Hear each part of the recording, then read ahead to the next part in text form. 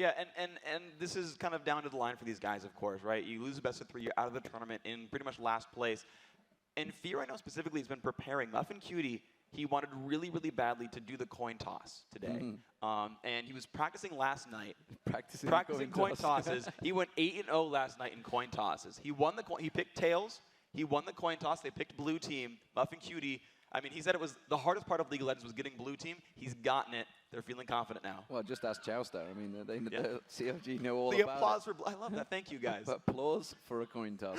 So we are into the picks and bans, ladies and gentlemen, and they'll be on your screens in a moment. Xllyra and Blitzcrank being banned out by Team Fear. Katarina and Shen being banned out by Meat Playground. Is there anything especially we're expecting here to be aimed at, to be banned out? Nunu being banned out by Fear. Yeah, that's actually Fear doing really good research. Nunu jungle and Xyra support were played both games for Meat Playground so far. They went 0-2, but they picked those 2 champions, both those times there.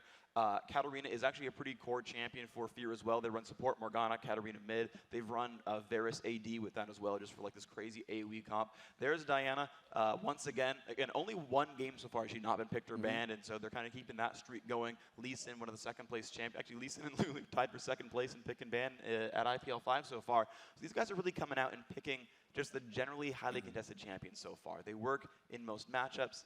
Jatt said last night that Diana doesn't have any really hardcore counter lanes, and so they're happy to play super aggressive. She can play as an initiator, an assassin, and Diana's going to be great, and so is Lulu and Lee Sin. So we've had the standards picked. Will they go with anything new now? Xmithie and Mandatory Cloud to make the next 2 picks for Fear. Will we see Draven come out? Will it be the League of Draven? Will we see Morgana support? Will Team Fear go with a little bit more standard? Something they run quite regularly online. So, Muffinqt, when I spoke to him about it, said, yeah, we always run it. It's pretty standard. It's especially good against Blitzcrank because you can easily react to Rocket Grab, and if you're well practiced with a champion, you can get those black shields out in time and kind of stop any of that Blitzcrank initiation. And hey, heck, there's the option right there. Good call, Deman. Crystal Ball's working for you. And even without Blitzcrank support, that being banned, they're just going to run it. It's looking confident for them. So Olaf not been locked in just yet, but we'll see whether it will be. I guess maybe with an Olaf out there, they could be thinking of a 2v1 lane. It's one of the champions that really works very well in that 2v1 lane. Or he's channeling his inner Nintendo dude and is going to jungle Olaf. He works really well in both these roles. St. Vicious runs it pretty well there as well. And honestly, when you've got the Morgana for Dark Binding, like just making Olaf a bigger unstoppable force is actually really, really good. He's going to kind of run at you and sort of throw axes forward. And I got to say, it's a good way of playing it overall. Another synergy I really like with Morgana is Skarner. Because normally Skarner, he has to just run at you, and if you slow him or stun him or anything like that, it gets a lot harder to get a pull off. But if you black shield him, you're pretty much guaranteed to let him get the full charge going down, and there's no CC, and he'll get a pull off no matter what, or at least burn a couple of flashes at just merely the cost of a 15-second cooldown. So if they do grab Skarner here, I think it's really, really powerful. Well, I mean, we saw it with Team WE yesterday. The awesome coordination they had in the crowd control. They just one after the other. You could hear them shouting it. They were calling it out. They were shouting it out on stage. But Ryze and Katarina being locked in. So it's going to be Katarina and Lulu in that bottom lane. Right, we're expecting Lee Sin to be in the jungle. We have seen Lee Sin top lane this tournament, ran by Soaz absolutely amazingly against AZUBU Blaze. Is it going to be Twitch or will it be Draven? Jax could be locked in there. It's Aphromoo. Anything could get selected. He's just AD trolling carry you guys. Galio. It's totally great. Don't worry about it. AD carry Galio. No. We have seen a few AD Jaces actually. It's been legitimate, but I expect that to change across. Jax is almost certainly a possibility to go into that top lane. Would be very strong, but Meat Playground's still yet to select their top laner so they can have a good counter towards it. We've gone back to Twitch. And I like this a lot, actually. Like I like that kind of pick setup because if you think about it, not only do you have 2 high-threat champions with Jax in the top lane and Twitch in the back line, who are going to do a whole lot of damage. Either can be protected by Black Shield, but if you look at the front line there, you've got Diana pulling everyone in, and then Morgana for the Soul Shackles, there it is. and everyone's going to be stuck in place for the Twitch ultimate, for the Spray and Pray. So Fear, running I think the 3rd Twitch now of the tournament. And I like this composition for them. It's very selfish. It's, hey, we have really high-end carries late game, and they're going to do a whole heck of a lot of damage in this fight. Well, I mean, if they focus on Aphromoo on Twitch, then, yeah, Diana's just going to get free run of it. And obviously, Xmithie's going to be running through them. Jack's going to be running through them. There's a lot of dive buddies. If Morgana catches that Dark Binding in the bottom lane and Twitch gets onto you, it's going to be a lot of damage going onto you. Because you're going to get slowed, you're going to get down poison. then you're going to get bursted. And there is the final pick. It's going to be Malphite in that top lane. So Malphite versus Jax, very strong lane, good counter as well, actually. Pretty much counteract each other, take each other out of the game. Phreak, what are you thinking about these two team builds? All right, so what I'm seeing on the right-hand side, though, is basically hardcore initiation. And the cool thing I actually like for Meat Playground is normally when you see Caitlyn, she's good in laning and then kind of falls off late game unless you get super far ahead. And she doesn't have like a Nunu to kind of make her a late game carry. So you'd normally be like, oh, Caitlyn, it's a little bit worrisome. But they've run Pobelter on Ryze here, who's going to do a whole heck of a lot of persistent damage in the general team fight. The team in general is actually really tanky as well. And so Meat Playground kind of can just run at you and just keep pressing buttons. And the team's going to start falling over. And it makes them a little bit less scared of this AoE sort of composition from Fear. So I like it really on both sides. You've got good damage output. Fear is more of what people call an R comp. It's a team where everyone presses R, everyone hits their ultimates, and you kind of just fight all at the same time. And Meat Playground has a lot of more options here. They can kind of get into 2v2 skirmishes and work a lot better there.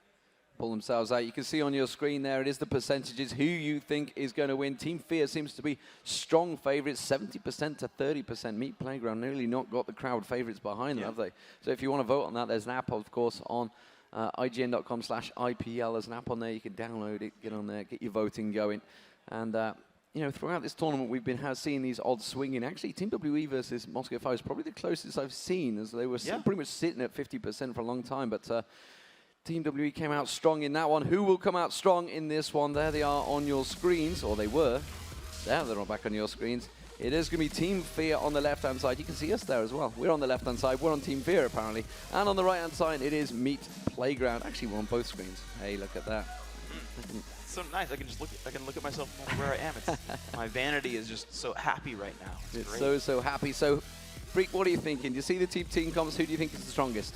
I kind of want to, agree with the crowd here. The 70% vote toward Fear. I think they've just got a little bit more LAN experience. I think they've got a little bit better results online. Fear, they are the favorite, but I mean, we've seen this team go either way. So, game is just about to get underway. 72%, look at it, swinging still. Guys, still live. You can see that is live stats. There's also a Teemo here. It's a beautiful Teemo.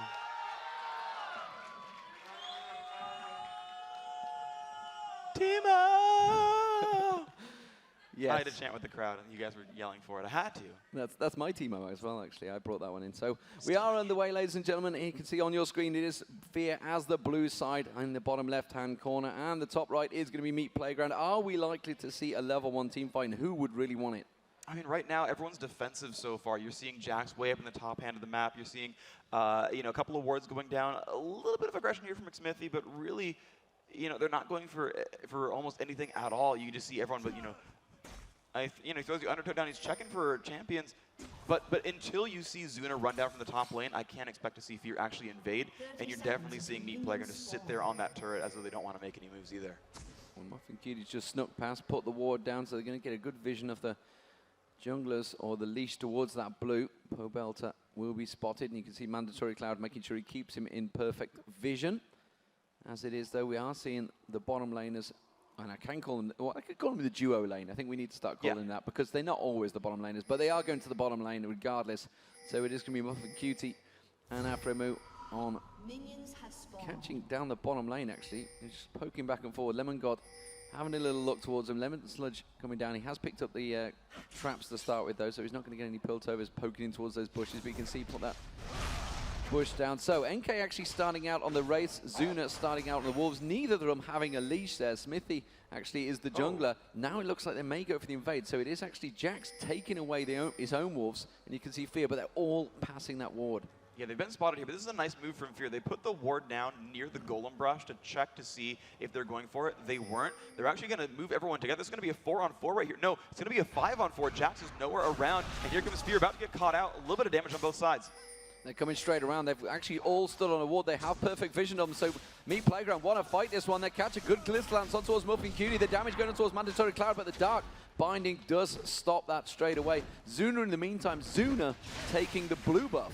That is actually a huge deal. He's doing it without teleports. He's going to be a bit low or lose a bit of time coming back to the lane. But they actually completely baited Meat Playground into really not the best opening for themselves. They pulled everyone down. Jax is still going to get back to lane here. Zuna, that was...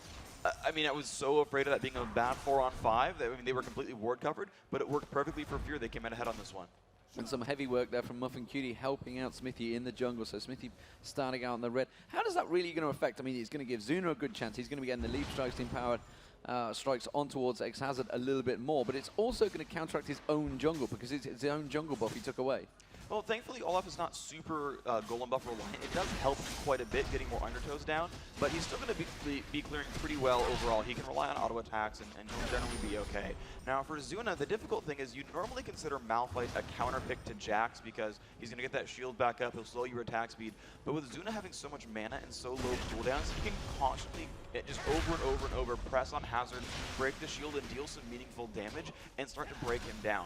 The blue buff Jax, especially with the +1 level, lets him constantly push him down and actually break that lane apart. And we're already seeing, you know, in terms of CS, that top lane, 19-4 already, absolutely dominating that top lane. Hazard can't get close to the CS. As soon as he does come in, he's trying to use those shards to get those last hits, trying to burn out everything he can. I'm expecting NK to maybe actually go up towards that top lane, try and help out there. He has just picked up his second buff, so he's got double buffed at the moment. He's on Lee Sin. Lee Sin being the aggressive jungler. You'd expect him to go for it. It looks like he's having to back off right now. Bottom lane, being pushed pretty heavily up on that turret. What are we expecting in between these bottom lane? So you basically got a situation where Fear has to sit pretty far back against LightSludge, not Katarina, but Caitlyn. Both Kate and Lulu are great long-range poke champions, so Fear, I mean, they're going to be in the back here just a little bit. The good thing for them, though, is that they can play, they can kind of turn fights around, though. They land a Dark Binding, and Twitch will just output way more damage per second than Caitlyn will, but they've got to watch out for the poke. So Xmithie took a visit to that top lane, has warded out the river, so giving good clearance there. And actually, Fear, I did notice they backed off, so they've gone back to pick up the golems already. So Xmithie realizing, saying, yeah, you can have all that. I'm just going to smite out the Wraith and really invading. So Fear have full control already early on. We're only 5 minutes in. They seem to be all over it in the middle lane there. They're going towards Pobelter. You can see the axe lands to land. Pobelter could well be first blood, but no. NK manages to get in there. They can turn this around. Xmithie taking down very low. First blood for NK, very nicely done. Pobelter reacting quickly to that one. Meanwhile, down the bottom, Dark Binding towards Lemongod is not going to be enough.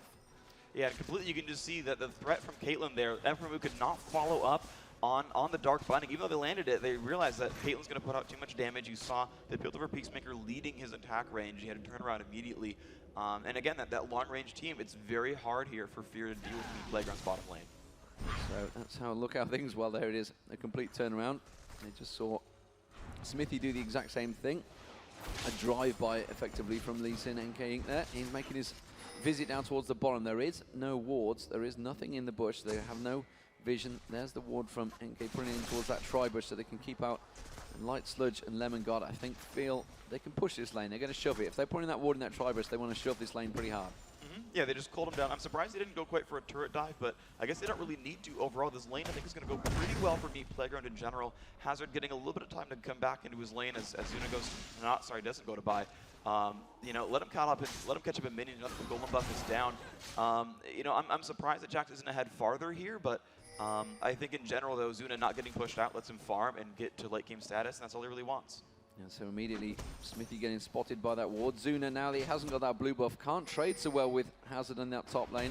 And already Hazard regaining all that CS, but Zuna's got a big wave pushed on that turret. He should be able to pick up a chunk of this one. We are just seeing the first back there by Diana, picking up double Doran's rings in that mid lane, so having a little bit of health and mana regen. He is up against, you know, a Lee Sin in the jungle. It's a dangerous thing to get caught. We've just seen how quickly he can counter there. Come back, shields up Pobelter, and turns the damage on them. So we expect them to play a little bit safe here. I mean, at the end of the day, it is a loser bracket. It is a best of 3. There's a lot of games to play today. In fact, there's 4 sets of best of 3s on the main stage. It's going to be a long day. Oh, it's going to be great overall. I'm really looking forward to the games today right here. Actually, mancloud's got to be careful because he's got a Lee Sin waiting on the side. He's going to move in, but here comes Lee Sin and Rise. The damage coming out the slow there as well. mancloud trying to run away to the turret. One more hit. That's a pickup there. It's Xmithie trying to counteract that. Xmithie tries to come in. Does land the act on NK, but the tower hits well, not enough to take him down, and again, he backs away pretty safe there. So Muffinqt, Aphromoo down that bottom lane. It is very much dead heat. 51 for 51 CS, keeping it even. Even the supports are pretty much even. Top lane, still big advantage. Jax had just gone back to buy, picked himself up a whole bunch of items. Building towards the Mercury Treads, got himself Lifesteal and the Doran's Blade as well. So 54 to 39 in that top lane. Hazard just going back, getting a Philo Stone. Yeah, these are the stats that both these players want. Jax, he can't really rely on gold per 10 generation. He needs to be a good fighter at all times because he needs to accelerate and get stats and lifesteal and get his health back up. Whereas Malphite, he actually just wants regeneration. If he takes any kind of cursory damage through that shield, he'll get his health back up. He wants to just spam seismic shards and screw with Jax. Makes a lot of sense there. So blue buff being picked up here. Mandatory Cloud coming round to take that one. Which catches on there, still hasn't quite got the damage. Jax returns back to lane. So Zuna making sure his lane's actually shoved against him. So he's quite happy to be fighting on the turret now and picking up that farm as HatZhazzard does return to there. Meanwhile, down this bottom lane, still nobody gone back. And really, if I'm looking close, I think only one potion used between the two of them. Yeah, I mean, it's overall, you know, a lane where they're sitting far enough back that no one's taking any major damage. They're both playing defensively enough because they know counterattacks are super lethal here. If anyone gets caught, the amount of damage available is gigantic. So blue buff being picked up by Pobelter. That's going to transfer across. He's picked up Tear of the Goddess already, and he's picked up a Negatron Cloak. So that was a clever move from him. Immediately, that's negating anything Mandatory Cloud could do to him. Yeah, that was really, really fortunate. Getting those early ganks, that early pressure from Lee Sin, the kill and assist picked up. I mean, that's the only reason he has a Negatron Cloak right now. That's just so crucial now because he's not going to be afraid of Diana anymore. The Double Doran's Ring, you know, it's a normal build for Diana because it gives you enough mana regeneration and ability power that you can play aggressively constantly. You saw that last kill that Lee Sin got. Diana jumped in, did good damage to Rise, but again, the gank's turning it around, and now he has enough magic resist, he's not going to fall over. So we just saw again the bottom lane of Fear taking away the golems. This is obviously taking away from Xmithie as much as he can. Xmithie, he is still one level behind on NK. Obviously there's a kill and assist in there, that's a bit of a difference, but you know, how's that going to affect him, the fact that they constantly do take away their golems? Because that's a lot of experience. It's going to start hurting him because Diana soon is also going to take away the Wraiths very, very often. But realistically, a lot of the way that these players play is you get the early gold generation. You see Xmithie has a Heart of Gold. He's got the makings of a Philosopher's Stone. He's able to take his own Wolves, sometimes his own Wraiths. He's trying to counter jungle the Wraiths as well. So he's got decent gold income, and he's going to rely on getting gold via ganks. Yeah, and Xmithie's sneaking in towards that bush, but the problem is Lee Sin is nearby, so expect him to travel straight up there, and HatZhazzard not being baited by this one, not working straight into it. And he is going to back away, and immediately Xmithie realizes he's wasting his time and has to back away from that. Mandatory Cloud picking up the race as Xmithie was busy in that top lane. How's the mid lane working out for them? Pobelter currently leading in terms of CS. He has managed to get the kill as well. In terms of gold, you can see he's actually nearly 1,000 gold ahead there. It's about 800 overall. Mandatory Cloud having a burst on towards Pobelter, but immediately getting a burst back in his face. And those Qs landing pretty hard. Yeah, at this point, Golem buff Rise is really able to put out so much damage against the opposition here. And the thing is, like, this minion kill lead isn't even from like him out-laning his opponent per se. It's Diana's been out of that lane from that death, and that's really all that it took to get Rise ahead here. But now that he is ahead, he's got so much mana. It's really easy. There's a gank up top lane. Unstoppable force on towards Zuna, and immediately NK comes back in. HatZhazzard back in towards the bush, jukes it round, and NK picks up another kill there. Very nicely played there. They knew he was there, though. I don't understand why they went into that. We just saw him come straight down and put the ward on top of Mandatory Cloud's face. It's just unfortunate, but you know, they're going to try to make something out of this one. Meet Playground really off to a wonderful start here. 1,000 gold, 3 kills, and this is going to be a lot of easy turret pressure. A lot of pressure already. Xmithie's had to get up there and try and defend it. There's a lot of tower-type potential there. The Unstoppable Force has already been used, and HatZhazzard is pretty low, so Xmithie's just going to farm out this wave, take himself a lane tax. Meanwhile, the lanes continue. And the battle down that bottom lane is very much even still. As you can see, 89 or 90 to 87 CS. The wards back and forward, just keeping the poke. They've both got each other's bush warded. No real aggression coming out. Meanwhile, the mid lane, Mandatory Cloud's doing it. He's having to do some serious work to keep up with Pobelter. Pobelter's having a farming mission here. Oh, it's very easy for Rise to kind of wave clear constantly when you have Golem buff. You pop the ultimate, and you kind of spam out a full wave very easily. And by casting so many spells, the cooldown comes back up, and he wants to keep Diana pushed to her turret, because normally Diana will roam a whole heck of a lot and try to pick up kills across the map. And Pobelter's doing a great job at completely stopping that possibility. He's keeping him stuck at his turret, and mancloud is not able to move anywhere. And it's something that Fear relies on a little bit.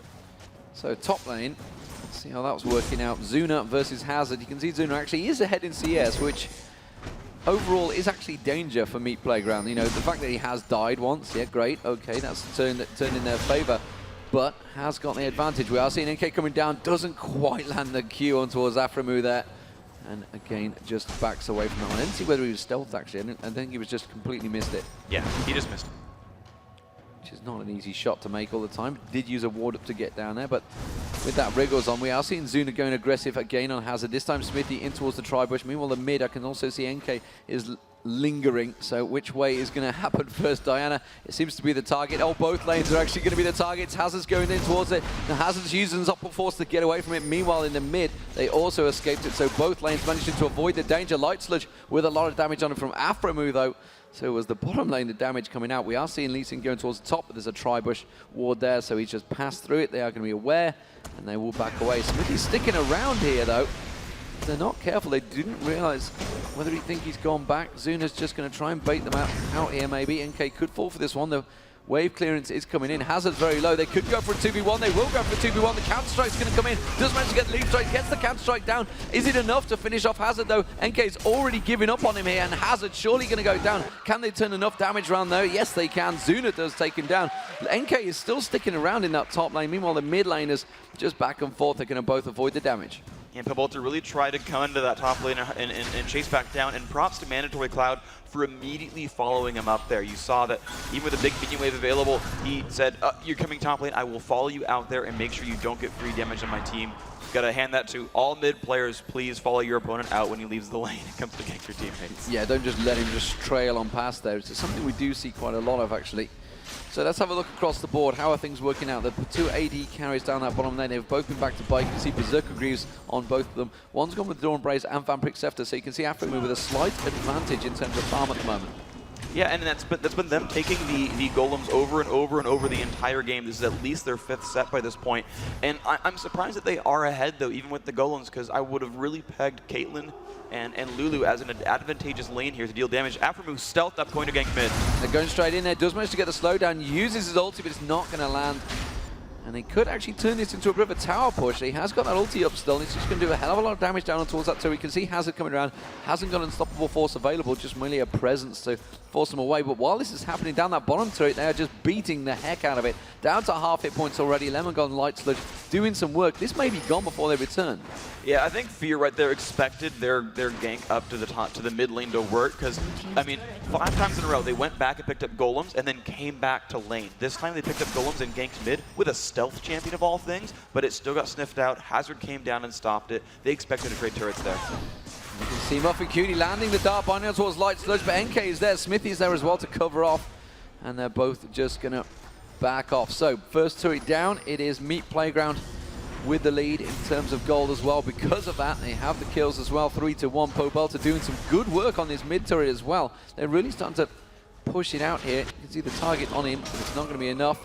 Red buff is going to be picked up by Xmithie. How is this top lane working out? Still CS advantage for Zuna versus HatZhazard, but it's still very much countering each other. I mean, it's getting worse and worse for Jax, actually. This is probably like the lowest point for Jax possible, because now you've got a lot of points in that Malphite ground slam, a lot of attack speed slow, and that's the one stat that, like, Zuna's going to completely scale off of throughout this game. You know, as he gets more items, gets a Trinity Force, things like that, he'll be able to burst with other sources of damage, but right now he's all auto attacks. He's all auto attacks, tries to go for him, and Zuna's not going to get baited. Zuna's just going to put that tri-bush ward down. Xmithie heading up north as well. We'll keep our eye on that one. We are seeing Muffinqt. He might get caught out here because he's heading towards Dragon. We can see NK in there just starting off the Dragon. So Meat Playground already getting in there, keeping xHazzard out of the game, so keeping him up the top there, but they realize that Zuna and Xmithie are both at the top, so there's no one anywhere close to even get the smite on this one. Pobelter doing a good job of keeping Muffinqt away from it. Is going to be the first Dragon for Meat Playground. Xmithie continuing to trade on towards HatZhazard. Has a dangerous game. He does use the unstoppable force to get away from it. The ulti used by Mandatory Cloud hadn't landed, so that's his ulti burned. Is it going to be enough to finish him off? No. He's going to back away. The rest of Meat Playground come up and defend it, and they have to back away. Great work from Meat Playground so far. Yeah, HatZhazard, I mean, that's a lot of that having such a great lane so far. He's already got a Chain Vest and a Ninja Tabi on top of those 2 gold pretends. So he was just tanking out Xmithie the entire time there. And that just kind of shows, like, you know, laning well contributes so much to some of these mid-game fights where that would have been a free kill if he hadn't had a good time in his lane so far. But he did, so he tanked it out. He's fine, he's got now most of his Sunfire Cape as well. Aphromoo needs to be worryful here. Yeah, he's going to back away quickly. I was going to say, he's trying to put some work on towards that turret. The top turret has been traded as well. They do manage to pick that one up, but it's still 2-1 in terms of turrets because that mid went down. Trying to pick up that bottom turret, not working for them though. immediately. Meat Playground with the advantages here. Zuna continuing to push that top lane though. He's got to be careful because you can see NK already heading up to the top there, as is Pobelter, trying to head him off, but he's going to make a hot-footed straight past and should be able to back out in time. NK is going to pass through that ward. Oracle will spot it and he'll clear it out. Pobelter also being forced in that mid lane. So it is action across the board. Xmithie spotted by that ward. At the moment, Fear just being outwarded. They can't seem to pull anything. No aggression. Any aggression they try is spotted so early. And it's so difficult for them. I mean, just in general, you're seeing kind of a low-kill game where none of the moves that go in are really working all that well. You know, when Fear goes in on the xHazzard, you can unstoppable force out and kind of run away. And in general, that team is tanky. You're very escapable. And on the other side, right, if you try to go in on something like Muffinqt's Morgana, he's going to Black Shield and Soul Shackles you. You go on Zuna, he jumps away. Xmithie has an ultimate to dodge out. The only ganks that have really worked super well here were honestly the one mid push on a mancloud, and then just that one catch where xHazzard got baited into a brush. Yeah, looking like Zuna might be a target here. They were looking towards the blue, but instead they're going to come around the back side. And Zuna now, it's very dangerous to dive a Jax on a turret. Is this going to be enough, though? Pobelter's going to come in there. The tank turret's going on towards NK. He needs to get out of there. He's got an Oracle he doesn't want to waste. Zuna goes down. And now that bottom lane, can they turn it around? Muffinqt tries to pop his ultimate, lands the dart, binding on towards Lemongod. Is it going to be enough damage? Remember, the turret already down there. Aphromoo, though, exhausted. They're going to turn it back on towards Aphromoo. Has to flash out there. Cleanse was used out by Lemongod. LightSludge trying to get onto him. Meanwhile, at the top, Xmithie gets taken down. Ace in the hole comes in towards the backside of Muffinqt. Uses the Black Shield to block out, and very nicely done there. Meanwhile, at the top, Mandatory Cloud now comes back in there. Hasn't got enough. They all have to back off. Meat Playground doing work across the map. Oh man, that was a great series of fights for them. LightSludge had to burn the 90 caliber net and the flash, but that's all it took to outrange the Morgana. And then the Dark Binding, it only hit Lulu. You can't focus a support in a 2-on-2 lane. You'll just get killed by the AD carry. Aphromoo not able to stop down LightSludge. That range advantage finally worked for them. You're seeing how difficult these fights now are for Fear. The early laning, Meat Playground didn't go for any harassment, but you're seeing these fights now. You're seeing Caitlyn now with a minion kill advantage. You're seeing her winning the fights as well. Twitch having to use his ultimate there to clear that wave and keep them away from that turret. So it is 3-1 in turrets, 5-1 in kills, 3k gold advantage. Meat Playground currently with the lead after really what was a pretty good start by Fear. So NK Inc. picking up the red buff. Let's have a look across. Blue buff is now being picked up by Mandatory Cloud. He's going to come across and have that away. How are the builds working across the board? You can see that Rise in that mid lane. Pobelter has got the Abyssal Scepter. He's got the Glacial Shroud. He's got the Tear of the Goddess. He's got a lot of mana, a lot of cooldowns. He's in a good position right now. Yeah, so what happens when you don't really stop a Rise? He gets all the items he really wants. He's got a big mana stack. He's got armor and magic resist, which when he spell them to his ultimate is going to make him crazy tanky. Pobelter's got pretty much the perfect build right here. He is happy with everything he's got. Hazard, giant tank. We saw that earlier, tower dive. Chain Vest and the Giant's Belt made him tank the turret for like 7 shots and not care. You're seeing LightSludge already finishing an Infinity Edge. As far as item pacing is going, Meat Playground's got big ticket items on 3 main champions. Yeah, I feel they're going to be looking to make a fight happen here. Boots of Mobility also on Lee Sin, so he's going to be zipping around the map. He has been for a while. Sunfire Cape completed as well. So Mandatory xHazzard, sorry, feeling very tanky. And there you go, the ping goes down mid lane. Oh, but xHazzard unfortunately is stood on top of a ward. Pretty much given away by Mandatory Cloud, firing off that crescent sweep at him. Strike. Strike. Crescent sweep is in Zao, isn't it? Yes. Yes, it is. Too many names in this game. Mandatory Cloud clearing out the wave, and that's what they're going to do. They just got to make sure they don't get caught up lane. Looking like Fear grouping up a little bit here in the mid lane, realizing that Meat Playground may be in that position where they want to force the fight. They have got LightSludge already in the mid lane, trying to catch a Dark Binding on towards Pobelter. Something to dive on, while Hazard was not in lane. Instead, Dragon is due shortly, I believe. And that's why Meat Playground's starting to gather up, trying to cover off any positions that possibly Fear could go for. And honestly, I'm not sure Fear want this fight right now. Well, they've just sent Aphromoo back to base. He's just picked up Infinity Edge. This is the first time where they'll have their real 5-on-5 happen. So that this next fight, I think, can go so well for Fear. And to me, I think they want to test the waters. You know, we talked about this in Champion Select, where Fear is like an R-button comp. They want to fight a 5-on-5, and these ganks have constantly worked for Meat Playground. So Fear needs to turn this one around, make team fights happen. Dragon's the best time for it. They're gonna have it timed. They had a ward coverage of it last time. Fear is gonna have to stop them on this.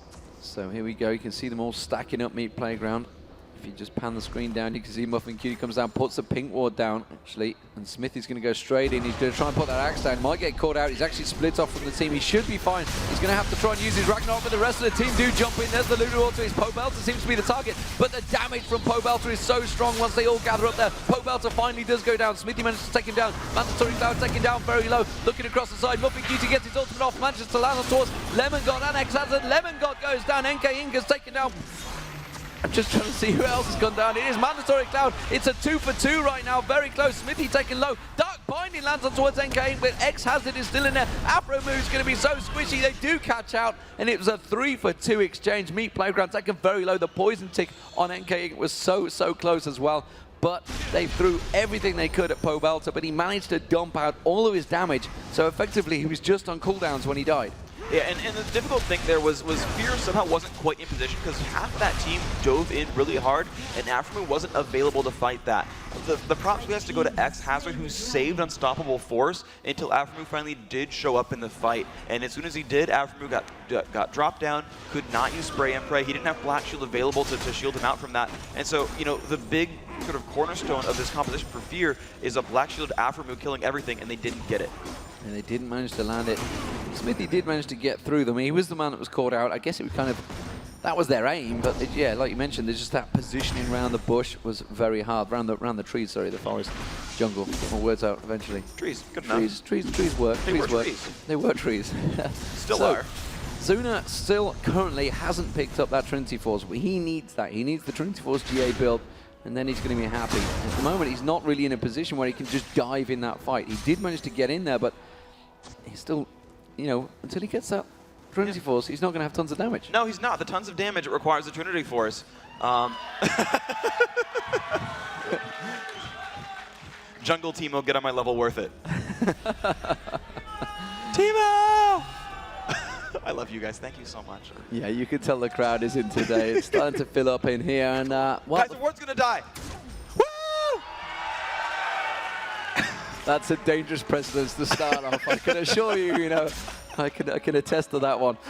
As it stands, though, it is Meat Playground with the advantage currently, and Fear have their work cut out. But as you showed there, I mean, the item-wise was with Meat Playground. They had the damage, they had the items, so they should have won that fight, but it was still very, very close. So yeah. Fear, when they come into this next fight, Trinity Force now complete, Infinity Edge in there. Zhonya's Hourglass is going to be the next target as well. Is it going to be Zhonya's? What do you think? What is Diana going to be going for there? Zhonya's is most likely. I'd say Zhonya's over GA at this point in the game. Guardian Angel is probably a 5th or 6th item pickup for her. But this makes a lot of sense for Fear. There's not. I want to say there's not a lot of burst damage or persistent damage from Meat Playground, but Pobelter's doing so well that there's no easy answer to Meat Playground's damage. When he pops his ultimate, the entire team's going to take a bunch of burst, but then he's got so much cooldown reduction that in a general like long-winded fight, he's still going to have really good DPS. So unless Pobelter dies, another ward goes down, another ward goes down. We got Vuvuzelas in here. We have got Vuvuzelas in here. This is going to get loud. This is gonna be a fun weekend, first of all. But look at the item stacking. I mean, they are being clever about this one. Fear are so heavy as an armor attack damage team. The armor stacking coming out from Meat Playground is huge. Randy and Zoman on xHazzard as like he needs it. Aegis and Legion, of course, on towards NLgnz. You can see Frozen Heart, of course, standard build actually for Pobelter. Sure. So, you know, countering each other with the standard builds. And they are so strong, so tanky. Another ward goes. I told you this was a dangerous thing to do. It's okay. No, it's better this way. Oh, God, here we go again. Will he get it? It's down to 1 health. Muffinqt with the ward kill. Deman can't keep a straight face. Oh, I've been through this too many times. God. Oh, he almost missed it. Will the ward get away? It's trying to run as fast as it can. No! 25 gold picked up. Muffinqt on the scoreboard here. 8 minion kills. At least 2 of those are wards. Are you trying to suggest he almost did a St. Vicious? He was about to. There's a dark binding on that they're diving in towards this one. Zuna's going to try and start this fight off. xHazzard is off at the top there. Xmithie's keeping him busy. Pobelter now the target. They managed to find out towards Pobelter. The Lulu ultimate use. Popping them all up in the air. Mandatory Cloud taking out very low. The ultimate coming out from Muffinqt is not going to be enough because he's taken down before he goes off. Pobelter finally gets dropped down. Lemongod taken so low, but it doesn't matter because the rest of the team have been executed. And Meat Playground doing the work. get an ace. They're going to start the Baron. They are very low, but they're going to go Baron because they've got it all to do. They should be able to do this. Lemongod and LightSludge won't take much damage. I take that back. Lemongod's got to run away at this point. But NLgnz has got so many shields. He's constantly dashing back in, trying to lifesteal back up. It's going to do it. They're going to get this Baron completely uncontested. 4 men have Baron. Meat Playground doing great. Oh my word. The ward gets killed at the end as well. So Meat Playground going to turn this one in. They're going to get a stack pushed in towards the bottom lane, the mid lane. They are just covering off all the lanes, back off by. They've all got chunks of gold as well. They've just picked up a whole bunch of kills. They may even be able to get towards that turret. HatPerson is he tanking that? Yeah. He is tanking. His shield just now broke at the 4th turret shot. I mean, he's fine because he's got Randians and he's got the Sunfire Cape. So honestly, look at it. It's just doing nothing to him. He's just chilling while the minions do all the work. Zuna finally returns and they're all going to back and buy. So that has put them in a huge strength position. Phantom Dancer completed. I think bought flat out. I know he had the Zeal already. Bought by Caitlyn. So LightSludge looking very strong. What are Fear going to have to do to get out of this situation? Fear, I feel like they need, like, specifically a Guardian Angel on Zuna, because until then, he's actually dying very, very fast. And you talked earlier about the physical damage heavy Fear team and how everyone on Meat Playground is stacking a bunch of armor, Frozen Heart Randos, etc. They don't have that same kind of counteraction here for Fear. Fear's got, like, on Zuna, it's like Merc Treads and a Null Magic Mantle. You're not going to survive Rise with those 2 items. And the only one who's got, like, remotely any magic resist is Diana mancloud, who's still dying anyway. Like, no one's really all that tanky on this lineup, and that's really the big difference here, where HatPerson's able to initiate in and just face tank Aphromoo and just do fine. Pobelter, he gets dived on, but he's also tanky, right? Nothing's going to burst down the Meat Playground team. And the only guy who can break through tanks successfully here is Aphromoo, and he's getting jumped on by Malphite. Well, I think Meat Playground have just been back and bought 13 wards, so I think they want you guys to keep on cheering. So I'm just trying to count them, actually. Can't quite make them out there. 13-4, though, is the score, and Meat Playground doing work. Still only 3-2 in turrets there. You can see NLgnz coming around. Oh, you did that on purpose. Thanks, Lycaeus. Yeah, just trolling you guys. Make sure you didn't get to see it, but the ward did go down. We are aware of it, so they can push. Have they got enough to dive on the turret here? They don't have to dive on the turret. They've got a Caitlyn who's going to be super, super safe at all times. NLgnz actually watching for the flank on the side, and you'll just see Caitlyn and Lulu able to put out damage from very, very far away. Whenever they see a black shielded Diana, they'll be a little bit more afraid because she can initiate quite strongly. But you have such a long range here, this turret will just fall in like the next 1 or 2 waves. But Diana is so far behind at the moment. She's only got the Sorcerer's Boots, the Abyssal Scepter, and just their armor. There's no Zhonya's in there. They want the Zhonya. You can see saving up for it. 1,800 gold on him, trying desperately to get that Zhonya's. But as it is, he fell so far behind Pobelter doing work. And that's going to be the middle turret going down. The inner turret will be dropping. And Meat Playground pushing in towards the base, on towards the inhibitor turrets now. Are they going to rotate around? They've got the 2 stacks not that well pushed either side. So this is really the only goal they can go for with this Baron buff. They can get damage down onto it. You can see Mandatory Cloud trying to do as much as he can to keep them away. But they just can't poke it out. No, they'll be happy to keep trying here on Meat Playground. They've still got a lot of time left on Baron. 1 minute left. Ward going down. NLgnz keeping them blind.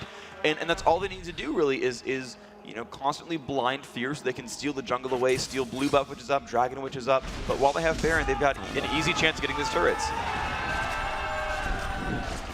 You guys are going to get tired of that. I can assure you this could go on for a long while. Meanwhile, it is they can see try and turn it around, and again they get poking there. Manage to take the turret down, another 500 hit points. Slowly but surely grinding it down. Now the top wave is starting to push itself, so they're going to rotate around up to there, warding out the whole jungle as they go, giving every bit of vision. Pobelter's going to be the one that picks it up. Pobelter's actually not going to take the blue buff. They're going to give the blue buff, I think, to xHazzard to try and keep that unstoppable force up in a strength. And Fear kind of half-heartedly defending this one. There's only 3 members there. Aphromoo's not even there, so this is a dangerous, dangerous situation for Fear. Got to be careful they don't get caught out. One single ulti from xHazzard. You can see they're going to dive for it. That's the unstoppable force straight on towards it, just popping them in there. A huge xHazzard there as Lulu Ultimate pops, just drops Mandatory Cloud while he was stood still, just deleted from the map. Didn't have a chance there. And they quickly spotted that it was a 4v5. Yeah, it was a really, really good call right there. And now they're going to go in again for this one.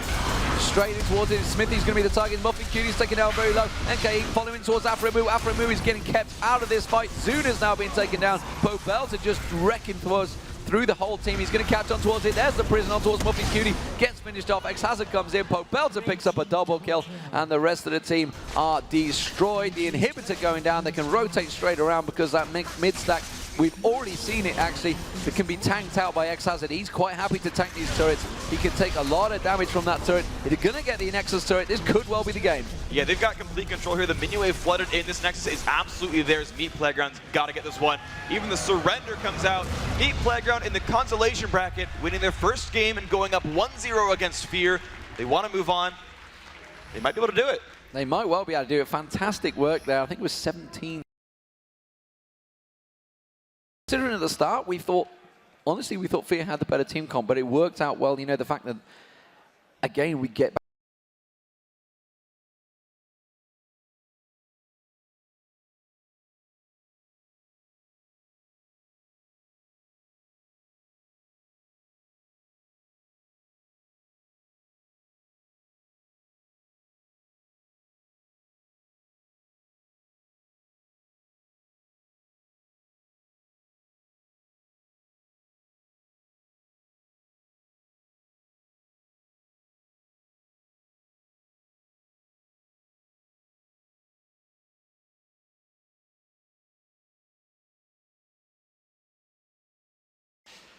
Well, he misused it. He got it so late. I mean, it wasn't really his fault. He misused it. It wasn't his fault. It wasn't his fault. His team had already lost by then. I mean, it brought them closer, but just not close enough. It's okay. It's okay. So, ladies and gentlemen, I guess we're going to take a quick break. The players that just saw themselves out, they're going to get ready for Game 2. It is a best of 3 throughout the day. All the lower bracket and the upper bracket are best of 3. So many, many, many games to go. You can see a Teemo hat just drifting past there, whoever was walking past with that one. We are live, you can tell. You get that. It's almost like you're in watching a dodgy film at a cinema. You get those shadows just come across. But there are your votes. Don't forget to get on the website. Is ign.com/IPL as the security walks past, keeping you guys in line. 56 to 44%. A cheer for the security guard. Well, woo! What do you know? But we'll be right back, ladies and gentlemen. Don't go anywhere. It's going to be Meat Playground versus Fear straight off the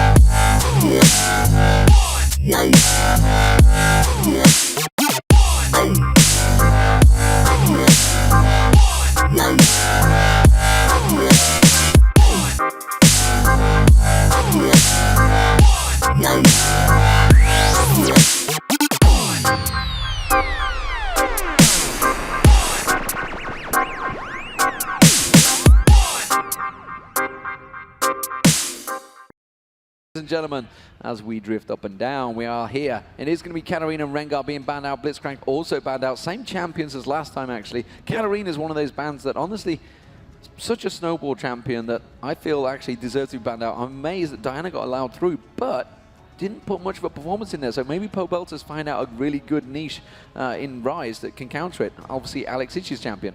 Yeah, and they've got one ban left here from Fear.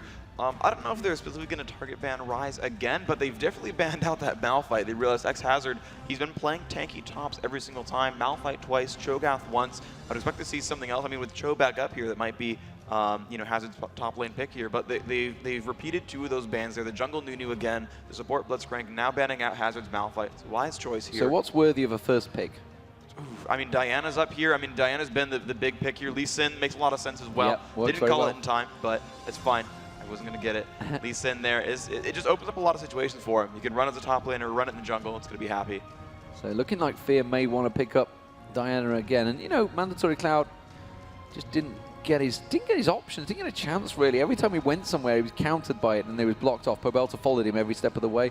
And then if Pobelter went anywhere, they kind of just counteracted each other as it worked out. Yeah. Lee Sin got in there, helped him get that gank early. And once you start losing that, you know, once you 1-0 down in your lane, you're immediately behind. And it worked perfectly for Ryze because he got the golem buff right around that time as well. So he was able to constantly pressure on the opposition.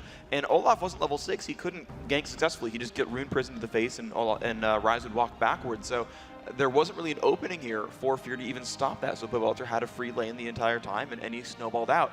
Oh, the Xllyra, that's right. Xllyra coming out here. Yeah, that was the ban that I didn't call out. They grabbed that immediately, and they're like, yes, please, let's run that Xllyra Caitlyn super long range lane. That's a scary place to be. I don't see Draven or Twitch working here, personally. And that's so hard to escape from. Obviously, can you time it enough that you can get the trap under the root? Well, the root, the duration goes up with rank, so by a certain point, yeah, I don't think at rank 1 you can quite get it. It's going to be a hard combo to land, but Lee Sin's going to have a nice, easy target to try and get in on. Oh, absolutely. There's a lot of gank potential available here, and especially if there's one other piece of crowd control, someone who can start it off with like a non-skill shot, you're going to have an immediately easy grasping roots from Xllyra. So Ezreal looking like maybe the choice for Aphromoo, having to go with a little bit more of a standard lane comp alongside Lulu. I mean, that's a long-range comp as well, so they're going to have to just try and counter each other with a long-range comp. Looking like Xmithie wants to have Olaf again in that jungle. Would be a wise choice. Kind of worked okay. I mean, they're sticking to actually similar builds here.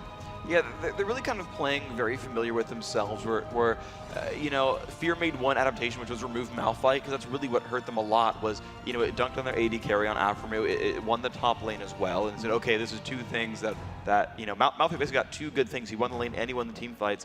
Removing that, it's going to make them feel a lot more confident, and if they think that's the only reason they lost that game, that's the only adaptation they'll make. So final picks coming in here for Meat Playground. Is it going to be Vladimir in that top lane? Would be a good counter. Remember, Jax is still available, so they may be thinking, are we going to be against the Jax again? Obviously, this time Fear have that last pick. There is Vladimir being picked in, so it's going to be Vlad in the top lane. Actually, no, it's going to be Cho at the top lane. It's going to be Vlad mid. I have seen Cho go mid a lot, and I've seen them do it recently, and these players as well. So it could be either way for these guys. And you'll actually probably see them swap at the last second in champ select. So whatever you see is going to be the opposite. FYI, guys, for those of you watching at home. And you know, we got the final pick here, so they have to realize that they're going to face mostly magic damage in the top lane here. Now, it not being Malphite means Jax is available.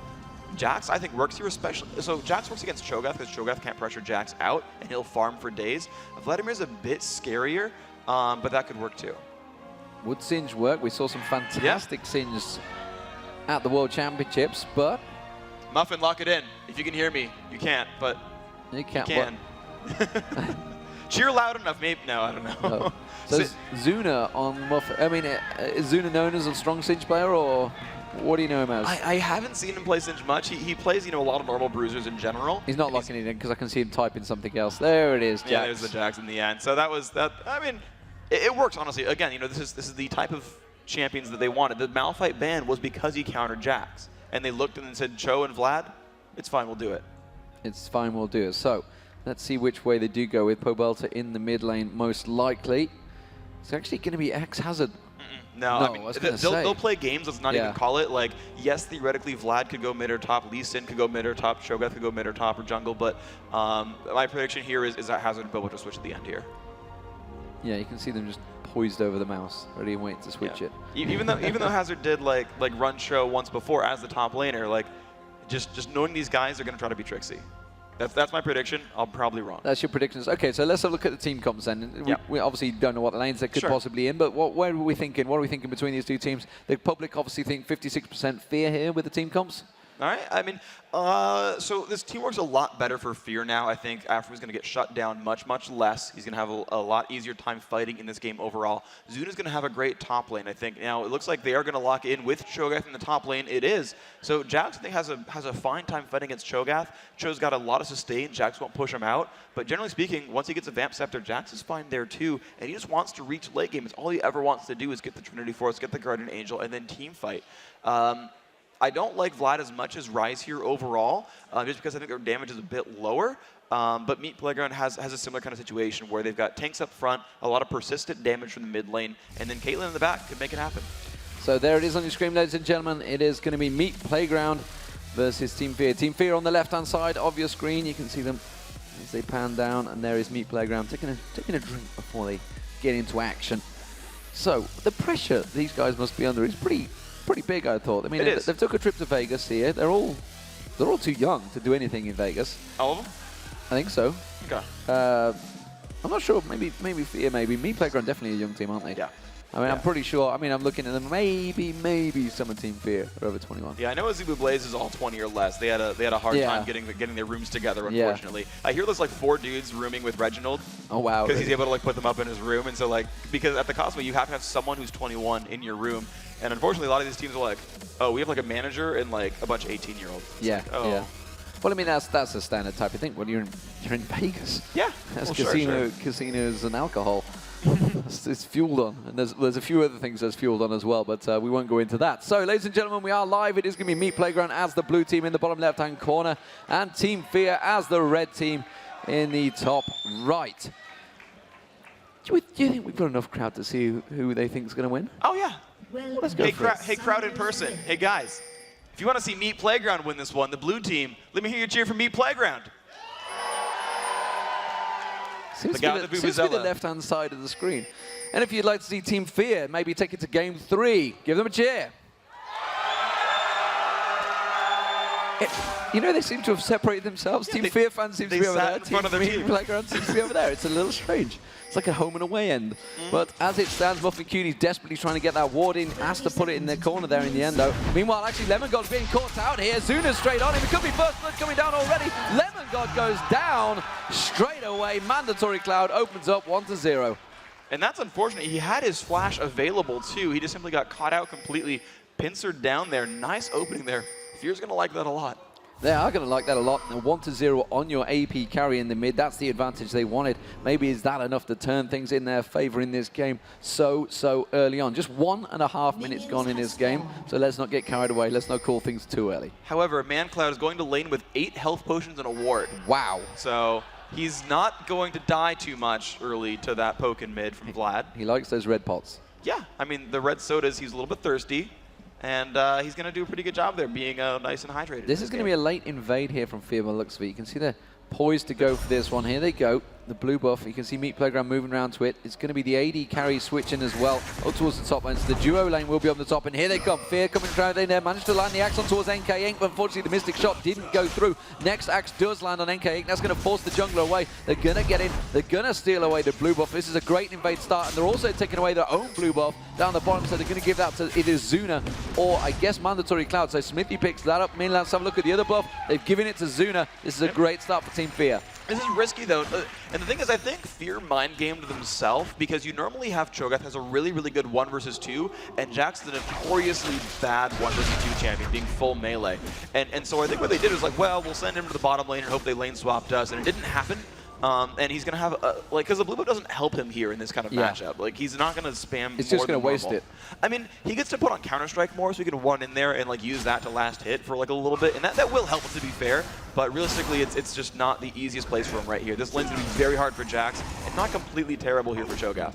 But, yeah, Cho'Gath until level 3 is a tricky thing. You could easily blast him down. He's not that strong early on, and maybe that's what Aphromoo and Muffinqt are going to try and do. You can see they're already hit level 2. Obviously, they've got the experience from that blue buff early on. Level 3 already, as you can see, for Jax. So Jax has that big advantage, the fact that he's already level 3, whereas I think Cho'Gath at the top still only sitting on level 1. Yeah, he is. So you can see there's a good advantage gained by Fear here from just the differences they've turned here. This is where he's going to manage to get some level up. The question is, can Muffinqt and Aphromoo put the pain onto him? He has got NK incoming to help him. Oh man, dude, Meat Playground, like, they mind game themselves again, because here's the normal situation where you see people will tower dive that guy top. Oh, and then maybe we got a little bit of fight going on. Olaf coming then behind by Xmithie, lands the undertow. Pobelter, he does have flash. He's going to keep walking backwards. Will flash dodge the undertow, gets away from Xmithie, and that's. And again, it's mind gaming themselves. Like normally, you always like dive that top turret right as he gets down, and getting showed up, and there's nothing there for it. HatZhazzard very low though, just trying to get some damage down towards Aphromoo. Aphromoo turns around, puts a single shot with that rupture and silence, pretty much doing the damage on him, and that's going to be giving him the damage back. So this mid lane again, you can see Xmithie coming around, just smites it out and doing the damage, taking the Wraith away from NLgnz. They did this last game. They managed to get good control at the start, but it fell away from them. How are Meat Playground going to work their way back into this one? They are 1-0 down this time. They are managing to keep Jax. They're not zoning him out as much as I thought they would. Yeah, I mean, he's still only at 10. I mean, he's just trying to use Counter-Strike to get a little something going on. There we go. Xmithie is going to set up for this gank. This might be a dive that works, but Lee Sin's coming in to stop that as well. He's going to walk right into Xmithie. Yeah, and there is Xmithie straight on towards Lee Sin. He's doing the damage. He's absolutely chunking him down. The rupture lands, though. The rest of the team are going to back away. Manages to land the axe. Is it going to be enough to catch on towards NLgnz? One more axe might be enough. Burns the flash out. Nicely done there, Xmithie. That's going to put a lot of damage on towards the top tower. This is what they wanted. They need to burn that turret down quickly and get the switch back on. Yeah, the lane's not the best thing in general, but it's going to be a good job in general. I mean, getting the turret's worth it. The lane swap's not the easiest lane overall, but at this point, I think they want to rescue Jax from this kind of situation. Only at 10 minions, and again, they want Jax because they want him to reach late game. Okay. The minions will do enough damage. When you get this low, you want the turret to kill off the minions to deny farm to the opposition. Indeed. So, you can see that Zuna is just about hanging on. He's doing as much as he can to dodge out, jumps in, gets the counter-strike down. Good work, keeping them off that turret for as long as possible, and realizes now is the chance, now is the time. He's got a creep wave, he can switch out quickly. Yeah, and Lemongod's Grasping Roots was down. You saw him put 2 seeds down as Jax running away. If Grasping Roots was up, that would have been a dead Jax or at least a burned Flash. So Jax goes back. How's it worked out between the two? 12 CS to 13 CS. So both top laners struggling out there. Doran's Blade versus an Armor. So I guess we can expect to see Zuna be a little bit more aggressive. But the problem is I think Meat Playground may get this turret down. If we could just nudge the camera up a little bit. There we go, Cam. As it does go down. So they weren't quite quick enough in their exchange. They didn't get the kills they really wanted from it either. But situation resumes, situation even. Yeah, and you can see the gold lead still exactly 600, which is what it was at the first blood mark. So you're seeing the extra gold lead has helped mancloud a little bit, 48 to 39 in minions overall. But as far as everything else is concerned, you know, everyone's completely kept up in their lanes. Everything's pretty much been traded equally. All that's really happened here is Zuna and HatZhazzard have no items but a lot of experience, and they're going to kind of fight as high-level champions without a lot of gold. We're seeing NK actually going with the Doran's Blade. I'm expecting to see him maybe even diving on mancloud or that top lane. He's definitely looking for one because he's picked up that Doran's Blade, wants to get the damage down. Meanwhile, Xmithie gone for that Philo Stone. Just quite happy to keep the GP10s going. Xmithie maybe going to head off towards the top there. Let's have a look at what this bottom lane are going to do. Are they going to have to come back straight down and counter Aphromoo? Do you think it's better? Do you think they should try and switch it up here? Or they just need to give the time for even Cho'Gath. Cho'Gath better 2v1. Could he hold it now? I mean, is it that level? He's up to what, level 5? Generally speaking, as the game goes on, you tend to catch up as the 1 versus 2. Even if you stay in that kind of lane matchup, as long as you're not completely zoned, you'll just kind of get in better and better shape. And you know, yeah, I would kind of like to see Meat Playground swap it back and let Cho'Gath kind of sit there and just constantly push against his Jax and deny Zuna. I think that would be a little bit of a better play. But now it's going to get to the point where the junglers and the mid lanes are going to start roaming a lot more, and they're the ones who are going to make action, and so you're going to see them do things. And we're going to see them taking down the first ward of the game. And there is Xmithie. That's what they want to see. Bit of action. Fear, I mean, they got the first champion kill and the first ward kill. I mean, this is unstoppable. This is crazy. And the blue buff also being picked up by HatZhazzard. Xmithie tried to get in and steal it. Came in, very, very close to landing that axe. And getting it through there. So how's this bottom lane working out? LightSludge, as you can see, he's got about 10 CS advantage over Aphromoo. So currently the lane swap kind of working in Meat Playground's favor. As you mentioned, the mind games themselves there. But Jax in that top lane is going to get a lot more farm than HatZhazzard has, so he's going to get a bit of a big advantage. Xmithie going to be picking up the red buff. Let's have a look towards the middle. I think Darian has just picked up mancloud on towards the blue buff, so it's going to be a blue buffed Diana versus Pobelter, but Pobelter's already at that stage. He's up to level 7, going to get the spell vamp in a moment. Zuna actually gave up a lot of CS just to come and get that red. Yeah, there's a lot of it just like cascading against his turret right now, missing, you know, about a quarter of a level on this, even the Rupture to slow him down. So you talk about some of the lane matchups. This bottom lane, I think, is a lot better for Fear than it was last game. Morgana has no tools to stop Caitlyn. The Black Shield only blocks magic damage. The ward goes down from Xmithie. But Morgana can't defend from Caitlyn nearly as well as Lulu can. And so this kind of matchup here, you know, I expected it to stay at this, you know, -10, -20 point here for Fear, and they'll start catching up. Meet Playground, though, after pushing, they're looking for a gank. They might try for mid, but I feel like it's going to be hard to catch on to mancloud. Yeah, Diana's a very tricky champion to catch onto. I think they're just going to try and put the pressure on here. Luckily enough for Fear, Xmithie and Lulu, Muffinqt just coming. Muffinqt, that's a scary combination right there. But it is going to be Muffinqt catching on towards it. Muffinqt does go down, actually tell a lie. That's Pobelter getting in, getting the damage done on towards mancloud. Can he turn it back around? Muffinqt's trying to keep the damage on. Jack's heading down south, but it's too late. And Meet Playground done their hit and run job. Successfully 5-man dive gank on towards mancloud. And that is a really, really clever combo here. Diana into, sorry, not Diana into Xllyra, but Xllyra in general, you know, they're able to sort of, you know, try to start a fight, and the thing is actually Lee Sin can safeguard to a Xllyra plan. So he can get in range, land a slow, Xllyra pops down Stranglethorns, and that was kind of the damage they needed. That's what, you know, all came together and picked up mancloud, was just like this amalgamation of damage and crowd control, and everything just went for him. That early 5-man roam, it was a 5-on-2, 5-on-3 at the turret. That you got great enough numbers, you're going to pick those up easily. mancloud returning back to lane, picking up a Negatron Sorcerer's Boots and double Doran's Blade as Blade. That would be a bit of a scary, weird combo for a Diana. A little bit. But I mean, she will land auto attacks, but no, it's a bad build. It's a bad build. Let's not promote that. Oh, there's another one he could find as well. I think. Is he going to find it? Oh, it's a Caitlyn it's trap. just a trap. It's he could walk over it and kill it. It's literally a trap.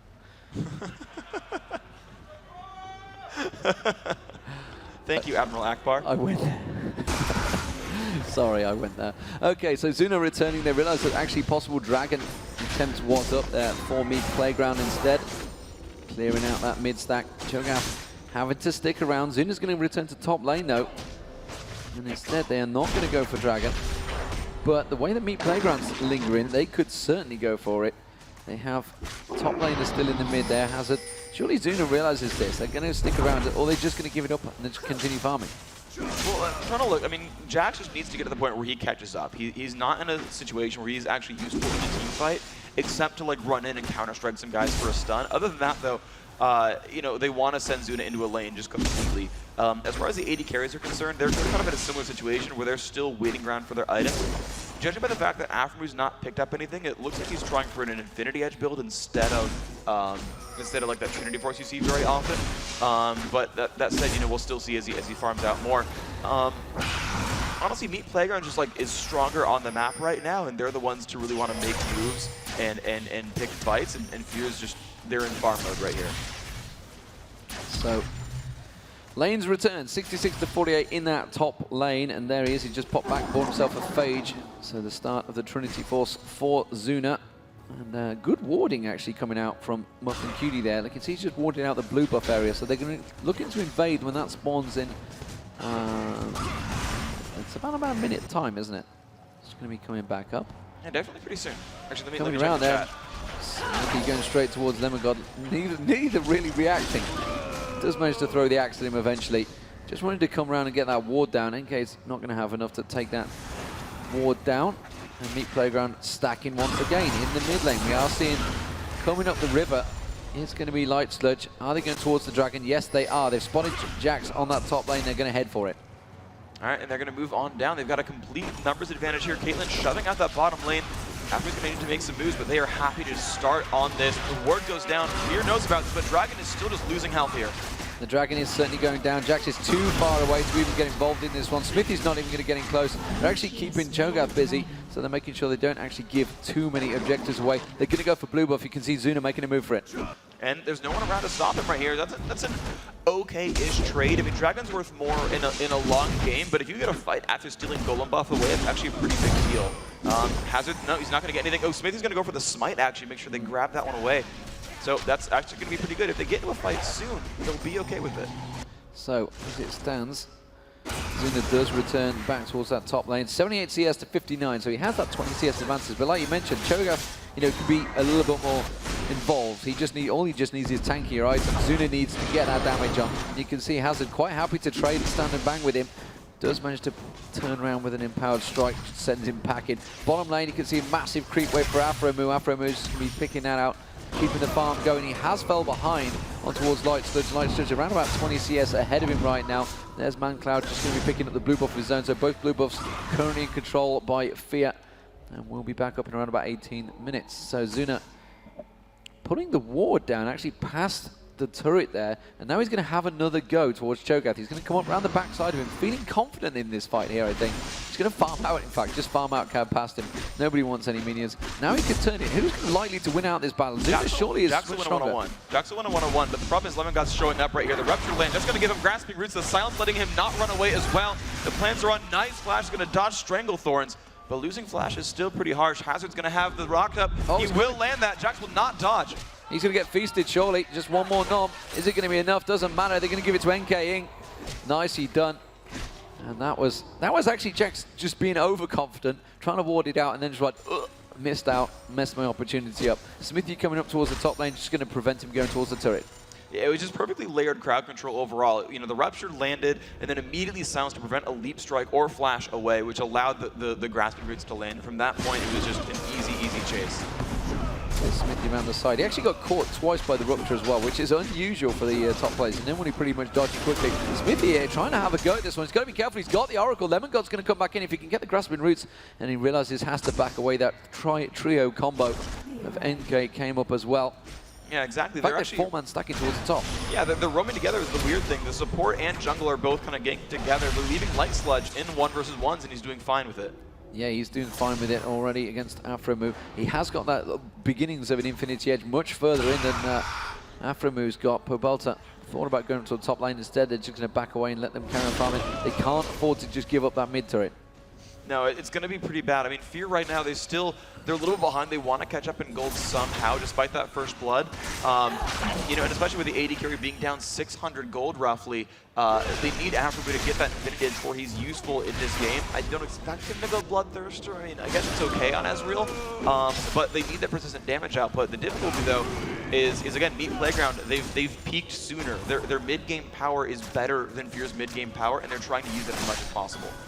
Xmithie's trying to pick up as much farm. They have got a Glitter Lance on towards LightSludge. They're trying to pin him down, actually. They might have enough here. The exhaust goes down. The turret is very low, but they're just going to force him away instead. There was a ward just gone down, guys. You missed it.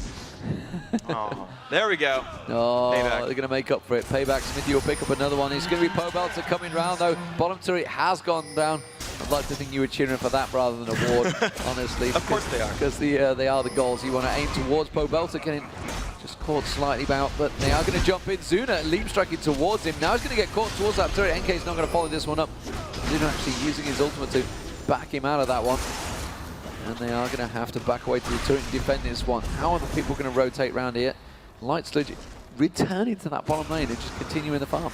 Yeah, he's happy to. I mean, Caitlyn's one of the safest solos you can really get. She's very, very long range. She can dash backwards, has traps. They've got, you know, then the rest of the team is keeping everyone occupied in mid. It's very easy for Meat Playground to say, we're going to push your mid. If you don't have enough, you lose the turret. If you do have enough, we know Caitlyn's safe. And so they can keep making these moves over and over and over again. There's no super great initiation here from Fear. Nothing can easily follow up from Mandatory Cloud on Diana. And even if she does go in, she'll just kind of die first. So there's not a lot of options here for Fear. They have to somehow keep their base alive and then catch up, and from there they can start fights. Well, surely Fear is just trying to hold out as long as they can. Yeah. They need that Trinity Force, they need that Infinity Edge. Once they start getting those big items, that's when they're quite happily go. You can see the farm continuing. Xmithie actually up to 1,000 gold, so he's going to like to go and buy some item at the moment, 900 gold. So Zuna's going to continue farming, continue pressuring actually that bottom lane. And the longer xHazzard stays here, the more he can just quite happily free farm this top lane. Oh, exactly, you know, and that's exactly what they need from Jax. I mean, they are equal in gold individually, but it doesn't matter too much. Meat Playground, though, this is the kind of situation where they said, okay, you know, you've got someone off to the side. This is the time to push a turret. They finally brought LightSludge over. He finished Infinity Edge, and you can see they do really good damage to that turret, and really good damage to Aphromoo, too. Yeah, that mid turret almost down as well. Very low on health. They just need a couple more pokes. The next creep wave may be enough. There's Ace in the hole being used, actually being blocked off by Muffinqt. as you would expect. Aphromoo putting the damage down towards NK. Meanwhile, that top lane continues to farm, so it's all about the middle lane, really. And you can see xHazzard continuing to try and put the pressure on towards Zuna, but mid lane, they're pushing on towards the turret. They are going to surely finish it off this time. He'll get Muffinqt down there. Ace in the hole, I think, finished it off there. I wasn't quite sure. Built over Peacemaker got him. Built over Peacemaker, there was a got him. And that turret is going to drop as well. There's just a couple more shots, maybe even a tank shot.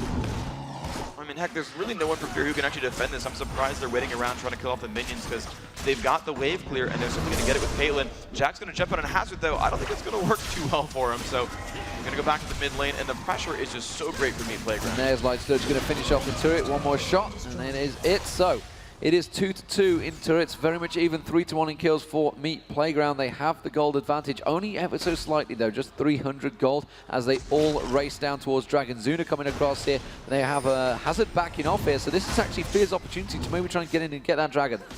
And it's going to be, you know, a nice chance. The problem is I think there's enough ward coverage that they would see this, they would smell it and kind of go for it. They actually catch up to Aphromoo, though. That's going to be a bad place for him. They've caught onto Aphromoo, but he can get away. He's very versatile and very mobile. And then another ward's going to go down. Xmithie's going to punish that one off. So actually the Dragon wards have all been completely cleared out by both teams at the moment. Fear trying to get around, Aphromoo rotating around. Zuna's now back in there, but you can see that HatPerson also in. Who is likely to win out of a 5v5 team fight here?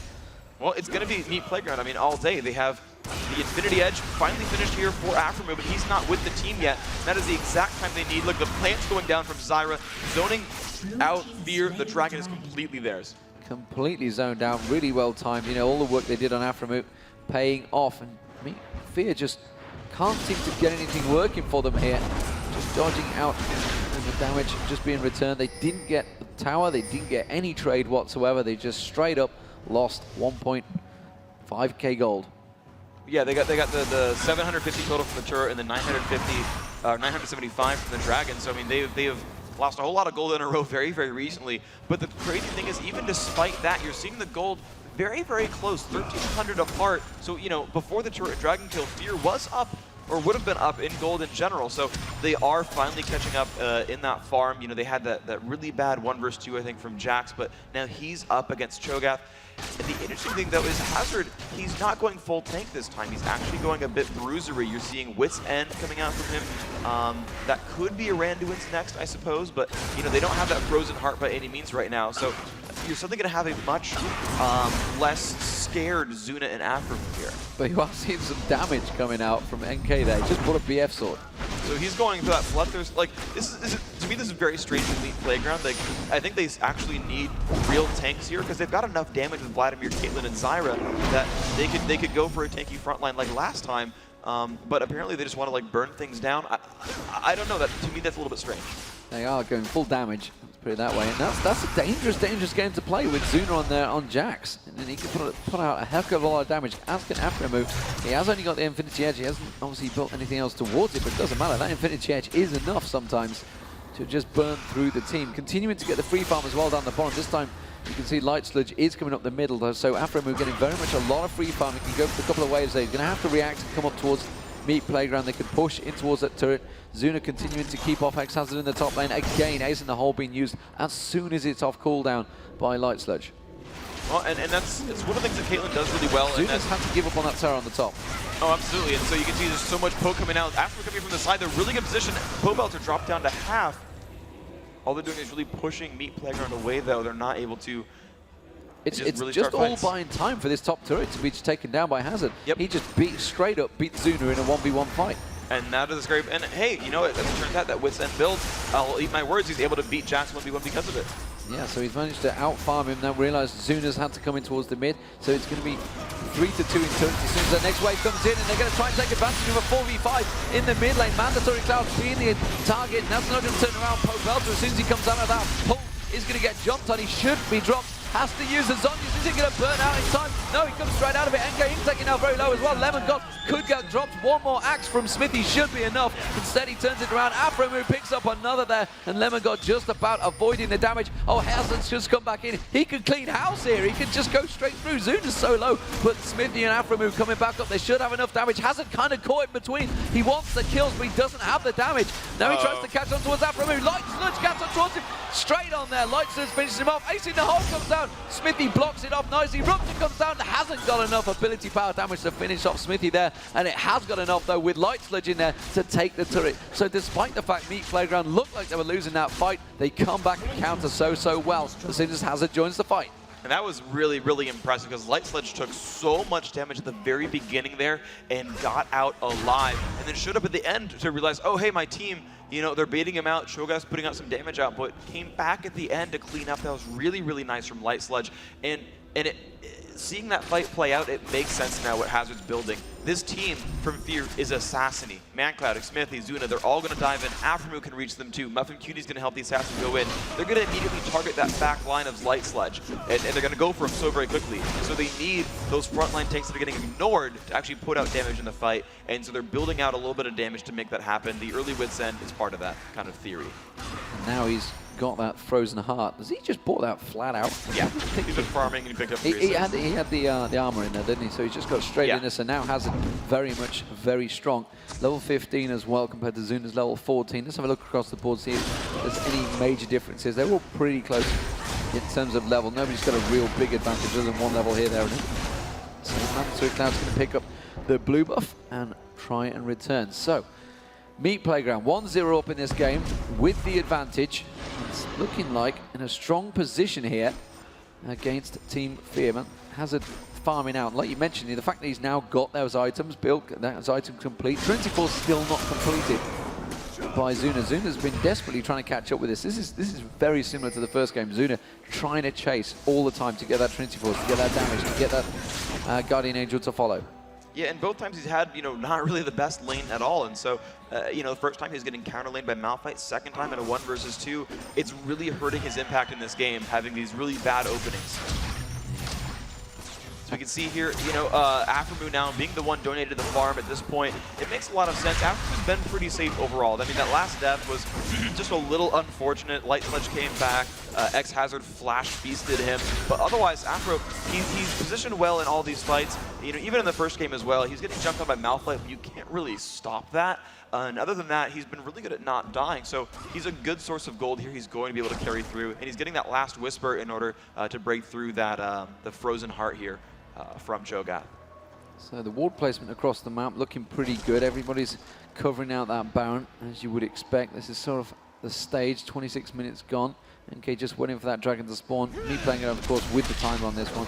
Not too sure whether Fear are actually even going to try and attest this one. No, they're not, because Aphromoo at the top, then they can't even get closer. This is another free dragon for Muffinqt Playground. Yeah, this feels a little bit troubling to me because they fought really close fights overall. To me, Fear's gotten to the point now where they're able to get into these battles, and you know, that 32-minute Baron, 32-minute Dragon respawn. You know, I would expect them to come back for that one because we just saw them do a pretty good job last time. Fear's gotten to the point where they're threatening again, and I think they should kind of use that a little bit. Muffinqt Playground stacking up the middle here. You can see LightSludge desperately trying to catch up to them. Have they done enough to try and dive in towards that turret? I'd be surprised if they made a tower dive here. I think they're just more trying to bait Fear out. See whether Fear are going to go for anything. Maybe trying to exchange in towards his Zuna is just backed off. Zuna's just picked up the Trinity Force, so he will be a lot stronger in the next fight. Needs the large rod. Zonya's hourglass almost completed as well by Diana. So Diana's actually a lot stronger. Catch down towards Muffinqt there. They're really seeing if they can get any picks off. Aphromoo still quite happy to farm off at the side there. And he's actually gained quite a lot of CS back. But look at that. Phantom Dancer and Infinity Edge on LightSludge. They're trying to look to engage here, Phreak. Yeah, and they're going to keep poking with that turret, with the Caitlyn on the turret over and over, and they're happy to get caught out, though. They are going to go in towards it. HatZhazard's taken down very low already. They managed to pop him straight in the air. He gets caught by the turret out. Muffinqt actually picking up the kill there. NK getting dived on by Zuna as well. LightSludge turns it around. Managed to take down mancloud, gets the double kill as well. Muffinqt going down. Aphromoo now also very low. LightSludge going very deep for this one. Can't land it. Now Zuna's going to come onto him. LightSludge is in trouble here. Can't quite get the counter strike and leap strike on him. Will get the leap strike. Has he got enough? The rest of the team come around. He could 3v1, but he could go down. Zuna has to back away. They're also low, tasty targets, but he couldn't get onto them. Has got a ward, could jump onto them there, but not going to follow. Xmithie is, though. Xmithie's going to come around the side here. Can he catch up towards Pobelter? One axe on towards that bush will be enough. He's going to go straight in there, puts the ward down.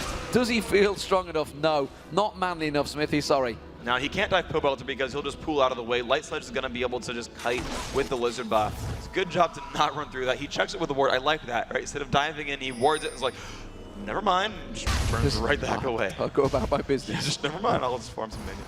Yeah, just go back away. So 6-5, Fear coming out on top in that fight, but to be fair, xHazzard was caught out by the tower. He was within tower range, and the tower did a lot of damage to him there. It was a bit of a mistake by him.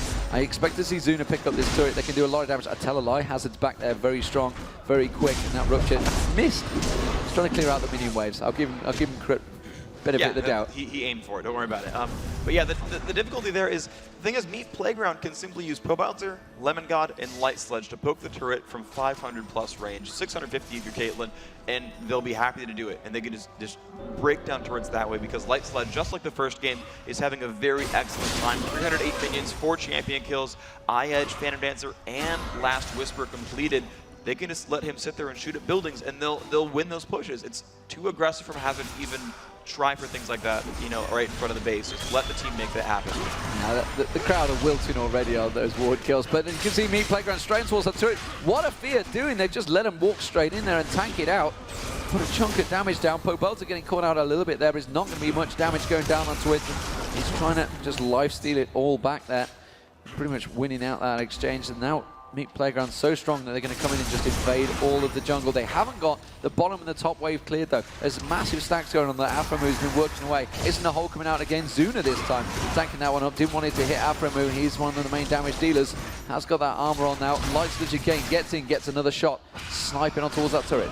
Yeah, and that's going to be their gameplay overall. It's a bit harder without Baron because the regen's not quite as high, but a good number of them have some kind of form of lifesteal. Only Xllyra actually doesn't have some kind of life regain, so they're happy to poke out, take a little bit of damage, and then lifesteal it back to the next minion wave, and just keep pressing this turret. Fear is the one to initiate here. There they go, the rupture goes in again. Pobelter gets on towards the tower, tries to bait it out. True Shot Barrage hit most of the Muffinqt Playground there. Aphromoo doing a good job at keeping them at bay, but that turret is slowly but surely wilting away. And that's exactly what they want to do, is make that wilt and make it fall down. The health bar getting lower and lower overall. You can see it well below 1/4 health, and the poke constantly. That's it, that's the tower.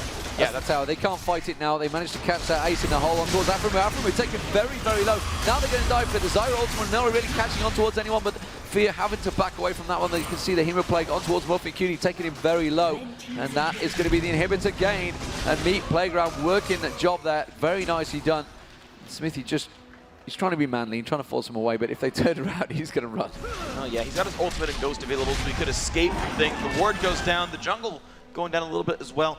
And I want to point out what Muffinqt Playground's doing, and that LightSludge is constantly using the Caitlyn ultimate after she steals blue.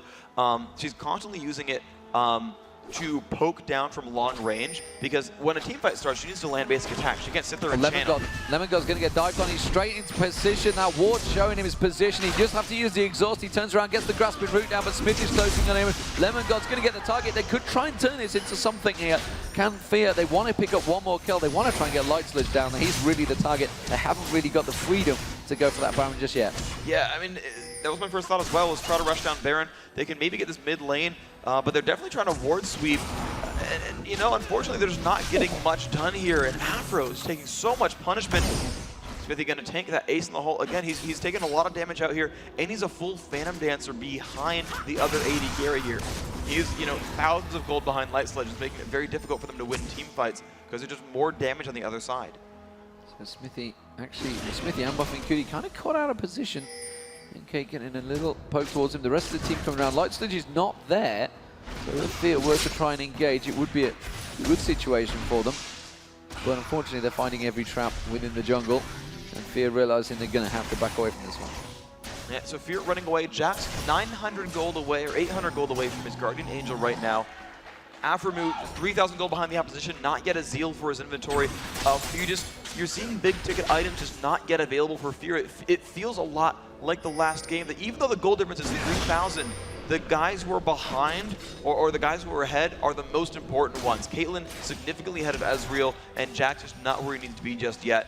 whereas Cho'Gath is tanky enough that he doesn't care anymore. Oh, Aphromoo, you are caught out of position here. LightSludge comes around, he's desperately running away. It's either Xmithie or Aphromoo they're going to go for. One's got an Oracle, one is the AD carry, and it is going to be Xmithie they went for. They could have caught Aphromoo, I think, there. Instead, they chose to just beat him away. Xmithie, if they could take him down, obviously take away the smite, they could have a free Baron themselves. They are going to come around, they are going to go for Baron. Aphromoo just cancelled his back, actually. He's still sticking around there. Will True Shot Barrage in the second, I feel. They're going to try and get vision of it. True Shot Barrage a little bit early. NLgnz taken down very, very low there. Has the shield safeguard on towards it. Baron tanks very nice across there. Mandatory Cloud comes in a little bit too aggressive. They got the steal. No, they didn't get the steal. And immediately Playground turned into a massive advantage. They have got LightSludge down there, but they've lost a lot of damage. Zuna's trying to do as much as he can. Aphromoo at the side, continuing to snipe them. Caught out with a rupture, but he is still in there. Pobelter goes down. Zuna gets on towards Lemongod. He's going to turn on towards him. The rupture comes down. Aphromoo on towards xHazzard. xHazzard gets him down. Can xHazzard take down Zuna? Yes, he can.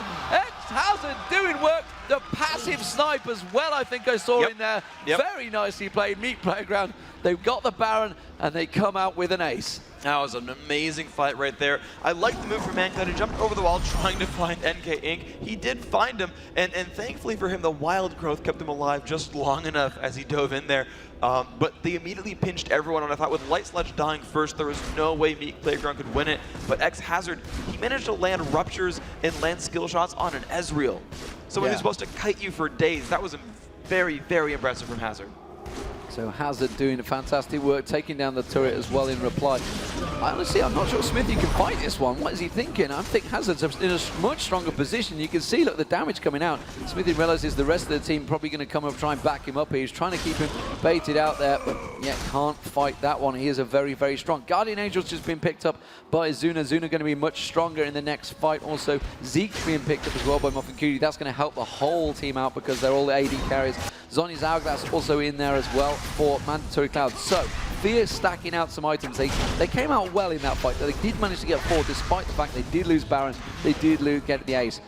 Consequently, Playground stacking out some huge items. Well, but the thing is, I pretty much think it's the Fear story at this point where, you know, they have a very obviously late game oriented team. Olaf, Jax, and then, you know, not Caitlyn for the AD carry.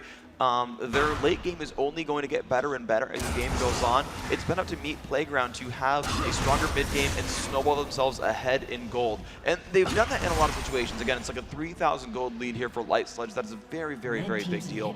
But just over time, you're going to see, you know, despite the gold difference, Fear just do a better and better and better and better job in these fights. You're going to eventually see even Aphromoo get to the point where he can just like start breaking down that Cho'Gath. No matter how many items he has, it just can't Fear get to that point without losing their entire base space. So Trinity Force starting to be built by Aphromoo, but he's a long way off it right now. Playground continue to churn down the turret. 7-2 in terms of turrets. He's having to give up on that ward as well because he's got to clear out the minion wave coming in. Pobelter trying to bait as much damage as he can, realizing he can just pull away and lifesteal it back, but he did take a big chunk of damage there. Trying to see if they're going to follow it out, bait it out. Aphromoo actually trying to land a couple of mystic shots on towards Pobelter. One shot. If he could just get that slow proc. Hasn't actually told lie. He can't get a slow proc. He hasn't picked up the phase yet. So it'll be a bit of a bug in the game if he caught it. Yeah, that'd be interesting. Lizard buff maybe. He'll just ult it, steal it away like he's frogging. All right, so Playground right here, I think they're still in push mode, even though they only have Baron buff on one person, that's just xHazzard, and it's only got just under a minute left on it. They're still the team that needs to make all the moves. The difficulty, though, is there's nothing on the map available for them. Dragon's down, Baron's down, they've got middle inhibitor available, but everything else is like inside the base turrets. It's harder to push here, but just Caitlyn shooting from long range, that's their main move here. Yeah, and that's what they're doing. You can see Hazard going in, he's going to tank it up, tries to put the damage down, the ace in the hole being used, blocked off by Zuna, and that's going to be another turret down, and now they're going to force the fight. It's going to be Playground diving on towards them, does manage to get the beast down, Zuna taking down the Guardian Angel, already popped there, Pobelter baiting out all the damage, but they just don't have the hit points to fight this one. Zuna gets dropped, Playground starting to churn through, Hazard managed to catch up, from the rupture catches Xmithie, and that's the Guardian Angel prompt. He's going to come back up in any second now. He's not going to be able to get away immediately, just taking down LightSludge, absolutely tearing through Fear. Playground could well be taking victory here. It could be a 2-0. LightSludge continuing to drive through. He needs to get back, take down this inhibitor, and wow, what a great fight for Playground. The just upfront damage output was so lethal there. The Emo Plague, everyone putting out damage. Jax just immediately melted. That was so mandatory for this game there, that Meat Playground could get rid of one of those persistent damage sources, and from there it was definitely easy for them. Trying to get a little bit caught out, they might get this one as well. They do, they managed to take down Alnorn towards the fountain. LightSludge versus Aphromoo gets him down on the fountain. That is just how strong LightSludge is right now. Straight up kites him with all the health regen he had, and that's going to be the game for Meat Playground 16-11. They have managed to take it in a 2-0 series. All of you people voting, nobody you gave fear this game, but they have managed to clean sweep them. Wow, congratulations, Meat Playground. Coming out really strong, 2-0. Had a rough group stage, but proved that that was just maybe a bit rough of a group. They've come through, and you can see them walking across us now. Meat Playground coming over, shaking hands with Fear. The GG's coming across. In fact, the prediction's still 52% for Fear, so apparently mid-game you guys didn't change your votes. They still didn't change the votes, despite the fact it was pretty obvious. And we're smoking up a storm in here, Phreak. I can't even see the crowd anymore. Machine. The fog machine is strong right now. We're not just in a haze, you know, we're not just in a smoky room out back. It is all stage effects, ladies and gentlemen. I am Deman, you are Phreak. I am. It's nice to know we have their names on there. And of course, you can follow us. Phreak, by the way, hit 50,000 followers yesterday.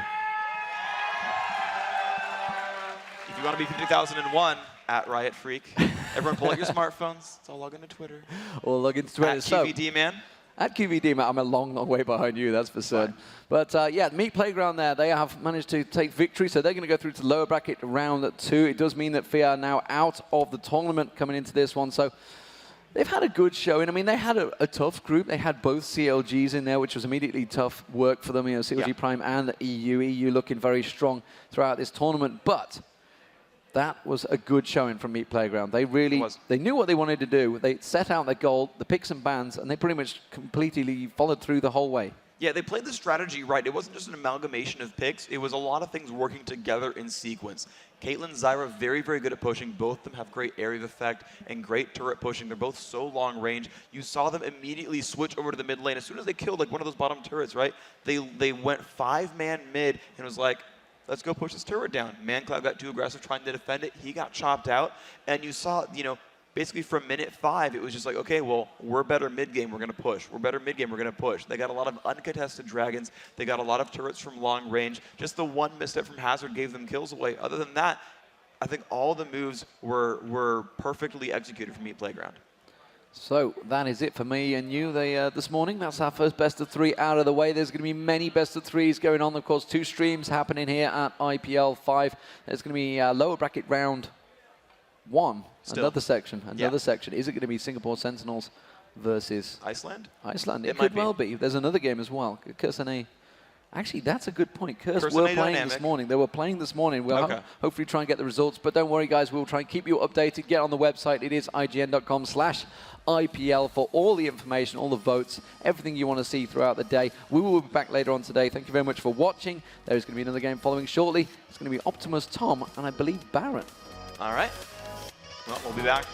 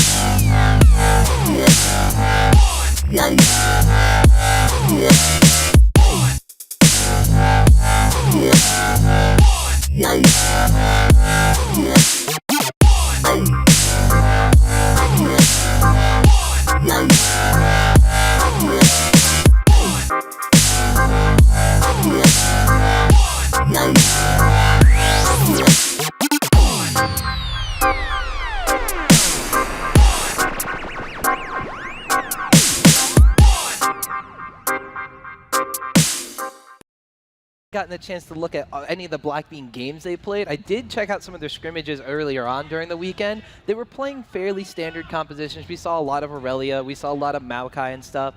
We saw some support Ashe going on, which I really hope they bust out against AZUBU Blaze. Well, that would be really cool. I mean, they need to pull out all the stops here. They have a couple of go-to champions, I feel like, that they're just really comfortable with. Their AD carry, I've only seen him play Graves. So, you know, it gives them that AoE potentially is an all-around strong carry. They've played a lot of Vladimir as well. Lulu is, you know, tends to be their most popular support, also Sona. So we'll see where they go from there. But one interesting thing about BLACKBEAN, in the TPA versus BLACKBEAN match yesterday in the group stages, BLACKBEAN, they ran promote and they ran teleport on their mid. And the entire game, they were actually trying to 4-man push against TPA, which was a really aggressive strategy. They were, you know, taking the offensive in that game, which is what you need to do to take down one of these top teams. Unfortunately for them, TPA is one of the best teams in the world at responding to that kind of pressure, because Toys would move right out of that mid lane. He was playing Anivia, able to completely shut it down by himself. And that's kind of a dangerous thing. But if they pull it out again, who knows what can happen this time. Well, that's another thing you have to keep in mind, too. A lot of the ways to beat these top teams. Diana. Diana was left on the table. That's going to be a really difficult thing to deal with. But everyone's going to deal with it. It's going to be AZUBU Blaze. To beat these teams that are super, super aggressive, you normally have to aggress them. I mean, what you're talking about with TPA, when they ran the promote strategy, they had the Anivia, they had the stall tactics, and they knew how to be able to beat it because, well, they've had to compete against it for forever, especially with the Season 2 finals and everything. AZUBU Blaze, they didn't make it to the finals. However, they've been tearing up the Korean scene and, well, just about everybody else in the League of Legends scene by playing these extremely aggressive strategies. So even if they're trying to get out-aggress the AZUBU Blaze team, it's going to be really difficult because if anyone knows how to be aggressive, it's the team that does it all the time. Well, I think the scarier thing is going to be how are they going to deal with Captain Jack, because yesterday we saw Bebe get a pentakill followed by a quadra-kill. It was actually almost a 1v5 underneath the turret, and he just strung them along. He kept on poking at them until they started chasing him, and he was able to kite them very effectively. Well, Captain Jack is one of the best defensive AD carries in the game. He's very good at, you know, playing those short-range AD carries like we've seen Graves in the past. Vayne now tends to be his #1, and then making sure he stays out of that danger zone. And so if he's able to string along BLACKBEAN later on in the game, it might not matter if they have a really strong early game and come off ahead if they don't have a way to shut down Captain Jack. And there is that Vayne pick. That is a really scary matchup. Well, the thing is, too, we see out of BLACKBEAN, they're picking champions that are really going to dive down on the AD carry. We saw actually just in the previous matchup between Fear and Meat Playground, Fear ran a very similar composition. They had the Jax, they had the Diana, and they had the Ezreal. So Ezreal could basically peel for himself and keep himself safe in the composition. Vayne, however, she's not as long range as Caitlyn at all. She's basically like half the range of Caitlyn. Really, really short. So regardless of the fact, she's going to be in the middle of the fray. So if BLACKBEAN's going to be jumping on her, they can melt her down instantly and then turn on to the rest of the team. So this could be actually a pretty good chance to try to shut down Captain Jack's Vayne. Yeah, but versus Ezreal, that's actually a somewhat favorable matchup for Vayne. And so Vayne and Lulu, that's going to be a really dangerous lane. If Lulu takes the aggression there, if they don't, you know, match up effectively in that lane, that could really, Lulu, all she needs to do, she needs to force a fight with Ezreal, and then Vayne is going to be able to come in. They get a Glitter Lance, Vayne tumbles in, you know, knocks him away, just gets a quick burst. And Ezreal, you know, he has a little bit of burst of himself, his own, but just not as much damage as that trade with the Vayne and Lulu. So he's going to be very safe later on in the game. And so, you know, he can poke in and out of fights. The Diana in particular, like you said, could potentially go for that Vayne. And that's the scary thing, is all of the games that AZUBU Blaze has lost so far this tournament have been against Diana. So leaving open the Diana pick, you know, just recognizing, okay, yeah, we think, you know, we're the greatest team in the world, and, you know, they have a strong argument for it, but losing to World Elite and then losing to FNATIC for letting up some of those picks. And now I see coming out of BLACKBEAN, I really like the fact that they've taken the Malphite away. With the initiation they had the Olaf, they had the Lulu, and that of course is going to have the knockup from her Wild Growth. The Unstoppable Force from Malphite would have been absolutely devastating for the composition they were trying to run. So now they've taken that Malphite away. They've also picked up Sona. However, on the side of AZUBU Blaze, they've picked up Vladimir, which you said BLACKBEAN also likes to run in the mid lane. One of the cool things about AZUBU Blaze is both their mid and top laners are extremely extremely good Vladimir players. When they picked up Flame and unfortunately got rid of Reaper, he used to be a very strong top lane Vladimir. Well, so is Flame. So there's always that little ambiguity going on of where he's going to be. We can see now hovering over Ryze, that's definitely going to be a top lane Vladimir. Yeah, and that's interesting because we saw earlier Meat Playground versus Dynamic. Sorry, versus Fear. And Meat Playground Pobelter was playing Ryze versus Diana. So Diana being left open, just generally a really strong champion. And I was talking with Scar on the backstage, and he was actually really surprised that Pobelter was running that Ryze. And even though Ryze tends to do well against a lot of melees because he has, once he gets that tier, he can just trade damage so effectively. You know, he thought that in team fights and whatnot, the harass from Diana and whatnot just made her too strong of a champion. But we'll see. Ambition is playing that matchup, and that could be really scary. If Ryze gets off to an early lead against Diana, he could potentially shut her out of that lane. But having the Diana with the Malphite follow-up, with the Sona, they have really nasty AoE, and then, you know, Jax and Ezreal to go throughout the game. So it's a pretty scary comp for BLACKBEAN right now. We'll see if they do anything unusual, if they try any interesting lanes. I know some of the Southeast Asia teams actually like to run their AD carry and support mid, and that's actually a really common thing in that region. So, you know, that would be a potentially devastating matchup for Ryze there, so we'll have to see what happens. You're going to have to check that out. That would actually be very, very devastating. Ryze would have no way whatsoever to survive in that lane. He'd get absolutely no farm. Once he gets some mana, you know, he'll be okay. But yeah, it would be a really tough early.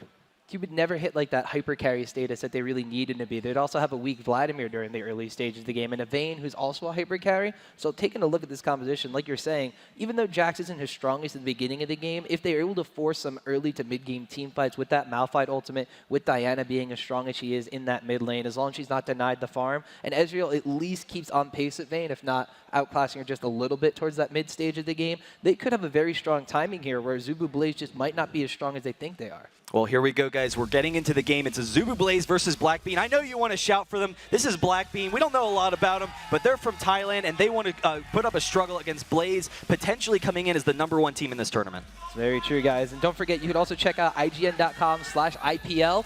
Vote for who you think is going to win this matchup. Those percentages, of course, going to light up very prettily underneath our little desks here and underneath the two players' desks. So I can't wait to actually see those percentages. Yeah, and you can actually vote as the games continue, and it's actually like a game. The winner of the vote, you can vote again across multiple games, gets an Origin PC, and they're really sexy, I'll tell you what. But can you vote for casters? Oh, God, that would be awesome. Vote for me.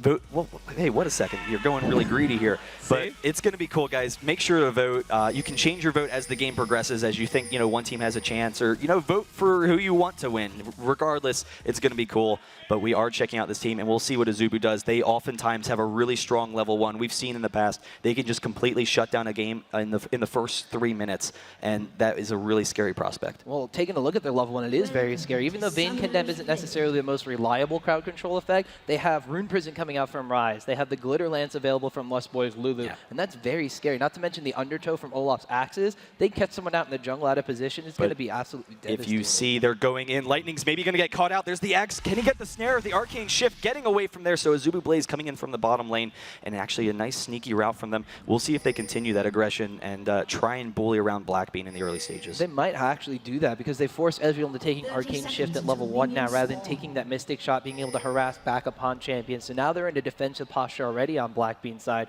You can see AZUBU Blaze going to be coming in over by the raids. There is a ward down there for BLACKBEAN, so they know what's going on, but Lustboy probably going to drop that ward himself, and there he does. Wow, I'm like a psychic or something. They're probably going to back off and secure their own side of the jungle. But you're right, that Arcane Shift level 1 is going to be an issue for them, and potentially gets Vayne off on a good foot, because Vayne really needs to get level 2, level 3 to get her burst, and you know, try and do well there. But we'll see. BLACKBEAN, they have some great early ward coverage, and that is incredibly important against Helios, because Helios is a hell of a jungler. He's incredibly aggressive.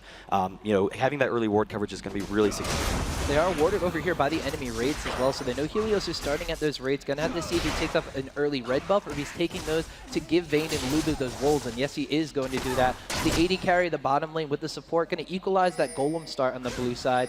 Meanwhile, over here by the blue on the blue side, blue. They didn't do the golem start though, and so Captain Jack is actually ahead. They're ahead in experience right now because they went for the wolves, and Ezreal, because he was missing that Mystic Shot most likely, they weren't able to take those golems. So they're actually behind in the lane right now, and that's going to allow Captain Jack to get the levels he needs. So Captain Jack coming in the lane, a little bit of HP missing, but like you said, there's no harassment possibility from Mystic shots from Ezreal, so relatively safe for the time being. Helios getting a little aggressive, counter-drilling early on. There's a reckless swing and the undertow going down on the Insta, instantly getting rid of that Malphite shield. The Malphite might be in a little bit of a predicament here. Yeah, Helios, he has his smite up, so I'm surprised he didn't just walk in and steal that Blue Wraith, but I think he's trying to force a fight. There he takes it now, he's going to back off, so already doing some damage to Insta.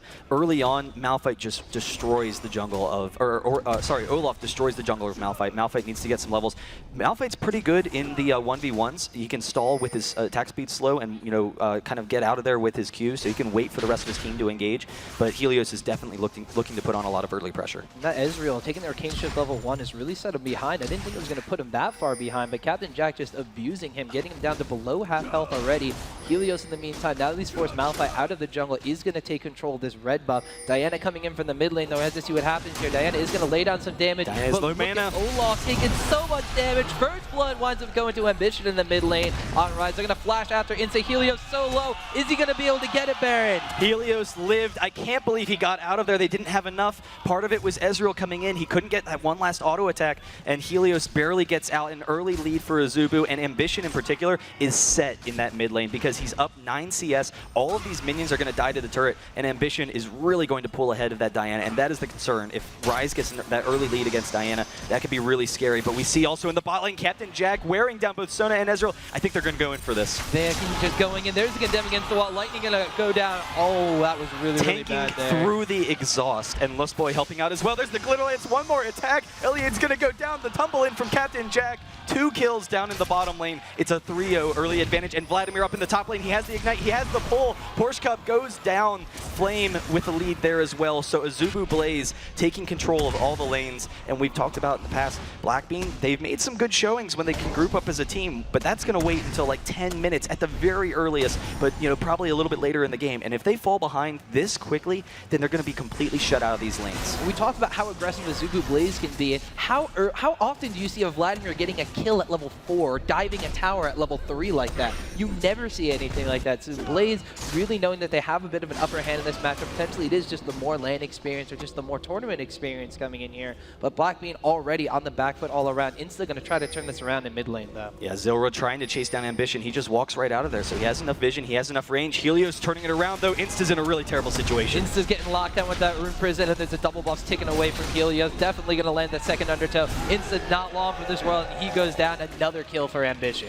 And that is really scary. They can't keep on hemorrhaging all these kills to AZUBU Blaze right now. They have to turn this around, and you're right, going back up to that top lane, Jax versus Vladimir tends to be the skill matchup. Early on, Vladimir tends to win until Jax gets lower cooldowns. Once he gets a couple of levels, once he gets like 5, his cooldowns are low enough where he can kind of chase down. Bottom Jax lane, gets though, some we stuff. saw Eliade just get instantly evaporated from Captain Jack and Lustboy, just getting condemned against their own tower. That's not a safe place. Yeah, they can't even farm down there. Lightning, he's completely shut out of this lane, and that's what we're going to start to see. Captain Jack's already 15 CS ahead. One more attack. He has the passive. He just backs off at the last second. So Lightning's is oh my god, the Glitter Lance off the shield. Flame in the meantime might be in a bad spot here. Counter-strike from Jax not going to land there. And that is just, I thought Lustboy checked really quick to make sure he wasn't running Flash Ignite again to go through that tower like we saw previously. Didn't matter though, he had the Glitter Lance to see Yeah, it was great communication. Lustboy said, no, don't worry, I got this. Don't sweat it, I'll handle it. And so Insta coming in the top lane, Flame's actually pretty low, but he's trying to bait him in because he knows Olaf has his back, and they just back off. Yeah, Flame just taking a dominating control of this top lane. 42 CS compared to the 15 of Jax. That is not a good place for the quote-unquote hyper carry of their top lane. But the CS all around just really in favor of AZUBU Blaze. Rise ahead by about 10. Even Olaf in the jungle has a creep score advantage, and definitely in the bottom lane, 43 compared to 16 on game.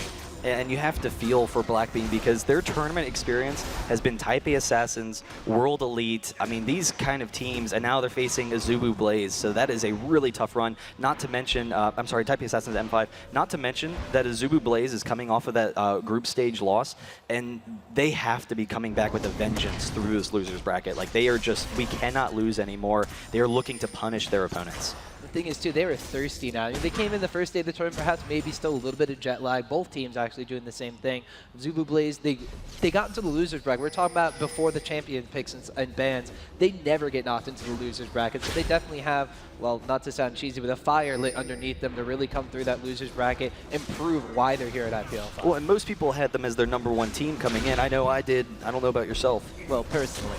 Personally, no. Okay. Well, you got it then. They're in the loser's bracket, but we'll see what's going on. On the percentage for BLACKBEAN right now. Insta, he is moving down the bottom lane, but they do catch him out with a ward, and so that's the tough thing, is that AZUBU Blaze, oftentimes we see really aggressive warding. Helios now knows, because Muffinqt is down there, he has a free blue. Jax is trying to come down and defend this, but Jax is at such a disadvantage top lane, 2 levels behind Vladimir, that if Flame comes down, they should be able to grab that.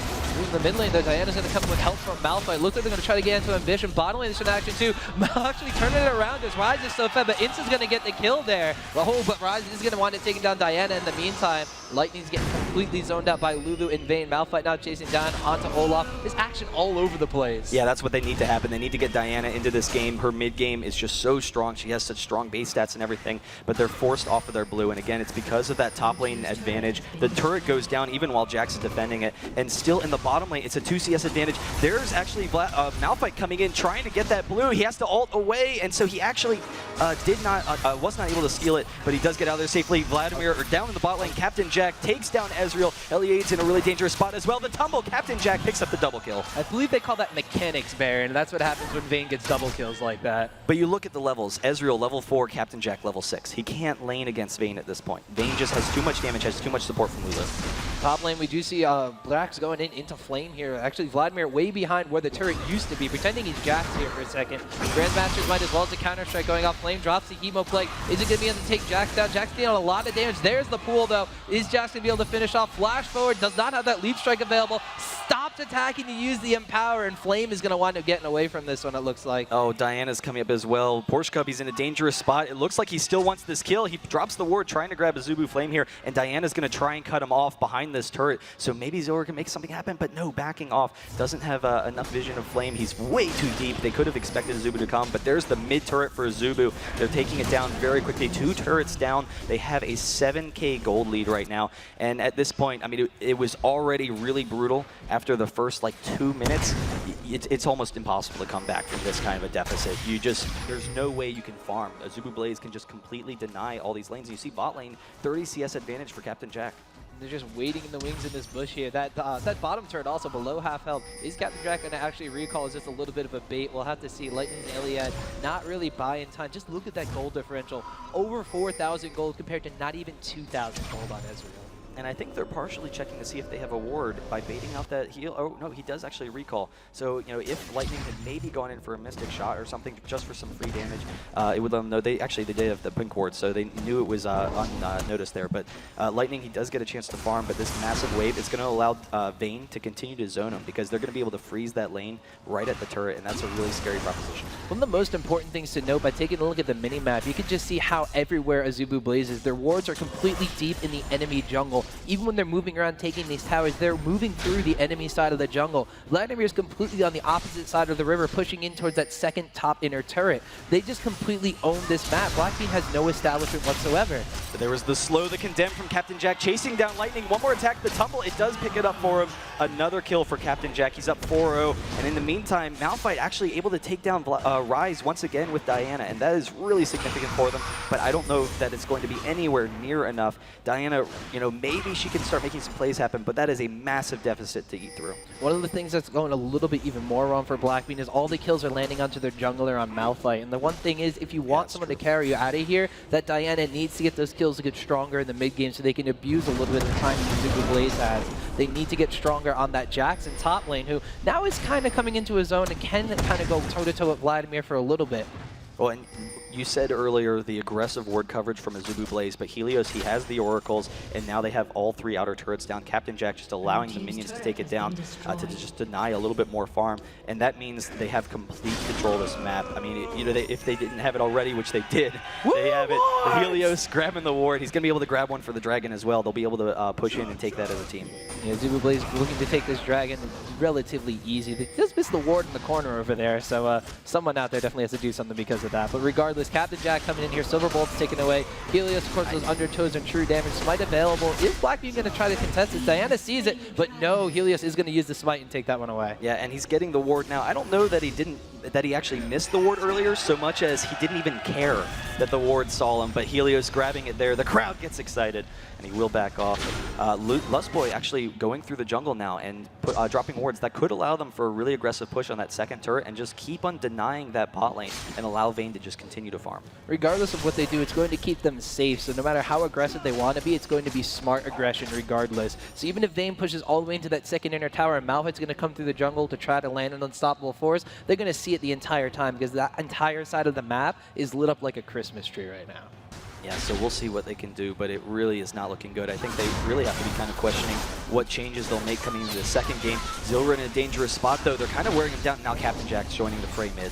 Yeah, Insta also coming in, lands the seismic shard, trying to push off Ambition, but AZUBU Blaze starting to group up. All 5 members might be pressuring down on this mid tower, and who would have thought AZUBU Blaze is trying to take early towers. Well, at this point, with the gold lead that they have, they can just bully their way in and try and poke them off the turret. And BLACKBEAN doesn't really have the means of fighting them at this point. If they force a fight, they're going to lose an inhibitor. So BLACKBEAN, they are going to try to at least defend this mid tower. Muffinqt goes up, runs a ground slam, but Xllyra already extremely low from that previous engagement. Went on to Ambition's rise and tried to deal some damage, but he's just tanky right now. Has the Catalyst Protector, has the tier they got is ticking away, and like you said, they might just have to see this tower and just try to establish a little bit of defensive map control. Well, and I think AZUBU, they are going to back off, get that blue for Ambition, which is pretty significant because Diana is clearing those waves, but they could force this. Vladimir forces the ultimate, but they're all out of position, so AZUBU, they can't chase them down, but the thing it does, because Vladimir's so strong, they can force them off this turret, and now they have them zoned to try and take it down.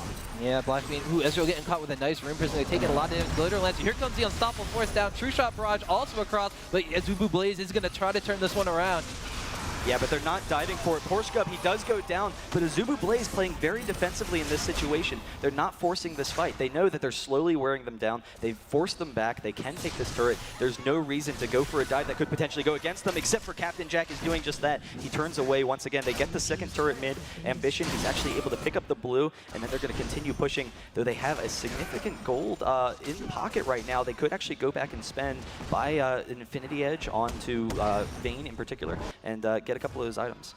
And this is one of those things we were talking about before. Just smart aggression from AZUBU Blaze. They're pushing into that middle tower. They're forcing BLACKBEAN to go and fight them, and they're not going to chase them through that tower, even though they probably could at this point. What they're going to be doing is drawing them out of position, realizing that, hey, someone got caught, much like they did in that fight there, melt them down instantly, and just back away and continue to push the objective that they're going for. There's no reason for them to be super hyper-aggressive because they're that far ahead. The only thing that can really net from that is, yeah, they might get a kill. Captain Jack might tumble into that tower, have the heal, but all of a sudden Muffinqt ultimate might come down or something, and then he's going to die, and he feeds a killing spree to one of the people on BLACKBEAN. They don't want that to happen, so what they're doing is just biding their time, baiting BLACKBEAN in, and when it does happen, well, they get the kill and they're safe at the same time. Right, and they know by pushing mid, it's forcing BLACKBEAN to respond to them, and they're not able to farm, and that really, it shuts down any potential for a comeback from BLACKBEAN because they're not getting the opportunities to farm these other lanes. They do right now while AZUBU Blaze backs off, but now they're all split, and that's going to allow AZUBU Blaze to get a hard strike in one of these lanes if they can potentially grab someone out of position. Even though they are getting a little bit of farm, look at the CS across the board. 63 on Jax compared to 123 on Vladimir. Even the jungler, 75 on Olaf, 66 Muffinqt, 110 on Ryze and Vayne against 84 and 74 on Diana and Ezreal respectively. Even Lustboy, 20-2 on the support characters. Everybody on AZUBU Blaze just so much further ahead because of how forward they are in these lanes. Yeah, and actually, Captain Jack, instead of waiting for that Infinity Edge, he goes with the Black Cleaver, and it allows him to pick up a Vamp Scepter as well. So he has the sustain. He doesn't have to worry about that poke from Diana, but also because there's no itemization into armor so far for BLACKBEAN, because they're so far behind, they can't get those armor items. It's going to make him really strong. He's also just scaling off of the extra attack speed as well. So the armor shred, the true damage from Silver Bolts, and the attack speed. It looks like he might be going for a Phantom Dancer as well after this. Just going to be shredding through based off the pure penetration and true damage that he's going to be welling away on them. Yeah, now AZUBU Blaze, they're just slowly pushing into their base. They know that they're tanky enough at this point. Helios, he has a lot of health buying that Giant's Belt.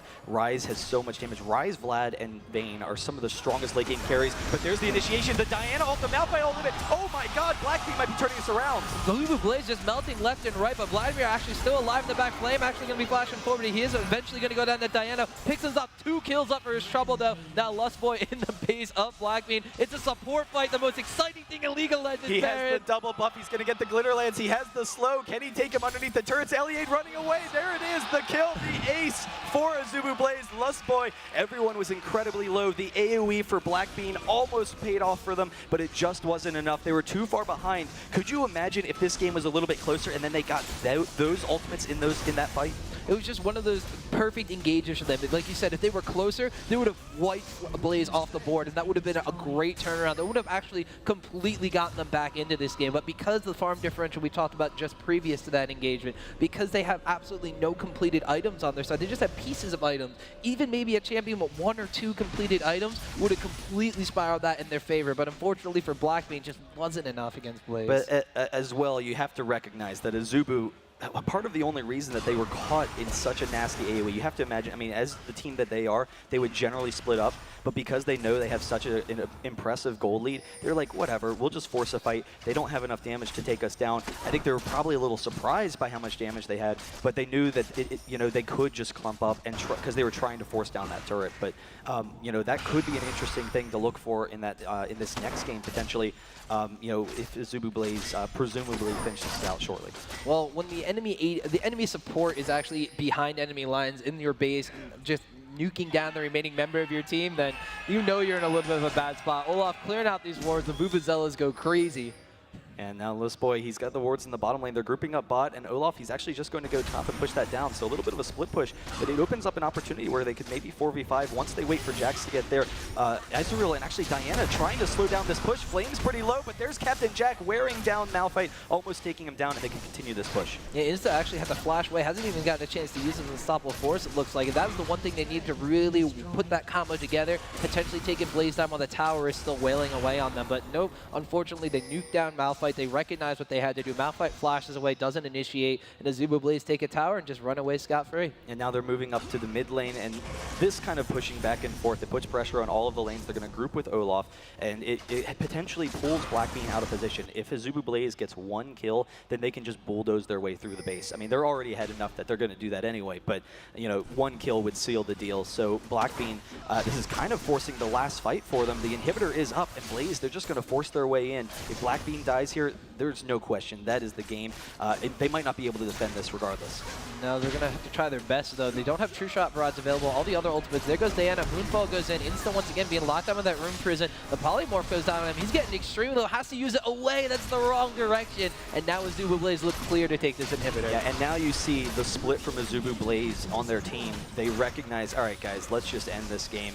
You know, not get clumped up, not get caught by all this AoE. So Diana comes in, can't grab Captain Jack. He's able to just retreat, and they easily force them back. They didn't get any kills, but they're wearing them down and not allowing BLACKBEAN any opportunities. They burned the ultimate as well, so this engagement's not going to go well. Lulu ultimate knocks everybody up from BLACKBEAN. Bane's going to get a kill on Diana. Now Ezreal dropping extremely low. Lightning is going to wind up falling to Helios. True damage coming on onto Muffinqt. Insta just running around. No ultimate. He's not exactly very helpful in this fight. Rise wound up picking up a kill on Jax as well. And now it's all up to Blaze. Just take the inhibitor and take the game.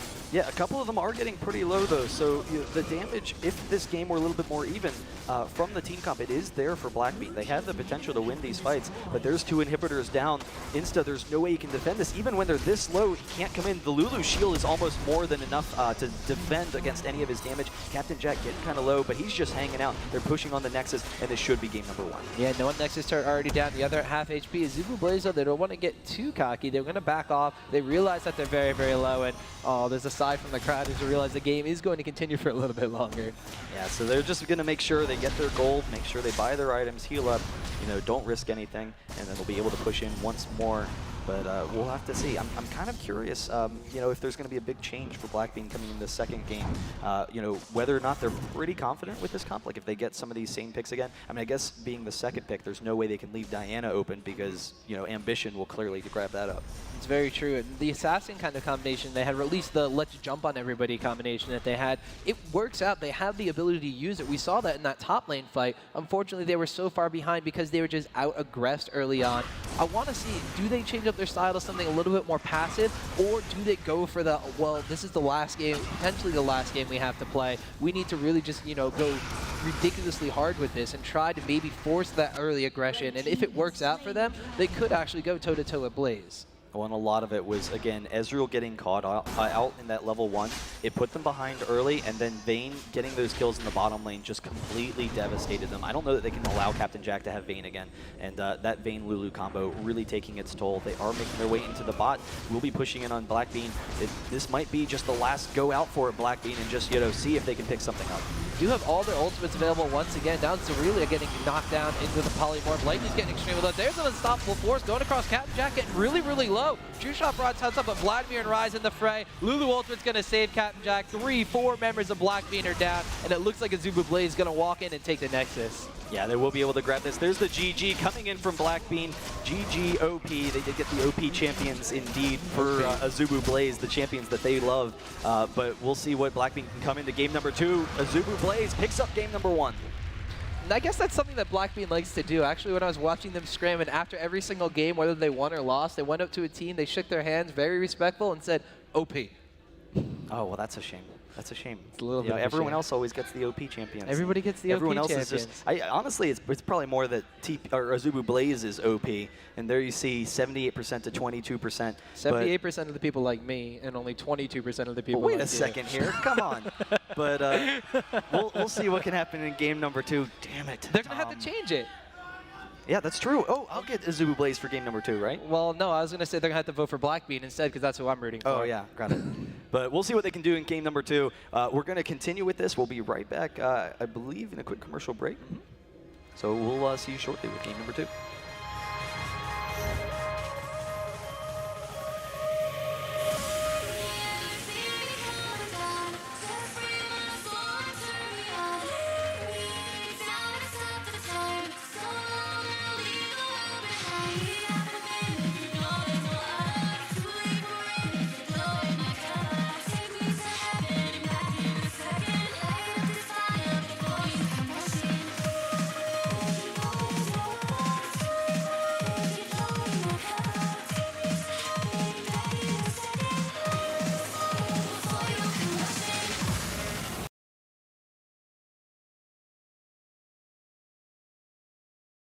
Special thanks to all of our sponsors, of course. They make esports happen, and SpeedStick definitely a huge deal. So definitely, if you're looking for deodorant, check it out. But here's the game. Game number 2, AZUBU Blaze versus BLACKBEAN, and we'll see what kind of bans we see out of BLACKBEAN. Diana has to go down, though, because Ambition, he's one of the best Diana players in the world, and that would be a really scary pick to let him have. I wouldn't actually be surprised if maybe Vladimir was a point of contention either. Of course, AZUBU Blaze might actually be the ones banning that one out, although they do have first pick. If there is no Diana on the board in that second ban, I could kind of see it happening. BLACKBEAN, we did mention earlier, likes to run that Vladimir in the mid lane, something they're very comfortable with, and we saw AZUBU Blaze doing it in top lane phenomenally last game. Yeah, and there's the Twisted Fate ban, also a really strong ban, just kind of something that a lot of teams can really abuse.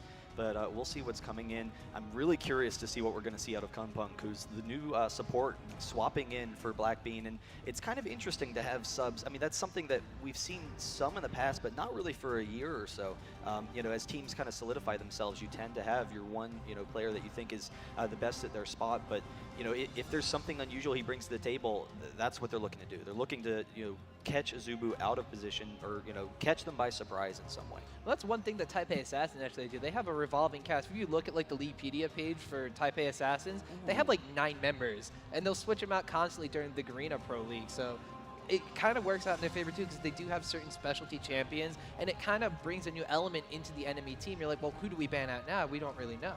Yeah, and actually giving up the Diana. So Diana not banned and not first picked by AZUBU Blaze, which is something we've seen a lot of this tournament. But Helios, his Olaf is incredible.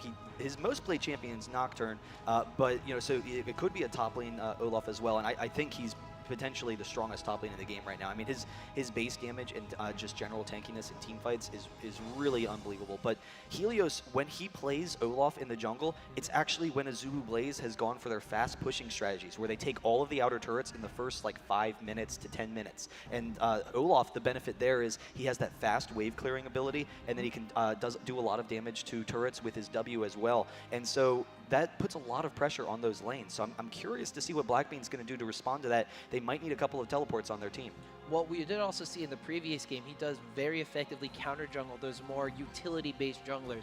Malphite last game, and now going for Skarner this game, they're not really known for their early ganks. They're known for map control, and they're known for, in the later game in team fights, providing utility as well as going for GP10s and items like Shurelya's and Randuin's own min, and maybe even Aegis the Legion provide utility for team fights.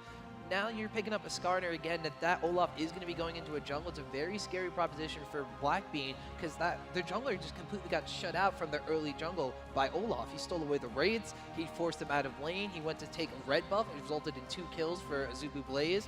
It's just really, really scary that, well, that's a first pick, and then they went with the same kind of style jungler. Yeah, and now they're getting the Diana in the 2nd and 3rd pick. And the previous game, yes, they weren't able to win that mid game, but still the quick burst of Diana, if she didn't fall behind early, then with an aggressive jungler, that actually could have worked out well for them. And it seemed to be one of the strengths of their team last game. But they let it up. They've played a lot of Skarner in the past. It's actually tends to be their favorite jungler because they like that quick pick-off potential. So we'll see where they're going with this. I think it's interesting. We're seeing some new ADs out of Lightnings, but like I said in the previous game, Graves has been his go-to in most situations. So, you know, maybe he's a little bit more comfortable with it. Vayne not going on to Captain Jack, actually switching it up for Corki. And Corki, the early game that you can press is just so incredibly strong. And the thing is, too, with Vayne left on the table, potentially BLACKBEAN could have taken that away in the next round of picks, and you don't want to be a AZUBU Blaze taking Vayne early on, then getting countered out by a champion that can just abuse her early game or abuse her weak range like they are hovering over Caitlyn before. Now you see Lightning's picking up Graves, but you're playing Graves against Captain Jack, who prior just to this, during the summertime, was regarded as the best Graves in the world. How are you going to do that? Yeah, no, that is going to be interesting. But, you know, Captain Jack, he's moved on to greener pastures. And, like Corki. Yeah, it's whichever champion you're comfortable with. That's the thing with Captain Jack with Graves, is that you have so much damage, but a lot of times the cool thing when Captain Jack was playing it, Graves is a short-range AD carry, and you always thought he was going to get himself out of position. You always thought he was going to, you know, get caught or go down in fights, and he seemingly never got caught. Like every single team fight, he's one of the best defensively positioning himself, and so he's able to always retreat. But AZUBU, they have a really aggressive team. We've seen Flame play Jax in the past, so that's going to be a devastating top lane. I mean, particularly considering that Porschkub lost the previous matchup so, you know, significantly with Vladimir. But Jax and Aurelia, it is an even matchup. You know, it is a skill matchup, though, so we'll see if Porschkub can make something happen. It's one of those slugfests, and if BLACKBEAN can put that aggression back on, Aurelia may be able to potentially trade a little bit earlier with Jax, at least until he gets that Grandmaster's Might and then starts evening things out a little bit more. 3 points in Heaton style around level 5. If Jax has either pushed the lane a little bit or Aurelia's taken a little bit of trade damage, Equilibrium Strike Stun, she might be able to turn that lane just in her favor off of that one trade. Leona, though, like you said, this is a composition that BLACKBEAN kind of wishes they were running last game. An aggressive jungler, the assassin, Jax to dive in and a support to really go with it. We saw Evelynn being hovered over it. Now they're going to be switching up to Ahri in that mid lane against a Diana. How do you just feel about that?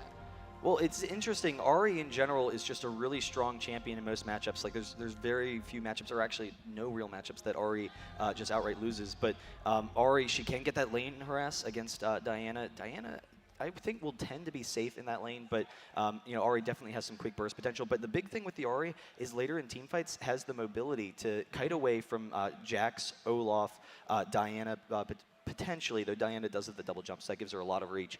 But if they can keep Ahri alive longer in those fights and then keep their AD alive, then that could give them a chance in those fights. And Ahri is definitely a really aggressive early game champ. If they can pick up some early kills, she has that mobility in the mid lane where you can roam to some other lanes, try and snowball your lanes. But we'll see where they're going with this. It's definitely some interesting picks right now. Real quick, I want to give another shout out to ChampionSelect.net. You know, they definitely, if you haven't checked out the site, they do some cool picks and bans where they show, you know, which champions you can play in which matchups, and we've seen a couple of them. They look pretty, you know, accurate in some, in a lot of situations. So definitely check that out for yourself. It's a very cool website. I do believe there's also something else. Don't we have an app that you can watch this Yes, on? we do have an app. It's an iPhone app. You can also get it on your browser. I actually have an Android, so unfortunately I can't use the iPhone app.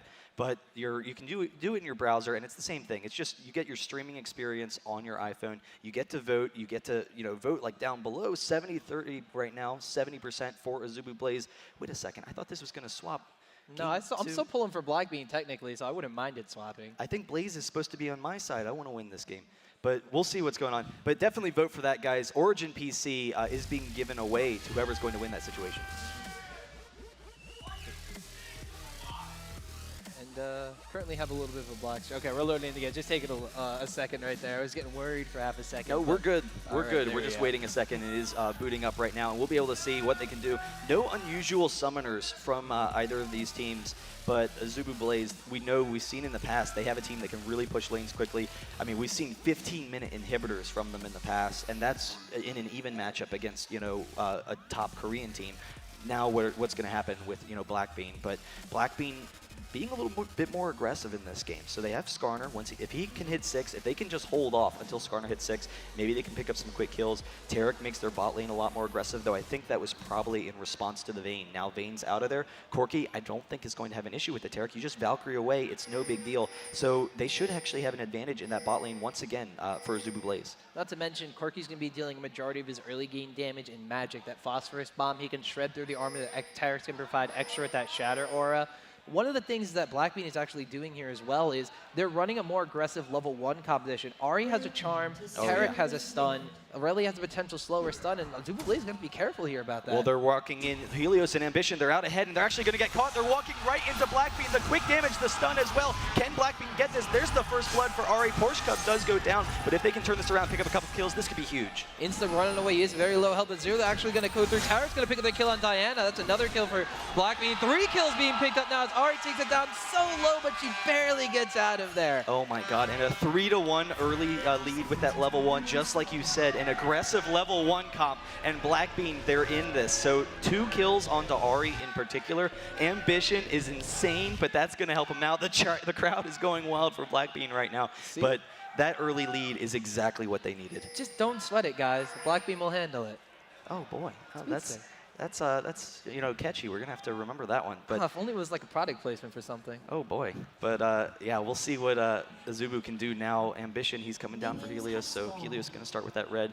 They are getting the golems on Captain Jack and Lustboy, and then a standard start. Now we're not seeing the same aggressive wards out of their team, but look at Xllyra with those 2 kills, a Doran's Ring and 2 wards. So he has 2 wards in that mid lane. He's going to be perfectly safe, and that Doran's, it should allow him to just completely abuse Diana in that matchup now.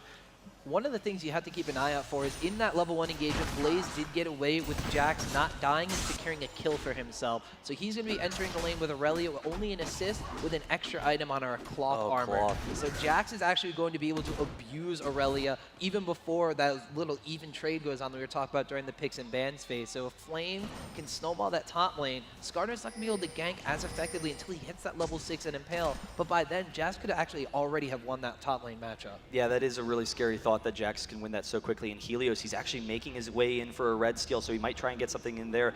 Lustboy, it seems they're actually fighting a little bit down bottom there. He actually misses his E, but LightSludge takes a lot of damage, and Helios at the red. LightSludge does go down in the bottom lane. The flash, Captain Jack picks it up. Taric has to get out of there, but he's going to be low as well, so an early lead for that bot lane. And Helios actually scared out Skarner away from that red, so he left the red alone. Helios might go back in for a steal because Ambition, he's making his way up to protect him. One of those things on that bottom lane fight was just that LightSludge was standing in the Gatling gun from Corki, taking all the extra damage and the armor shred going down. So unfortunately for Graves, didn't really wind up in the best position from that. Insta actually, Porschkub's going to be coming down here, but Flame's chasing after. He's going to be coming down here, but Flame's chasing after as well. Trying to get the Equilibrium strike down for the stun, but Helios and Ambition are also here. Jax is going to pick up the kill on Aurelia, but here comes that fed Ahri. Going to wind up picking up another kill. Actually goes to Insta Skara. Double kill being picked up now as Olaf goes down. Can Flame turn this around? Cloth Armor doesn't work against magic damage. He gets the charm. Counter strike goes up, trying to live, trying to get a kill on Insta. I don't know if he's going to be able to do it. He has his flash, though. He can get out of there. He gets the flash off and backs off. They don't have a flash to follow him. So AZUBU Flame getting out of there. But a couple more kills on Xllyra. Actually, a couple kills on Skarner. So they're both 2-0 and 3 in a really nice spot in that. Honestly, it'd be nice to get some kills on that bot lane, though, to try and counteract the Captain Jack and Lustboy's strength. But we'll see what they can do now. I mean, those are definitely some key pickups for BLACKBEAN, because now if we see some movement together with Skarner and Ahri comboing and trying to gank lanes as a group, they should be able to win those early fights, which means AZUBU Blaze could be put on the defensive in this game, though they are at a significant advantage in both top and bottom. So the one thing is that Skarner, now that they've gotten some kills onto him, he secured his own jungle, he's going to be able to safely go through and hit level 6, potentially even quicker than he was going to in the first place. He still has that red buff available. You see he's going to be taking that. Ahri as well, if she can hit level 6 faster than Ambition, Ahri is going to roam all over the place. If Skarner can go to one lane with Ahri support, especially that top lane, they could shut down that advantage Jax has. But there's the dive in from Leona. They're chasing down Kung Pung. They're all very low. Captain Jack, he backs off, and so they get the advantage in that lane. And Lustboy, he still has a lot of health, which means he can still be aggressive on that Leona pick. But we'll see how that lane continues to go. Lightning, he seems to be at a serious disadvantage right now against Captain Jack. I mean, it's really a struggle for him, but they get the stun on Taric. They actually chase him down the exhaust as well. Both AD carries, so they have to back off. But in the meantime, Skarner, he's setting up for Flame up top. He has that double if he can get in there. Insta just waiting for his opportunity. Porschkub's pushing this lane a little bit, though. Jax is going to try to shove it back a little bit. There goes the trade going back and forth. Equilibrium strike goes off. There's the Blade Surge as well. Counter strike goes off. Insta a little late to react there. Porschkub's in a little bit of a sticky situation here. Heaton strike has been activated. Is he going to get the slows down? Crystalline Slash and the red buff, as well as Equilibrium strike. Now that he's lower, gets the stun. Ignite taking away. Leads away to a ward, though. Flame might be safe, but there's the flash from Skarner. Insta's not going to let that up, and Porschkub getting the kill. That's what he needed. And you saw a lot of patience from Insta because he recognized Jax is a really difficult lane to gank. He could just throw off that counter-strike and then leap out of there, but because they actually waited and Aurelia baited out that counter-strike and also the leap strike, Helios, or Flame going a little bit too aggressive in that top lane, it allowed Skarner to follow it up. So a nice kill to turn that around, and we'll see what they can do with it. But it's still an uphill battle, even with a 1K gold lead for BLACKBEAN, because any room that they give for AZUBU Blaze, you know they're going to take it. I'm taking a quick look at the CS scores across the board. Even though they're up in kills right now, BLACKBEAN's still down in CS. That bottom lane especially, 39-17, 27-34 in the mid lane. But surprisingly, the one lane they're winning in CS is the top lane, which we thought was struggling a little bit more. Yeah, so Aurelia has actually done a decent job of farming in that lane, and now getting that kill, it helps to bring her even with Jax, even though Jax still has an advantage in that lane. But we'll see where they go. Skarner coming down, he has that Oracles, and that is so significant to get those early kills, so he can get that Oracles. The Valkyrie gets him out of there.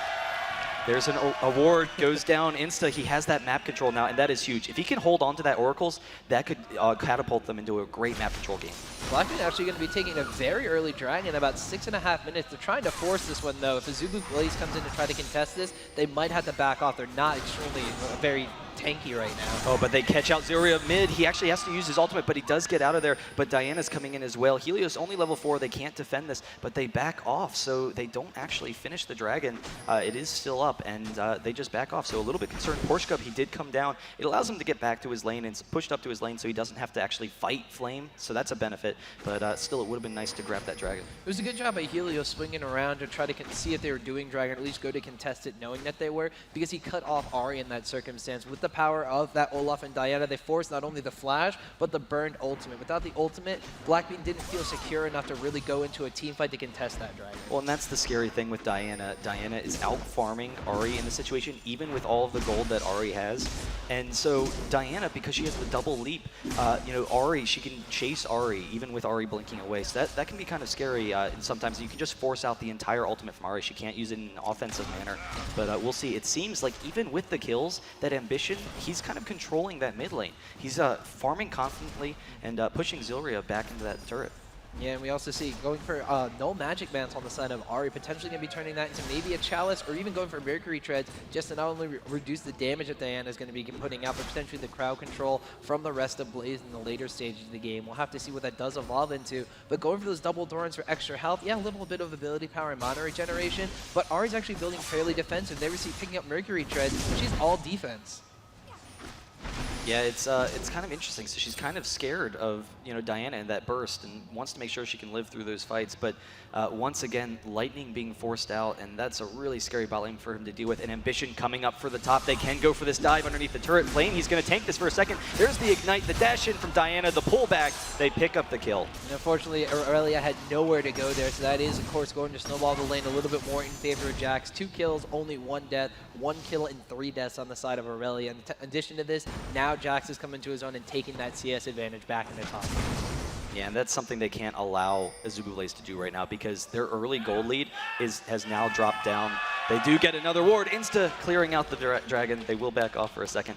But is that a fog horn? It is a fog horn. I like it. But right now, I mean, they're just slowly losing that gold lead just to farm. And to be losing in the farm when you're ahead in kills is pretty significant for BLACKBEAN right now. It's also indicative of the fact that, yes, they got aggressive at level 1, yes, they are getting those kills, but they're still so timid in those lane matchups. When you have those kills advantages, you want to push it as far as you can, and you want to get aggressive on your lane opponents. Even Skarner right now, actually disadvantaged by 3 levels compared to Ambition in the mid lane there, backing off and letting him take that last hit on that one tiny Wraith, because he just is scared of what they could do to him still. Well, and Ambition jumps actually onto a minion. He gets some quick damage on Xllyra. Xllyra returning a little bit, but a level advantage, and he actually jumps in. He could go for a kill. He doesn't have that one last dash.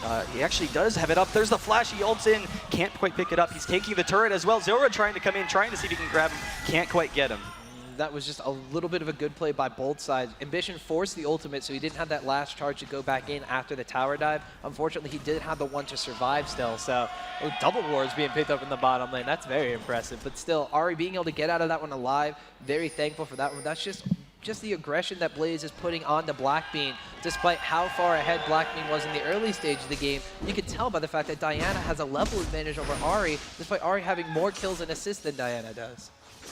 Yeah, it is really scary for Diana to be able to win that lane. Insta coming down. He does have his ultimate. He flashes, tries to get Captain Jack. There's the Valkyrie to get him out of there. There were some changes. He wasn't quite in range. The Leona ult, they're turning this around. Captain Jack, he takes that Oracles. He wears through him really quickly. There's the double exhaust. Lightning trying to pick up Captain Jack, though. That is a major win for them in that bottom lane to try and catch them up. And Lustboy, he's chasing down. He might just take him on by himself. Yeah, as I said, it doesn't look like it's done yet, but Lustboy's going to back up. Meanwhile, top lane, we do see Porschkub taking a lot of trade damage from the AZUBU Blaze's flame in top lane. So Jack coming into his own in that matchup. The item advantage, kill advantage, and now the CS advantage is culminating into the fact that Jax is going to out-bruise Aurelia in top lane. And I'm kind of surprised that with those early kills, we didn't see a lot of mobility out of BLACKBEAN. In some of the games that we saw in the group stage, they would group up as a team very early on, but they've been comfortable just sitting back in these lanes, and it's slowly been working against them. Diana and Skarner in particular, I thought that we would see them group up more, but it seems that Ambition's been having a little bit more control. He's waiting for Insta to come in. He has way too much damage right now with that red buff he just stole, pulls him back, dives in. Jax is here as well. Insta is going to go down.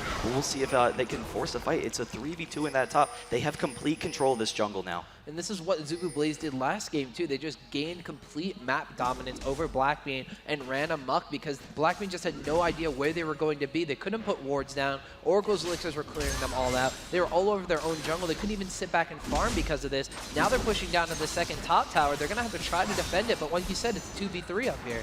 Yeah, and they actually don't get much damage in that harass exchange, so they just back off easily. There wasn't that much of a threat with Ahri coming up. They weren't able to get the charm or, wear anyone down, but we'll see what Ahri can start to do, where she's going to go with her items, if she gets some really nice magic pen, maybe with like a Haunting Guise or something, but we'll see. She has a lot of options right now.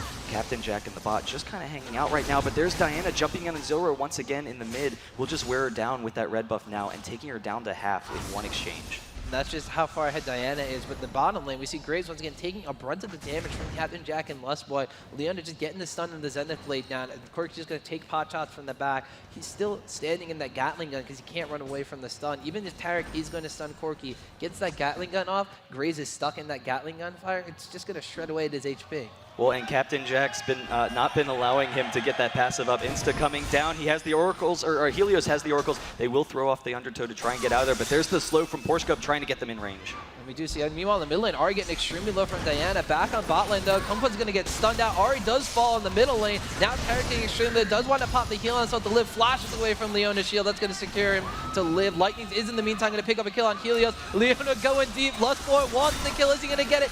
No! Taking tower shots, turns around. Graves gets a double kill on Corky in the meantime. Lustboy abandoning his AD carry for the kill and didn't get either. Is Flame maybe going to come in for this? No, he backs off, so they are pretty low, but they're able to actually come ahead in that exchange, or at least even in that exchange. But the big thing is getting Lightnings those kills. And we've seen actually Jax coming in behind Porschkub, maybe trying to see if he can catch someone out there. But for the most part, Corky, with his quick harass, he's been able to zone Graves, so Graves isn't able to get that passive. And you see in the lane, Lightnings, he actually has to all in order to actually deal any damage to Captain Jack. He's not able to win the harass.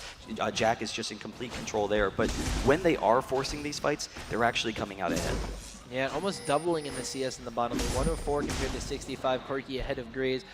Lustboy there, he got he lusted after the support. That's basically what he did. He just followed her into the tower. Unfortunately, wasn't really able to wind up getting the kill, abandoned the team in that one. Had AZUBU Blaze, you know, done that smart kind of aggression in their team fights they did last game, they would have completely dominated BLACKBEAN. But Stars and Lustboy's eyes kind of set the team apart. And we saw that if one piece of the AZUBU Blaze machine isn't working, they just fall apart. Now BLACKBEAN's able to secure this dragon. They can do that in these team fights, or at least pick someone off with a Skarner and an Ahri like they want to do before these team fights start. They might actually get at what makes Blaze tick. Yeah, and like you said, Lustboy was lusting after it, but Captain Jack was as well. He pulled himself out of position, trying to Valkyrie and trying to pick up those last couple of kills, and as a result, he didn't have an escape route, and he wasn't actually getting very significant damage on most of those carries in that fight, so or on the side of that fight. But we'll see what they can do now. Lustboy, there's the ward, does drop. Skarner actually making his way back down bot. He does actually drop a ping himself to clear out a ward right above that turret, but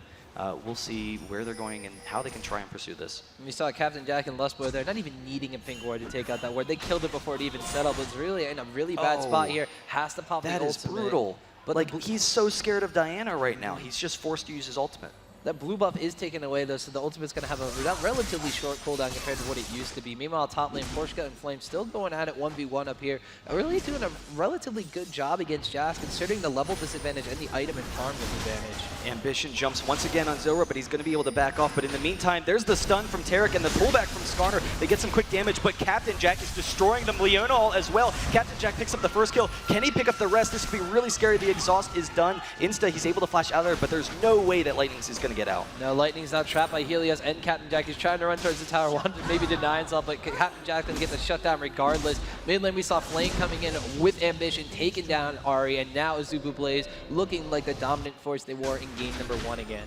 Yeah, they forced Ahri back up in that top jungle, and then Flame, because he was pushed to that second turret, they're able to come down on him. So they have that mid turret, they have the bot turret as well. So the 3 outer turrets are down, and that is a 4K advantage. A lot of it from the lane farm and those objectives, even with those early kills on BLACKBEAN. But you know, they've shown in these team fights they have some quick burst potential. They have a lot of single target bursts. They have some nice AoE from Graves as well. So you know, if they can grab some members of AZUBU out of position, then they can maybe make something happen. The thing is, too, you need to make sure you're careful with who you grab. You grab a Jax, well, that's not a good target. You grab a Diana, that's technically not the best target in the world, although it may be an easier target to pull than that Corki. But you need to have that backup damage, or you need to have the Charm or the Equilibrium Strike to slow them or stun them so they can't really get their full combo going on. So if you are able to melt down Diana before AZUBU Blaze really is ready for the initiation, it's going to go very, very great for BLACKBEAN. But if they survive, or if they aren't able to get the pulls and the crowd control on the right targets, then AZUBU Blaze is just going to start slowly pulling ahead in these team fights due to their farm advantage. And it's insane how strong Ambition is right now that he goes in, but there's Insta, he gets the red steal, and actually Ambition's in a dangerous spot here. There's the charm, it does miss, but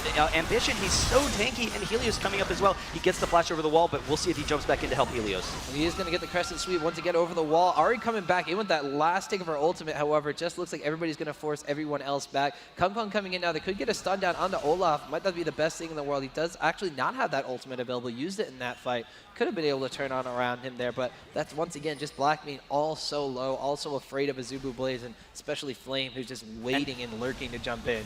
There's the Leona ultimate, the quick AoE, they burst them down, 1 kill, 2 kills, 3 kills. They're going to be able to take down this turret now, and this is going to be a really dangerous push for AZUBU, but I was going to say, much like we saw in the previous game, AZUBU not necessarily going in for all these kills in a lot of situations, they're just focusing on wearing down BLACKBEAN so they can push him off the turret there. And you know, Diana in the previous fight, maybe she could have picked up a couple of kills, but she backed off for the moment. Actually, Flame jumping in, the quick burst on Xllyra. Captain Jack, he is pulled by Insta, but he goes down anyway. Yeah, and that's the thing, though. They just don't have enough members live right now. BLACKBEAN, Tyra's going to revive, so there's no ace coming in here. However, Flame is going to jump in, get that double kill on Skarner. They take down the inhibitor turret. They're focusing on the inhibitor right now, and they're just so beefy. The farm has come out ahead. Diana went for a buff steal, and they just wound up catching BLACKBEAN out of position because that melted everyone down extremely low, and that's just what happened there. Everyone was too low to defend, and they just pushed in. Well, and it's scary with how tanky Diana is early on because he was able to take a lot of their aggression.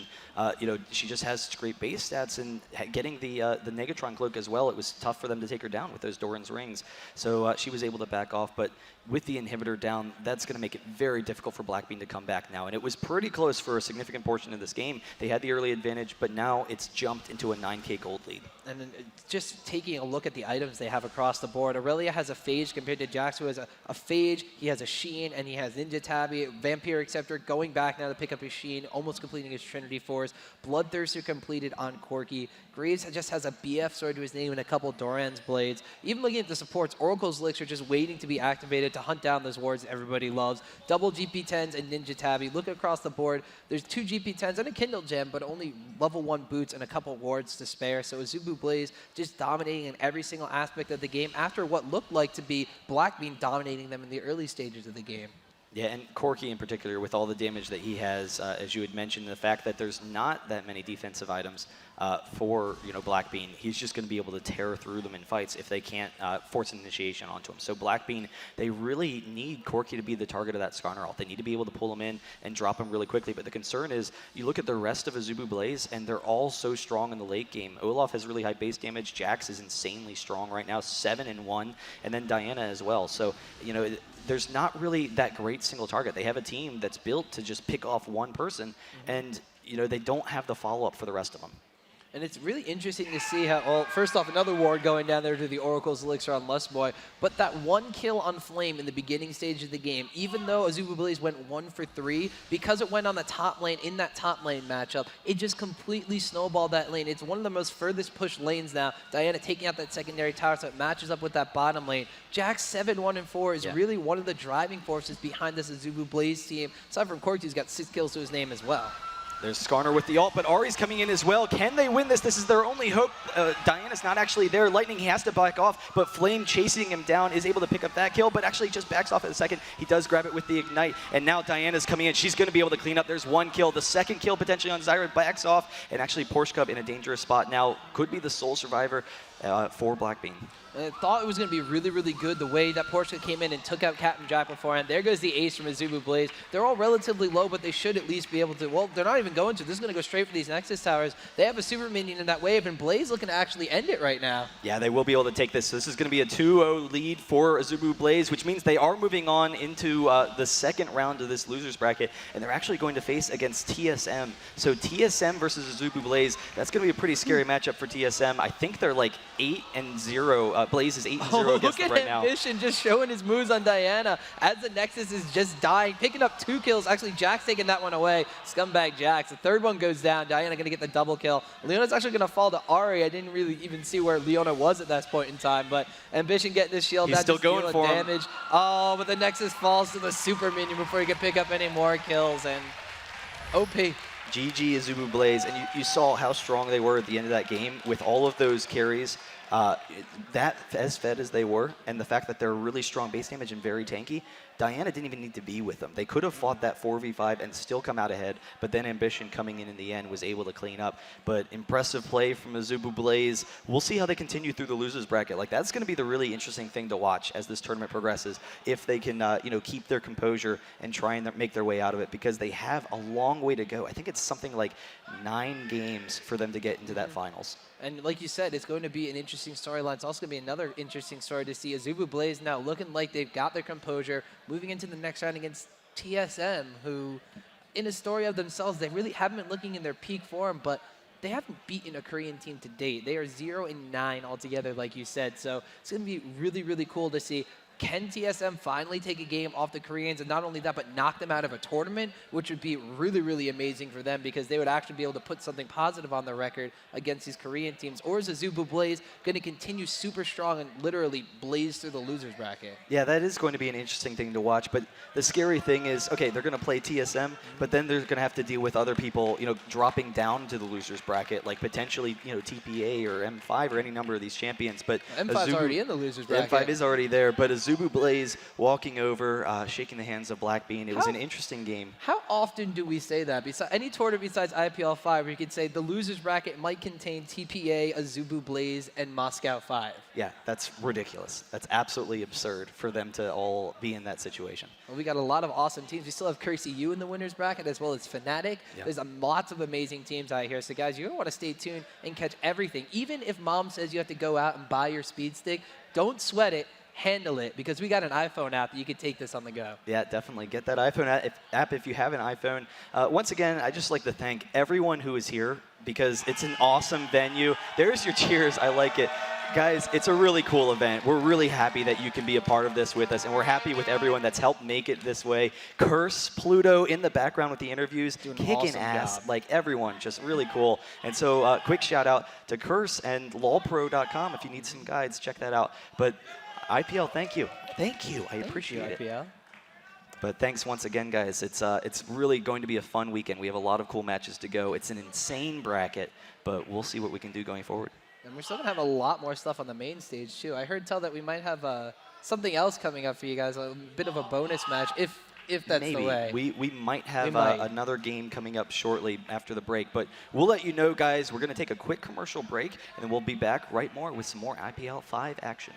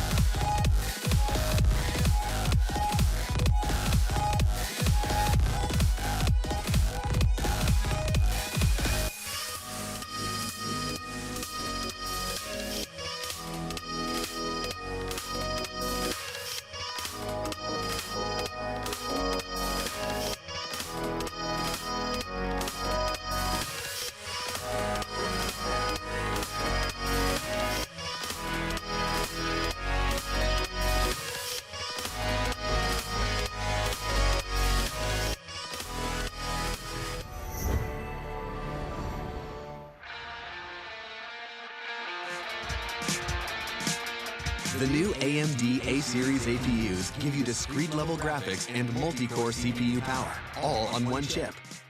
Here's an idea. Homestuff, Diablo 3, Dubstep, Minecraft, Adventure Time, Dungeons & Dragons, anyone who has ever made a lolcat has also made a work of art.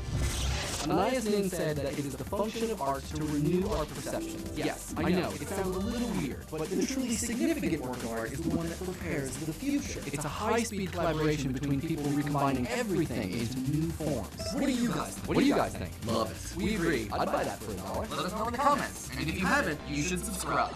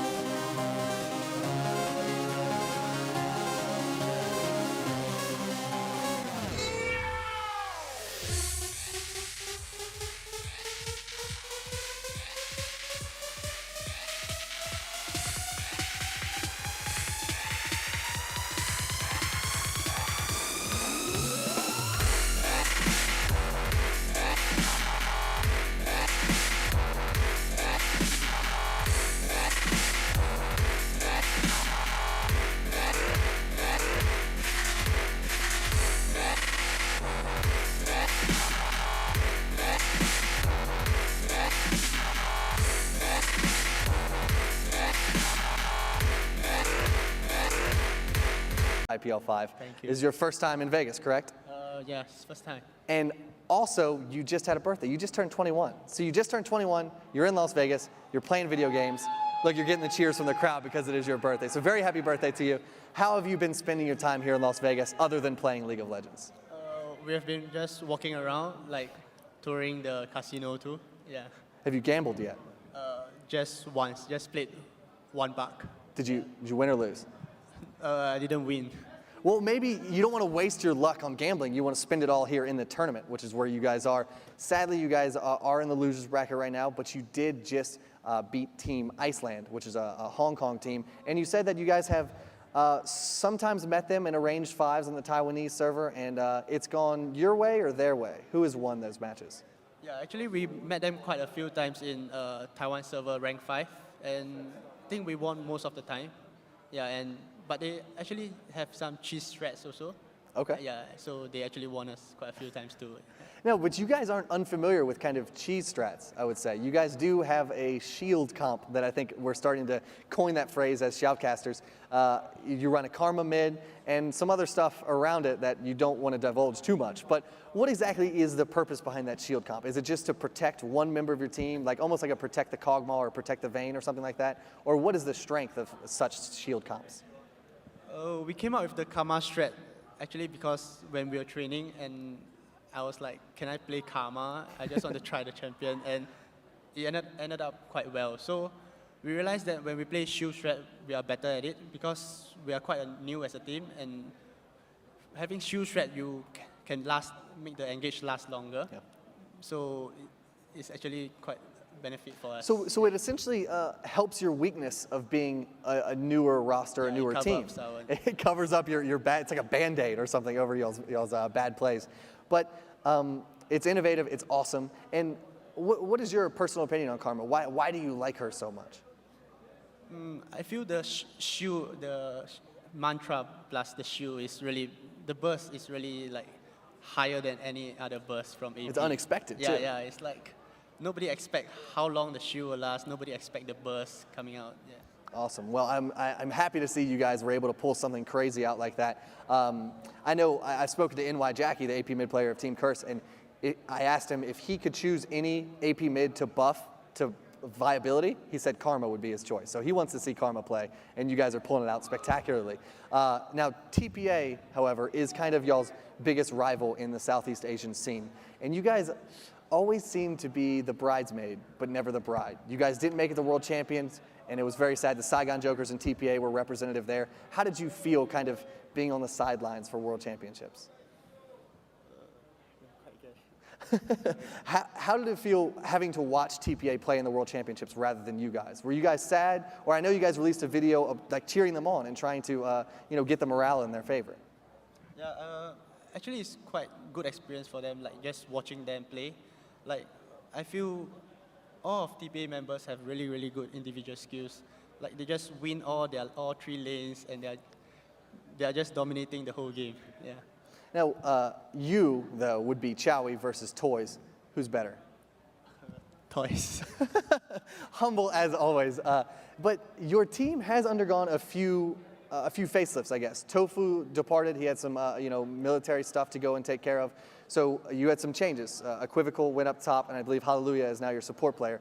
How has that been as a team coping with that? I mean, it's been about a month or so. You guys have been playing together with the new lineup. Are you guys starting to find your stride, or are you guys still need to get a few steps? I think we're slowly getting used to it.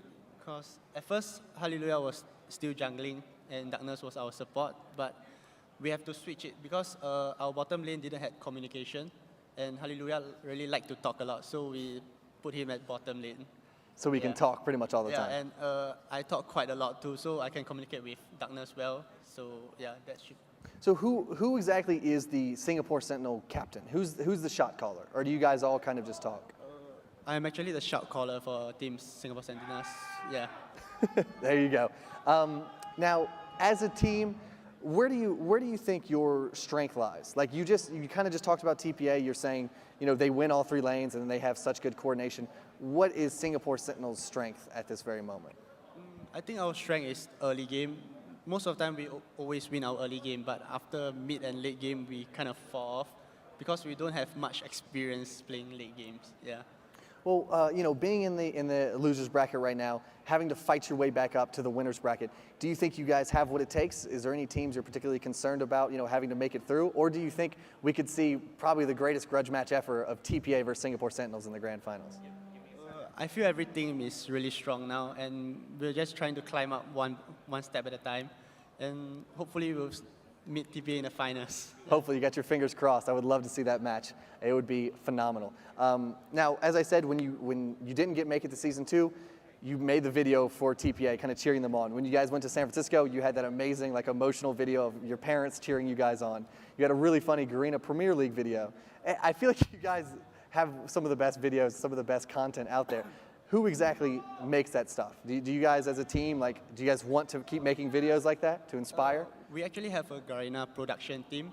Yeah, and they actually love making videos like this. So sometimes they just pull us in to make more videos of us. Yeah. So none of you guys are the masterminds behind it? No, it's the production team. Yeah. Well, shout outs to the production team, apparently. But speaking of, I'd love to give you a chance to give any shout outs you'd like to give, any sponsors, any team, any family or friends back home. Most of all, I would like to thank Garena and, of course, our fans that have always been supporting us, even though sometimes we don't win competitions. But yeah, thanks to our fans. Sticking with these guys through thick and thin. I'm an absolute fan of you guys. Thank you so much, Chowie. I appreciate it. Best of luck in the rest of the tournament. Stay tuned. More League of Legends action all day, every day, or at least for the next few days at IPL5 here at the Cosmo in Las Vegas. Stay tuned for some more great League of Legends action.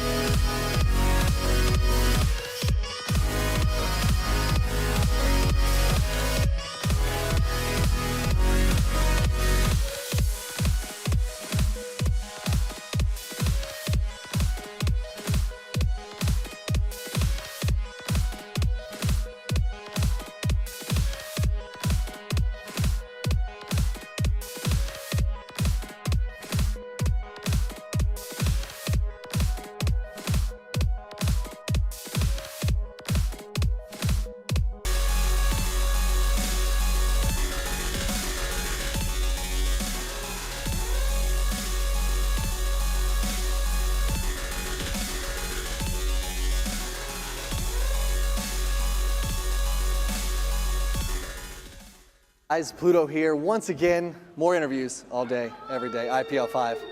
People know who this guy is, apparently. They're getting real comfy together. So this is not a Team Fear plus Tekashi X interview. This is a V8 reunion special. Yeah, reunion. Yeah. So we're going to talk about y'all's glory days at IPL4.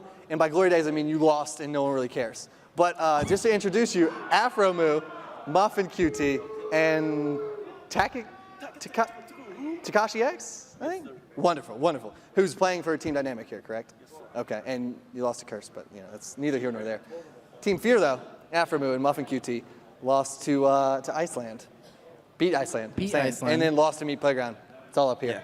Yeah. Now, the Fear versus Meat Playground matchup is interesting because you guys are both kind of, I don't want to call you guys a young team because you guys were MTW. You guys have been around, Enemy Ferris, you guys have been around for a while. But as far as, you know, innovation is concerned, I mean, you've been playing a lot of Twitch. You don't like the standard 80 carries, or at least you don't stick to them. So you've been playing Twitch here. Why Twitch? Tell me why Twitch. Explain to me Twitch. Twitch is probably my favorite 6-item late game AD carry, and also he's pretty safe in fights. A safe pick because he has what? 800 range when you pop your ulti, and it's all about their team getting close to you. And usually our play style complements me playing Twitch, and my team just goes all in while they're running at me so they can pick off their carries, and I do damage to everyone. And that's pretty much it. So is that true, Muffin? Is Team Fear's playstyle just let Aphro kill things and you guys will die for him on the battlefield, or what? That's how we win most of our games. Yeah, we just have Aphro just kill everything and everyone else just. I mean, yeah, basically. Zach's our Keep carry, Aphro so, alive. Yeah, So a lot of our comps are like protect the, not Kog'Maw, Yeah. not protect the Vayne. It's just protect Aphro. Protect the Aphro. How do you feel? That's a lot of pressure for you. He hates I it. hate it. He tells me he hates it. Now, even though you guys have done unconventional ADs, you're obviously akin to Draven, Twitch, played Varus before. You are still also unconventional supports. So you guys really do have that weird kind of bot lane. I mean, Morgana support, that's pretty cool, right? Where did that come from? Well, Okay, I'm not fair for you. all right, I brought out Draven, and some of the supports we played didn't complement him well. I felt like we were weak in lane, like winning trades. I'd get 1v2, My big problem with and Draven. then My big problem with Draven was always that if there's just like a ganking jungler like Maokai or something like that, they can just come bottom lane and just kill Draven. And the only support in the game that can really 100% stop that from happening every single time is Morgana, just because Black Shield is like a broken ability. And then I learned how to play Morgana from Takashi. Really? Is that so? Yeah, because he's like the best Morgana in the world. Is that, confirm it. Confirmed. Confirmed. Okay, wonderful. Confirmed. Let's check in with our experts over there. Confirmed Takashi X, best Morgana, North America. I feel like there's someone out there that might have something to say about that. But how do you feel about Team Fear's bot lane, Takashi? Oh my God. Dude, they should have brought out Sesame Street. They brought out Sesame Street. Yeah, we should have put Sesame Street. What is Sesame Street bot lane? We have a tendency to name our bot lanes just like stupid names, like the combinations. And the first time we ever played Nunu Kog'Maw, I play the Cookie Monster Nunu skin, and he plays the whatever orange, the reddish orange. one? Yeah, so he looks like Snuffleupagus, and I'm Cookie Monster, so we call it Sesame Street. Now, what are some other fantastic names you guys are calling for? Thug Cleave. Thug Cleave. That's when we first started playing Leona. Thug Cleave. When we first started playing Leona, we called it Thug Cleave, and then it was like Thug Cleave 2.0 was like with Urgot. Thug Cleave like 3.0 is when we figured out Ezreal works, and then it was just. So it's Leona with a combination of ADs. We call Thug Cleave Leona plus whatever we feel like the best AD is with Leona, and right now I think we just call Leona Ezreal Thug Cleave. Yep. Or unless if we just get like a double kill with Leona, then we just yell Thug Cleave. Draven Leona Thug Cleave. Draven. Draven Leona's Thug Cleave. Because you can't 4.0. cleave without an axe, right? You can't.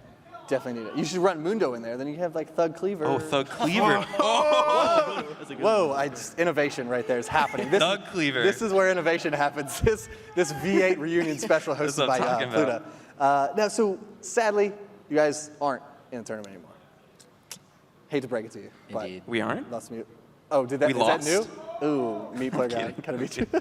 But that doesn't mean you guys are always seem to be a really strong team as far as like online tournaments are concerned. You have a few TSM invitationals under your belt. But when it comes to LANs, you guys, it's like your Achilles heel. And it's really disappointing to see Takashi's about to trash talk you. I think. V8 curse. It's the V8 curse. V8 curse. It's still over here. You guys brought it to Team Fear, thank God. But what exactly is that? Why is the LAN environment so rough? Wait, what? Why does the LAN environment seem to be so rough for you guys? The LAN environment, local I area feel like network. Fear, I've said it before, like we always pick things that we're not really practiced with at LANs just because we feel like off of a whim we think like it will just like work all of a sudden instead of playing the things that we've practiced a bunch of times at like online and stuff. Like we play Morgana Katarina like every game online for like months, and then we haven't played Cat in like forever in preparation for this. I don't know, it's just we don't play the things that we know we're good at. We just play things that are good champions, but we may not necessarily be practiced well around as a team. So you just wake up at a LAN one day and you're like, and we're just like, we're doing it. Everyone else is playing Deanna. First pick Deanna every game. Regardless of whether we're practicing. Yeah. And what about you? Is that you share that opinion? You think you guys just try even crazier stuff on LAN? He just thinks we suck. Yeah, we suck. Well, it's confirmed. We do crazy things. I mean, one of us recommends a pick, and then at the last second, you switch to something else. So then it just screws our whole team comp over sometimes. So I feel like you guys need to, I don't know, like practice? Maybe? Well, no, we practice a lot, but I mean, I don't think we get a lot of our practice because I don't think we know how to practice, really, which kind of is stupid, but I don't know. It's disappointing. Disappointing. I think, well, actually, we do practice and we get some out of it, but we don't bring what we practice to LANs. Like I said, we just like do things off of a whim at LANs. We just like try to do new stuff like immediately without really ever practicing it. But if we played what we practiced, then I think we'd be a lot better, but I don't know. So what is the future for Fear here? I mean, is this, obviously you guys are sticking together, you're going to go into, hopefully, maybe qualify for Season 3 at some point, or are you guys just going to kind of take it easy, play in some smaller tournaments, and not, set the bar too high? Good answer. Well, this is awkward.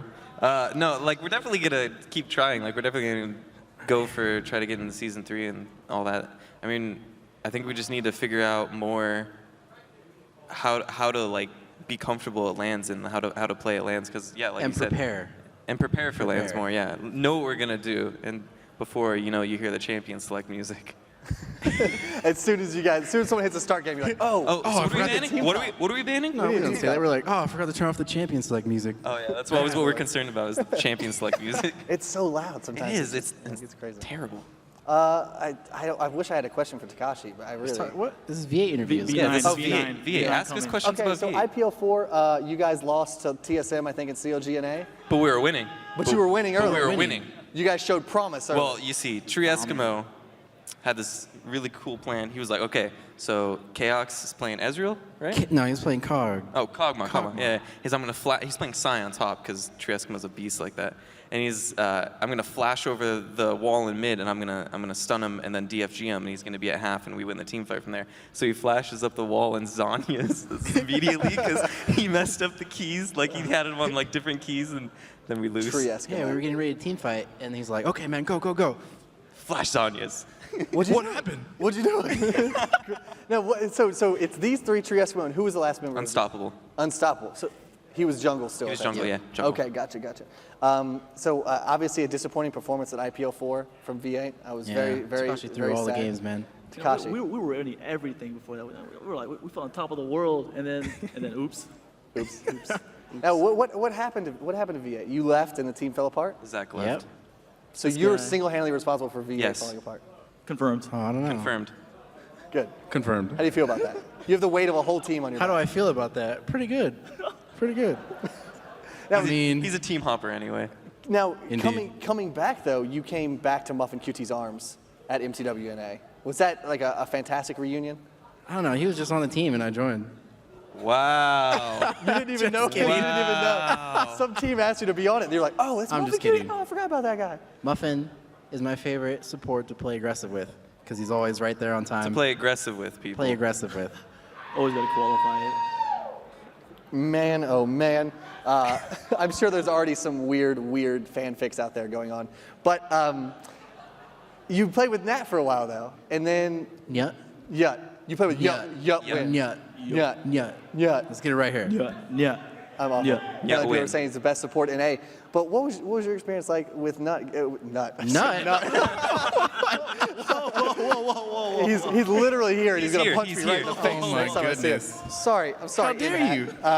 What is the difference between going from him to Muffinqt? Our bot lane was more laid back. I mean, we really played hyper carries more often than playing aggressive AD carries because I don't think Nyut, when I joined the team, was experienced with Blitzcrank, Leona, etc. what I came from with Muffinqt. So we were learning in the process of learning those, and we couldn't really use those at lands that we went to. So I played hyper carries more, just sat back and farmed and would trade.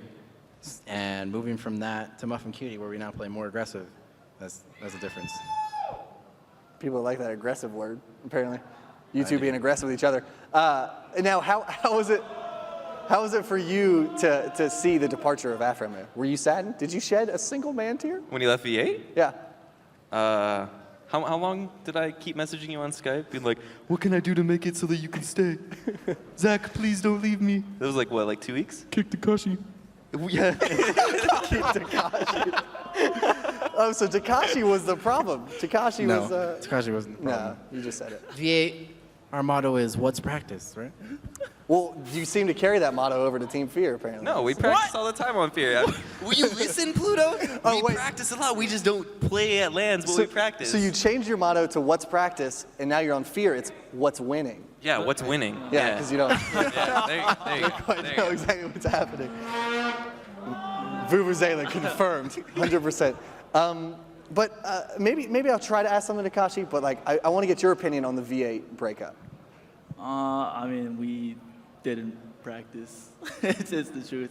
It's that seems to be the general linchpin. I don't know. We're up ahead against TSM and CLG all the time. We just didn't practice. Yeah, we just. I mean, like we were all good, and we thought we were good, so we were like, we're good. So. Just so articulate. We don't know how to play the game. We thought we were good, and we did good, so we're good. We're good. No big deal. We're good. We're good. Now, let me go to Takashi just because we've talked about the Fear Me Playground matchup. I feel versus Curse today. Jackie told me before that he actually thinks you're a fantastic mid player. So there's a little compliment, there's a little pat on the back right there from Jackie. Jackie's a fantastic mid player. Do you? Very much so. He's definitely top world. How exactly did that game go against Curse TD? Because it was on second stream, it wasn't main stage or anything. Tell me a little bit about that. You know, we pulled a V8. We got really far ahead in the early game, and then we pulled a V8 and we threw the game. That's pretty much as V8 Curse. No team with any member from V8 will probably ever win a LAN. Really? Well, Triesmo is no confirmed. longer playing. Triesmo is no longer playing. Unstoppable is no longer playing. So you were the last 3 V8 members still in competitive play, and no podium finishes, right? Right. Well, that's rough. Well, no. Keith, you won South by Southwest. Oh, it's true. I did. Yeah. You forgot. You forgot your own victories. Yeah. Oh wait, I did win something. I completely forgot. Well, they didn't ban Morgana, so it doesn't really it didn't feel like. Yeah, it just felt like natural to you. Well, if you guys would like to give your shout outs, I would very much let you do that, except for Takashi, he doesn't get shout outs. Aphromoo, please, go right ahead. V8. Shout out to Team Fear, our sponsor for bringing us here. Shout out to Twitch. Shout out to... The champion, not the company. I know what I'm saying. No, not the champion, the company. Okay. Twitch.tv. Right, cool. And V8. I'd like to give a shout out to Aphromoo who covered today's lunch. Oh yeah, he paid for our lunch. You paid for lunch? Where was I? Paid for our lunch. What? You gonna pay for my lunch one day? I don't like you. Oh, man. Oh, man. I thought we got to stick together or something. No, apparently not. We were never friends. Pluto. We're friends. Oh, thank God. Now, your shout-outs, if you would. Basically, same thing. Shout out to Fear, Twitch, Steel Series, all our sponsors for getting us here. Know what I'm saying? Our manager. I always try to, shout out to her because she's the best. She's the best. V8. And V8, yeah. Takashi. Shout out to Fear and the TD. What was the first one? Shout out to Team Fear. I thought you said children. Yeah. Children? Shout out to all the children out there. All the children, all the little chitlins. Follow your Stay in dreams. school. Stay in school. Don't do drugs. Good call. This has been your PSA with Takashi X and Team V8. Anything else you'd like to say, Takashi? V8. V8. There you go. V8's across the board. Vuvuzela's across the board as well. And that has been it. Thank you guys so much for being here. I appreciate it. A lot more League of Legends action coming out. IPL5, Cosmo, Las Vegas. Hit all the notes. Take care.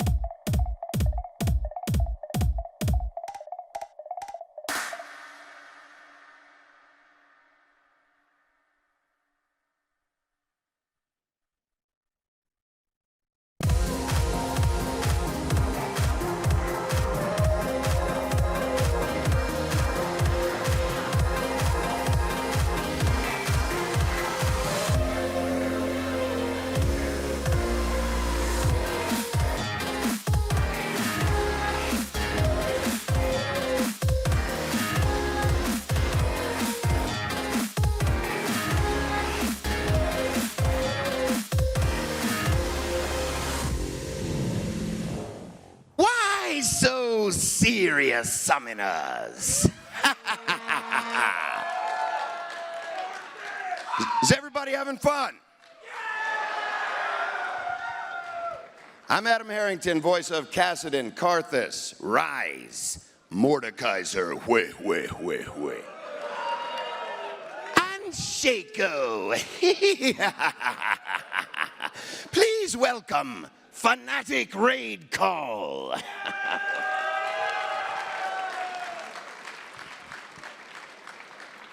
And your Season 2 champions, Type A Assassins.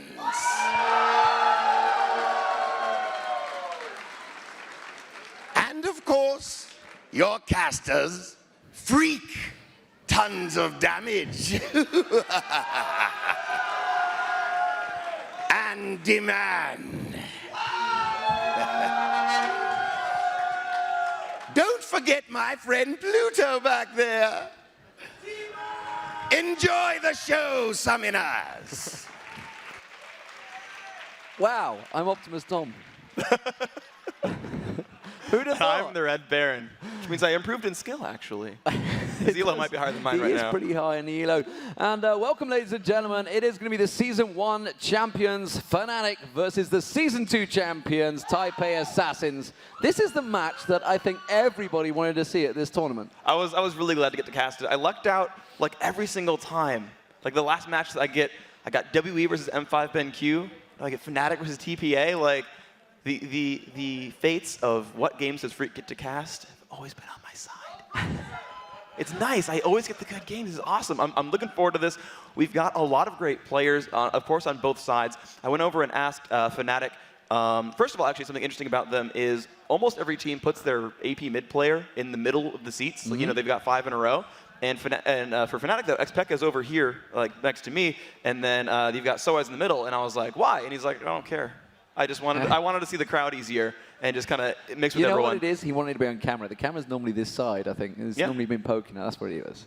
So he just wants more camera time. I get it. Bit of camera time, yeah. And also I asked him if he had anything special planned out, and he pointed to his screen where he was playing AP Sejuani. And I was like, oh, you practice that much? He's like, yes, I'm undefeated against bots. And so I'm predicting AP Sejuani from xPekka. I'm hoping it comes out there. That's like a Jatt-like prediction. No, it's happening. 100% true.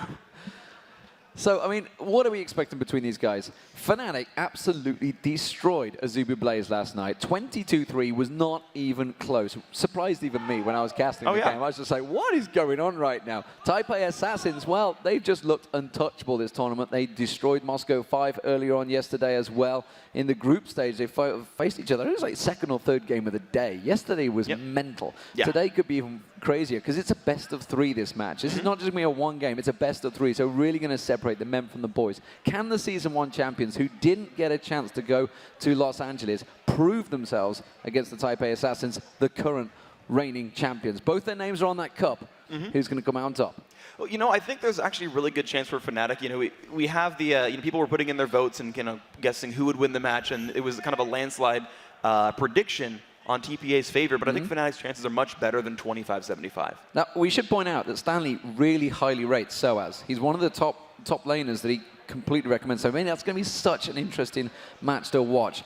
The bans coming out already, Anivia, Orianna, and Rengar for FNATIC, so they're basically taking everything away from Toys. Don't want to see Stanley on Rengar either. Lee Sin and Diana being banned out by the Type A Assassins. Final ban coming out, what will it be? Xllyra. And that's actually targeted towards PK, because PK tends to play in the mid. There is an insta-lock Blitzcrank. All right, they're starting off things strongly. They're really going for, you know, choosing their fights, trying to pick battles, an aggressive bottom lane as well. You can also pick it as a 2 versus 1 and really shut down and zone out the opposition as well. So that can be targeted against Stanley, or it can be targeted against BB. And as far as, like, targeting players is concerned, you know, some teams will actually try to take down certain players and leave others to farm on their own. I feel like Toys is... to me, that's the all-star of TPA. He had 0 deaths across like his first couple of days there at the World Championships. And to me, it's like, I think the lane to focus down and actually kill off would be BB. He didn't die until the Moscow 5 game in the semifinals, did he? Exactly. That was the only time he died. Yeah, he died in basically exactly one game, and immediately there's a Twisted Fate being brought out there, and Lil Ball's once again on Dr. Mundo. He played him so successfully as well. I actually like this a lot. Mundo's not the best ganker in the world until you pair him with a stun, because then you're guaranteed to land Cleaver. You get into melee range with Burning Agony, and you know, it's a really good combo. They can actually start pressing mid pretty hard here as TPA. It's going to be interesting to see how Lil Balls deals with this one. He actually came out, he's put a post on his Facebook, he actually had problems versus Diamond Procs in Moscow 5. He really highly rated them, said, you know, I really, really struggled in the jungle because they took away all the buffs. The question is, was Cyanide watching?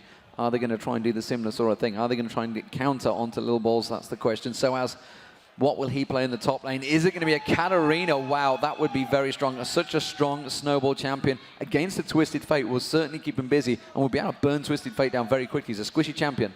Hey, I actually asked someone about the Katarina versus Twisted Fate matchup, and in my experiences, Katarina seemed to have a really good time of it. You jump in there, do a bunch of damage, and walk out.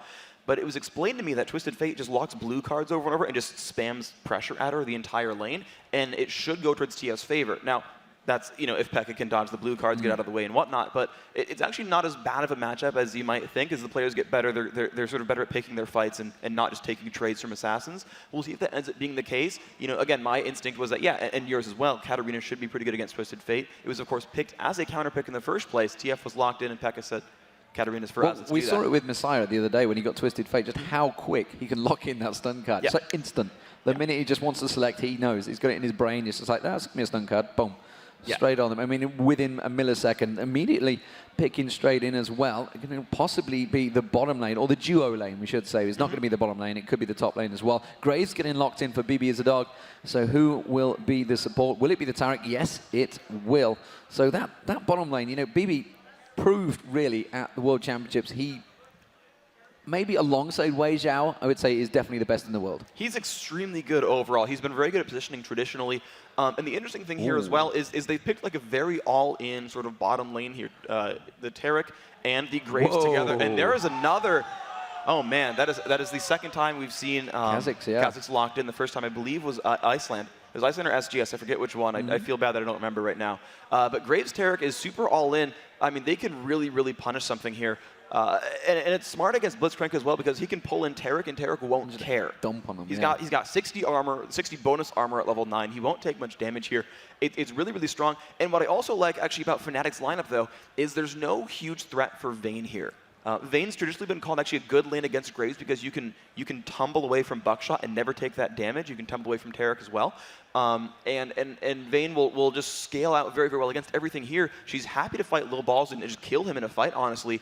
And no one else is going to be able to easily reach her unless she gets ganked out of nowhere by Twisted Fate. As far as the team fight's concerned, she's pretty happy here. Yeah, and Reckless posted last night, you know, how much he was looking forward to this one. This is, you know, he's a young lad, he's 16-year-old. How much he was looking forward to facing BB in the lane. Question is, will he get to face him, or will it be Stanley? That's the question. Final pick was Shen. Shen left to the last pick of the game. That's crazy. And this opens up a lot of possibilities for Taipei Assassins. When they had Jax there, I was afraid for them because Jax is a really, really bad 1 versus 2, and Kazakh's actually pretty okay there. You can use the W there and just toss out spikes and last hit with that, whereas Jax has no tools there. Grabbing out Shen, now they can run a 2v2, a 1v2. Anything's actually really good for TPA here. Taric is traditionally very, very good at shutting down in a 2 versus 1 because you can zone without stun. He's going to be pretty good in the 2-on-2 lane as well, just with incredible burst damage between Taric and Graves. The Twisted Fate, that's going to be the big point for me. In pregame, I thought it was going to be about BB. I think it's going to be about Toys versus Pekka here because Twisted Fate's going to be the big playmaker. Well, there's a possibility for a 5-man dive as well. Oh, could get Lil Balls coming out of the jungle. Toys could get straight down there. Shen could come down. It could be a 5-man complete dump on a turret and take that turret down very quickly. Yeah, everyone here is a great pusher. You've got 2 globals. You've got split pushing. Graves and Mundo and Twisted Fate, all 3 are excellent pushers in general. You're going to see minions get eviscerated by this TPA team overall. And Fnatic, I don't know quite how to pin this team together because there's a lot of different things going on. You've got a Vayne hyper carry, but the team's not protect the Vayne. You've got Katarina for amazing area of effect, but no AoE crowd control to lock anything down for her. Pekka's actually running teleport on Katarina, so he's actually trying to play a roamer and catch up with Toys. When Twisted Fate leaves, he's going to show up as well. We saw that with the teleport Karthus a while back on yesterday, where he would show up and follow Twisted Fate's ganks. He's going to play the reaction here. So there it is on your screens, ladies and gentlemen. On the left-hand side, it is the Type A Assassins. Everybody recognizes those uniforms by now.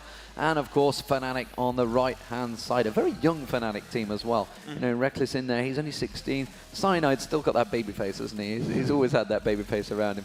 But, yeah, they are here, and I can see they are live. There's no pauses, so we are going to get things underway. Phreak, what are your predictions from this one? The team comps out there?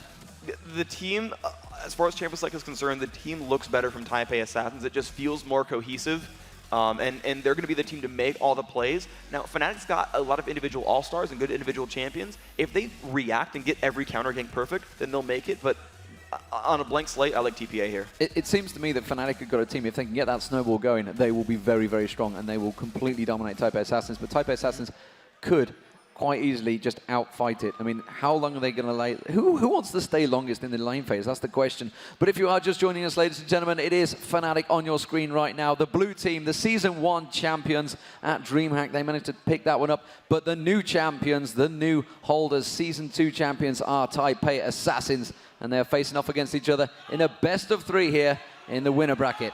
He's going to flash, rocket grab, hits Lil Balls. That's going to be a push on. He's flashed away, but the rupture lands. Mistake taking a lot of punishment. He's going to walk back. Nothing for nothing, but 2 flashes burnt down for just the 1. Pretty good start right now for FNATIC. Yeah, the Ignite went down as well, but it seemed a little bit of a split target. They kind of hooked onto Lil Balls, and then they switched up. Lil Balls already flashed away. They thought, okay, let's get mistaken. And it's like, we can't quite get the same target at the right time. FNATIC may well use this one. They realized that those 2 members are going to back off. Are we going to see an invade here? Well, they're certainly walking back in. They're looking for another push. Any team with Blitzcrank is going to want to do that in general. And now FNATIC's been spotted here. TPA knows they're invading on. Soaz does see BB. Toss out little spikes right there. He's going to be fine with that. And I think it still is up to them to deal as much damage as possible and steal away something in this jungle. They got the ward on the Lizard buff. They could pull that back and steal that away and give that one very easily to Cyanide. That's, oh, wow, early pink ward put down. Cheer for Stanley making that kill happen. A ward is down. A ward is down. You can see the 1 for Shen at the bottom of the screen. That is a good move. First blood going to Stanley. First blood, first ward blood. So it is going to be the Wolves starting out for Soaz and PK. So that means the junglers are going to be down in the red buff. Interesting to see how this has developed, actually. We've been seeing a lot of those top laners picking up the extra experience rather than the bottom laners. You can see the leash coming out there from Reckless, I should say. I've been saying Reckless wrong all the time. I swear to God he used to spell it differently. As it is, BB going on towards the top lane. So it's going to be that 2v1 transfer. How is this going to work out then? Soaz on Kha'Zix versus BB and Taric. I mean, Soaz has a chance here just because he's got Void Spike and it will deal damage. It will help him farm lanes. But the problem is he's not going to get any sustain early on. He's not going to do all that much damage. And his Void Spike is area of effect as well. So just by last hitting, he'll get hurt. Here comes a gank. Looks like Cyanide going for an invade. Cyanide going in towards the invade. Is it going to be at the right time? He's going in towards that bush. He hasn't got vision. It's already gone down. He's just a little too late. I don't know if he realizes just how close he was, though. He also had Blitzcrank coming up to help him out. They are going to pass each other. Lil Ball's going in towards the mid-jungle there. They ping it straight away, and immediately PK backs away. Yeah, so early on, the advantage is going to TPA just a little bit. You can see they're up 300 gold. They're outlanding. There's Pekka taking a little bit of punishment there. You saw the gold card and a wild card from Toys. And he's making that pain happen, absolutely. And the difficulty as well is if Pekka ever goes in for a press, if Lil Balls is there to counter gank, it's almost certainly a dead Katarina. The cooldown on Shunpo is pretty long. You know, I actually pity our cameraman right now because a Blitzcrank, a Twisted Fate, and a Katarina, there's just so much burst that could happen.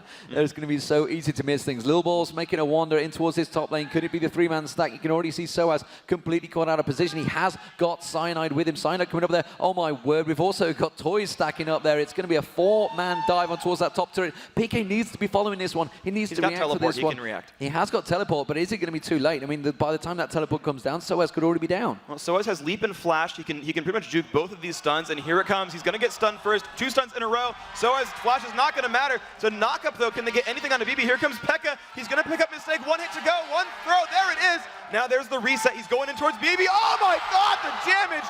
Double kill. He's moving in for Lil Balls. Triple kill. No. Cyanide picks it up. Yes, it is. And there you go, FNATIC. 3-1 right here. That's the exact thing they needed to do, and Soaz just called that. He just stood still. It's like, yeah, I'm going to die. Didn't use his Ignite, actually. Could have used his Ignite, but very good work by PK. PK teleporting in there, getting that double kill. So it's going to be 2-0-1 for that mid laner. And, of course, Toys didn't get anything. He got, actually, tell a lie, he got an assist out of it. I thought he managed to avoid everything. Shen, obviously, not up to level 6. How is that bottom lane working out? Because he's been on his own down that bottom lane. He's going to go to Reckless. Reckless just about avoiding it. Having to use the cleanser and the pot. And Rated just keeping him away. So very close. Stanley doing work in a 2v1 situation. Yeah, you're seeing a 27 to 23 minion farm advantage. So this lane swap is going pretty well for Reckless because he's getting a lot of farm here. So as 1v1ing up against BB, actually taking a bit of punishment here. Mistake coming from the side as well. Mistake was trying to come in from the side, but Cyanide was there. Quick dazzle on towards Cyanide. Cyanide's going to continue following this one. They want to try and see if they can get a rupture down, backs away instead, and continues his pace. Right. Let's see if things are going to settle themselves down. No, because Cyanide is going to stick in that top lane. Cyanide already up to level 5, by the way, in the jungle because he picked up all those kill and assists early on. It's given actually the jungler a massive advantage, and that's why he's going to stick around lane. Soaz, though, struggling out here. We are seeing Lil Balls now coming up towards it. They're going to spot him. He's going straight past the ward. It's going to be a 3v2 in this top lane. They've already got the dazzle on towards Cyanide. Cyanide tries to avoid the damage. He's got a double buff. He's going to go down, and the double buff picked up to BB, and BB now absolutely going to be very strong in that lane. That's going to cause a lot of problems for Soaz. He's only at level 3. And that's really unfortunate. What FNATIC was trying to do there was push out that top lane, get it to the turret, have it reset so the minions would come back down, go back towards Soaz's turret so we could sit in that 1 versus 2. FNATIC is okay holding the lanes in these numbers, have the 2-on-1 on the one side, the 1-on-2 on the other. They just wanted to get the position a bit better. And it was a great move by Lil Balls, knowing as they're pushing, they're going to get closer and closer to the turret, farther and farther from safety, and it made it a very, very easy gank. Great read by TPA and a great gank by Lil Balls. So we're already seeing some items coming out here. You can see that Athene's and Holy Grass is going to come out for Toys. He's immediately picked up that chalice. It's something that the Asian teams have been doing pretty much. We saw it predominantly through the Season 2, and honestly, it's turned, everybody does it now. Blue ward being placed there, so they're expecting to go for that one. Lil Balls, again, looking like they're going to stack on towards Soaz, really putting the pressure on them, almost like you do against CLG. You just stack up on towards that top lane. Soaz already sniffing something's up. He's sticking around, though, hanging around. He has got his jungler not far away. Just trying to see teleport is not up and available. Are we going to see Toys heading up? Toys, yes, here comes Toys. You can see him heading up the minimap. He's heading straight north. He wants to get involved. And actually, the top laner comes up to keep him busy in the mid lane. So they can't pick it, can't come around to this one. There goes Destiny. Toys heading in there, tries to come down. Rupture there, though. Cyanide defends it nicely. They sniffed out that trouble. Yeah, and so as having to burn Flash is part of it, but still a very, very good escape.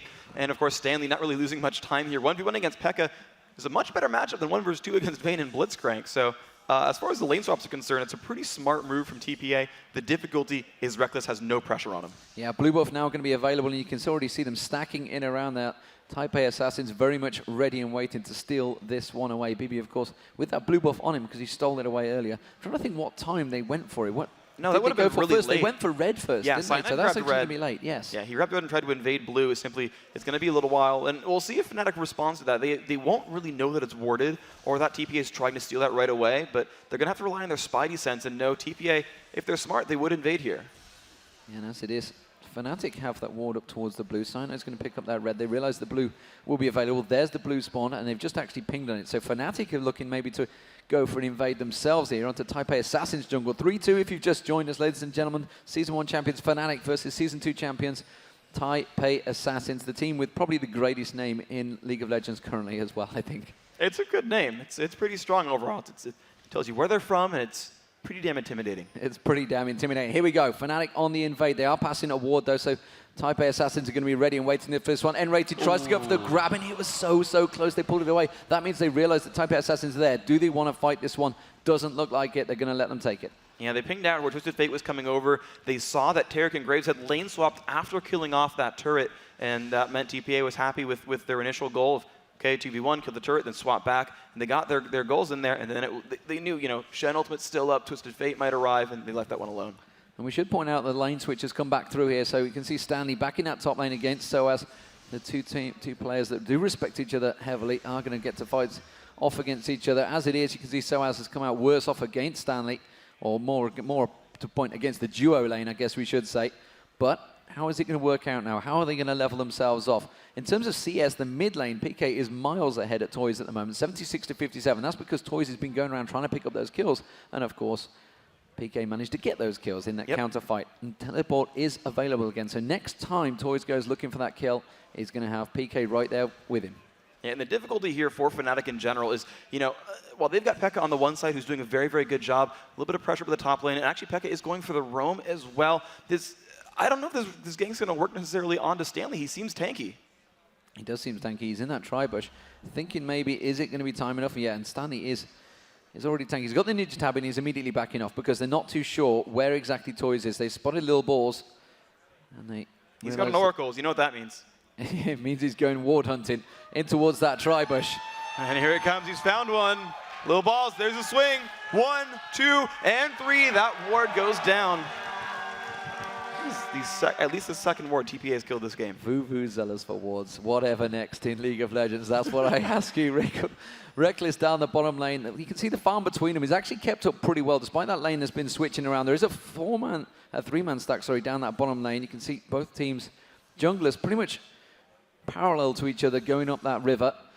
PK continuing to out-farm Toys in that mid lane. Probably the first point I've ever seen out-farm Toys, actually. Hey, he's doing a really good job of it overall. And part of that is, Twisted Fate is not known for that early lane phase, to be completely honest. And P.E.K.K.A did a very good job of controlling that and saying, I can outfight you, I can out-roam you, I can make all these moves that you can't, and just trying to spam everything down. Well, it's looking like a possible dragon attempt here, and Lil Balls is going to see that ward straight in the back there and immediately realize it's gone. That the ward has gone down, and they are going to start out on Dragon, but you can see that FNATIC are ready to fight for this one. Cyanide going to get a ward of his own there, and then Rated, they're keeping them the AD split. BB on his own down the bottom there. They have split off, so immediately everyone backed off. They realized that FNATIC were ready and waiting to engage for it. Yeah, but the thing is, even still, though, it's a 5-on-4 at worst because SOAS did not have a way of getting down to that Dragon fight, whereas Stanley can simply stand united. So, it's a risky situation, though, that FNATIC, they've got not great map presence right now because they can So would it be worth it, the fact to maybe fight for the Dragon in possibly a 5v4, or let SOAS just free farm on that top lane? BB getting hooked in there, actually condemned on the wall as well, but immediately gets knocked away. Reckless in all sorts of trouble, has to ultimate away, and immediately N-Rated's going to get turned on. BB continuing chase, Reckless in all sorts of trouble now because Toys comes down, and that is going to be a complete gang. PK had to teleport down there, uses his teleport not in the right place at the right time. Didn't use his ultimate yet, though, could go towards Mistake there, hasn't used it, cancelled straight away, and immediately backs off from that one. And Taipei Assassins just back off. Are they going to go for the Dragon? They're going to try and force it, but FNATIC are not going to let them. Cyanide and PK continuing to follow Toys up this river. Everybody else from Taipei Assassins running parallel with them, making sure they do not allow them any objectives. While that did all happen, Shen obviously came down, and that does mean SOAS is free farming on that top lane and working on that turret. Yeah, that's the kind of situation that FNATIC really wanted. If you asked about the Dragon fight, what FNATIC would want is to force the Shen ultimate and then immediately run away and then let SOAS push top lane. What happened there was they forced the Shen ult, but the problem is Reckless overcommitted on Vayne. It seems like he forgot that he was going to get stunned by Taric, taunted up, Dr. Raimundo showed up. It seems he wasn't prepared for so many people to show up behind him and kill him off. Oh, you can just see the burst of damage. Just see Toy's health just drop quickly. It's like, PK's quickly shunpoed onto him. And the damage coming out from PK in that mid lane. So he's gained himself a bit of advantage, but that worked nicely in Toy's favor. Toy's picked up a kill there, something he needed. Reckless, though, keeping up in farm. How dangerous is this? Reckless on Vayne, keeping up in farm, despite the fact he's 1-0 down. 3-1, though, for BB. That's a big advantage, Bloodthirster build. It's a 1,600 gold difference between the two of them because of those kills, because his team has a Dragon kill. It means that, despite the minion kill difference, it's a big lead for TPA, and especially for BB. And there is the Dragon kill coming in. First one of the game for FNATIC. And Cyanide feasts it down. That is actually a really, really big deal for them. They need to get the gold on everybody, and they especially need SOAS, I think, to follow up second here. That, P.E.K.K.A is having a very good game. He's close now to Abyssal Scepter. Reckless having a good enough game on Vayne that he's keeping up in farm, and that's fine. You can rely on minion kills and still be very effective on Vayne.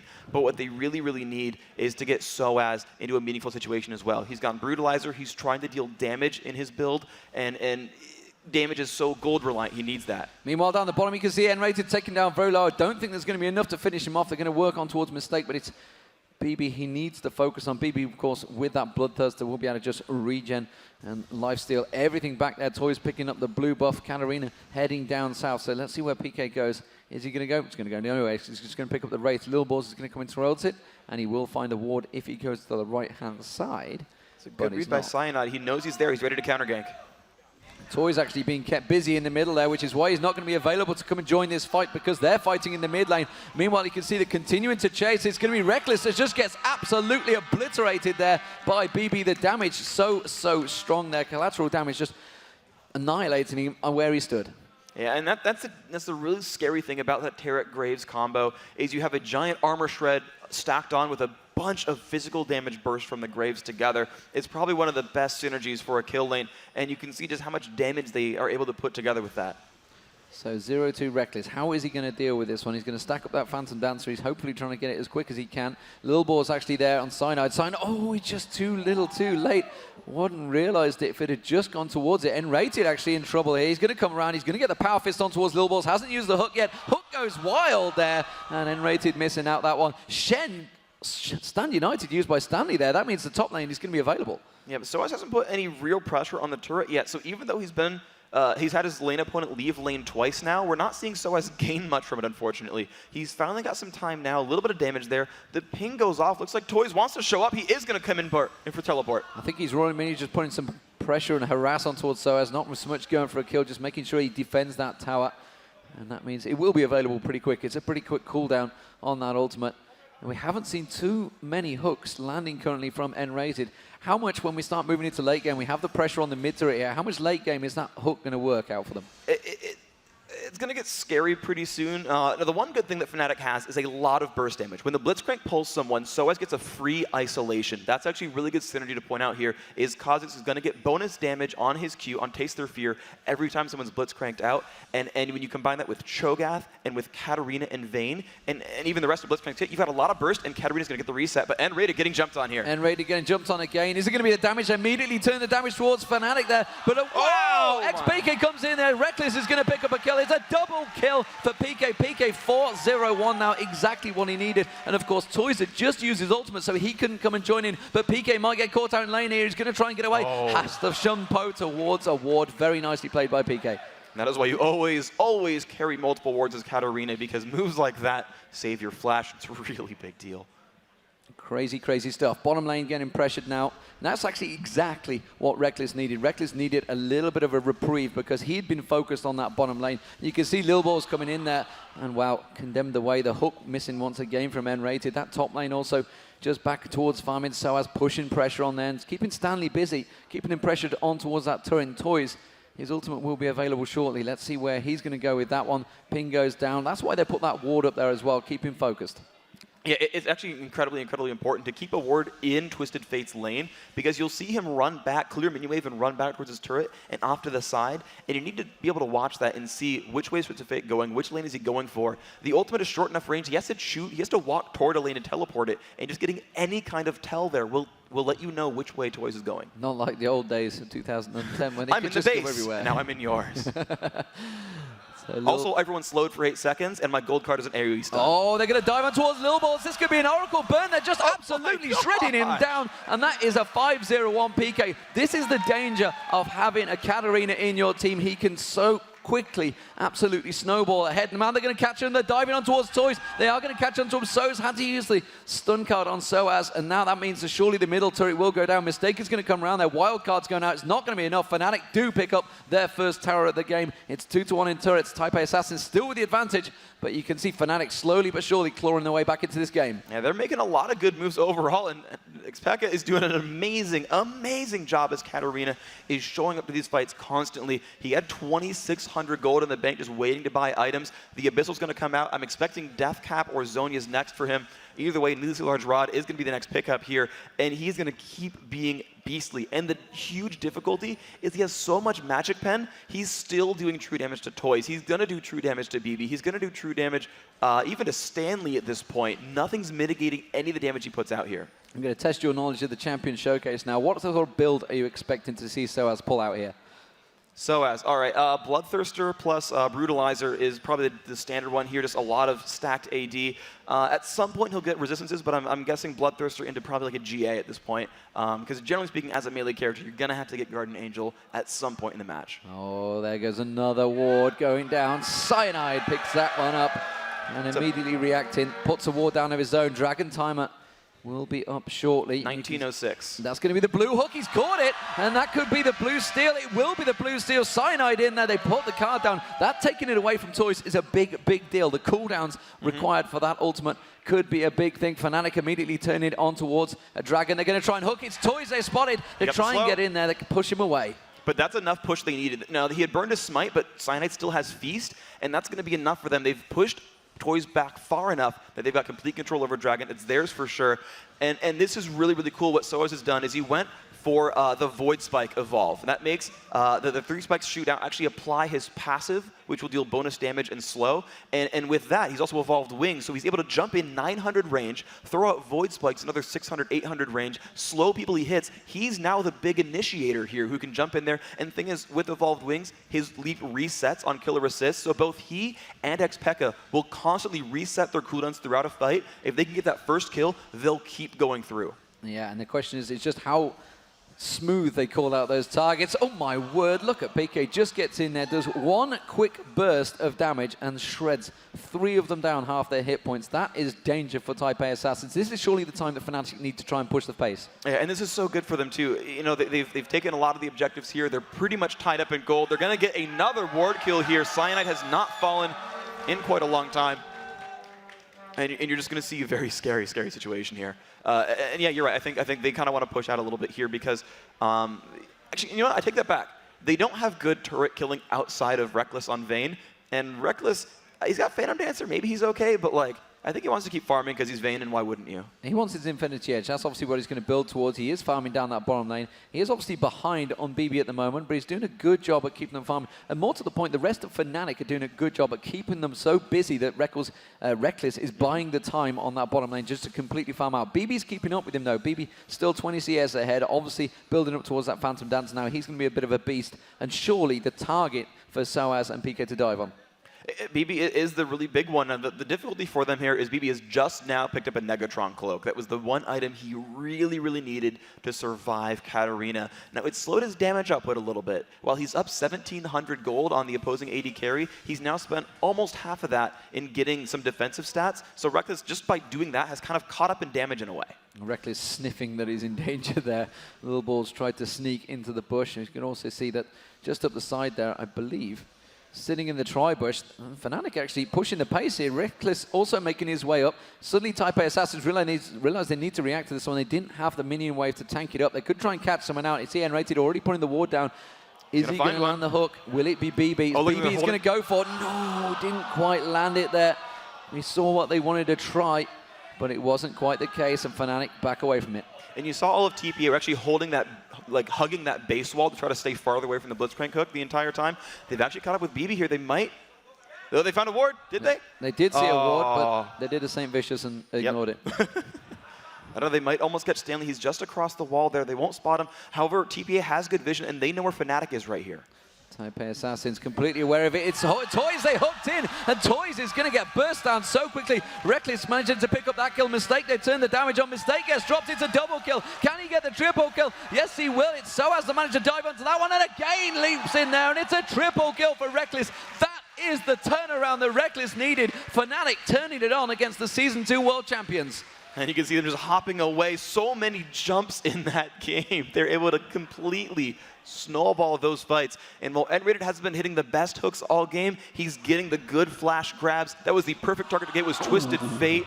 Almost gets Stanley there as well. And this team is happy to go for Baron here. I don't possibly see Cyanide getting outsmited here by a top laner. No, actually, it's forcing them to back away, though. Oh, man. Wow, FNATIC. Well, they are pretty low, and I don't think they really had the damage. They're only at level 10, you see. That 23 minutes in, there's a few of them. They know Toys could show up, too. If they stick around too long, they get aced. They would certainly get aced, and that's not what they wanted. They've just managed to turn their advantage on. So let's look at the item builds across the board, Phreak. All right, so we see Reckless catching up a little bit. You can see he's still behind Graves, but you can see, so you've got BF Sword and a Phantom Dancer versus Bloodthirster Phantom Dancer. Now, the good thing about Vayne is you don't necessarily need tons of attack damage because you have so much damage through Silver Bolts. Still, you're going to consider that Graves is ahead here. For the mid laners, you've got 69 flat magic penetration here from Katarina, and a Zhonya's completed, so a lot of damage and enough durability to survive hardcore engagements, versus a like half-completed Toys. He's got cooldown reduction, he's got a little bit of ability power, he doesn't quite have Lich Bane, he's like 800 gold away from being really threatening, and then another 3,000 gold from his next major item, so he's got a lot of room to grow. Meanwhile, TPA, they've got double Aegis. That's huge. They're so tanky in the front line, they've got a great meat wall. PK trying to get on towards BB there and putting the damage on towards that turret. That turret is nearly gone. Meanwhile, they do clear it out. Just a couple more shots will finish it off. So as on that top turret, though, just leaping away from Stanley. Doesn't want any of it. The rest of FNATIC are actually reacting to this, going towards the top. The PK will not be there. PK going down towards that bottom. Can they catch around on towards Stanley? They do take that top turret down. That's going to even things off. It's 2-2 in turrets. But the rest of Type A Assassins are actually following down, protecting that blue buff.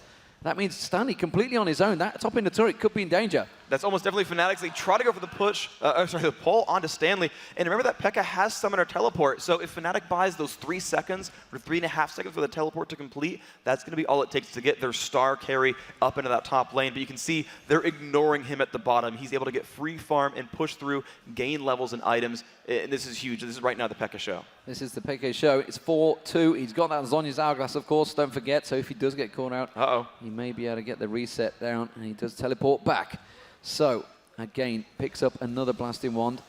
And Toys, he's going to have to start getting his move on here. He hasn't had a chance, really, to motor on. That teleport from PK seems to have just counteracted him every step of the way. Yeah, and it's because the way these two champions sort of work is Toys will show up and he'll make one kill happen, and he'll be able to he'll be really good at pinching down and making sure that one champion dies. But then he doesn't have nearly the same kind of persistent damage output. Whereas P.E.K.K.A, when he shows up, he's showing up to these 2-on-2, these 3-on-3 ganks. After the first kill, his cooldowns come back and he's able to snowball ahead. So they've ganked an equal number of times, but P.E.K.K.A can contribute more.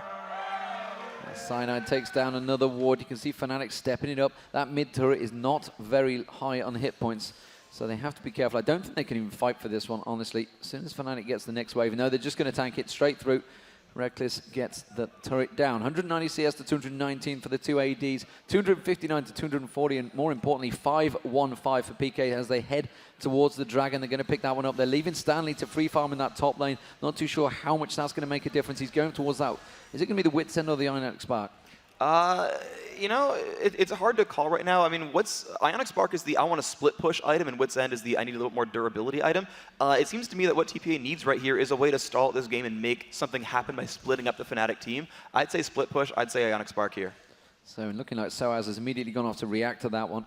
The danger is here for Type A Assassins, the fact that they have been caught, and Rated's flash is back up. They've got to be careful. If Toys or BB shows himself just a little too much, I expect N-Rated to flash in there and hook someone straight in. They have the burst damage to just pop them instantly if they do manage to catch it. As it is, FNATIC seem quite happy to just continue farming here.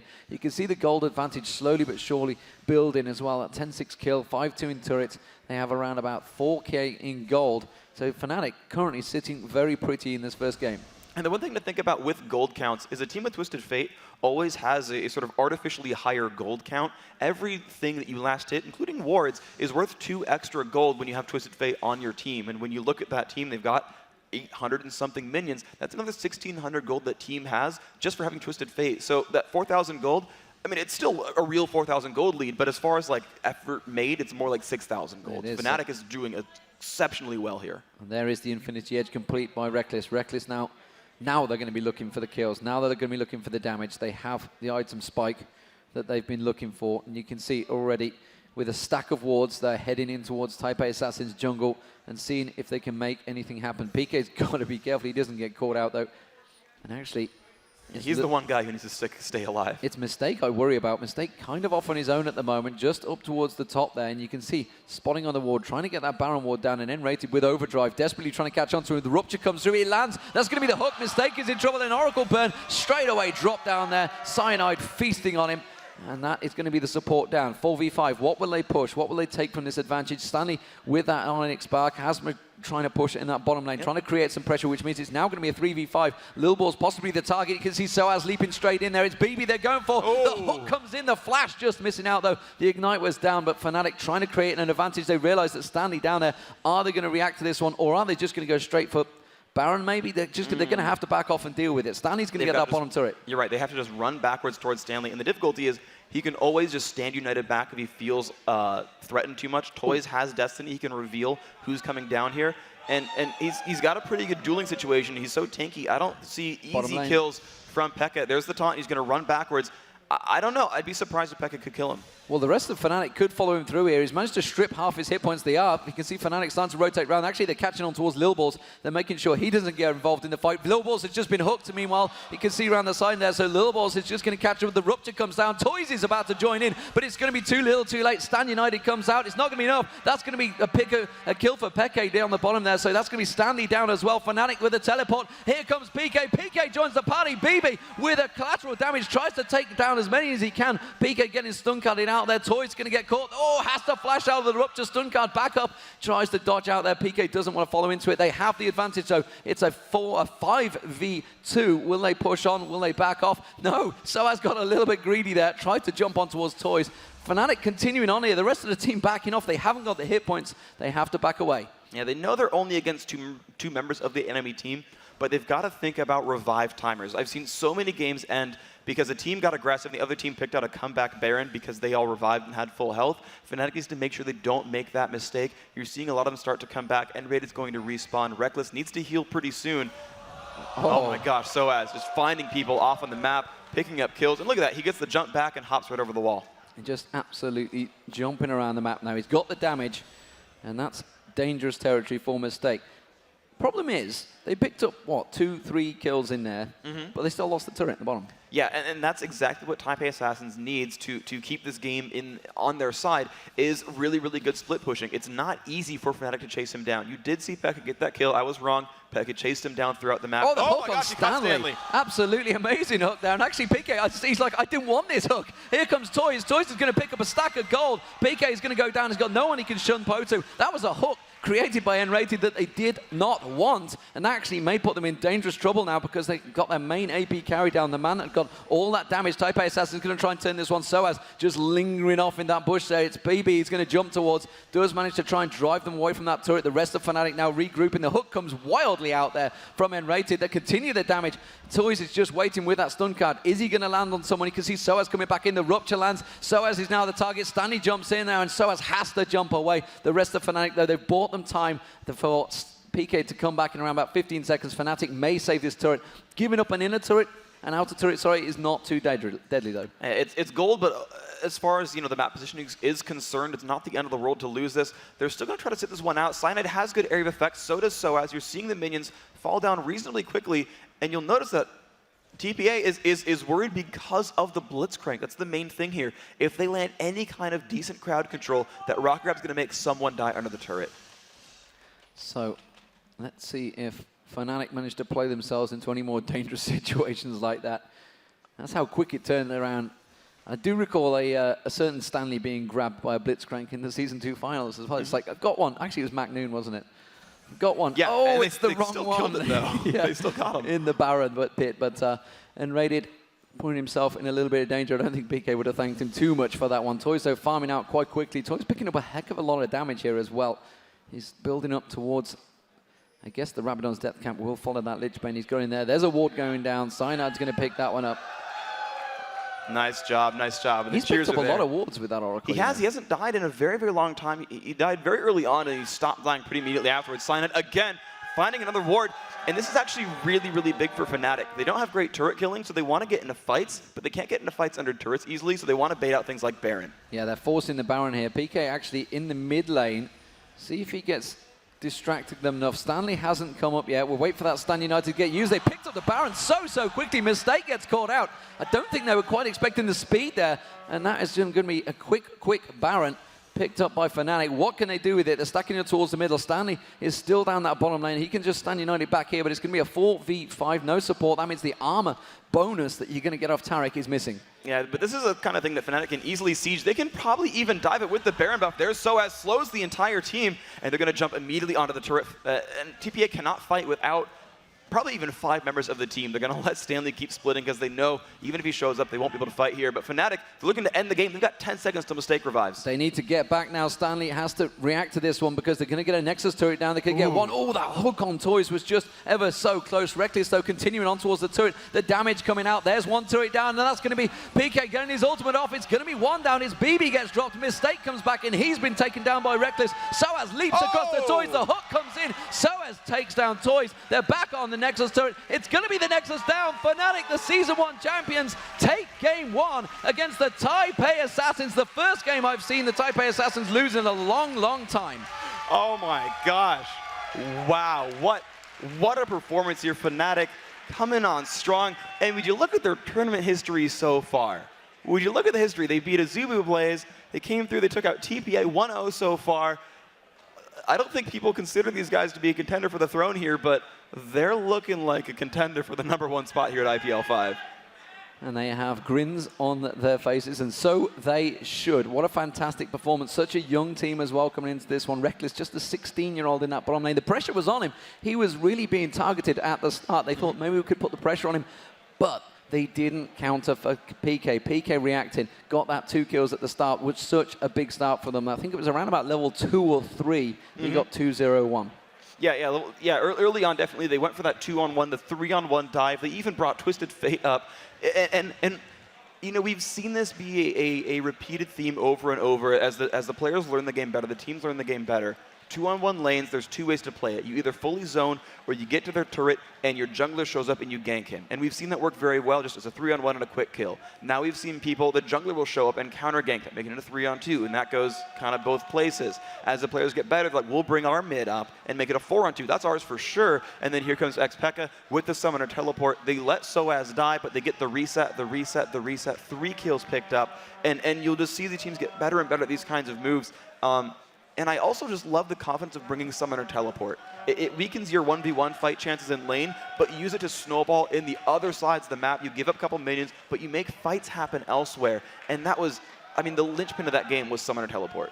Absolutely fantastic stuff. So, Game 1 of the Season 2 World Finals, Taipei Assassins lost to AZUBU Frost. Yeah. Came back and they were dominant. FNATIC need to take note of that because there's not many teams that take games off Taipei Assassins. Singapore Sentinels took 1 game off the Taipei Assassins. They came back and won 3-1. So I actually heard a story about that one.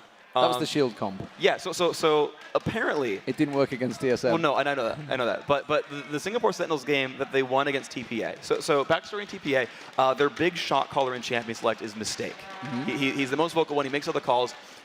Before that game started, a fan came up and asked them all for autographs and mistakenly unplugged Mistake's headset. Oh, my God. And so all throughout Champions, like, he's calling and telling picks and bans and whatnot, and no one hears him. They go through all of Champions Select without any mistakes calls, and they get more or less a wrong team comp. And supposedly, this finally he plugs in. He's like, "What are you guys doing? Yeah. Is no one listening to me?" And he's like, "What's up with these picks, guys?" And no one could hear him the entire time. Now I've noticed as you guys have been going on to IGN.com/IPL or using the iOS app, you guys are voting for who you think's going to win. We're now at 52-48. That was not the initial score when this one started. That was not the initial score. It was 70-30, I think. Yeah, you guys were heavily in favor of TPA, and you're like, actually, you know what? I think FNATIC might get this one. I like that. I like that you've completely changed your biases. So we'll see whether FNATIC can take it 2-0 or will Taipei Assassins come back. We're going to have a break, ladies and gentlemen. The teams are on a break, so we're going to take a break. We'll be right back after a short commercial break.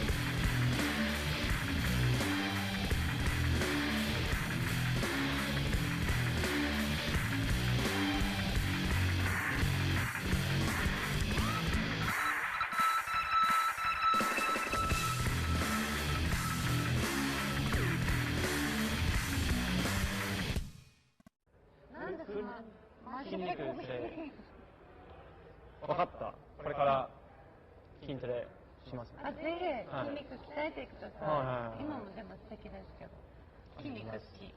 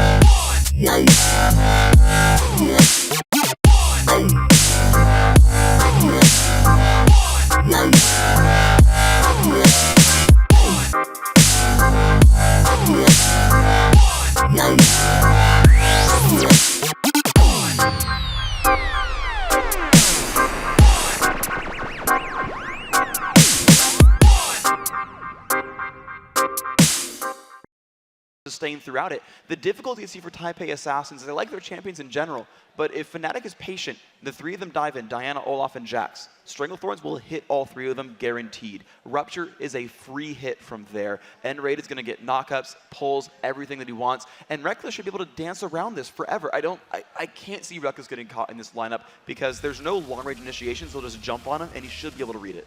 You can see on your screens there, Taipei Assassins on the left-hand side, Mistake giving the instructions to his team as the game loads up. FNATIC on the right-hand side, Season 1 champions, 1-0 up in this one. Reckless, N-rated, and SOAS on your screens with Cyanide's little baby face in the background. He's just tucked away though.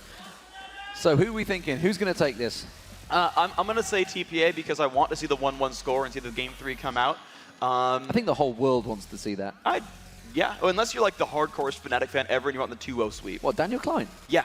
Xenon wants 2-0, everyone else wants 1-1. He's actually staying up and watching this. And all credit to him, it's probably about, well, actually no, it's only about 12:30. That's not too bad for European time right now. 12:30? How do you say time in Europe? I'm sorry, but that's like, no, I've never heard anyone say that. You're the first. 12:30. 12:30. That's 12:30. standard stuff. 12:30. 12:30's fine. Okay, I mean, if you say so. Yeah, sure. You know, Greenwich Mean Time. Yeah, no, I understand that. 12:30 is just, I've never heard that description.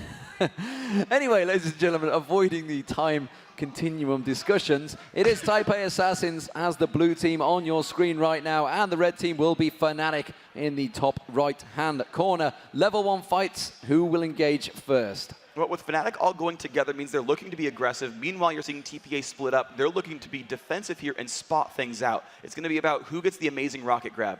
Mystic Shot misses. They don't yet know they're in that brush. And Rated could go for a blind grab. They could grab off of a ward. They're trying to space out. They now see them.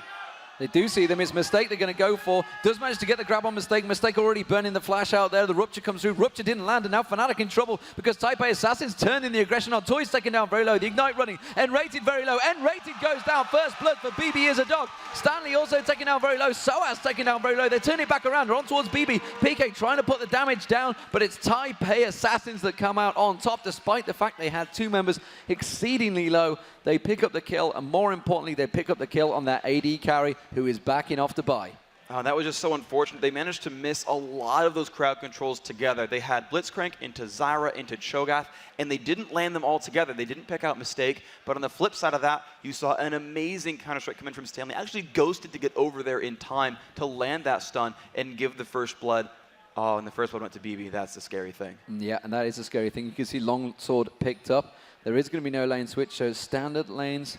Duos will be on the bottom there, N-rated, warding out the Tribush. The Golem's being picked up by Taipei Assassins. The Wolves being picked up by Taipei Assassins. It's going to be the jungler starting off here at Wolves and Blue, looking like a similar situation for FNATIC. So mirrors in the jungle, and Taipei Assassins have the advantage. All right, and we see how this pans out now. Pekka making his way over to the mid lane. He's down a potion, unfortunately. And that's one of the things that is a drawback when you get in that level 1 fight. You tend to fall just a little bit behind because you check out those potions. We're seeing golems being taken on both sides. Lowballs picks one up for himself. Smite's being used, etc. So, yeah, no crazy moves just yet after that level 1. No crazy moves. Everyone just calming down back to normality. So, mid lane, Toys versus PK. We're seeing it on our screens. Diana versus Xllyra. How do you rate this one? So, Diana with the slight experience advantage and super, super minor gold advantage, I think has an early edge here. She's going to hit level break points first. And occasionally be able to bully with that slight advantage here. However, it's still melee versus ranged. Pekka, in general, should win this matchup early on until jungle ganks show up. Until the jungle ganks at the moment, the junglers both picking up red, pretty much a mirror across the board between those two. Top lane, Jax versus Yorick, Soaz versus Stanley. Strong fight. They had a strong battle in the first one. How do you manage this one? Well, right here, I think, with Yorick not being the pick for the 1 versus 2, to me that says that FNATIC believes it's a counter pick for Jax specifically, and they're going to run him and actually sign it, raiding after the wings. Will they get a gank here? The Rupture comes straight down on Stanley. He has managed to get the counter-strike off, but they both avoided the damage from that counter-strike. Soaz is thinking of going in there, but they do not want to do it. Diving a Jax that early is a dangerous, dangerous thing. Yeah, they ran out of crowd control there, and unfortunately, Soaz tanked some turret shots. Lowball's finding Cyanide, though. Cyanide does not have good tools for getting away from this. And that Cyanide's going to turn it. He wants to fight it because he's got Soaz coming in. There's the Ghoul going down. They get the slowdown. He's got a double buff. They want to try and give it across to Soaz, but you can see the Rupture lands once again. Soaz will go down. The question is, it's Soaz that picks it up. A double buff turnaround. Stanley going to go towards Cyanide. Cyanide trying to avoid it. He gets taken down. It's a double buff back and forth. Cyanide versus Stanley. Who has the most damage? He's got a lot of Ghouls coming across. The 2 middle laners also tried to join the fight, but they couldn't get across there, but that's a strong top lane now, both with double buffs. I think that actually gets better for Soaz, honestly, because infinite mana for ghouls is really, really, really useful. And as far as having jungle buffs, or as far as the junglers are concerned, Shogath, I think, is a better 0 buff jungler than Olaf is. Olaf's going to use his abilities much more. So I think FNATIC came out better for that trade. The difference is here that Cyanide's gone back. He didn't manage to buy anything. He's just come straight out, but you can see the regrowth pendant being picked up by Lilballs. So Lilballs is going to stay out in that jungle, stay out, maybe looking for ganks a little bit quicker. We are seeing that Soaz may be backing off. Let's have a look down that bottom lane. We haven't managed to get a glimpse of this one yet. You can see that Peak Records has just gone back. He's bought himself Reckless. I've got to keep getting that one wrong. He's picked himself up a Doran's Blade, we'll see, to try and counter. BB picked up that longsword so early on. Their Mystic shots must be doing so much damage. Oh, yeah, and overall, I mean, you got to consider this matchup really, really good for Type A assassins. As I say, that mistake gets picked up. Oh, a perfect Whimsy there keeps it from knocking her back. 1 more shot to go. Can he get the damage? He's now afraid of BB. NRaider trying to body block the Mystic shots. Not quite able to. Flash comes off. That is the kill picked up, and there is Exhaust as well. NRaider not in a happy place either. Couple shots to go. Oh, my word. Wow, his health. So low. Great turnaround. Reckless spotting the danger immediately, though, realizing, mistake. As soon as he got that Whimsy down, as soon as he was hooked, very good skill there, managing to react literally the second the hook comes in. Yeah, that was perfect. Anything else, he would have gotten immediately condemned to the wall and dropped. So meanwhile at the top lane, Stanley using the counter-strike on towards Soaz, but we can see that coming around the side is going to be Cyanide. Cyanide silences out, stops the leap strike away, and quickly gives the kill across to Soaz, and they're going to put pressure on towards this top turret. They realize the bottom lane is starting to lose out there. PK actually gathering down that bottom lane. He came down to defend it, so keeping that turret. What is the health of that bottom turret? Did they actually push it? I'm not too sure. I don't think they would have gotten too much work on it. No. It's about down by a 5th. The difficulty here for FNATIC is that even though they're focusing the top lane and getting a lot done there, and shutting down Jax is nice. You can see he's now picked up a Philosopher's Stone to try to catch back up in gold. But Ezreal can carry just as hard, and he's even safer than Jax is. NRaider, oh my gosh, getting pushed again. He's caught out again. That mana shield's not going to last much longer. 1 more shot from BB will pick it up, and BB again going so strong. Meanwhile, in the mid lane, you can see PK has Olaf just off to the side. They're pinging off. They know that he's there, and he is going to cover that one off. Lilballs with the invade, taking away the large Wraith, taking away everything from Cyanide, trying to keep on top of things. There's one thing we learned from Season 2. Yeah. Focusing Stanley doesn't work. Well, I mean, we'll see, because certainly right now BB is doing everything and is just wrecking phases right now. 3-0. That first blood, of course, helping him, to be fair, but it's still, yeah, this is going to be a game where BB We saw it last time with xPekka where he was the man to make all the moves. This one, as BB's Ezreal, I think, is a very big factor. So as being targeted to duo up the top lane, they will have enough to dive him. He's got his ultimate available if he should require it. Oh, the ignite, is it going to be enough? Yes, it will. Stanley timed it to perfection. Down the bottom lane also, we saw that the jungler came in Cyanide, but BB and Mistake too wise to avoid that one. 5-2 currently, a very aggressive start from the Taipei Assassins. And xPekka trying to push out toys. You can see the experience advantage, the health advantage. This mid lane it's almost going his way. He's pretty much tied in minion kills, but he's putting on a lot of pressure onto the opposition.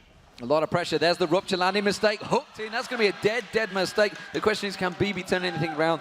There is the little hat flapping away in the wind, and Reckless does pick that one up. But Reckless 1-1-0, just 33 minions compared to a 3-0 BB. That's 48 CS. They are moving for the dragon here. This is actually really, really wise. They forced the AD carry to back. They've killed off the support. They know the top laners are heading back up to that top lane. It's a completely free dragon for them. This will basically equalize the gold, which they needed so badly. But the problem is they still don't have anything close to the power level of Ezreal. Mana shield procced off there. Soaz, meanwhile, is going to get counter-strikes in that top lane. Stanley absolutely bullying Soaz right now, trying to keep him around. Leap strikes back in, gets another empowering strike on towards Soaz. And Soaz having to chug through those hit points. Health pot, sorry. PK is going to pick up the blue buff, though. That's going to get transferred across. Toys picks up the blue buff himself. Both secured for another 5 minutes. Yeah, so 13 minutes, 15 seconds. Both blue buffs respawning at the same time. And this top lane, you said it, focusing Stanley doesn't work. They had gotten him down, a number of times, a little bit of gold over there to Soaz, but the difficulty is that even though he's down in minions, he's now got double buffs from getting those kills. And he's just a scary sight because of that. He is a scary sight. Jack's keeping up the farm, got himself a Philo Stone as well, as has the jungler Lil Balls, you've seen on your screen, picking up that red buff. Both junglers pretty much having the same timing. And Cyanide trying his best to create things. He's got them boots of mobility, trying to zip around the map. So the GP items is going to be in favor of Lil Balls at the moment. I guess Heart of Gold will follow on that Ruby Crystal that's there at the moment. Toys in the mid lane. You can see 70 CS to 64. Slide advantage there again. Merc Treads coming out very early on from PK. And he's going to pick that up because he knows to be very, very afraid of basically a slow chain. With Diana able to pull him back with Moonfall and the Olaf Undertow, it's a very scary thing to be afraid of.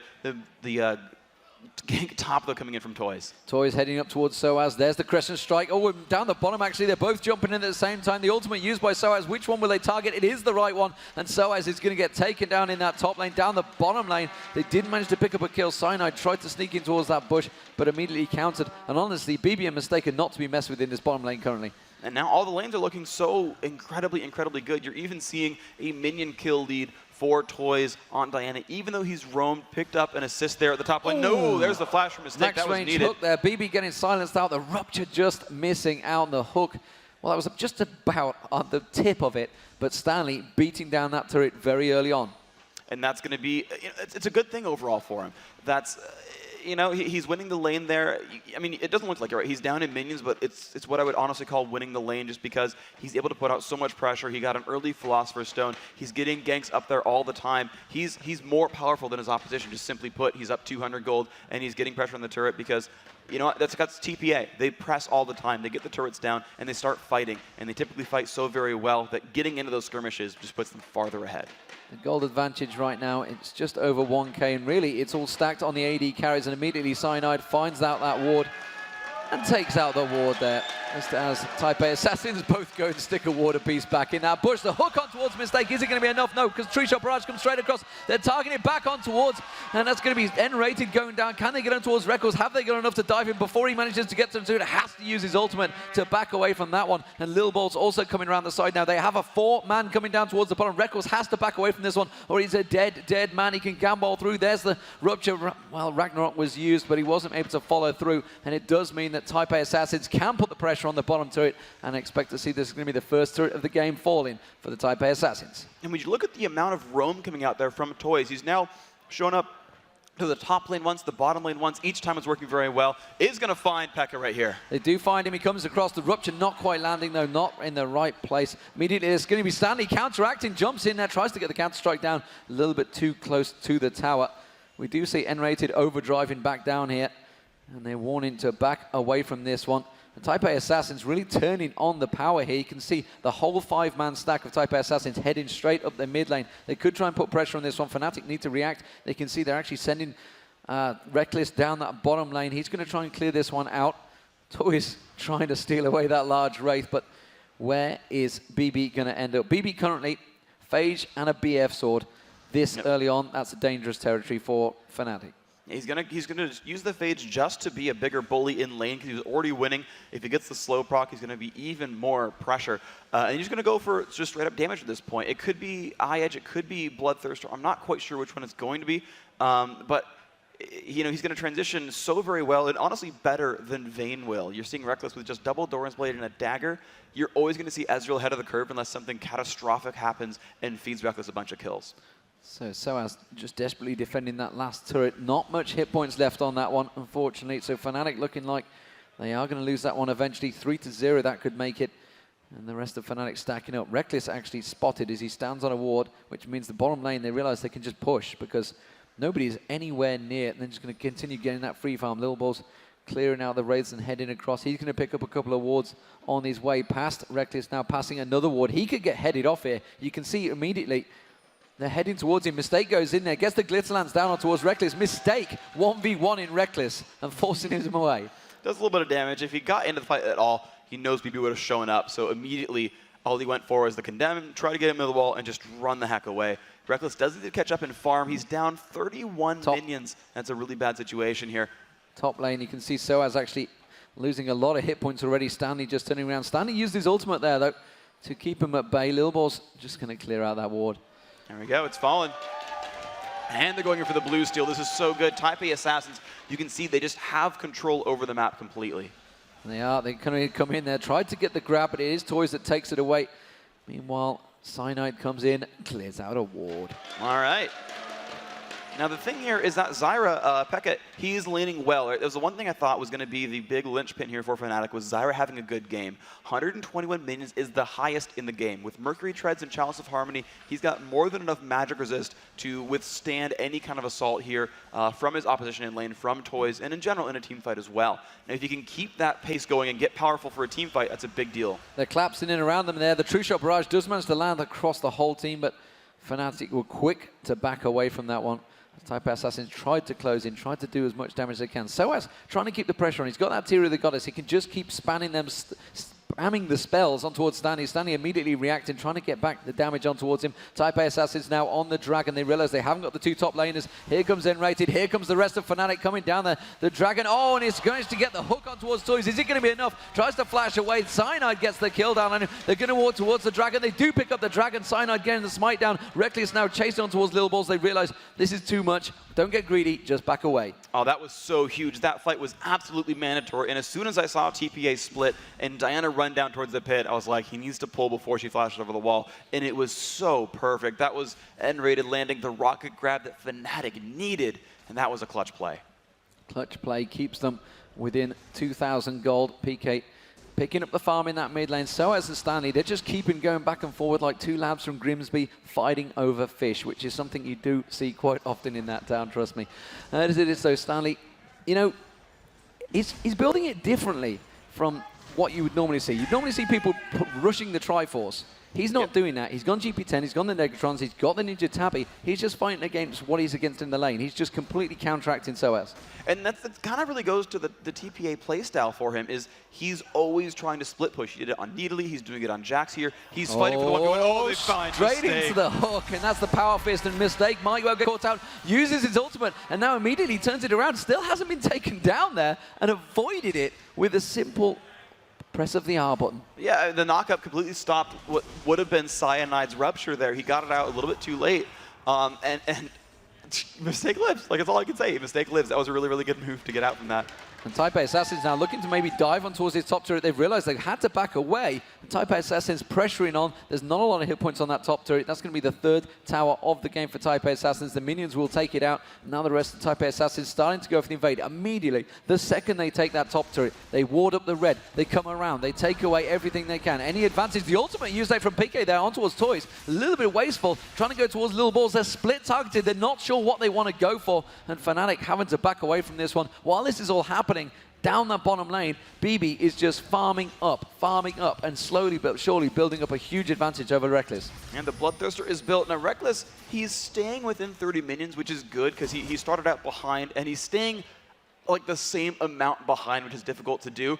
They're almost going to find Lobos. Oh, they get the hook.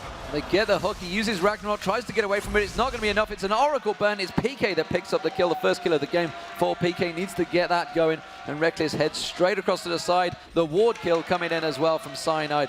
He's really the one that's creating things. And Rated managed to land them hooks. Is it going to be the same? Are they going to turn it around? They lost the lane phase he's in game back one. In the mid lane, though. This is pretty risky. He's getting low. Burns flash. Okay. Burns the flash out there. And actually mistake. Oh, is the Ignite going to be enough? No, the regrowth. Oh, man. True shot barrage, flashing pass from BB. That would have been a nice free kill for him, but it wasn't to be. Okay, so as a recap, we had a whole heck of a lot going in the recent time. But right now, Type A Assassins, they still feel good. The pulse, oh, would you believe it, Toys?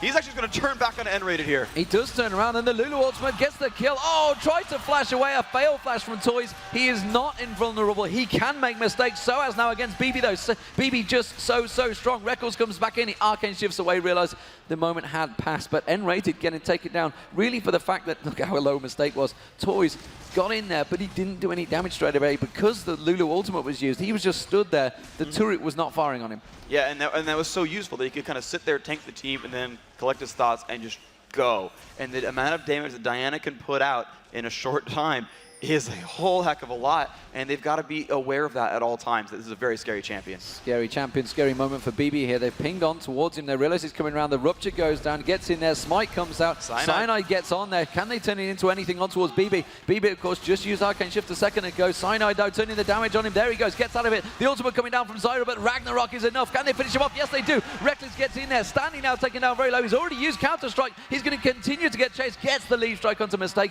FNATIC have to back away. Still very close, just 3K between the two teams, 8-7 in terms of kills, but still no towers for FNATIC. They need to get those towers down.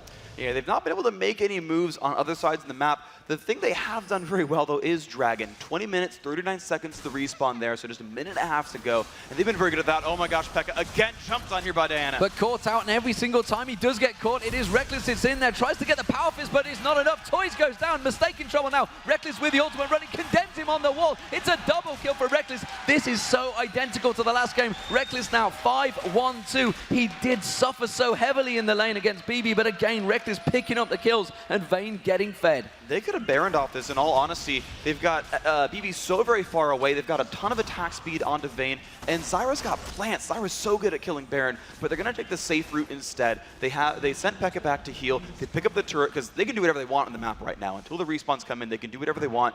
And instead of Baron, they're going to instead choose 2 middle turrets. And the comeback Baron, it's not an option here. Everyone's healthy. FNATIC can stop a Baron comeback.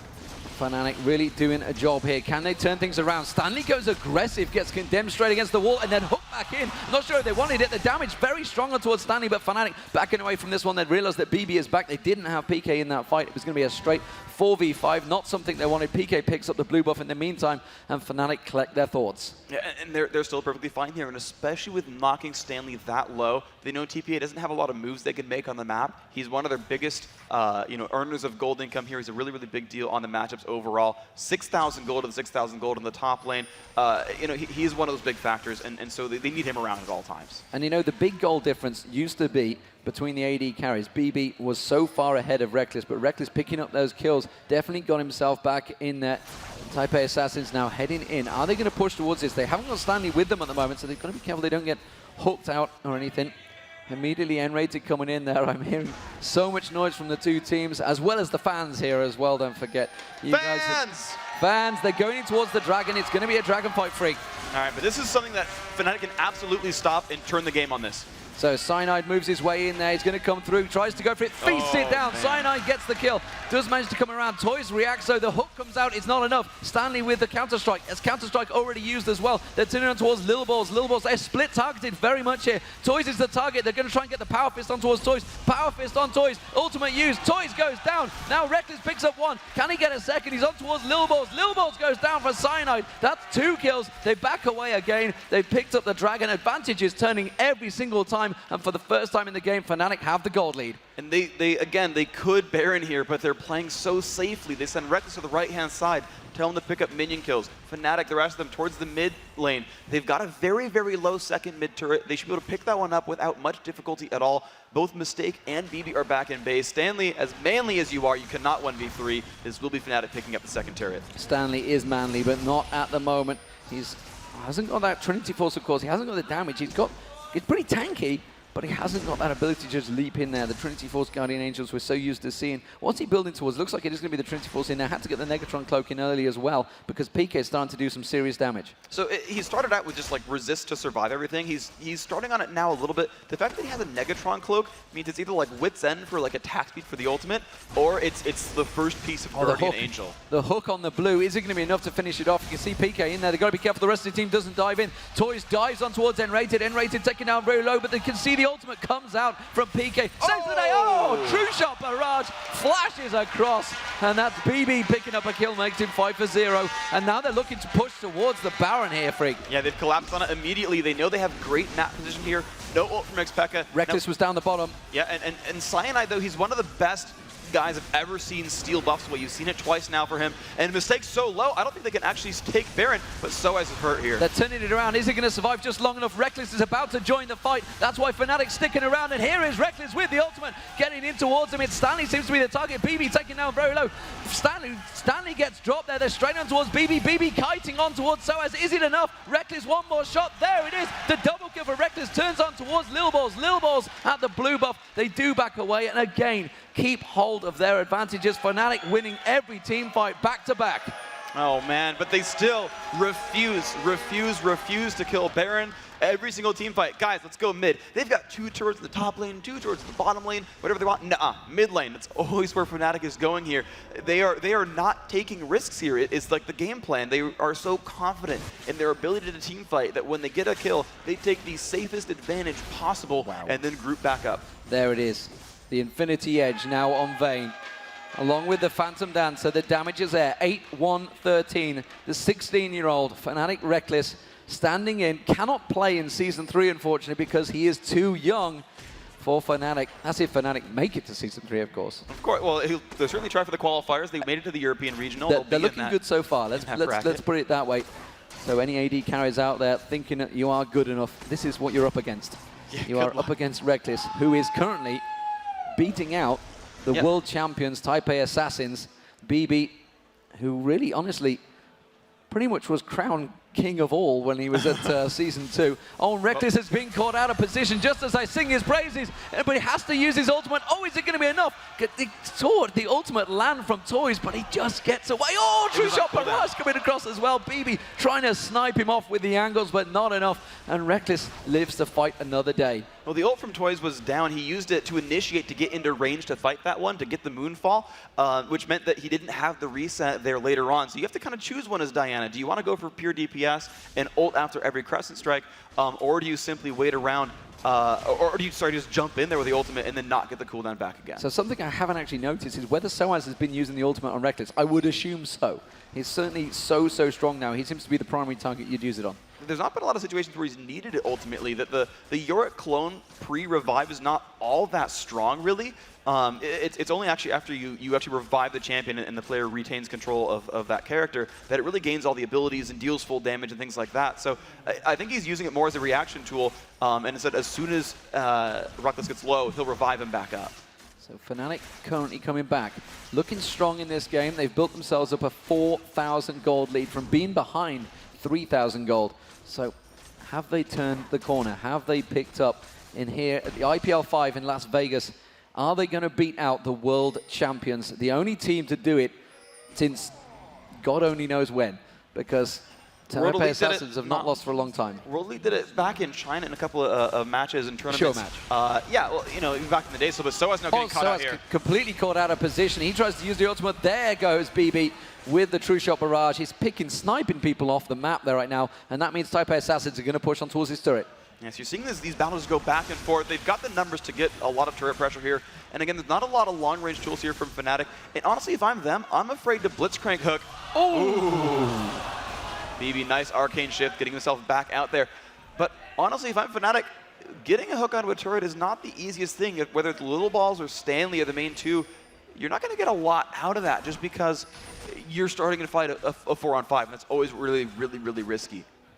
So I don't know, as FNATIC, like, the fact that they're still running around the map as just 4 is so brazen of them. Oh, they're passing across the ward there, and the hook on towards Stanley. Immediately, N-Rated gets in there, has got the Rupture down, hasn't used the Power Fist just yet. There he goes. Reckless picks up another kill, turns it on towards Toys. PK backs away. They're going to try and counteract from this fight because BB sniping through the side of that trees. Pekka pops Zonia's for not much reason. That fight, though, was a lesson in just in the lesson of just use your cooldowns. They all just pressed the buttons, everyone used their ultimates, and it was enough damage to pick up the kill on Stanley. This 5-on-4, even with no ults, does not matter, because Reckless, of course, is vain, doesn't need an ult to do well, and is going to keep pushing forward here. So Reckless pushing in with that Phantom Dancer and Infinity Edge. He's just going to hammer away on that turret. You can see the turret's just going down further and further. Type A Assassins desperately trying to hook it out here. N-Rated missing the hook. FNATIC just going to back away. They're happy with that one advantage they gained, and they immediately turn it around towards the Dragon. Turn and burn. Cyanide walking straight past that ward. He is going to take it down. It's a ward death, ladies and gentlemen. FNATIC are fighting right now. And the thing is that I don't think they need to bait around a Dragon. Oh, there we go. Baby actually checks it out right there with the True Shot Barrage. Sees that FNATIC has not started on it yet. But of course, everyone kind of read that situation as, hey guys, Dragon's up. We should make sure we know what's going on. I think TPA still can't go in to stop them. They're actually leaving 2 from FNATIC in the mid lane as the other 3 take that down. Reckless getting the kill credit there. 34-minute respawn on Dragon. Baron, of course, still up on the map. But FNATIC, they've got complete control right now. Absolute complete control. I mean, it's just a turnaround, and again, it's N-Rated. He's got those boots of mobility. He's flashing in. He's landing the hooks on the primary targets, the AP carry, the AD carry, or even Stanley. They're quite happy to grab Stanley in now. He's still not manly enough to be able to survive a simple hook, and everybody can just diving on him. And he's now picked up Shurelya's Reverie, which will help him get out quite a bit better, or help the team initiate on the back of someone getting hooked. And that is actually really, really important. He's building tanky because they just honestly need a tank here. And that's the one thing I think really separates him from a lot of other players. We've seen Jax have bad lanes over and over and over again. And he's the first player I've seen say, screw it, I can't afford Triforce, I need to get tanky. I like that choice from Stanley. I think it's the right build here. It's the right build, and we've seen... What do you make of it? Trinity Force and Bloodthirster. Not a lot of hit points in there for BB. Just realizing that he can stay out of the distance. He can stay a long way away from the fight. Just keeps on queuing. Exactly. He's got only 1 death there. He's done a very, very good job of staying safe, and he's just trying to buy as much damage as possible. The Trinity Force there as well really helps him, kite and stay away from everyone else. And honestly, FNATIC's not diving BB whatsoever. He doesn't necessarily need the phage kiting. That kind of item, it really helps you snowball a lane or snowball a fight forward, or get away if you're the one getting pushed on. I almost would have preferred like iHedge Phantom Dancer for me, honestly. FNATIC trying to actually pincer move on towards Type A Assassins here. You can see them coming around the side there. They do get the slowdown. BB seems to be the target, but FNATIC actually forcing the fight. They're saying, fine, you're going to be there. We're going to go to your open inhibitor. You're going to have to come up the back of us and fight. We are ready and waiting for it. You can see the tanky front line. Soaz sat there. The roots coming out from PK, just keeping him at bay. Lilmore's having to use as much as he can. There we go. Inhibitor down. So now FNATIC are going to turn on towards Type A Assassins. They have to back away from this one. And Rated's looking to see if he can land any of those hooks. Will he go for the Power Fist? Oh, Stanley just leap striking away, avoiding the hook there, and just like a hit and run in the night. FNATIC take away the inhibitor. Now they're turning on towards it. Soaz does manage to land a bunch of ghouls on towards one. Stanley getting caught. Stanley gets ruptured. It's going to be enough to go for it. They're going to turn it around. True Shot Barrage hitting the whole of FNATIC. Is it going to be enough? Toys gets around of there. Lulu Ultimate comes down. N-Rated does go down. They do manage to get 1, but is it enough? Toys getting dropped. Reckless in there. Reckless picks up a double kill. Manages to go for BB. BB going to get dropped. That's a triple kill. Goes towards Mistake. Can he be the quadra kill? No, he can't. So Az gets it. It doesn't matter. It's an ace. FNATIC are piling through the middle. Have they got enough to take down the Taipei Assassins here at the IPL5? Yes, they do. The Nexus turrets are going to burn. FNATIC have 2-0'd Taipei Assassins. Unbelievable. What a result. And as the turrets fall down, can you just believe that? Who would have predicted? I mean, who would have predicted FNATIC over AZUBU Blaze? FNATIC 2-0 over Taipei Assassins, but they have done it. They are in the top 6 now, and there you go. They are hugging it out on screen. An amazing, amazing job by the Europeans from FNATIC Raid Call. They've come into this tournament, they've had the right, just the confidence about them. FNATIC getting yelled from the crowd. FNATIC fighting here. So the world champions have gone down 2-0. To the other down world to the champions. lower bracket, to the Season 1 world champions, proving their worth against the Season 2 champions. Here they are. I'll let the crowd speak for that one. Going over to congratulate FNATIC, Type A Assassins, and, you know, well, not congratulate them, just commiserate them, I guess is the right word. What a game. What a game. Both times, Type A Assassins led at the start, led in the lane phase. Both times, FNATIC, with the help of N-Rated's grabs, came back. Reckless suffered so hard in the lane phase, but every single time, Reckless came back and absolutely cleaned house, picked up the kills. He's got a sly little smirk on his face as he passes by there. Now, FNATIC's got to be really, really happy with that victory. That is a tall order opponent. Type A Assassins came into this tournament as the #1 favorite. Absolutely, they had to be the #1 favorite here at this tournament. Online polls had them there. Most people who were involved in the scene was like, I mean, it's Type A Assassins, let's be fair. They won the World Championship. They beat a giant who's who list to get their Najin Sword 2-0, 2-1 over M5 BenQ, 3-1 over AZUBU Frost. I mean, that's a lot of really good teams to beat there. They had a hard trip, and they made it. So who wouldn't consider them the #1 team of this tournament? Well, FNATIC, they dethroned the #1 team of this tournament. They have looked amazing now. Fantastic result, ladies and gentlemen. Coming up next, it's going to be Team Solo Mid versus AZUBU Blaze. I believe that is going to be on the main stage. That's going to be a wild one. And you know what? We've got a special surprise in for you because we're going to do a tri-cast. It's going to be myself, Jatt, and Joe Miller trying to bring you that. We don't know how it's going to work, but we're going to give it a go. Phreak could well be good, but wow, it's going to have to be a fantastic game to follow that one. Ladies and gentlemen, this is Phreak. He's now up to 50K followers. Feel free to follow him on Twitter. It is @RiotPhreak. I am Deman at QVDman. We will be right back after this break. It is IPL5 here in Las Vegas.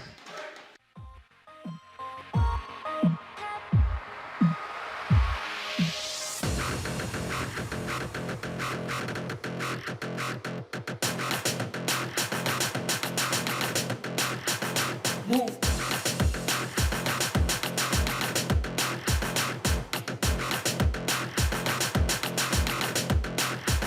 Move.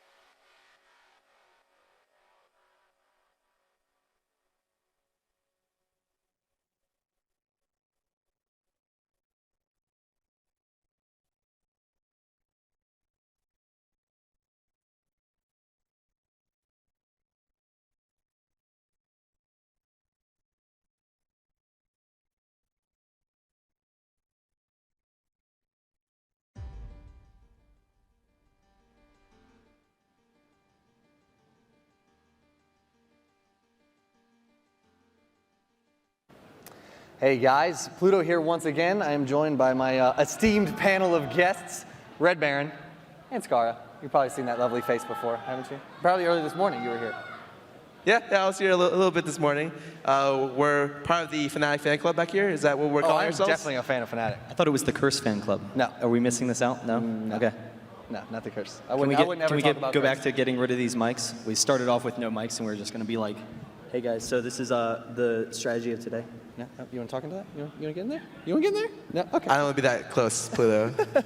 Now, talking about the game, of course, that just happened. FNATIC fan club right here, or 2/3 of the FNATIC fan club. You're not counting. Wait, why I can't? I want to join the FNATIC fan club. Okay, perfect. How do I sign up? Is there a membership fee? We'll talk about that off camera. Okay. So TPA versus FNATIC, Season 1 World Champions, Season 2 World Champions. FNATIC with a brand new AD carry of the past like 3 to 4 weeks in phenomenal fashion. He just seems so good. Just talked to him for a long time. Reckless, super good guy, super good player. Tell me what you think about him. I think Reckless is definitely one of the key reasons they won the game. But honestly, I was surprised because I think FNATIC lost their laning phase both games. Straight up. Because I feel like Mistakes and Baby outplayed them in lane, but they were able to make plays outside of the actual lane that were able to end the game. Or like what happened the first game was just like Cat got huge, and so they didn't even need to make plays because Cat was enormous.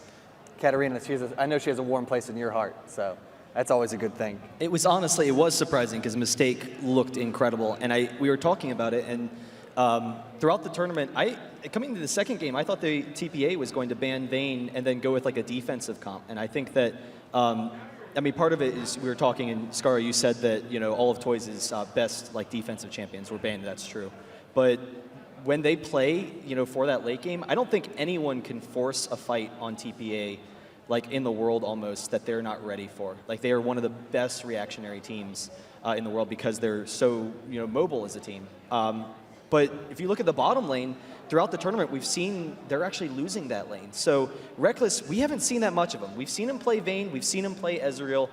Ezreal's not necessarily the most feared of ADs, and you don't really know what Reckless is going to do, but you already know that they smashed game number 1. I know you're right, it was Katarina, it wasn't so much the Vayne. But in that bottom lane, it's kind of interesting. You look at N-rated, and they're losing the lane. It doesn't feel like N-rated's putting enough pressure on the other team. So Reckless is actually in a dangerous situation, that bottom lane. But once they get around to team fights, I think N-rated comes around, and he's definitely very strong in those fights. They can play Xllyra and Blitz, who both can be game-changing. They can just instantly win you the fights in and of themselves, even if you do lose the lane. Now, I know Reckless's strategy when he talked in the interview just previously was blitz cook into Katarina and Kha'Zix's resets, have them hop and jump around the team fights. I feel like that's not a comp we've seen yet, have we? No, definitely not a comp that we've seen before. I honestly think that comp is like that mentality is like very solo queue-ish. It's like, okay, let's go for the reset and let's win the game. Like that's just how the team fight's gonna play out. It worked out in their favor though. I really think the first game was entirely lost. The top teleport, the Cat made the play, was able to secure the kill, 1 kill, and literally it should have been the 1-for-1. But Baby took a step toward the tower and immediately corrected himself and made a step away to run toward the tri-bush. And that step toward the tower allowed Cat enough range to shuffle to him, get a reset, and shuffle and kill Mundo. So they got 3 kills instead of 1, and that completely stopped all pressure from the first 9 levels for TPA. And then Cat made another teleport play bottom. And it's just, I think the entire first game was because Cat just got enormous, and they made really good plays with her. So it sounds like it was because of that reset up top, because of Graves' misstep, which is, I absolutely love the super in-depth analysis, of course, that you're able to provide. 1 misstep could lead pretty much to the game. It's pretty much how you're explaining it, and that's pretty phenomenal. You do pretty good, Scar. Yeah, this is Katarina. You can't make mistakes against her. Not at all. Not at all. Well, the interesting thing is Katarina is one of the very few mid champions that you can come to a fight late. And that's like beneficial to you. So, if you're behind, TPA were the aggressors. They were making the plays, and it was like, oh my God, they're just stomping them this 4 people top, and Cat comes late, and she has the potential to make that happen. Now we have a handful of other games either going on right now or coming up. Of course, we'll get to the most pressing, timely one right now, which is Curse EU versus CLGNA. They are in game 3. There was a little problem with the internet. There was some pause, but we're back into that. But game 1, CLGNA's favor. Game 2, Curse EU's favor. How did you think those games went for either team? I didn't really watch too much of game 1. I tried to position myself to the point where I could watch both games, but I get distracted a lot, and FNATIC was on a pretty devastating roll, so I put a lot of my attention toward their games. The first game, from what I saw, I think CLG started with a 9-1 lead, and were able to just close it out really easily. Very, very stompy sort of game. The second game, oh my god. So CLG's behind with Twitch, and they relieve pressure on Doublelift. Doublelift cleans up a team fight. They have, I think, Cho'Gath, Sona, and Doublelift, or Malphite, Sona, and Twitch. Doing Baron in front of just Patoy on Nunu. All Patoy does is he continually snowballs Twitch to lower his damage, and as Baron gets within 1,000 health, Ashe comes up, volley steals Baron, and wins the game for Curse CU. It was an unbelievable Baron steal, and they just lost within 5 minutes immediately after that. I know that can be very debilitating, of course, to not only morale, but now you're against an enemy team with Baron, who is already a little bit ahead when you're going for a desperate Baron yourself. Now, as far as those two games, it's 1-1 right now. Game 3 is on. Curse EU coming off, I would say a little morale. Winning game 2, going into game 3 is a little bit easier than winning game 1 and losing game 2. Do you think Curse has what it takes to keep rolling there, or do you think CLGNA can come back? I think if they understand how to shut down Doublelift, they have a chance. They have a pretty strong chance. But I saw the picks for that game, and Doublelift isn't on an AD carry that requires his team to help him that much. He's on Ezreal, one of the most mobile champions. And those are the champions that he excels the most at. Champions where he doesn't really need much of a team to help him out, where he can almost solo carry 1v5.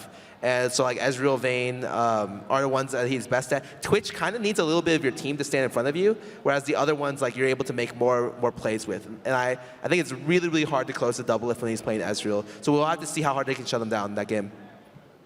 I agree. I mean, it's pretty clear. Doublelift and Chalster, they're the guys carrying CLG, and Doublelift is just insane. He's one of the best AD carries in North America. We talked about it this morning, how that's really the key for CLG. I'm kind of curious who they're matching up against. I didn't see the picks for Curse EU, because my concern would be Ezreal, the serious drop off in damage compared with Vayne later. But if you get fed on Ezreal, then it doesn't matter. So it should be a pretty interesting match. I don't really. I wish I could be watching it. I'd go over it right now. No, not quite yet. We'll keep you here for a little bit longer. Now, the other match that is coming up soon on the main stage is going to be AZUBU Blaze versus Team Solo Mid. Home soil, home turf, TSM. What do you think is going to happen in that game, Scar? In the earlier interview that we had, Pluto, I said that TSM was arguably in the worst form I've seen since Hanover. I'm sorry about that. Alternatively, though, as an aside, I stated that they've always performed better outside the first day. The closer the day is toward the finals, the better they perform throughout the tournament. So they have the highest chance to be knocked out early in the tournament, and they play the most comfortable later in the tournament. So I think it might be a closer game than people thought, because I don't know if AZUBU Blaze is as strong as I thought they were coming into this event. I looked at Flame playing top lane. It really looks like he doesn't have as much mechanical skill as Shy or MacNoon or Reaper. So I feel like that's a way you could take advantage of that team. And top lane is a very, very pivotal role for the team. Absolutely, absolutely. Opinions? I think it depends on a couple of things. Dyrus needs to do well in the top lane, and he's kind of been a mixed bag so far this weekend. We saw against SGS, he was actually playing Olaf against Jax, and with a little bit of jungle help, he started off 120 to 40 CS. So that's dominant play. I think Olaf, in my opinion, is the best top lane in the game right now. There's different top lanes for different situations, of course, but I think that's definitely a strong matchup for him. But he needs to be able to beat Flame, and I think part of the issue is going to be Helios. The fact that TSM, they don't group early on. They split their lanes, and AZUBU Blaze, they like being aggressive in the jungle. They like pushing down towers early on, and I don't know how TSM is going to be able to respond to that. So. They need pressure up in the top lane, but they need to be able to respond as a team. So that's a lot of pressure on really Reginald and Odd1 to help out the other lanes. This is not the first time TSM has met Blaze. It's the first time they've met them with their current roster of Flame up top rather than Reaper D. But back at MLG, Summer Arena in New York, TSM got shut down pretty hard. I think their combined record against Blaze is 0-10. It's 9-0, I think. Oh, Or- 0-9? yeah, 0-9. It's fairly close to that number. So from experience, they have a very hard matchup coming up. I don't want to say they're completely out yet. I still want to cheer for any NA teams remaining, both CLGNA and TSM. I feel like they have a shot, which is better than I can say if TSM played FNATIC right now, because FNATIC is looking really, really solid. I think one of the scary things is going to be what happens in the bottom lane, because we saw earlier in the tournament, they were crushed. I mean, Chaos and Xpecial, they had no laning presence at all in some of their earlier matches. You know, so it'll be interesting to see how they respond, because, you know, AZUBU Blaze, they're really strong. I mean, you know, having Captain Jack and MetLife there is a really strong bot lane. It is indeed, and just like you said, they're pretty much 0-9 or 0-10 or something like that against Blaze. Maybe they can muster up the courage and find out what they did wrong in those previous 9 games, and they can make something happen here. If any place is the time to do it, I mean, it's right now. You know, it's a big stage, IPL5, losers bracket, loser goes home. Do you think Blaze? I mean, now switching sides and going to Blaze's side, what exactly does Blaze need to do to steamroll TSM? Put it all on Captain Jack? I think Captain Jack inherently should be winning bottom lane. I feel like he's a stronger AD carry than the Chaos. Typically, AD, like, bottom lane's split into 2 different areas. They either have an AD carry that's really good and is able to 1v2, or they have a support that's really, really good and able to 1v2. So a good example of this is that Captain Jack, Doublelift are both players that can 1v2 the other team, and the support really has to do nothing but support him. While you have AZUBU Frost, MadLife, and you have MadLife does really good, and I feel like TSM was almost doing that earlier this weekend too. Yeah. I feel like TSM xSpecial is also a support that tends to carry the bottom lane. The one issue is when you run into that situation where these 2 lanes clash, you have to have both players playing at a really high level to be able to see which team or which shell comes out on top. And I feel like Lustboy is insanely good. Like, he's probably the best Lulu I've ever seen playing this game. So they just have to play standard to be able to win that lane. And I don't know what Reggie's form is middle today. He didn't play too well the day before, I don't think, but he's everything I think hinges on him. So if he performs well, if they give him Karthus, he's able to farm up a storm, they can win, TSM can win. But if he plays poorly against Ambition, probably one of the best mid laners here, then AZUBU Blaze should quite easily take the series. And it's a good point that you said Lustboy is incredible on Lulu, because the matches that TSM struggled earlier on in that bottom lane, they were going up against a Lulu. So potentially want to ban out that support in the bottom lane just because Lulu's insanely strong right now. Do you think that that Lulu play affords a ban? I mean, would you, as a player, give a ban to a support champion like Lulu? 100%? I think if the support player is good enough on the champion, yes, definitely. I've been forced to ban Alistar versus MadLife before. I've been forced to ban Xllyra against good Xllyra players, Blitzcrank against good Blitzcrank players. If your support is good enough to threaten bans, that's when you know you have a really strong support player. And Lustboy is godlike on Lulu. Now, how so far, in y'all's opinions, is this tournament shaping up? I mean, now we've got TPA in the losers bracket. We've got FNATIC moving on to the semifinals against the winner of CurseU and CLGNA. Did you predict this? Did anyone predict this kind of turnout? I don't think anyone could have seen FNATIC upset TPA there. I would like to see the odds on that on DigiBet, to be honest. I want to see exactly. Somebody made a killing. Yeah, I know someone definitely made a killing there. I feel like this is one of the best tournaments of the year, and definitely the tournament that I feel like has the potential to be extremely good throughout every game of the tournament. Especially now, when we're into the last 12 teams, I think, it's almost good games every single game. So this tournament's shown nothing but brilliance so far. Well, it's just really cool to see some of these teams coming out, because we have the best teams in the world competing. You know, some of the expected ones, like TPA, AZUBU Blaze, Moscow 5. But FNATIC and CLGNA, I mean, FNATIC could turn out to be the best team in Europe, at least for this weekend, and, you know, maybe go on to current stuff. CLGNA right now is the best team in North America. And, you know, CLGNA, they weren't in this tournament until about a week ago. FNATIC wasn't in this tournament until Friday, when Alternate dropped out. So neither of these teams, you know, just not that long ago weren't in these tournaments and weren't able to make it through the qualifiers. So that's insane for both of these teams to be going as far as they are. And I'm curious what's going on with that on stream number 2, twitch.tv/IPLLOL2. If you want to see, but I'm curious what's going on in that second stream. Basically, what he's saying is, why are you watching this? Go watch that other stream. It's a great game going on.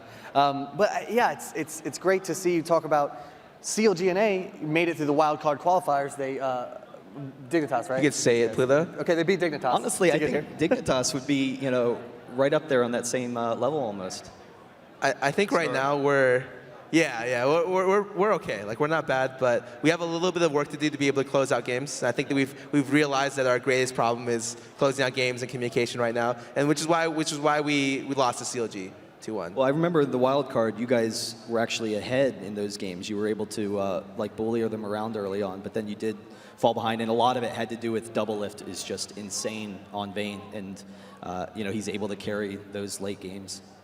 He's one of the few AD carries which can carry a full team on his back. Like, he is insanely good at this game. I know he talks a lot of smack sometimes, but he typically walks the walk when it comes to that.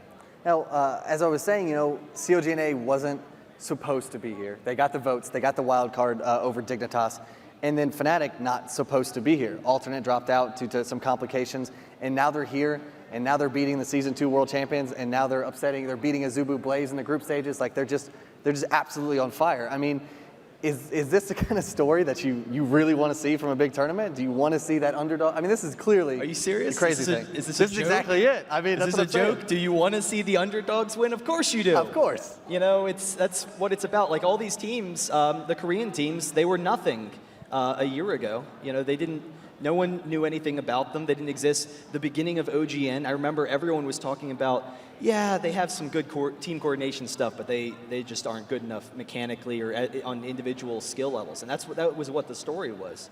So, you know, that's what happens. Teams rise and teams fall. I think the storylines in this tournament are insane. We have a really reoccurring theme in the last couple tournaments where it's like, man, Asians has come over and just dominated the NA scene. And it's like, is that going to be what it is? Is it going to turn into like more of a StarCraft-centric tier where like the Korean tier is so far above the other countries that no one can take a game? And this tournament has proved that no, that's not true. It seems like Europe has some life in it after all, and hopefully NA does as well. So definitely the games remaining are all going to be really, really exciting for me. You know, I'm glad you brought up the kind of StarCraft 2 Korean tier. Like, people regard them as the best StarCraft 2 players in the world, and not just regard them, they, for the most part, are, you know. I know as a North American player, that's really not what you want to see. You wish your North American scene was up there, but do you think that, what does the North American team need to do to get there? What do you need to do to climb that ladder to get to the next stratosphere? What do you need to do to get to the Korean tier or now the FNATIC European tier? It's just all about dedication. And Asians have shown that they're extremely dedicated to the game. They literally will put off everything for it. And that level of dedication has just not happened in NA yet. And I'm hoping that coming into Season 3, we'll have a huge reason to be dedicated. And yeah, I'm very optimistic about the future. Wonderful. I think personally, if you look at a lot of the top NA teams and like some of the older top NA teams, if you gave them an even gold situation with, you know, most of the foreigner teams 20 minutes in, 25 minutes in, then it's a toss-up almost. I mean, you know, these teams, they're all strong enough to win these team fights. Mechanically, for the most part, it's there. There are some players that are just astounding. But really where people were falling behind is it's the early team play. And when you look at the NA scene, you're talking about, oh, well, who's the best player on this team? Who's the best player on, you know, TSM at this moment? Who's the best player on CLG? You look at the foreign teams, and you're like, okay, well, what are they doing as a whole, as a team? You don't see the same level of mobility in most of the NA teams as you do with TPA and AZUBU Blaze. You don't see the same level of, you know, counter jungling and like the mid jungle interactions like you do with Moscow 5 and Outreach and Diamond procs, or, you know, warding in the top lane. But a lot of NA teams, they'll ward by river, but they kind of you know, leave the top lane on its island, and they just kind of sit in their lanes. So it's dedication to figure out how to win their lanes and like play any number of champions. Like a lot of NA players only have 1 or 2 champions, but it's a team thing. They need to figure out how to move around as a team and win those early exchanges. We'll see how everything shapes up. This is obviously, like we're saying, has been an amazing tournament so far. I mean, this is what we wanted. We didn't want to come in and have just a whitewash, oh, TPA Season 2 World Champions, they're just going to sweep everything. They're in the losers bracket now. FNATIC moving on to the semifinals. CLGNA could meet them in the semifinals. This has been an absolutely exciting weekend so far, and we have 2 more days left. This is only the 2nd day. Stick around till Sunday. But in the meantime, we do have TSM versus AZUBU Blaze coming up on the main stage here at IPL5 at the Cosmopolitan in beautiful Las Vegas. So stick around for some more great League of Legends action.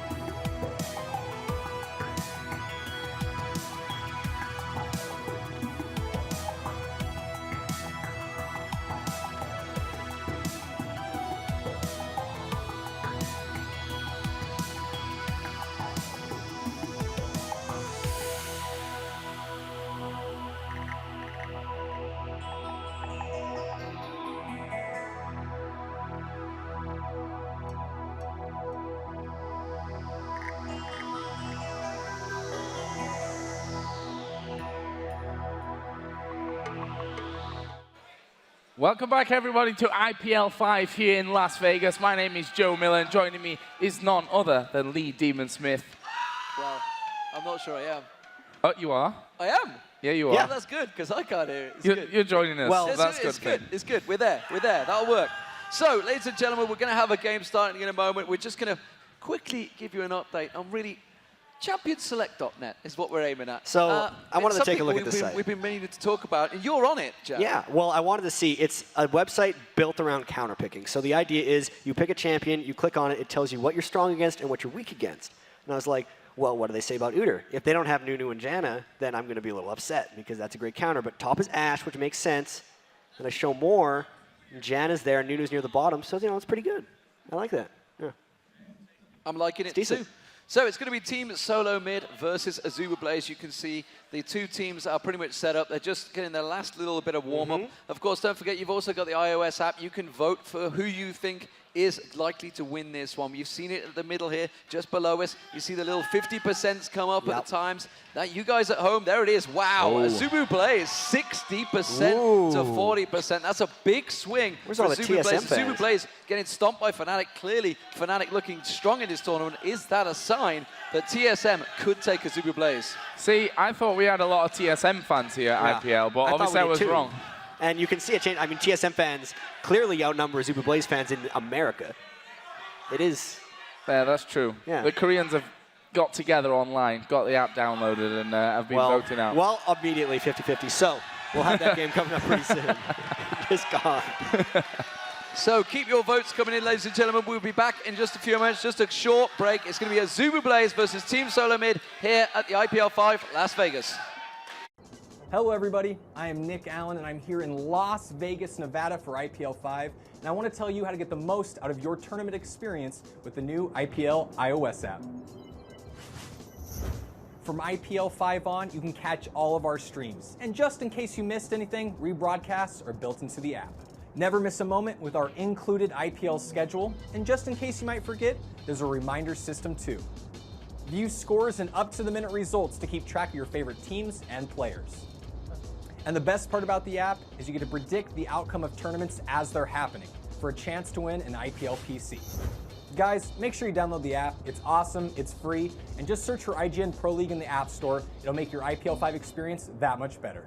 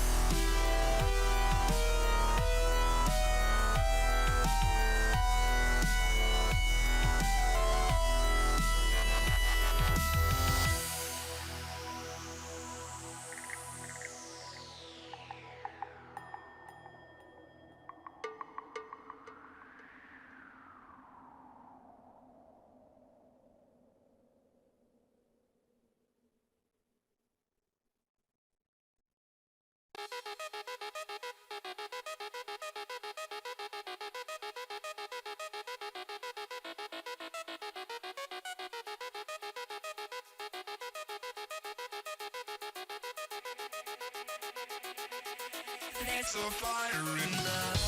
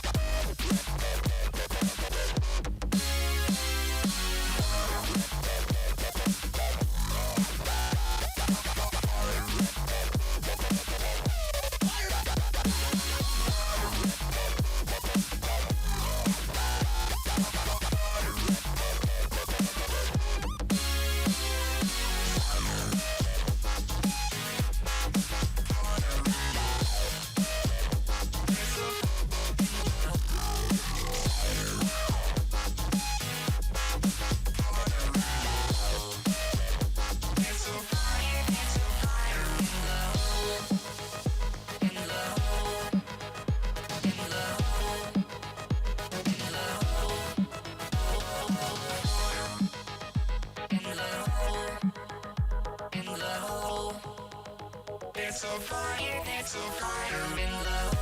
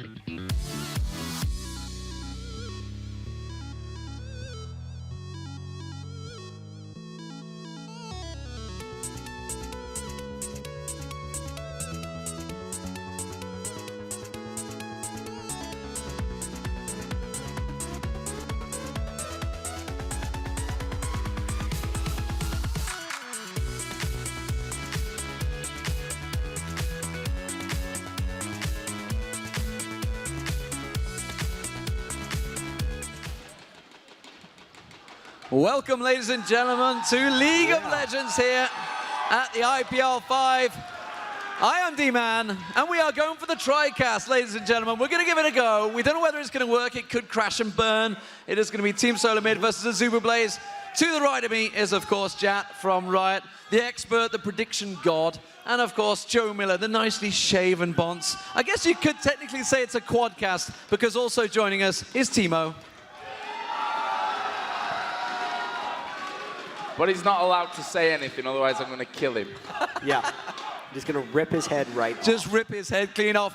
Well, the stats have actually balanced themselves out. You can see them right there on your screen. 51%. Team Solo Mid, the Americans are awake and watching. AZUBU Blaze, 49%. I can tell you, actually, AZUBU Blaze slept in Reginald's room last night. Really? Because they're struggling for a room. So I wonder if they wait until he was asleep and stole his strategy book. stole what, secret strategies? Talking of Season 2 secret strategies, ladies and gentlemen, CLG North America have beaten CurseU 2-1. They are into the semi-finals of the winner bracket. They will be playing FNATIC tomorrow as well. So big results for CLG, both in the winner bracket semi-finals. It's an impressive showing by CLG, and really, finally, America's not completely flubbed the ball in a tournament here, and we'll see if TSM can get eliminated by AZUBU Frost here, because they're 0-7 against Korean opponents, and we're right into Champ Select. Bans flying out already. Yeah, this is going to be a hard one to call, in my opinion. We saw on day number 1 that AZUBU Blaze weren't on top of their game. They had some problems, yes, jet lag, yes, they didn't really have their hotel room sorted out. As you said, they slept in Reginald's hotel room last night, so hopefully they got a better night's sleep and they've come into day number 2 with something more. Yeah, and I should point that out. That's basically because they're not 21. You know, we're in Vegas. You have to be 21 pretty much everywhere in Vegas, and that was the problem. So picks and bans, Jatt, underway. Bans coming out, pretty standard bans as well. Yeah, so Lulu getting banned is now a surprise if you weren't watching the first day of this tournament, but Lulu was the most picked support pretty much throughout this entire thing. So banning that out against AZUBU, that kind of cuts off their fast push strategy. And I just kind of want to talk about that hotel thing, though. Everyone on AZUBU is between 18 and 20 years old. So hotel issues aside, that's a young team.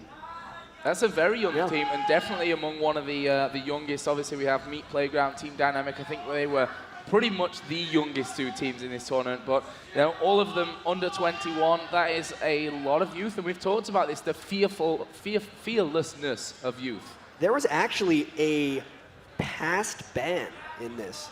They did not ban a 3rd champion here, giving Reginald Diana, but that means that's really strange to me, because that was a completely open ban, and it doesn't seem like there's a power pick that AZUBU decided to pick afterwards, just going with what looks like Olaf and Rumble.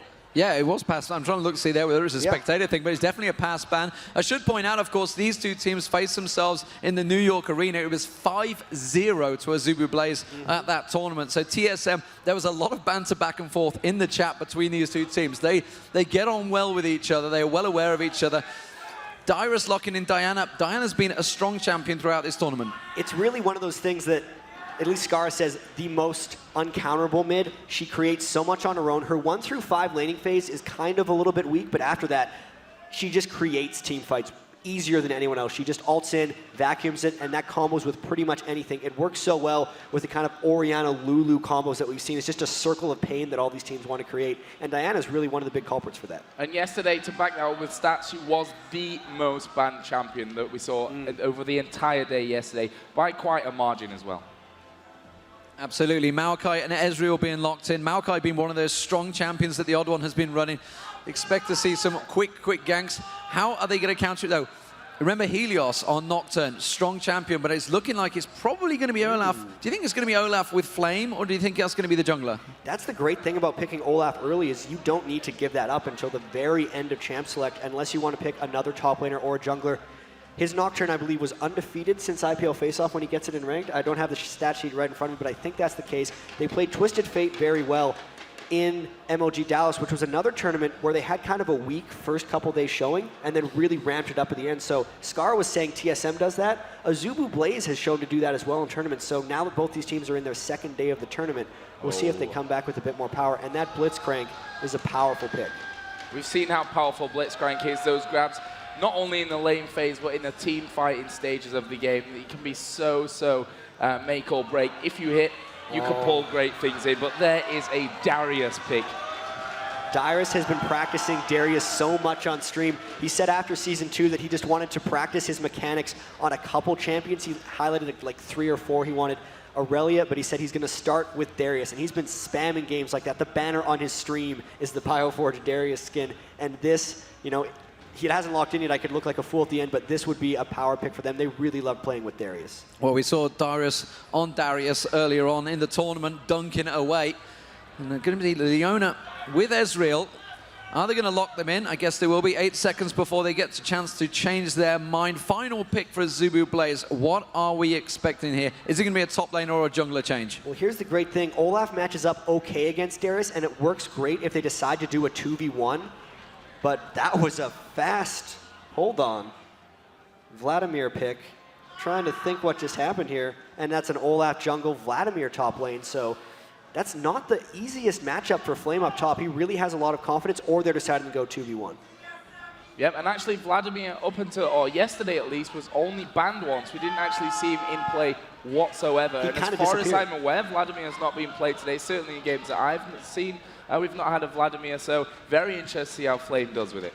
And that's one of the crazy things is Vladimir used to be so prevalent in all of competitive, and at least this tournament he seemed to disappear.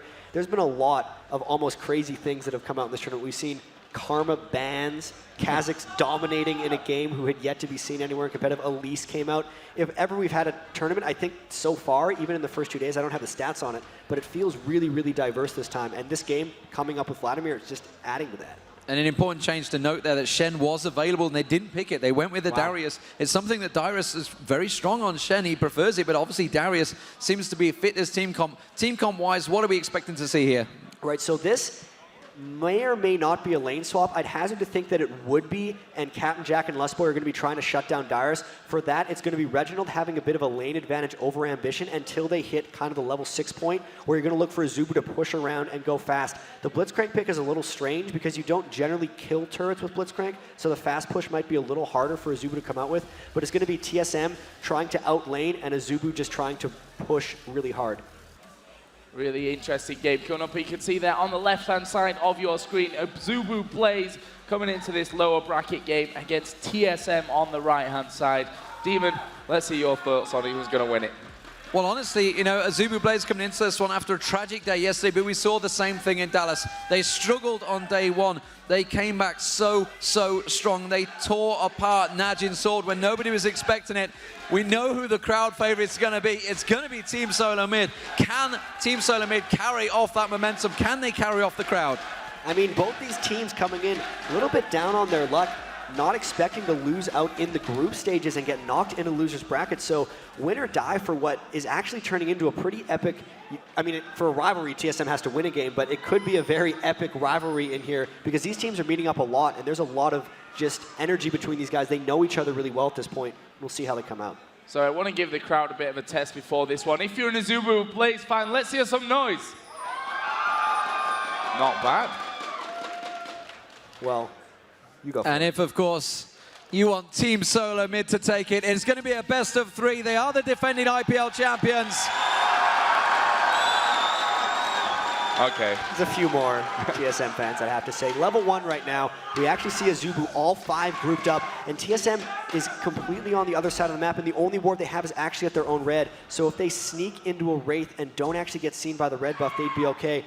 But instead, they just put the ward there. That's an unknown ward by TSM, and I'm not really sure what TSM's going to do for that, but AZUBU definitely has the superior level 1 matchup. Well, right now we see AZUBU there headed off to the top side of their jungle. Real quiet stuff here at the start. See, there's that one sapling down from Oddone. There's the Fog of War being taken away. That sapling has given away AZUBU's positioning. Will they be able to get in there though for that early grab? Up until now, it's not happened. So TSM all sticking together. They know the potential power of an AZUBU Flame, AZUBU Blaze, and invade. So they're actually managed to repel that. All 5 of them being there, and the wards not showing it on TSM made AZUBU back off. It looks like we're just going to have pretty standard starts by both of these guys, both starting at Wolves. Well, we are seeing Reginald actually walking in towards over that ward, so He did see the large Wraith being stolen away by Captain Jack, something they've done so regularly. This time they hooked it through, cleverly done, and they are going to go down that bottom lane. They're going to have a lane switch, looking like at the top lane it's going to be KX and Xpecial. So this is strange because TSM actually has the almost stronger 2v2 lane, but they predicted almost that AZUBU was going to lane swap themselves and have preemptively sent 2 members up there. But what's ended up happening is it's actually 2 men mid for AZUBU Blaze. They're going to be trying to shut down Diana, which is really smart. Her 1 through 5 laning phase is prohibitively weak, and immediately you see the counterplay by TSM sending their 2 members mid as well, so Diana can lane up against TF. TSM having to do that. And we saw in the jungle, actually, Olaf using his smite already. So he's going to be a bit slower to come off this onto this red buff. Odd One actually saved his smite from that blue buff, though. So we now see the Odd One coming around, getting his red buff as well. That's going to be big for early ganks because you can see how much AZUBU was pushed up in the mid lane. Fortunately, though, they just put a ward in that other mid brush, so it's going to be very hard for the Odd One to put any pressure into that middle lane. Now we just see a failed kind of run up top by Helios. Not much going on early. So with all this lane switching going on, I mean, who's this going to favor? AZUBU Blaze obviously coming into this one. The Korean teams, they're so used to all this switching. Team Solo mid, of course, you know, they've countered it. They've managed to react to it. They've figured all the positions. But lane for lane, who really, you know, who's getting the bonus from this one? We're seeing Lustboy having a little trundle past. He's gone past the ward. They know exactly where they are. Looking like another lane switch coming in here. Ambition going down towards the mid lane, actually making sure they don't give up any CS here. If AZUBU can make this kind of as chaotic as possible, I think it favors them. So much of what TSM does is mimic other team strategies and learn what's happening. So the standard kind of 2-man top lane swaps is what TSM's gotten really used to because once they were exposed to that by AZUBU, they kind of took it for themselves and did well with it. But when they make the chaos, when they repeatedly swap, when they try something new that TSM hasn't seen, is when they'll get the advantage. And the ironic thing is we just had a look down there at bottom. Vladimir against Darius. After all this switching, they're in the most normal situation after all this one. Just going head-to-head, having a bit of a farming session. Darius currently having a 6 CS lead over Flame in that bottom lane, but we know that Vladimir takes him a little bit of a while, Jatt, until he gets right into his stride. And it's actually really strange what's happened down bottom because Flame has been shoving in, but he's down in minion kills. We actually see the gank kind of coming in top, but they're able to just disengage. And back in the bottom, it's just Flame completely pushed up. They know the jungle pressure is top, so they're not doing anything. The pings go down into Odd One. When you have those 2 members mid in the support and the AD carry, so much of the river gets warded, and it really just repels the majority of jungle ganks. There's so much mobility around the map at the moment. You can see Ambition very deep on here. They're going to have a 3-man dive on towards Ambition. Is it going to get close enough? There's the flash. There's the twisted advance. They catch on towards Ambition. xSpecial dives in. First blood goes down to KOX. Fantastic work. Can they counter on this? That was a hell of a gank by TSM right there. Everyone on AZUBU is trying to push up their lane, so it is paramount that the Odd One can apply sufficient lane pressure to make that not a thing. If AZUBU doesn't get to fast push lanes, they kind of lose their identity a little bit. Great start for TSM and a great gank by the Odd One. So this bottom lane there, heavy pressure being applied from both sides. xSpecial headed up into that top lane once again, just to give Reginald a little bit of cover. You can see dive bottom. Jack, down to the bottom. We are going to see the push coming in. That's the middle. There's the bottom, and Darius going to go down to Flame. Turret actually hitting him, and well, unfortunately, we didn't quite get to see it, but that will bring us back to 1-1. So Vladimir landed a lot of harass on Darius up with the turret, but here comes the Odd One onto Flame. Catching on the twisted advance, he does get the knockup, but I don't think he's got it. He just got the level up. Is it going to be enough? The Odd One with the red buff gets the slow, picks up the kill. The counter is on once again. This is what the Odd One needs to continue to do. Second successful gank. That was really just Flame overstaying his welcome, being overconfident after he finished off Darius in that lane. But you can still see across the map, everyone on AZUBU Flame continually shoving. And even though they're down a kill, they're still even in gold because of all that lane pressure they're creating. You see now, we are seeing Reginald and Ambition lining up once again in this middle lane. Things getting a little bit crazy here, so got to keep an eye on exactly where this action's going to go down. We see Vladimir coming back into lane with those sorcerer shoes, and unsurprisingly, really, a couple of wards in there as well. As Jatt mentioned, it's going to be paramount for Odd One to get into those lanes, and on the flip side, for AZUBU to make sure that he doesn't get into those lanes, or if he does, that they see him. And something that's got to happen here for TSM, you can see a pink ward already being picked up by the odd one. That's almost a replacement for a super early Oracle's Rush. You know that AZUBU with this lane pressure needs the wards in order for this to survive, in order for them to be able to continue to push. And likewise, TSM needs to be able to clear them. Lane pressure continues. The odd one's walking through his own jungle. His blue just got warded. Perfect pink ward by the odd one, getting rid of that pesky thing. They should be able to take their own blue. And that was all simply benefited by the fact that he did get those two, the kill and assist. Meanwhile, in the middle there, we can see actually Dyrus in all sorts of trouble. Hemoplague's been popped. Ambition comes in on the tower, stun carded. It's gone, no, he's gone away. Could you believe it? Has Flame got a flash? Has he got a flash available? No, he already used it. Ghost was used. Helios coming around. He's going to have to use the axe. He's going to have to dodge it. You can see him gaining on him every step of the way. The axe lands. Is it going to be enough? He's got no support. Helios, one more swing. Gets down Dyrus, chases him down. Great work. So the kill there by Helios, the Ghost pretty much running the full duration. That was almost an epic escape by Dyrus, but at the end of the day, it's still a kill given up and lane pressure lost. So Flame really not getting that punished by the 1v1 lane against Dyrus. They picked it to go straight up against that lane, and you could see they're happy with that matchup based on their strategy. That could be a very scary Vladimir come late game with how well he's dealing up against Dyrus.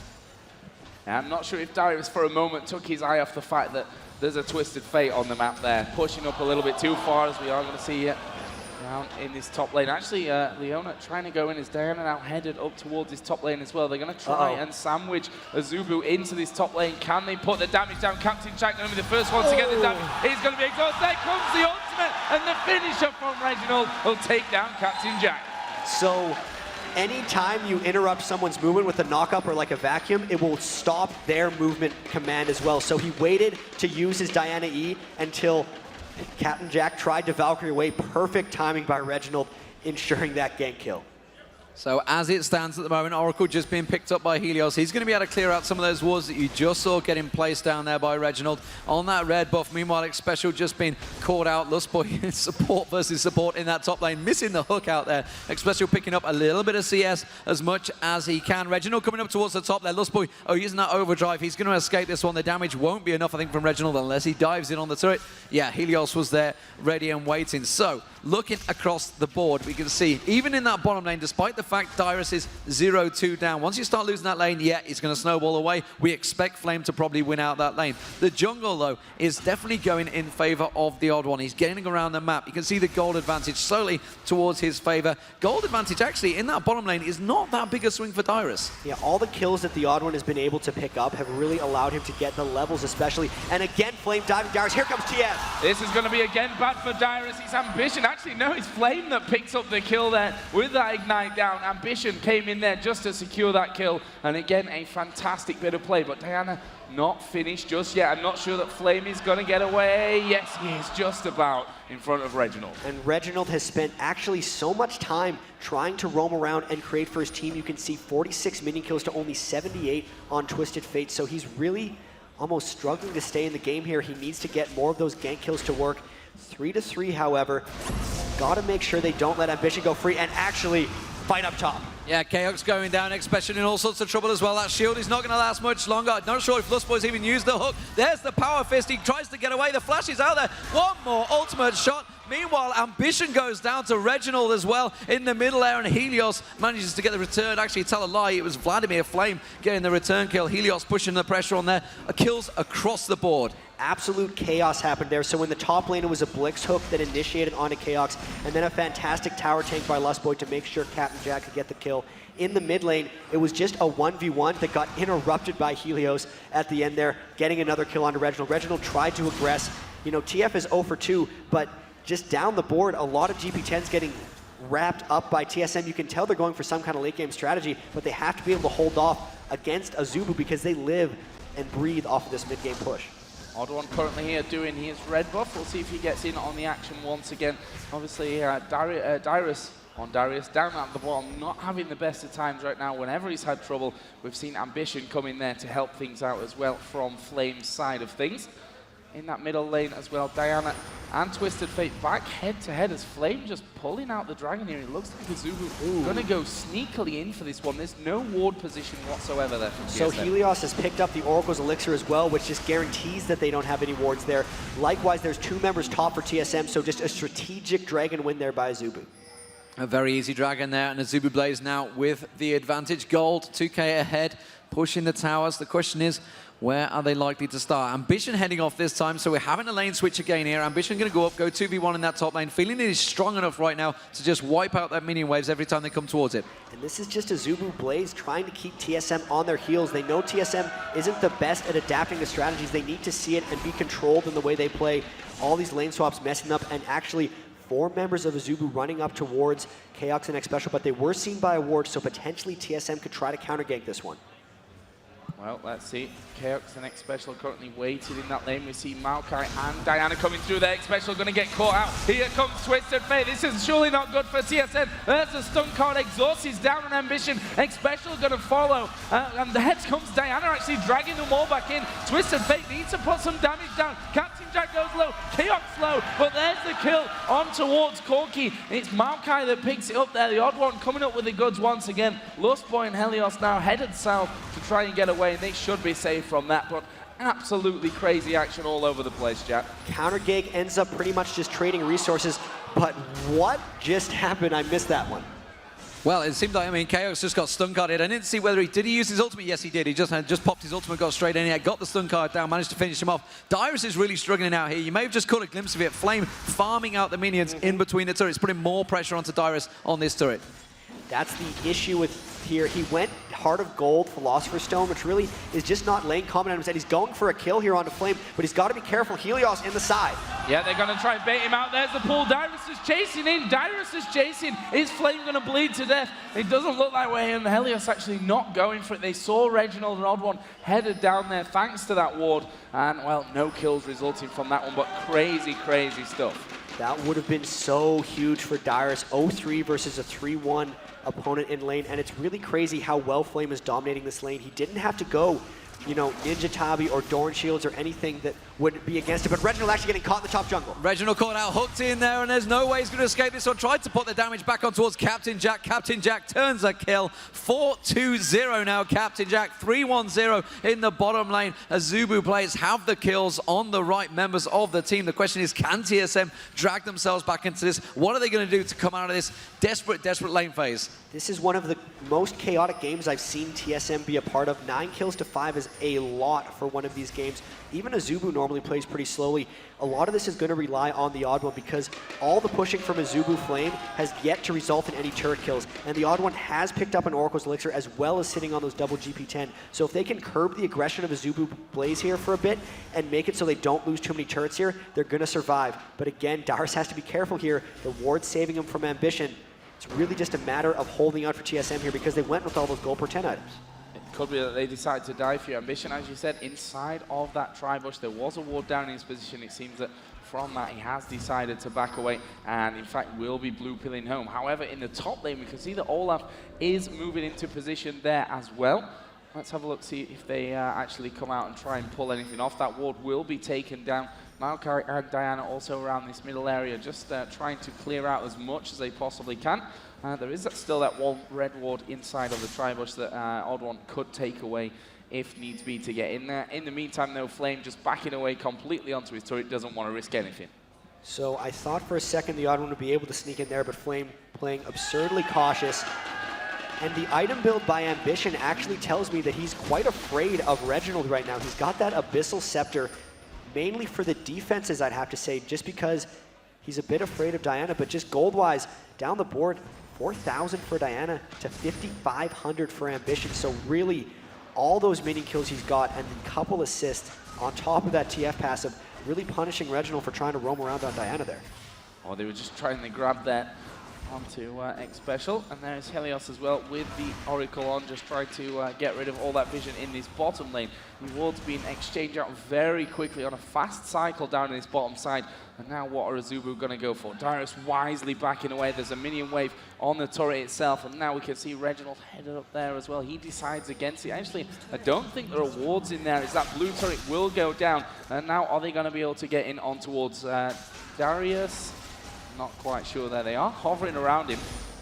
So bottom lane is actually pushing with the Twisted Fate. If they get this kill, they'll take a tower too. They're going down the bottom there. Darius in all sorts of trouble. He's not going to be able to escape this one. He gets dropped pretty easily. They can take the turret. Meanwhile, at the top lane, you can see they're going to dive in. His Lustboy seems to be the target, but he's going to get the mana shield proc in a moment. He does go down. Captain Jack now being defensive. Reginald trying to get down that bottom lane, trying to defend it, but that bottom turret now in danger. Flame really is putting so much pressure on Darius. This is what happens once you start losing out that lane. You can snowball so heavily. 4-1-0 Flame right now. Now also 5,000 gold advantage, and once they get that second turret, it's going to balloon even more. Reginald trying to hold off this mid turret, but you can see actually Helios wanted to come around and was pushed back by the odd one. They might be able to trade turrets here, and they really need to make something happen, because without those turrets, they're starting to lose. Yeah, we see there as well, Reginald actually coming in. We may see Twisted Fate try and catch them off as they come in. Here is the stun card pull. He goes in onto Odd One, but they may turn it round here on towards Ambition. There's a Twisted advance. Ambition goes low. There's a kill exchange, and it's now Helios versus Reginald. I'm not sure that Helios can really fight this one. Reginald going to go in there. Oh, and he's missed it. He's missed it. I cannot believe it. That would have been surely a kill for Reginald, or maybe more importantly, Jatt, the Oracle as well. What could have been a 2-for-2 was just a 1-for-1. Still a good trade overall for TSM, though, getting that kill onto Ambition. TSM really needs Reginald to get going for this. He's going to be the creator for them in team fights. Anytime Reginald doesn't do well for TSM, they fail to be able to start team fights. So he's actually going up against Flamer, trying to bait for X Special. Reginald trying to bait them in there. The Hemo Plague goes down. Isn't enough damage. You can see X Special coming in, gets the stun down. There's the Hemo Plague landing, gets the Crescent Strike. Chaos coming in. The exhaust was used up, but I think he's going to be enough. No! The Leona ultimate lands on him. Flame just taken very low. He's going to have one more. Has to put the ward down. The Arcane Shot's not quite enough. Uses Zonya's Hourglass. Here comes one more. Ambitious comes in onto us. Chaos, they could transfer him, but Dyrus joins the fight. He goes towards Ambition. Chaos taken down very low. Odd One manages to land the kill. Chaos still very low, hasn't gone dropped. Lustboy lands the kill, but Lustboy is going to pay for it with his life and will finally go down. The kill will be given to Dyrus. He needs as much as he can. Helios comes back in. Back and forth action. Captain Jack putting the pressure back onto us. Dyrus is going to get dropped as well. No, he's avoided the damage. Captain Jack turns around, puts the shot down. Helios is going to land. They can get a second Oracle here off the Odd One. The Odd One goes back in. Reginald's back. X Special goes in. On towards Captain Jack. The double kill, the triple kill. Oh my God. I don't think I've got enough oxygen left in my body to continue that fight, but what a crazy back and forth action. 40-second fight there. Reginald actually got forced out at the start, went back to base, healed, came all the way back and finished it off for an ace. They needed that so badly. What was a 5,000 gold advantage is now down to 3, and they've proven that they can win the chaotic team fights. Really good team play by TSM, and this is almost what happened in the World Championship games too.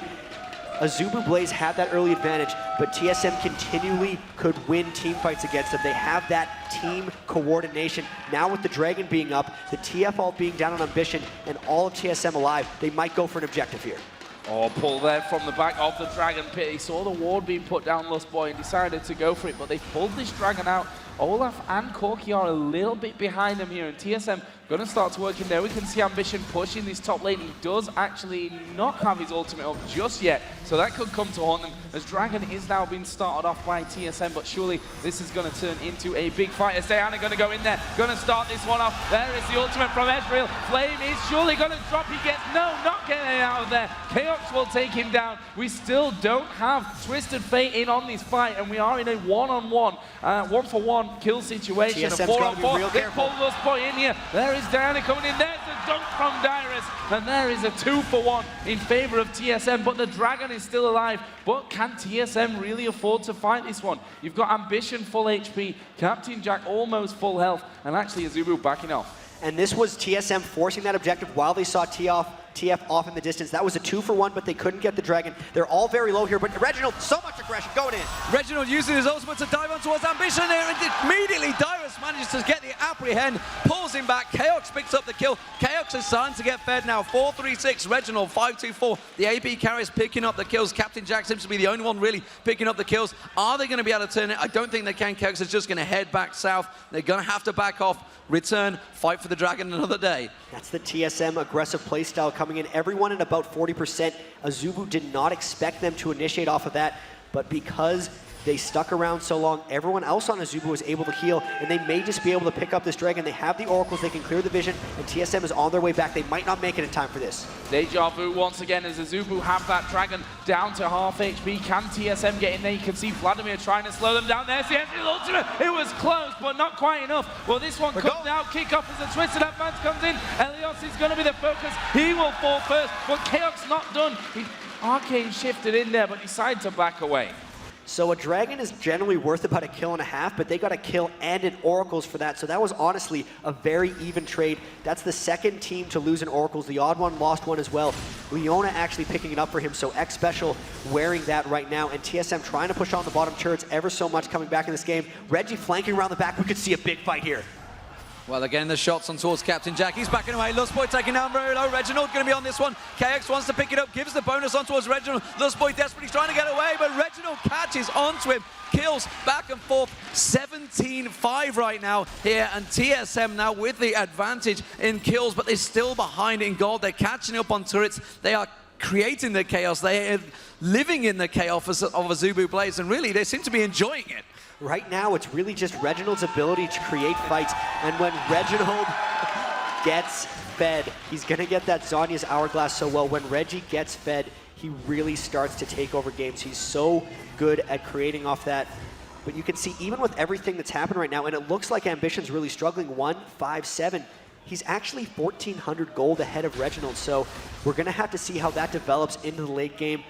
Overall, though, with the 17 to 15 kills, the goal advantage, even though it's 3, doesn't seem to mean much because they're just bashing into each other, and TSM does seem to be coming out on top. If they can continue to do that, they will come away with the win. It's on AZUBU to actually just take control of this again and start having fights on their own terms. So for all the advantage that Dyrus, down that bottom lane, Flame has been so strong early on. He obviously pushed him so heavily. Dyrus obviously, once you start losing that lane out, it becomes a problem. But Dyrus has definitely brought himself back into it. As Darius, you can get yourself straight back in. What has he done? And certainly to the point of AZUBU Blaze, they kind of lost control of this match. TSM seems to be thriving in this chaos right now. What have AZUBU Blaze got to do? How are they going to gather their thoughts? Because when it comes to those 5v5 crazy fights, TSM seem to be winning. As always, it's their strongest asset.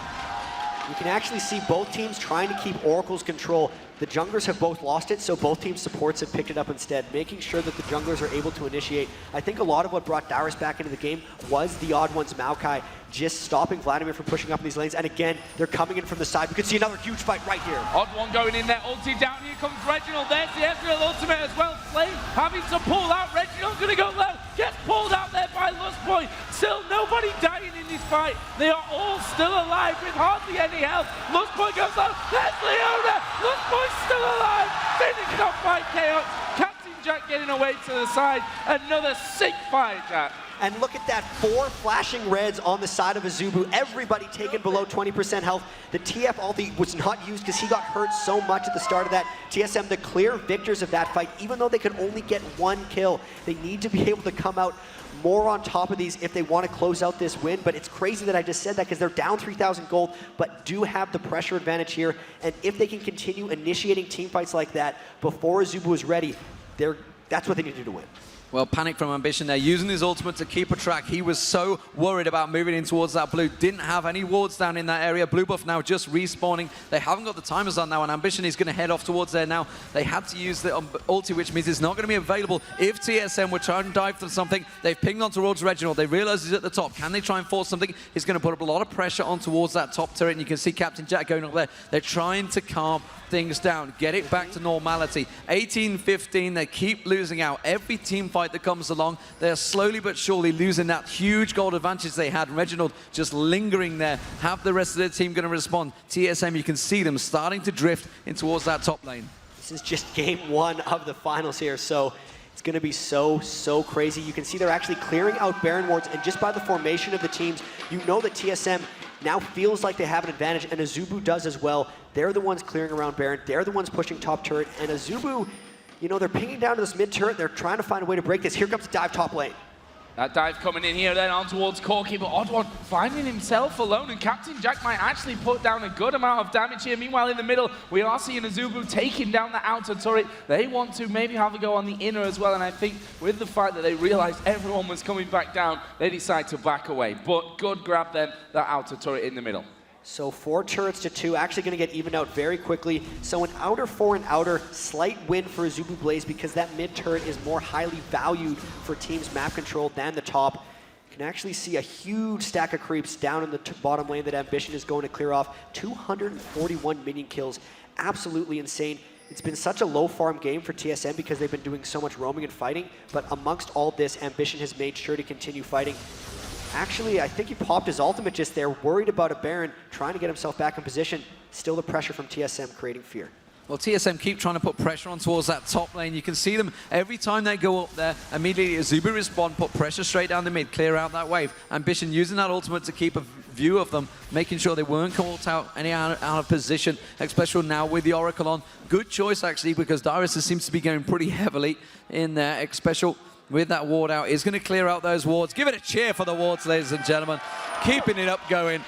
And it's been going strong throughout the day. You guys have been awesome. This crowd, you can see obviously clearly behind it. The players will appreciate every cheer you give them. They're trying to catch on towards Helios there, just trying to get a little poke around towards Baron. They actually did manage to start it off there because I think the sapling was thrown out. They're going to dive, Joe. They're going in here on towards Flame, who will use the Zonias. He's going to pull as well, and that's a lot of damage coming in. Dyrus going to grab them back. There's the Leona ultimate, and the dunk onto Flame. Chaos getting a little bit out of position here, though. TSM needs to come in. Reginald pulled away off towards the side, but Lustboy's going to pay for this with his life. Dyrus' dunk kind of denied there, as Helios now has to pop Ragnarok to get himself out of that position. Are AZUBU going to turn around and apply some more pressure? It doesn't seem that way. That's another 2-for-0 for TSM. They're a bit too low, I think, to try this Baron.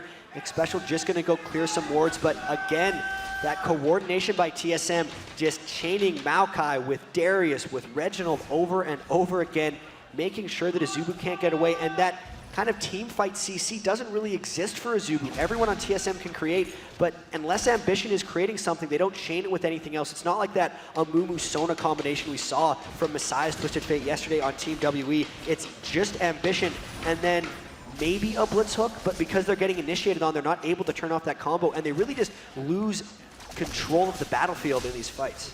So, Jatt, we're seeing a bunch of items completed there. You can see across the board some large items being completed. Randion's Omen getting out there, Infinity Edge, Aegis and Legion, Willie the Ancients, all these items starting to stack up. Who is starting to win the power race? It seems to be AZUBU just completed 3 large items. Oh, but they're going to dive in now on towards Reginald. Reginald trying to get in, just backing out. The Will of the Ancients could be very large. It actually helps Corki way more than you would think it does. So much of that spell damage will spell Vamp off the Will of the Ancients.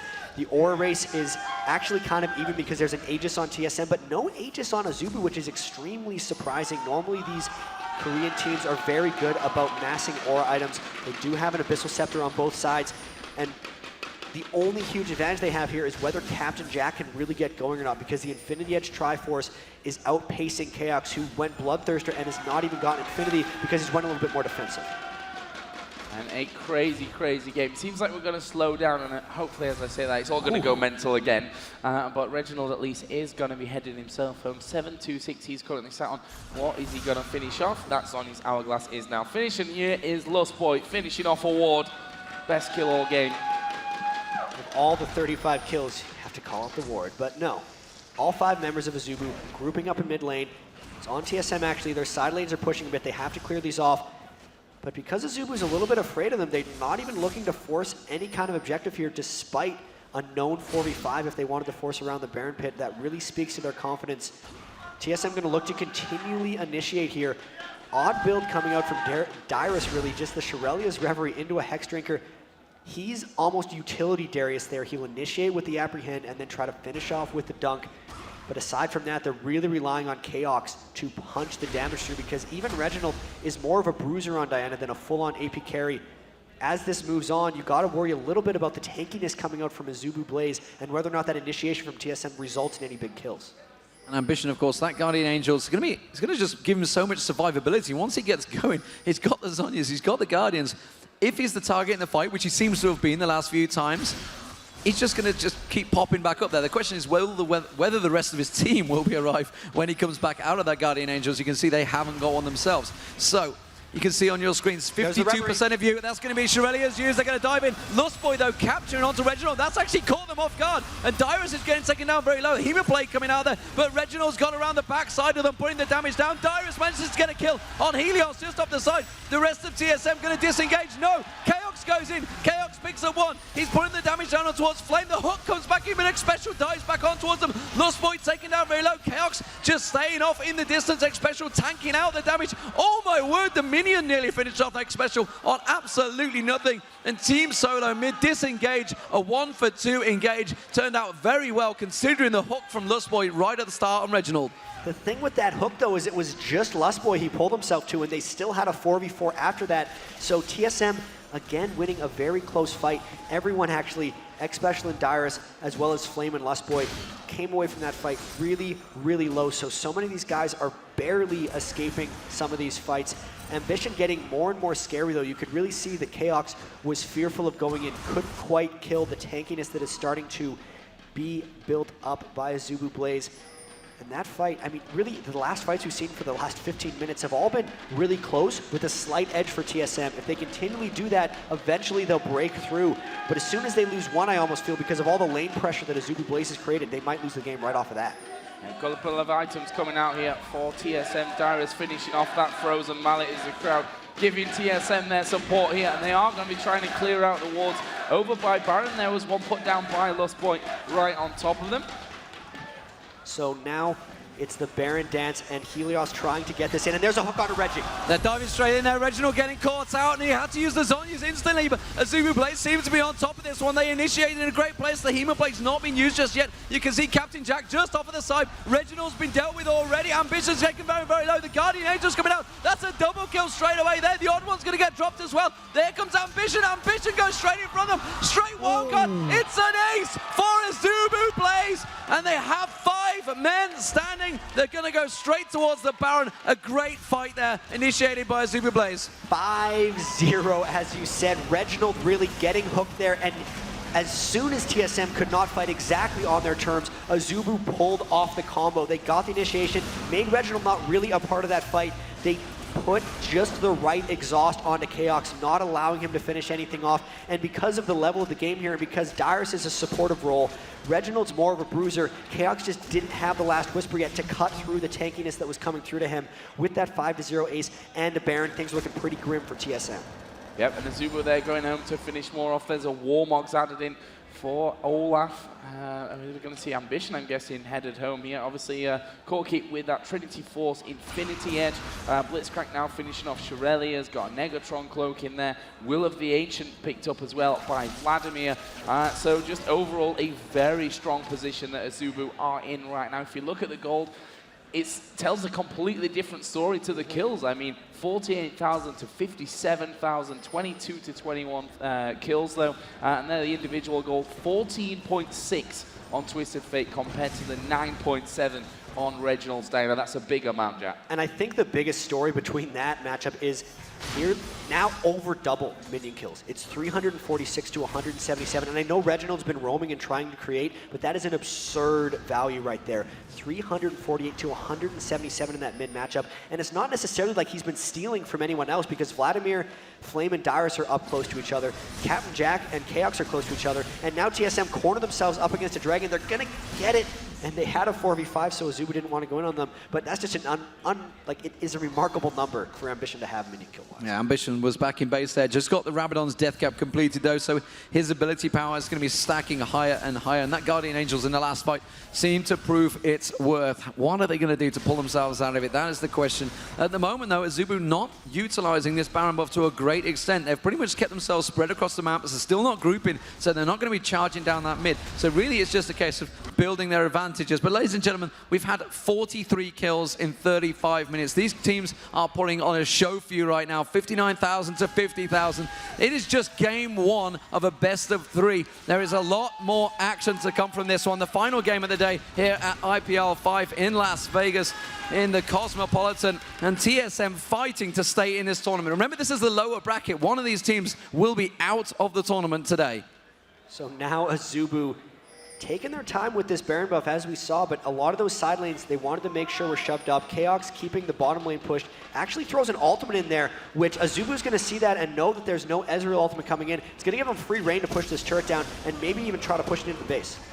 Is that turret taken down the inner in this top lane? Are they going to keep going here, though, with all five? I've seen Blitzcrank coming around the side, May trying for that cheeky grab, which TSM will surely not fall for at this stage of the game with that Blitzcrank over on the other side. There's a bit of damage done to the turret, but it's going to take a couple more minion waves before they can get a big chunk down there.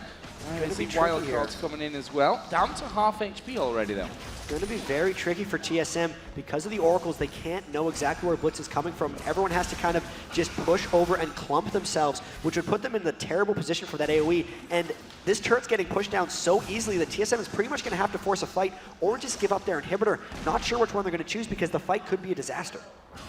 Well, as it is, the Baron buff still on them.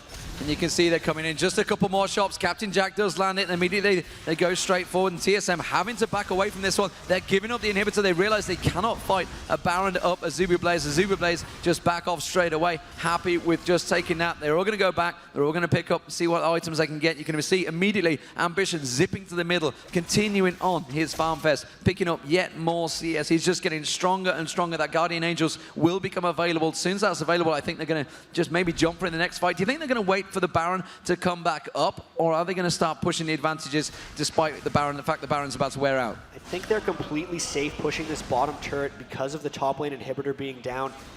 There's no reason to let up now. They're up 11,000, and because that was a completely uncontested turret, I feel like TSM is so unconfident in their ability to fight that poking at the turret will probably be okay for AZUBU Blaze. I think while the Baron is going up, if at all just to stall TSM, they're going to be pushing that bottom while TSM has to devote a person to clearing super minions in the top lane. If I was AZUBU, that's what I'd be calling.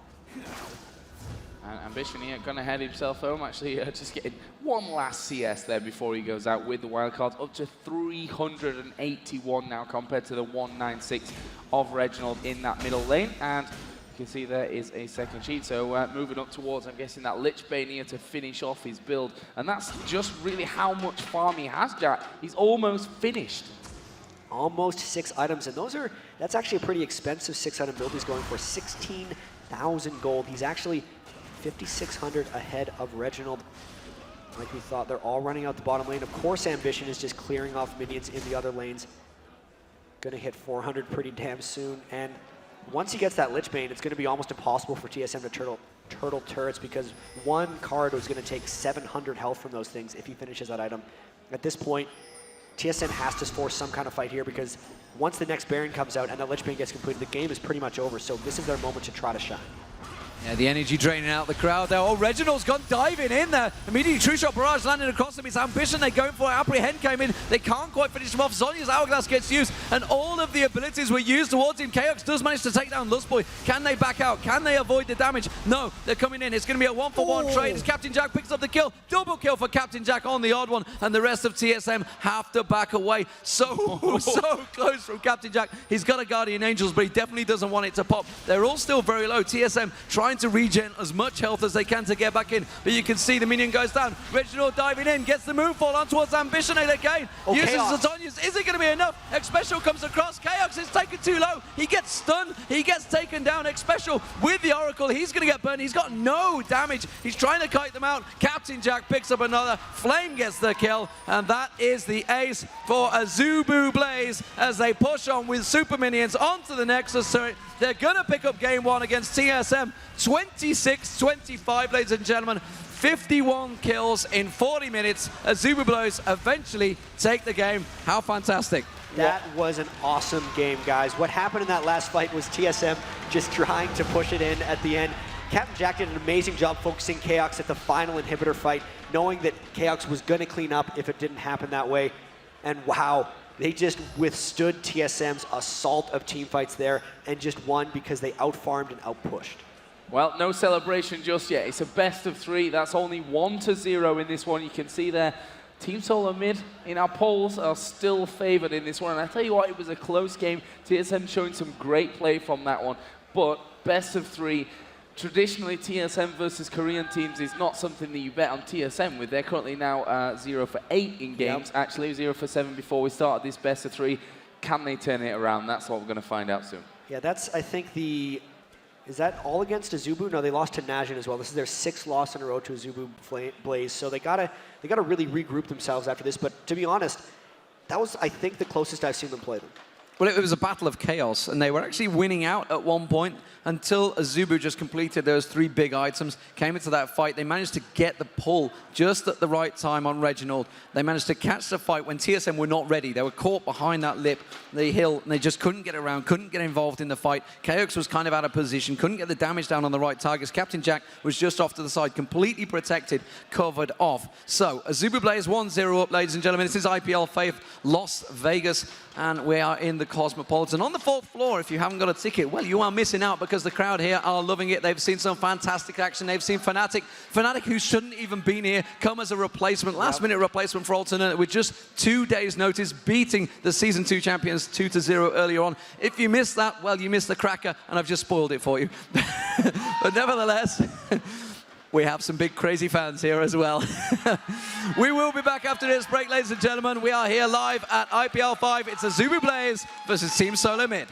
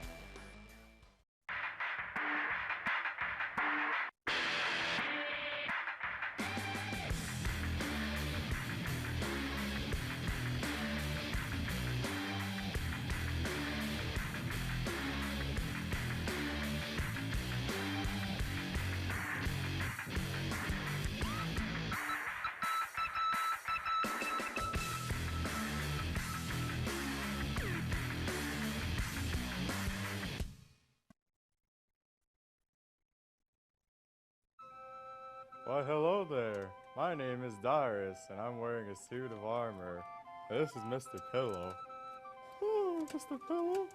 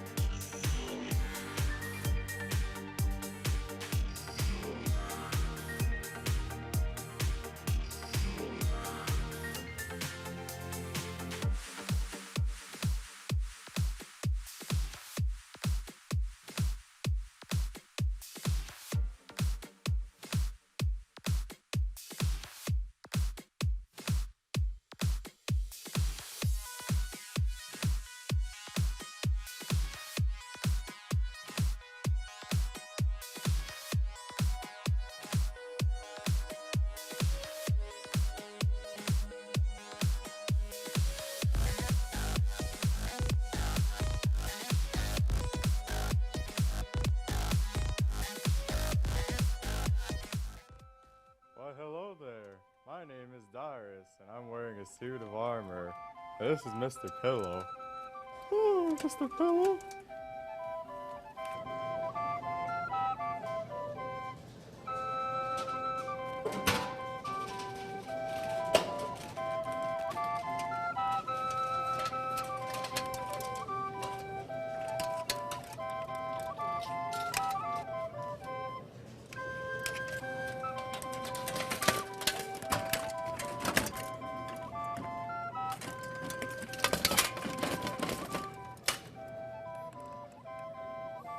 What do I do now?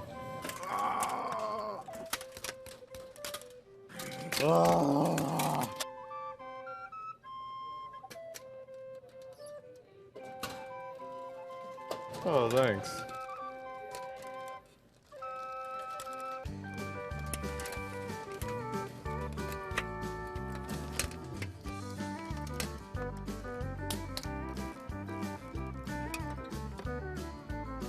Fuck.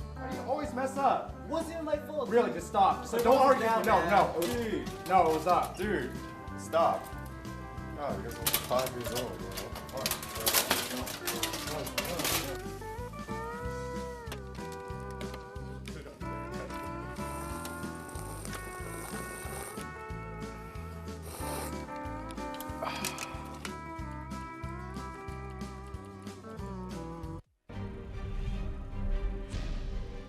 Hey, this is James Rauman with this week's IGN Pro League Top 5 Plays.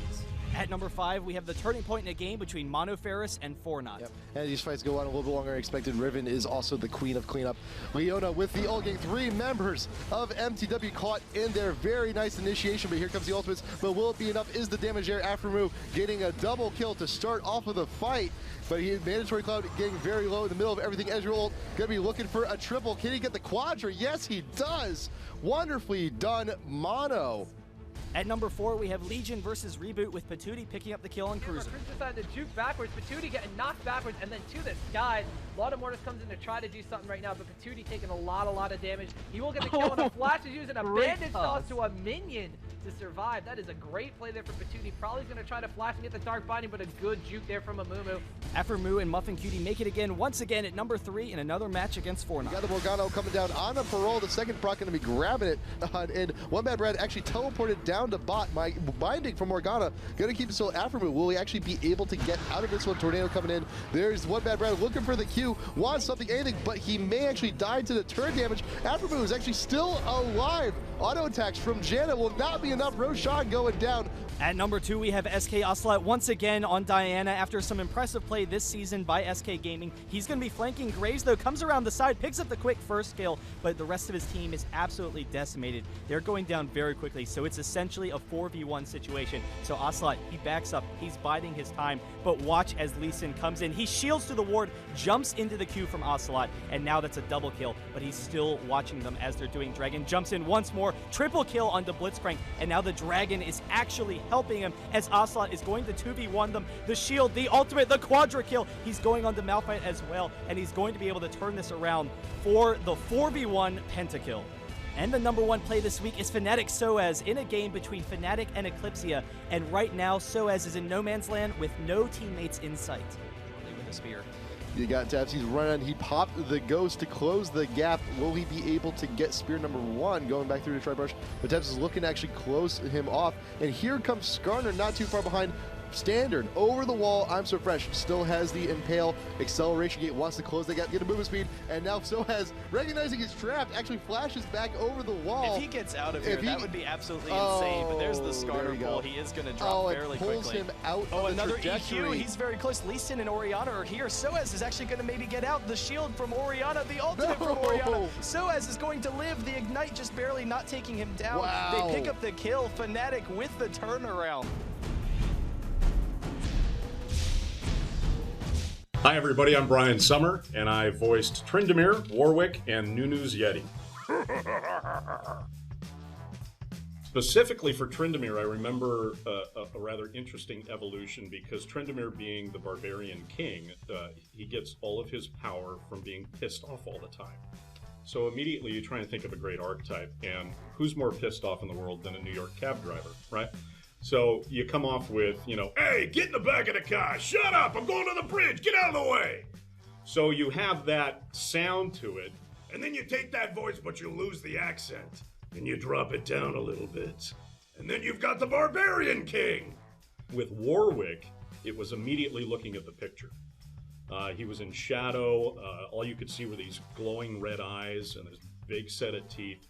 And so obviously he had to have that very growly sound to him. And that kind of guy doesn't need to be fast. He just needs to be very intimidating. So he's down here. It's only fun when they run. Nunu's Yeti, if I remember correctly, that was kind of a last minute thing. They didn't have any specific language for him. So we just kind of did this round mouth sort of a thing. And then they said, well, vocalize him a little bit. So we just made up words. That kind of a thing. A lot of people don't know. On the beta, Brian was the announcer. He was the one that said pentakill. Yeah. And 30 seconds till super duper minions kill. spawn. Oh my God, you killed someone. Thanks so much for continuing to play the game and embracing it so much. And like we said, we really had no idea how just enormously popular this thing had become. So it's all because of you guys. And I'm talking to you.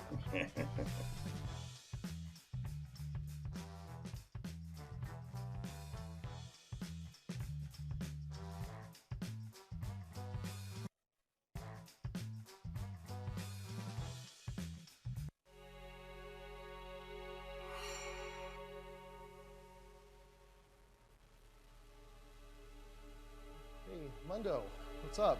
I saw Nick outside. He said you wanted to see me? Mundo say, you're fired! But you don't work here. Corporate Mundo! It's time for League of Legends Top 5 Flops. Take a shower. Mundo going to need you to come in on Saturday! Lead me to back.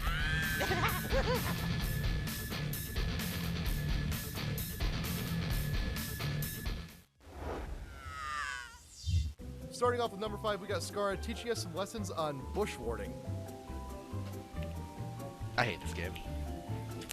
I hate this game so much. Oh my god. At number 4, we have DCPI Phreak on Teemo on a mission of great importance. Well, he is doing what he does best, just standing still, being stealth, watching blue buff being taken.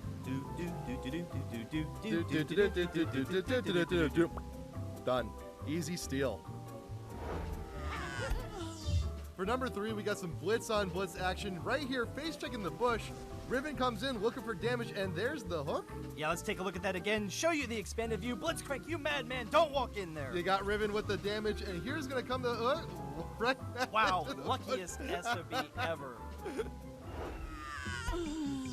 At number 2, we have Alistar helping out his teammate with the blue buff. Keep an eye on Xllyra on Ezreal. But GP isn't even helping. Kid, you bad? Kid, you lazy. Oh, he knocked it right into the Ezreal ult. He deserved it. And for number 1, once again, frequent flopper Phantom Ward, but this time with his hand out of his pants. Yeah, he's going for the dance-off. He's dueling against Master Yi. Do the hustle. He's got it.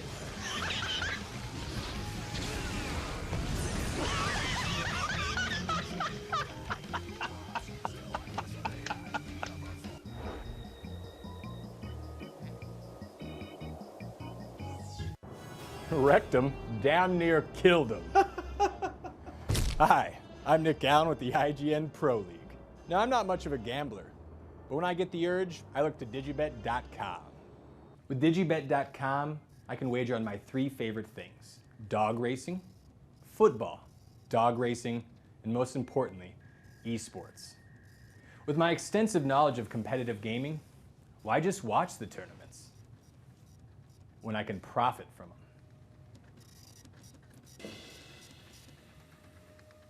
If you're daring enough, try digibet.com. I know I will, because I'm never wrong. This was delicious. I'll have another.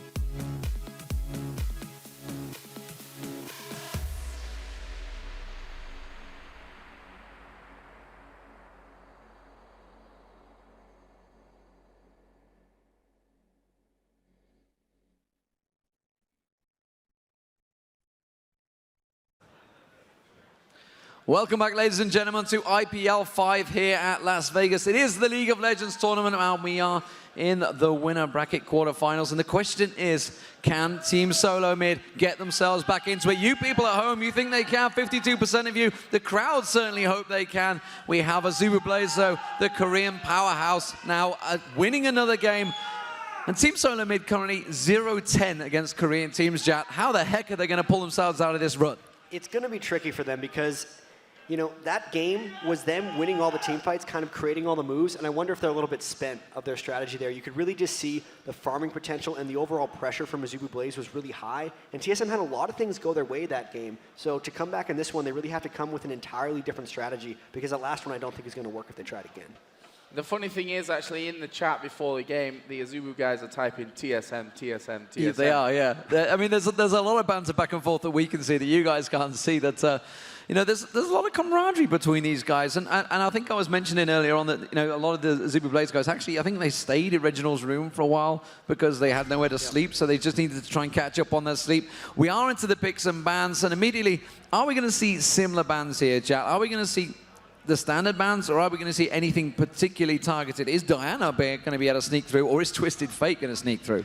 Well, it's a little bit strange because they've switched sides now. It's AZUBU's time to have first pick. I'd almost expect, if anything, TSM, I think they're going to let Diana through. I think they feel like they can counteract that.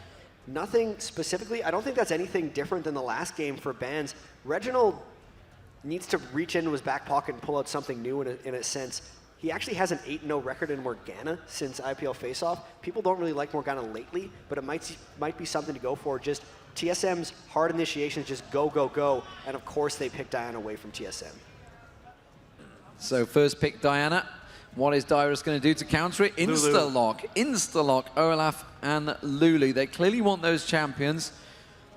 Is it going to be strong enough? That's the question. And how will they counter that? What are we thinking? Are we thinking 2v1 lanes again? Well, that was a really clever play by TSM first and foremost, because they knew that AZUBU loves Lulu.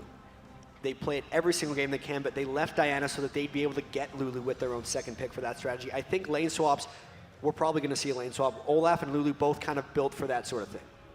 Well, let's see what AZUBU go for here for pick 2 and 3. There's a Nocturne, which we mentioned actually in game number 1. Helios, up until the start of this tournament, back to IPL Face-Off, 12 games played with Nocturne, 12 games won with Nocturne. Yeah, he's pretty good at Nocturne, and Deman and I cast one of the games during MLG Dallas Finals where he just started the game pretty much 5-0. He had 5 kills by level 9, like 14 minutes into the game, and they love this synergy. They can dive in together, Diana and Nocturne. Might see our first Graves. Nope, right back to Corki. They like that. So for TSM, Reginald needs something that can live up against Diana. He needs a defensive laner. Katarina is actually available, but she gets beaten up by Diana in lane. So normally it would be really dangerous to have available, but because they picked Diana, they're probably safe. I don't think he's been I don't know if he's been practicing it. I'd like to see Morgana here from Reginald, but I really have no idea. Well, Shen also available, don't forget. It could be Maokai again for the odd one. It's a champion he pretty much stays standard with. He does certainly work very well for him. And, you know, he opened up quite a few at the start. It was a pretty chaotic start for them. Chaos again on Ezreal. So Ezreal has been locked in, as has Maokai. Actually, a fairly similar team for Team Solo Mid here. And it was only really a matter of tweaking between the teams. It was just that one team fight, that one hook. Blitzcrank, of course, available again here for AZUBU. I don't see why they wouldn't take Blitzcrank again. It created a lot of good things for them. It actually was the catalyst for what finally won them the game. Even during some of those chaotic team fights, just hooking Reginald away, making it so he couldn't necessarily initiate well on them. A Blitzcrank and then something to go. They have to think of something safe for a 1v2 lane if they want to go that. Maybe Jax for Shy, or for Flame. I know he likes Aurelia, Jax, really the standard normal top laners. And because Olaf is already gone, Zuna actually the pick for AZUBU. He's got 15 seconds left. There's Aurelia. Yeah, in terms of the stats before this one, 4 games played, 4 games won with Aurelia as well for Flame. So he's actually he's top played and top won, you know, the best rate that he has with the champions in there. So that's going to be that locked in. Rise currently. Rise is a good counter to Diana. We've seen it early on in the day. I'm pretty sure it was today. Yeah, that was actually a funny conversation because Skara was commenting about Pobelter how Rise shouldn't win the matchup against Diana. It's just he doesn't see how it wins. But Pobelter was persistent that Rise does actually beat Diana. He said, as long as you can dodge the Qs and as long as the Diana player fishes for Qs, then Rise can come in on top of that matchup. But that, just based on that discussion between two of the top mid players arguing who has the matchup, makes me think it's a close matchup between the two if they decide to go with Rise. It's a skill matchup, I guess you could say. That's what they like to call it, yeah.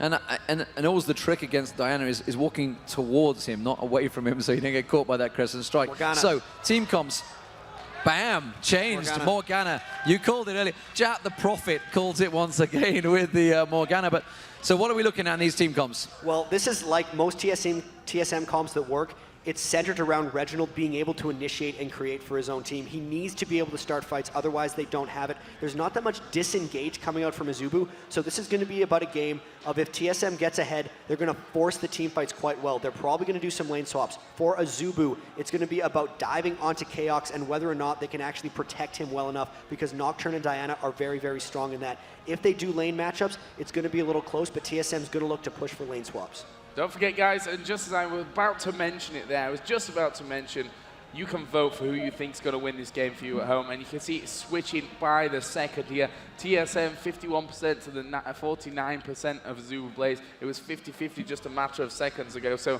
make sure you get your votes in for this one. That Team Solo mid fanboys, how does that work? It was 50-51. I was like, oh, that doesn't quite help. The Team Solo mid fanboys are pretty strong, but you know, you can see that obviously the vote for AZUBU Blaze. AZUBU Blaze were comprehensively beaten by FNATIC. Can Team Solo Mid harness what FNATIC did? They are 1-0 down. They are in danger of going out of the tournament. They are the defending champions of the IPL. They won IPL4. They won IPL face-off.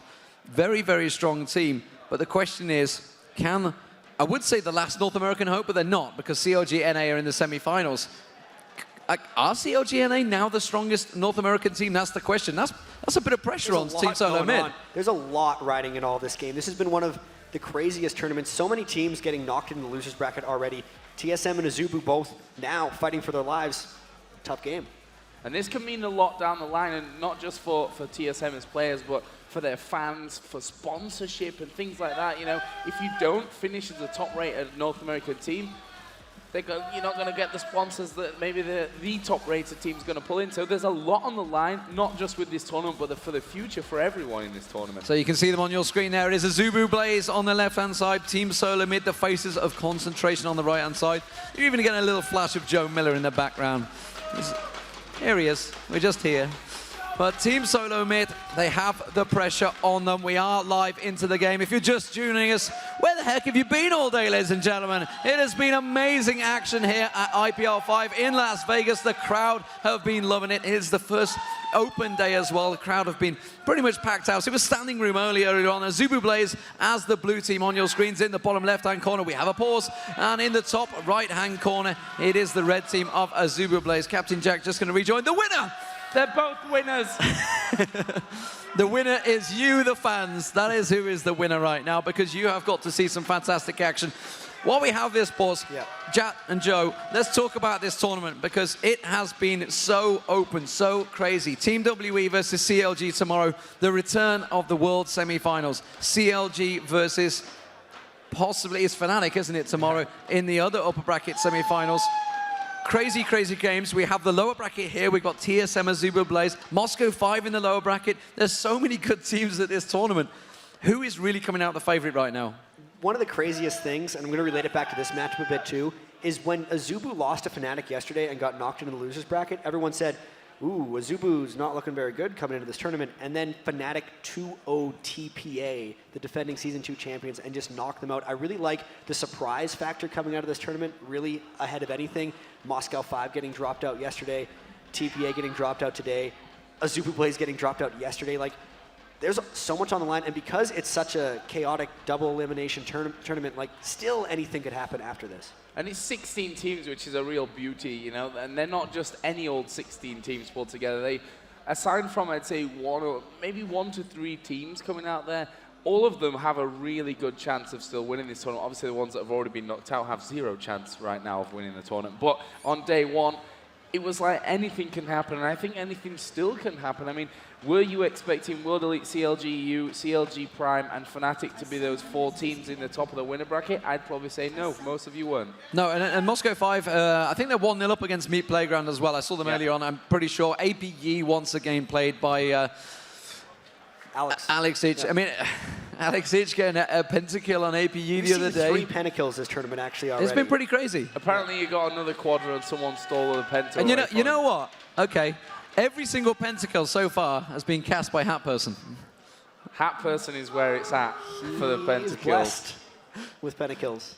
He's blessed. He is blessed with pentakills. I've not got a pentakill yet. This is not fair. We almost got there in the Season 2 finals. We got a quadra. So close. So close with that Karthos ultimate, wasn't it? Jatt had one as well earlier today that was a quadra that was stolen away at the end. Yeah, we had a quadra stolen away earlier on. But, you know, so many times in these tournaments, we see teams coming back from the lower brackets and winning it. We see Taipei Assassins, the Season 2 World Championships, now in the lower brackets.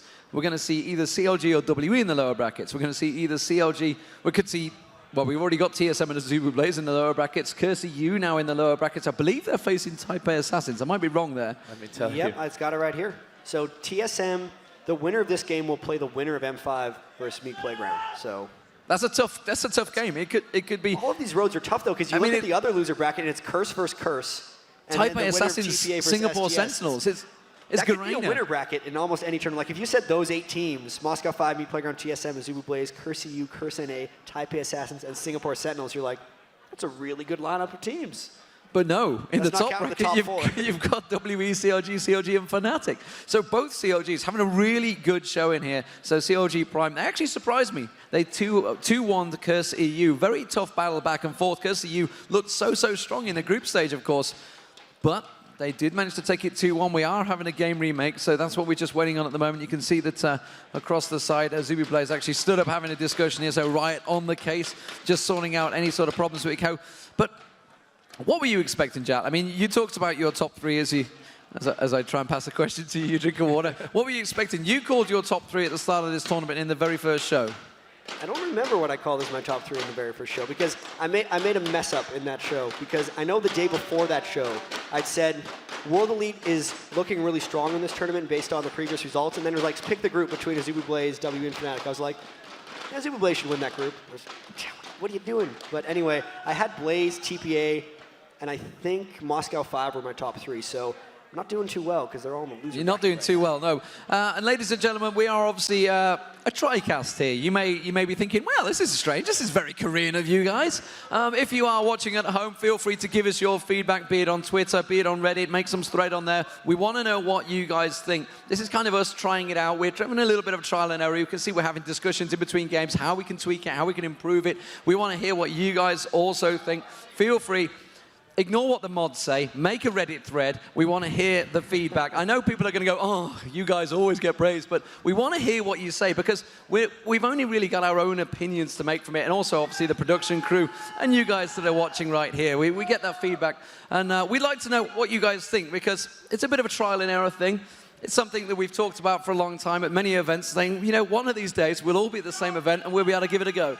And we managed it here as well. Actually, one bit of feedback they already had was that we need to hang a rope from the ceiling and hang Timo at the side. Good idea. You leave my Timo alone. I've moved him now. He's not going to sit properly anymore. Timo's got fans, you know. Oh, look what you did to my Timo.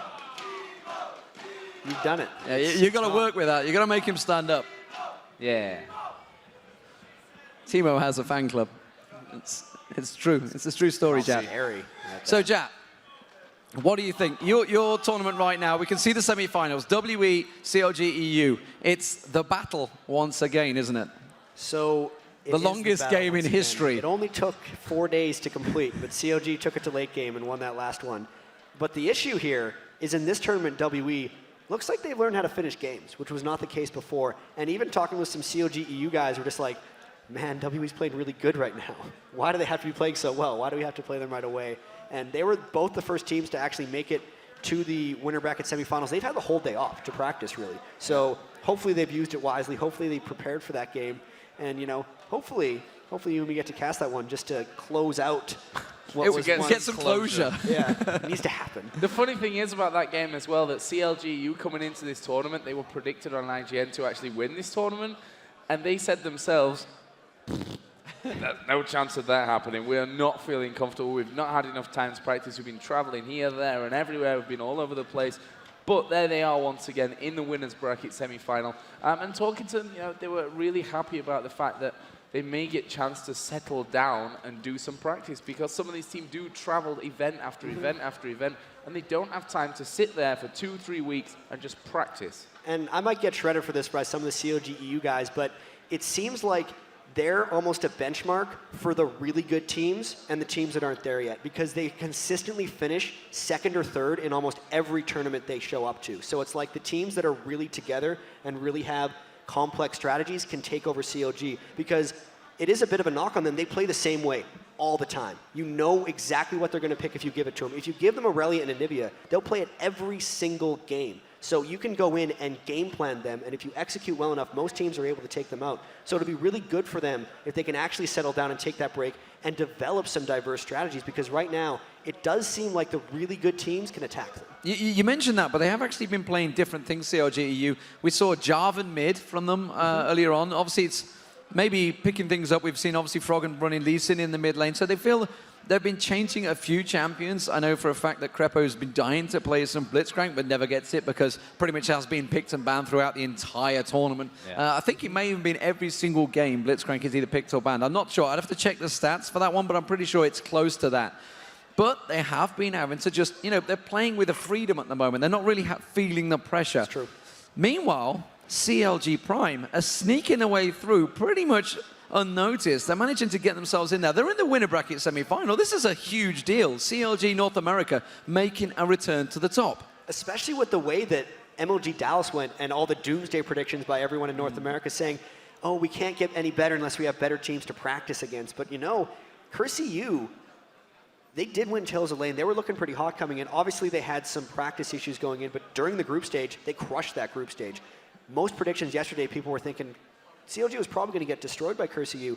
Making it through like that, picking up Loco Doco, people got to remember that's a really new addition, and he's new to that role as well. So the more they play and the more they gel together, even Chouster is playing a new position. Hotshot moved back to top. That's a really volatile team.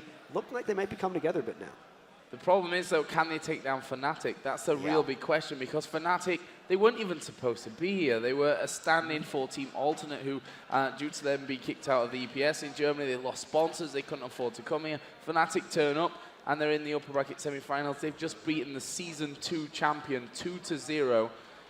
Like someone, I think it was Scaru, made we talked about it. I wonder what the odds were on DigiBet for that one. I wonder what the odds were, I'm not a gambling man, ironically in Vegas, but that's something that I probably would have liked to snap. You would have liked to put us some money on it, but before this tournament, we'd have seen FNATIC versus CLG-NA, and we actually would have called that going, that's a pretty close game. CLG probably will win that, but now we've seen FNATIC playing just with a freedom, as it were. Reckless just posted on there saying, you mad? Just posted his Type A assassin score to the rest of his friends on Facebook. It's like, are you mad at this score? Because I just stomped on BB. That was pretty awesome. He's got a pretty good feeling. He's a 16-year-old player. He's playing with a freedom.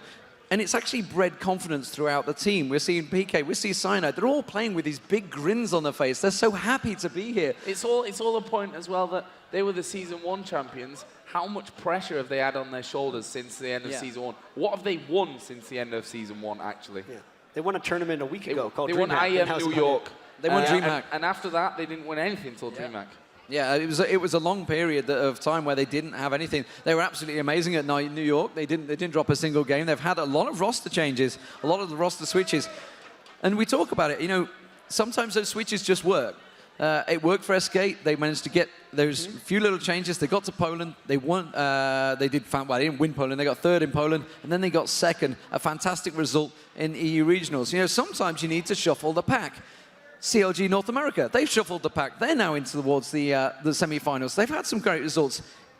It's sometimes just simply needed. Even Team Solo Mid, even though they've fallen into a bit of a slump here, when they switched out Rainman for Dyrus on their team, they won 5 or 6 North American LAN events in a row. It was amazing for them. And yeah, a lot of times what you do need is a change in your roster. These teams, you identify some of your weaknesses, hopefully you identify them right, and if you swap them in with the right personality and you get the right kind of team cohesion going, it just explodes for you. Because FNATIC, the big thing that happened with them is they had to drop Shushei, who was their superstar from Season 1, and it felt really weird having a FNATIC without Shushei for the longest time. And there's actually only 2 members from the Season 1 FNATIC team still on the roster now, but they have clearly found something. And how do you feel, I mean, about that? We seen, I mean, that Shushei change was mainly by the fact that AP champions could no longer be played in top. He was an AP mid guy, went up top, played fantastically well. We saw, obviously, the Gragas, so famous for that. Coming into Season 3, with all the item changes, with all the champion changes, we're going to see the Assassins making a comeback. Are we possibly going to see some roster changes for simply those players that can't adjust quick enough? It's going to be a very interesting thing to watch, especially with things that haven't even been identified yet. It's almost like some teams are going to luck out because it's just going to fit whatever play style they have, whatever comes out to be strong. The balance is probably going to be, it's going to take time, obviously. These guys are going to find ways to exploit stuff, and it's going to be awesome to watch. The versatile and the adventurous teams are probably going to be rewarded unless they luck into something that fits them just right. So teams like, you know, I do worry a little bit for teams maybe like TSM or COG-EU who have either adaptive playstyles, which is TSM, they kind of pick what other people do, or COG, who hasn't, aside from what Froggen's been doing, explored that much outside of their comfort zone. They're really going to be forced into that adaptation mode, and it'll be very fun to watch what teams come out with. Yeah, I'm hoping as well that it means we see new blood come into the scene. Teams which, you know, they've played in the weekend cups, in the Go for Walls, things like that, just to get a bit of practice as a team. Maybe we'll get some fresh blood coming through with all the new items, with how the game's going to change, because it most definitely will be a different game once those items and everything, all the changes come out there. Maybe we'll see some new teams coming through. Maybe we'll even see some of the older teams saying, oh, it's not our game anymore, we have to disappear. Yeah, and you know, the champions you think of Wicked. Pretty much plays the same few games, same few champions on that top lane. Think in the mid lane as well. There's a couple of mid laners that are kind of stuck in their ways. How is it going to affect them? There's a lot of changes. And if you are just wondering, ladies and gentlemen, it is going to be just waiting for the teams to sort themselves out. It's going to be a new pick and ban as well, I believe. So hopefully things will get underway shortly. The teams have a little connection change. I don't know what they did, but they are all back in the game. So hopefully the picks and bans will get underway in just a moment. Don't forget, you can get yourself voting. Team Solo Mid seems to be the favorite for you guys at home watching AZUBU Blaze, 48% to 52%. And honestly, them odds, I'm not sure about that. AZUBU Blaze look good again. We did have a 51 kill game, I think it was. So it's still pretty crazy. They're still saying, wait a second. Yeah, there's a bit of clarification issue. Sure, they had a sound issue on AZUBU Blaze's side. Then they decided to remake the game, and then I think they've been talking about some both teams are saying not new pick and ban. Something's going on. We will find out soon, but I think we're getting close. So there's been a lot of technical issues. Game 2, obviously AZUBU, if you missed the crazy first game, go try to find the replay, because there were, what was it, 40-some kills in a 40-minute game, and you know, now we're into Game 2, loser bracket. It's going to be a disaster if either one of these teams gets knocked out right here. Yeah, you can't afford to have any little thing wrong. Actually, we saw in game number 1 that AZUBU only had 2 bans out of their 3. That's the kind of thing that you don't want in a second game, where it could mean, especially from TSM's side, going out, whether the runes and masteries hadn't saved or they hadn't changed them, which is a more likely situation. You just can't afford for that to happen at this stage of a tournament. But it looks like we're about to go back in. Awesome. So I'd love to hop back in and Champ Select, Champion Select shout goes out, just so we can get a refresher on exactly what these teams are. And they're actually mimicking the bans as well, which is awesome for us. Those were exactly the same bans that happened out, and now they're just going to fly through the picks. It looks like these are going to be the same. Yeah, they are. They're just picking them into the situation. So we are in the picks and bans, ladies and gentlemen. They're just going to get underway. As you can see, the picks and bans coming through thick and fast, exactly as they were. It's like what I like to see. So, Jatt, let's refresh our minds. These picks and bans, who are we thinking is going to be the stronger team composition?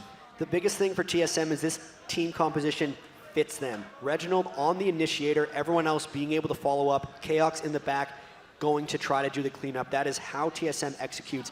That is what they have ready here. So the big thing for them is probably going to be some lane swapping, because they picked a teleport Olaf, and then they have a Lulu Ezreal, which is all about pushing fast. AZUBU can also push fast as well if there is a lane swap, because they picked a range support this time. They decided not to go with the Blitzcrank pick. For them, the team fighting phase is going to be really about diving in. They almost have a trio of divers with Aurelia, Nocturne, and Diana.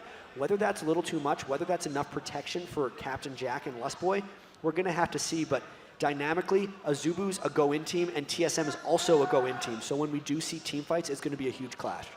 So, Deman, let's get it down. We're in Vegas. We're not going to put money on the line, but who's going to win it from your side? AZUBU Blaze. They have the team I think they are very happy with. Helios on Nocturne is fearful. Flame on Aurelia, very strong. Ambition on Diana. And Captain Jack, of course, with Lustboy have been so strong. Can Team Solo Mid counter them? I am not too sure. The crowd certainly hope they can. We hope we can see a best of 3, but honestly, for me, AZUBU Blaze. And what's actually pretty crazy about this is we have the stats. Helios 12-0 on Nocturne, Reginald 8-0 on Morgana. So one of them is going to lose their undefeated tournament record with these champions.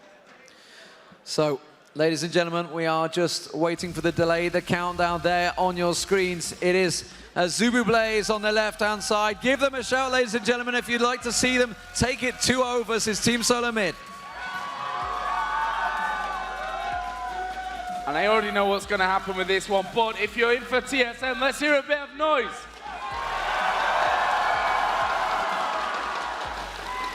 As predicted. Undeniable favorites there. Team Solo Mid, we are here in Las Vegas. They were the champions before. Can they be champions again? They're gonna have to go it the long way from the lower bracket. And the chance of TSM begin. It gets them fired up, it gets them ready. We are underway, ladies and gentlemen, once the game gets going. Jatt, what are we expecting straight away? If we get into the level 1 fight, will anyone be looking for that fight? Well, if anything, Reginald's going to fish with Dark Bindings at level 1. They might try some kind of aggressive invade, but TSM has always said they need to work on their level 1. They were a little skittish about the way they want to initiate. So much of these teams has really just evolved to a point where they put wards in each other's jungle. They eliminate quadrants of the map that they know or don't know that players are, and they kind of avoid each other at level 1. Considering all the invading, it's really quite awesome to watch how they manage to almost never fight each other, especially when you add in saplings. You look, there's all regular wards on X Special side and a pink ward over on Lustboy, so we'll see if that plays in. Lustboy actually with a very early ward up top, which tells me that they might be going for a very aggressive top lane with Flame and then 2-man bottom. I don't know if we're going to see lane swaps or not. Dyrus is already in the bottom lane. We might see that.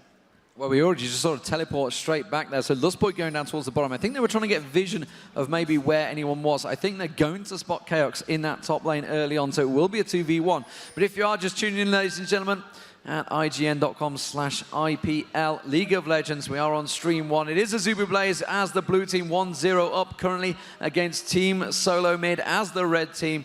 The home favorites, I guess you could say, fighting to stay in this tournament. Joe, as it is, they're stacking up. Looks like it's going to be a late invade here. It certainly looks that way. TSM edging down here on that left-hand side, but as Jatt rightly pointed out, we see so often teams in the opposition's jungle without anything really happening there, just getting in there to get those wards. Will they try and take the buffs away? We can see AZUBU here starting off on the raid side. Good help there from Ambition. Will get Helios started off nicely, and TSM, it certainly looks like they're going to be headed off towards that blue buff side. And they actually want to take both blue buffs right now, so TSM going for a delayed evade on blue, and Dyrus taking his own team's blue. If they can pull this off, that would be a great level 1 gambit, and it looks like they did. They correctly predicted that Helios would start on his red buff, and they're going to starve his jungle here at this point, because it's very troubling for him to get up to the other team's red. Both blues taken. Dyrus will go back to base and then teleport to lane with blue. That's a great level 1 play by TSM. He didn't actually buy any health potions at the start, Dyrus, so he's starting out with 0 health pots. Now he stacks in 4. So interesting play to begin with. Not sure. He also switched out the teleport, by the way. I saw it the last second. Oh, never mind. He's going to walk back to lane then. He is going to want that teleport. So let's have a look at the lanes as they work out. It's going to be Flame in that top lane. Helios having a little poke around, realizing blue buff has gone, can't counter it, and that's going to put him behind straight away. We are seeing Dyrus going around, actually leashing out the wolves as well. But let's have a look. Oh, Helios is lingering off the side here. He's got to watch out. Dyrus does about a potential dive. This is what happens. Dyrus smells it, though. They've been dove 3 men in the bottom for too long. The odd one's going to come down, so Dyrus can actually get some experience. And the reason Helios is there is he actually tried to get the enemy blue buff since he saw the odd one stole his, but that's why TSM started Dyrus there. Helios is pretty far behind already. Yeah, and there was a ward down at the bottom side of that Tribush, spotted him as he went out there, so they know that he's safe, that Nocturne will be leaving that area, and Helios is going to go back on his travels around. So, let's have a look here in towards his top lane, obviously the other 2v1 lane. That's Flame on Irelia against xSpecial's Lulu and Chaos's Ezreal, and between the two, I mean, Jatt, what's your opinion on Olaf versus Irelia in these 1 versus 2 lanes? Surely Olaf is going to have the better time there. Olaf can definitely farm better from a range. It's not a good thing for Irelia. She's pretty good at last hitting at her turret, but you can just see in top the harass that Flame has already taken. And Helios is there in case there was a 3-man dive coming around. This would be the moment that it would arrive there, so he was there pretty much as insurance, making sure Flame can get mating kills there. And I gotta say, it's going to be a race for pushing right here. Both these guys just looking to take down a turret. I don't think they're going to try to dive. This could be an accelerated game with maybe both top turrets falling pretty early. So the question is, if that's how it's working in the top and the bottom, what is happening in the middle? As it is, Ambition out-farming Reginald, but Reginald, as soon as he hits 6, it's going to be so hard just to keep him away from the farm. You know, once he starts getting a couple of points into that pool, there it is, you can see just farming it out. He can just quite passively sit back, throw the pool down and watch the world burn, because he's just going to be picking up the CS quite happily. Yeah, pings go down, Helios spotted out there. The odd one going to try and sneak down towards the bottom, but immediately stood on top towards that tri-ward. Really good ward there by AZUBU. They realize that they're going to be pushed up the entire time, so if they ward that spot and the river, there's no way of getting snuck up on. And in the mid lane, actually a pro tip from Pobelter, if you want to dodge Diana's Qs, juke to the right is what he was telling Scarra. That's how you bait out the fishes. Let's just see if Helios can do anything bottom lane, but they know Odd One's just camping that brush and they're not giving any tips. Yeah, it's so hard for him to get in. Actually, Ghost is going to be popped here by Dyrus. Helios is there though, and there is Exhaust down on towards Dyrus. The Valkyrie in, and is it first blood? Yes, it is for Corki. Odd One trying to do as much damage as he can. Captain Jack fairly low, can't afford a tower hit here, as the heal will maybe help them out with those minions coming around, but I don't think they're going to push down for a kill. Great move, great counter gank from AZUBU Blaze. And now is the Odd One just sitting on top of a ward for so long. Helios just, they waited until he could come down, and then they somehow baited him into ghosting in at just the right moment. And with all 3 of them being here, I don't know how well Odd One can defend this. He might look to get dove, or they're just going to shove down this turret as fast as possible. Well, they're trying to put as much damage down on that tower. You did see the realize Reginald was heading down there, so immediately forced them to back off. Flame trying to be as defensive as he can in his top lane. They are keeping up the CS, and he's keeping up the levels as well, and putting a bit of damage down on towards xSpecial. But he's taking a heck of a lot of damage. He's going to have to back off. He's managed to get a big creep wave. I expect he will go back, but he seems to be sticking around. Let's have a look in his mid lane. How's he working out? 37 to 35. Ambition keeping up the farm against Reginald. We saw that Ambition has hit level 6 right now. Joe, what are we expecting at the moment? We've seen Helios. He's come around. He's managed to help out once. The Odd One seems to be trying to counter as much as possible. We are seeing a ping down that bottom lane. But the back and forth between these two, it seems to me that AZUBU is winning out this 2v1 exchange. Yeah, and we see there as well that there is a ward down in his top side of the river, which means Helios won't really have any luck in his top lane. On the other hand, no ward that should have spotted Odd One by now, so maybe AZUBU will fall foul of this one here in a couple of moments, but I don't think that Lustboy and Captain Jack are necessarily going to be pushing out too heavily, as Odd One is going to be creeping in around the back, Demon. Here comes the Odd One coming around the side there, does manage to get twisted advance on towards Lustboy, gets the knock-up, great bit of damage coming out from Dyrus there, and Dyrus picks up the kill, the first counter kill. Meanwhile at the top there, Flame trying to return the damage on towards Chaos. Helios coming in to try and help him out, not enough though. Jatt, it's been a back and forth. We have seen the first back though by Diana in the mid. That was just an unreal amount of damage that came out all at once. Dyrus not putting any points into his W, all of the points going into Undertow and his E, so that's one of the reasons he spiked him so hard there. Reginald getting that mid lane right now, and we'll see how it works against Ambition, because last game it was at one point 340 to 170 between Ambition and Reginald. Morgana is a very potent farmer for Reggie though. He's only down 7 CS right now, just picked up those source shoes. We'll see how that mid lane plays out. Yeah, and Irelia are actually catching up here very nicely as well. I mean, there's a Doran shield, as he said, coming now onto Olaf, but with this Irelia now having time to farm in the lane, is that a mistake, Jack, from TSM to let Flame have that time? It's going to be interesting, but the thing is, they're still pretty neck and neck between each other. If you just compare Flame and Dyrus, or even any of the AD carries in this matchup, This game is much closer than the last one in the sense that it's almost identical farm-wise. Even the junglers both rush tier 2 boots, just different versions of each other. Boots and mobility coming out very early on the odd one. He's going to look to put out a lot of ganks. And here comes another one. He might catch Captain Jack or Lustboy here. No, they get damage on him. The odd one with the boots and mobility, of course, going to get the twisted advance down towards Captain Jack, but the damage back on towards the odd one. Captain Jack on towards Dyrus. Valkyrie's away and just avoids the damage. He could turn it back on towards Dyrus there. He hasn't quite got 6, so there's no crescendo for Lustboy. And Helios comes back in. They're all going to have to back away from this one. They're all about to hit 6, so there's a whole stack of ultimates going to be available. I think Dyrus is just going to have to back off this turret. And it's so low already. That's the first turret of the game for AZUBU Blaze, seemingly going as planned. And in mid lane, both of these guys with blue buffs, and Ambition actually just bullying Reginald a bit. He's taken his rates at least once, landing those Qs, and they're actually going 3 men for Dragon. Everyone on TSM trying to run down. You can see Chaos trying to make it. They're going to look to contest this. AZUBU might have to peel off. Yeah, I think they're going to have to as the binding will land there on towards Ambition. They're actually going to go in with the ulti, but he will dash away, but he's going very, very low. There's the kill from Dyrus. Dragon hasn't been finished off and will actually reset as Flame tries to get in onto Dyrus. Will the Ignite kill him? One more tick. No, he gets away, and now Flame is going to go down as a twisted advance comes in. Chaos picks up the kill, and TSM all of a sudden say, well, look at that, Dragon's reset, and we've got control of it. So much of that was TSM just reacting to AZUBU's aggression there. They got Chaos to just run down in that fight, and Reggie did a great job of splitting off Ambition at the start of that fight and making sure he couldn't collapse in on them. Really having the 2 members up top, ended up baiting AZUBU Blaze into forcing that Dragon. That's a lead for TSM, I think the first one they've had. So possibly the aggression of AZUBU Blaze backfiring on them there. Getting too deep. After that one small advantage, they did try and take the Dragon down. They were only level 5 and 6. They hadn't even hit 6, 2 of them there, so they didn't have Crescendo. They didn't have the Nocturne. Is it Paranoia, is it? I believe it is. Darkness. Darkness, of course. How could I forget? Chaos is Darkness, is of paranoia. course. IEM Kiev. It's Paranoia. It is Paranoia. You son of a gun. Whoops. Anyway, he's about to hit 6. There it is. Now he's got his Paranoia on Nocturne. We'll see if he puts any goodness on there. Trolled like a pro.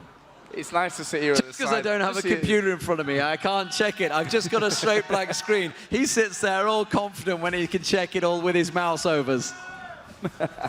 So pick one down in this top lane then for Chaos and xSpecial. Obviously, that bottom outer turret has gone down, which means we are going to see the AD carry and support coming back into this top lane for AZUBU. And actually, Helios now is level 6, as Deman mentioned.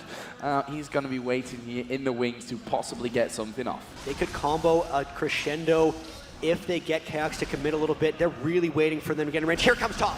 There they go, diving in there. It's going to be Helios getting straight into xSpecial. The Lulu ultimate is not going to be enough. Simple, easy kill for Helios. Helios picks it up. Meanwhile, in the mid lane, the ping's going down. You can see Reginald's going to pop that ultimate. It's going to ping on towards Ambition. He hasn't really got the time to follow it up. And he's got to be careful. The Moonfall pulls Reginald back, but again, neither of them have that crazy burst damage to deal with each other. The Crescent Strike not landing, and both back off into their farming sessions. There have just been some crazy bursts coming out in these ganks. Captain Jack maxing his Phosphorus Bomb in this case, and they might try to push in this top turret. The odd one coming around the side, gonna try to stop them from diving Chaos, but this turret's falling pretty fast.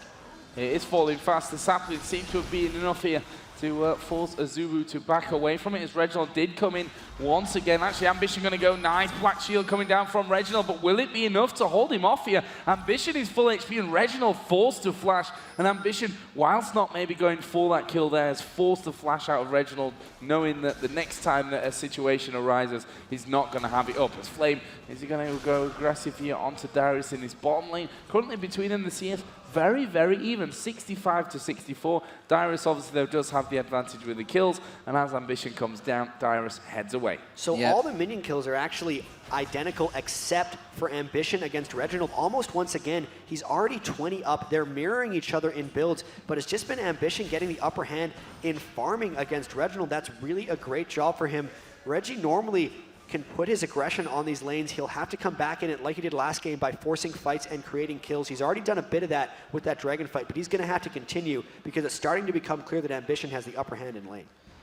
Yeah, so let's see. Both blue buffs are up and available. We can see Helios once again, but he's stood on top of a ward, so we do have the odd one actually mirroring it. He's just sitting off in the backside of that top lane. Flame Meanwhile, in that bottom lane, countering off there. But TSM, they're expecting something. They have actually backed off. Helios, he's going to go around. They are going to get spotted again by the wall. Reginald coming out there is going to get a reward down.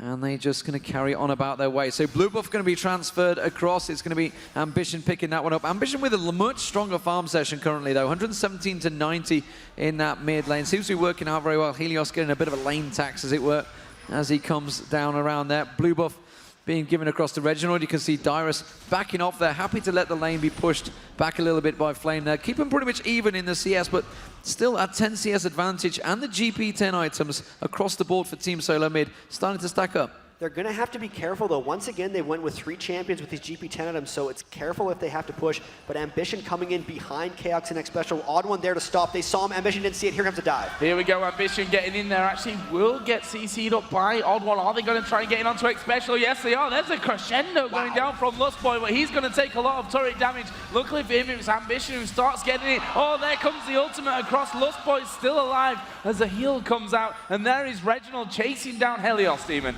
Helios coming in. Well, you can see the paranoia is going to turn it back on towards Reginald. Wow. Tries to come around. One more hit. Will it be enough? He's in the poison, but no. He's just not surviving enough. The damage wasn't there. A great fight for Helios down the bottom. Dyrus had towards Flame. Dyrus returns it. That was a much-needed kill because it was going badly wrong for Team Solo Mid. Dyrus can put pressure on the bottom turret.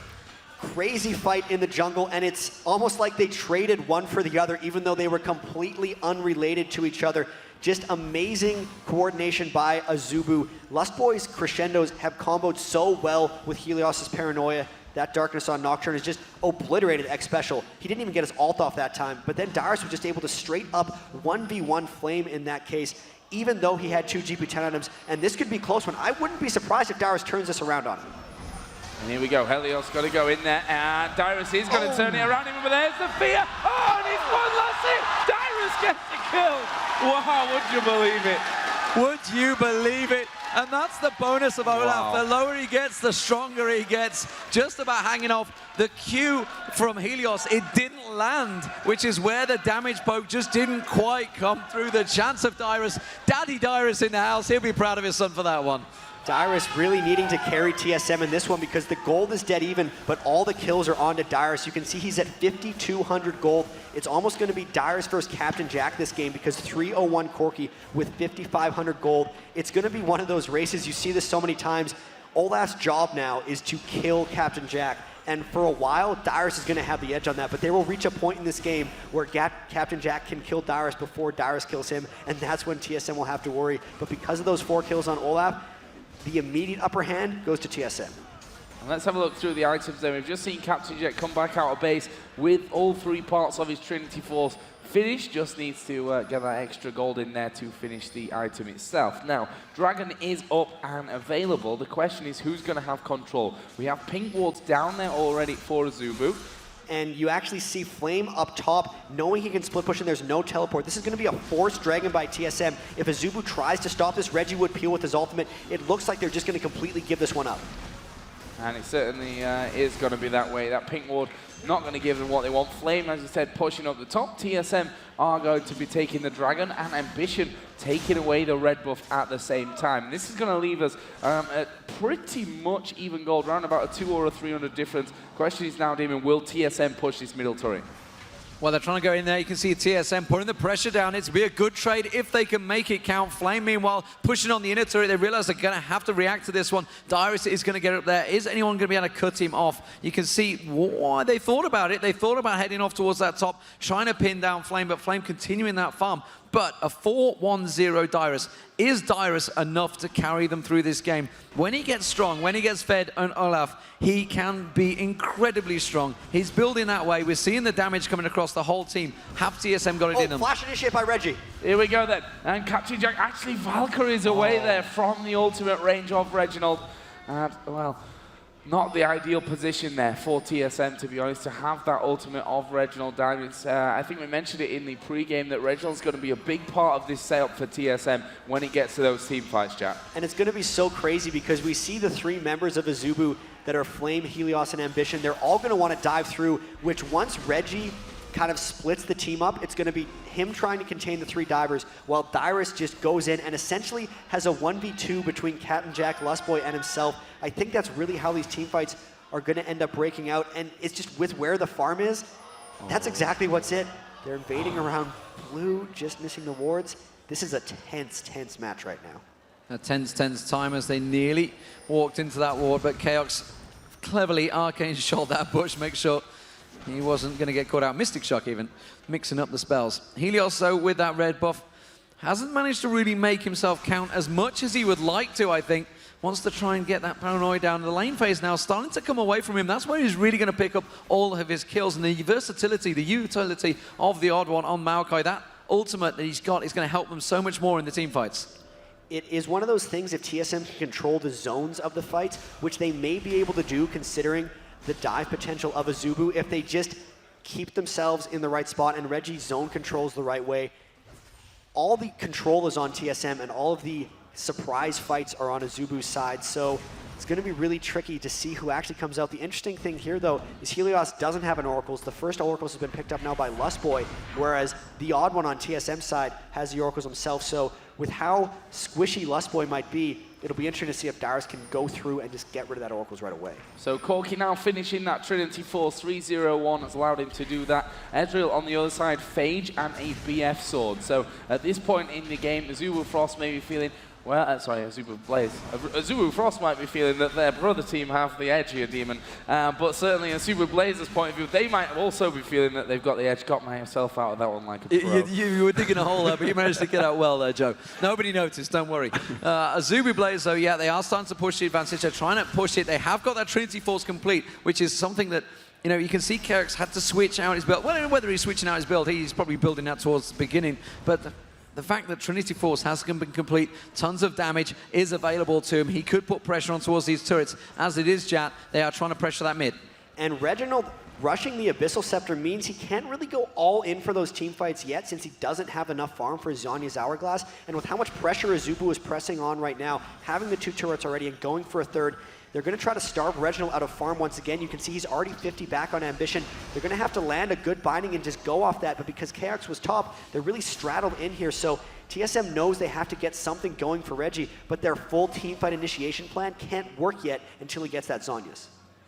Yeah, and the flash not available to Reginald either, so there's not going to be any flash ultimatums. He's not going to be diving in there. AZUBU Blaze disengaged from this mid lane. They've got to be careful they don't completely back off. Everybody has left that mid lane. Reginald will maybe take advantage of that, pick up as much free farm as he can. The rest of AZUBU backing off. So items being completed here. Let's look across the board. We've got a Warmogs on Dyrus. He is going to be so strong come that next team fight. Bloodthirster being completed by Chaos as well. So Team Solo Mid starting to pick up a couple of those end game items, starting to stack them out there.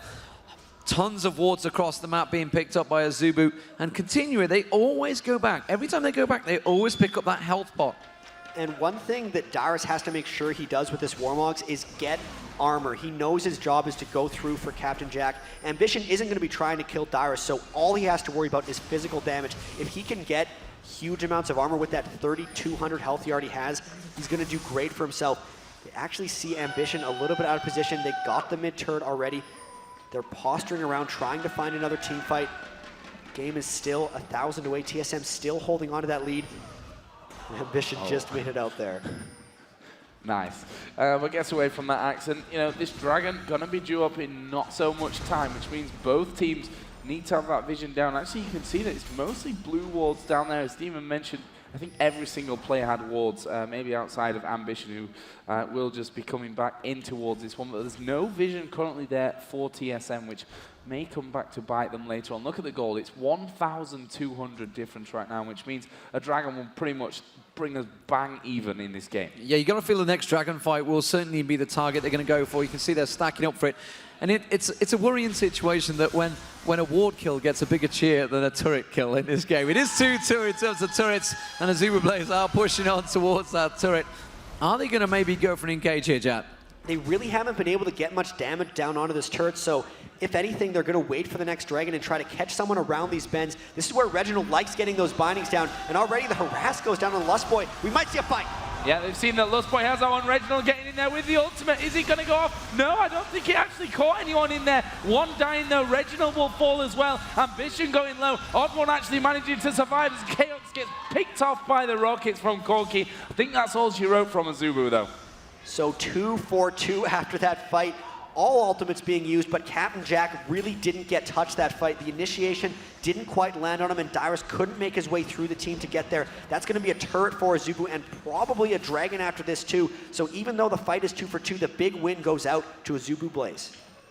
So, interesting engage there. They did manage to catch out, but the problem is, all that damage done on Lustboy, he flashed away, then crescendoed across the entire team. He avoided it, despite the fact he was the initial focus of target. Got taken so low, but just couldn't get killed off. Dragon and the turret picked up off the back of that fight, so much stronger. And the gold advantage, still very even though, 500 gold. AZUBU Blaze now in the lead. The question is, what can Team Solo Mid do about this? Are they going to set up? They're going to try and dive on towards Helios in his top lane, Joe. Yes, they are, and that turret doesn't have much HP. There's no minions there anyway, so they're going to start, first of all, attacking on Dyrus. What is Helios' idea here? He's going to come back in towards the tower there, trying his best to get away, and I tell you what, he's going to manage to escape from that one. The turret, unfortunately for them, though, won't have that same fate, or will it, as Ambition comes in, Demon?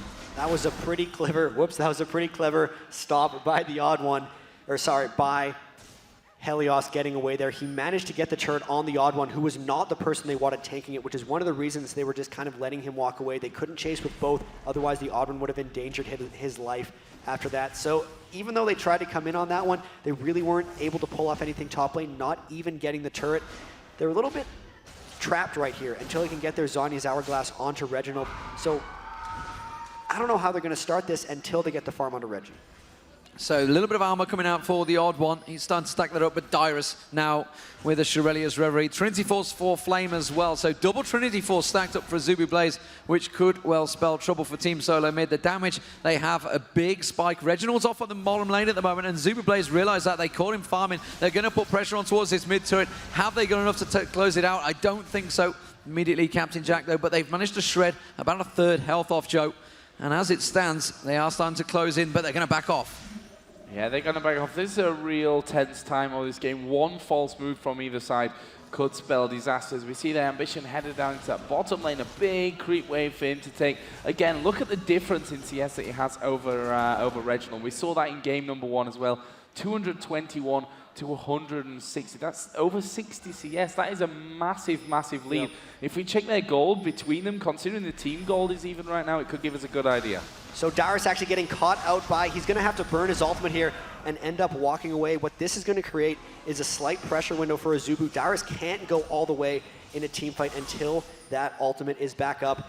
Chaos trying desperately to farm off in that side lane. He really wants to get to his items, but AZUBU continually putting the pressure on. Already up 3 turrets to 2, and this mid turret's falling fast. AZUBU Blaze look like they want to go for this one. You can see the pressure continuing going down, but there's the paranoia coming across. True Shot Barrage Man to land. Reginald gets in between them. He has not got enough damage though, and immediately look at that huge Dyrus chomping through, takes down Helios. Chaos comes around the side. Chaos putting the damage down in the backside. Team Solo Mid coming back onto this one. Flame getting caught out by the Odd One. Have they got enough? Dyrus is on a charge. If the axe lands, yes it will. On towards Ambition. Another one comes down. Ambition realizes it. Tries to go back for the Odd One, but he can't turn it out.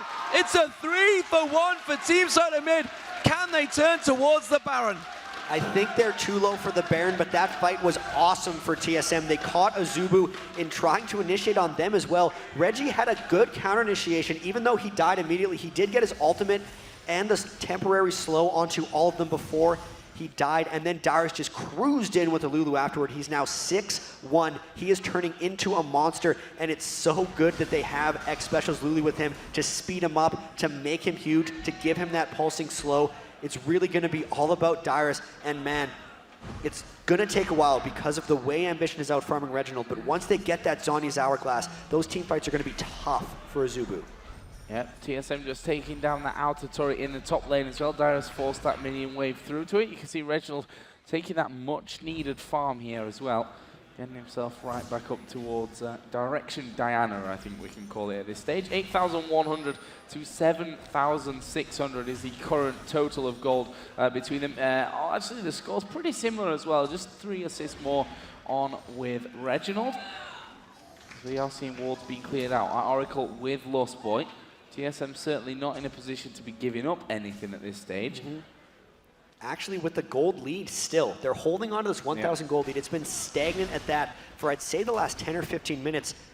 Even with a few missteps, they've been able to come back at this. And Red, a little bit strange, Dower's actually going for a Frozen Heart, but he's got the Glacial Shroud, making sure he's hitting that 40% CDR, especially with the blue buff, just able to spam skills. So much of this is really just him having to run through the world.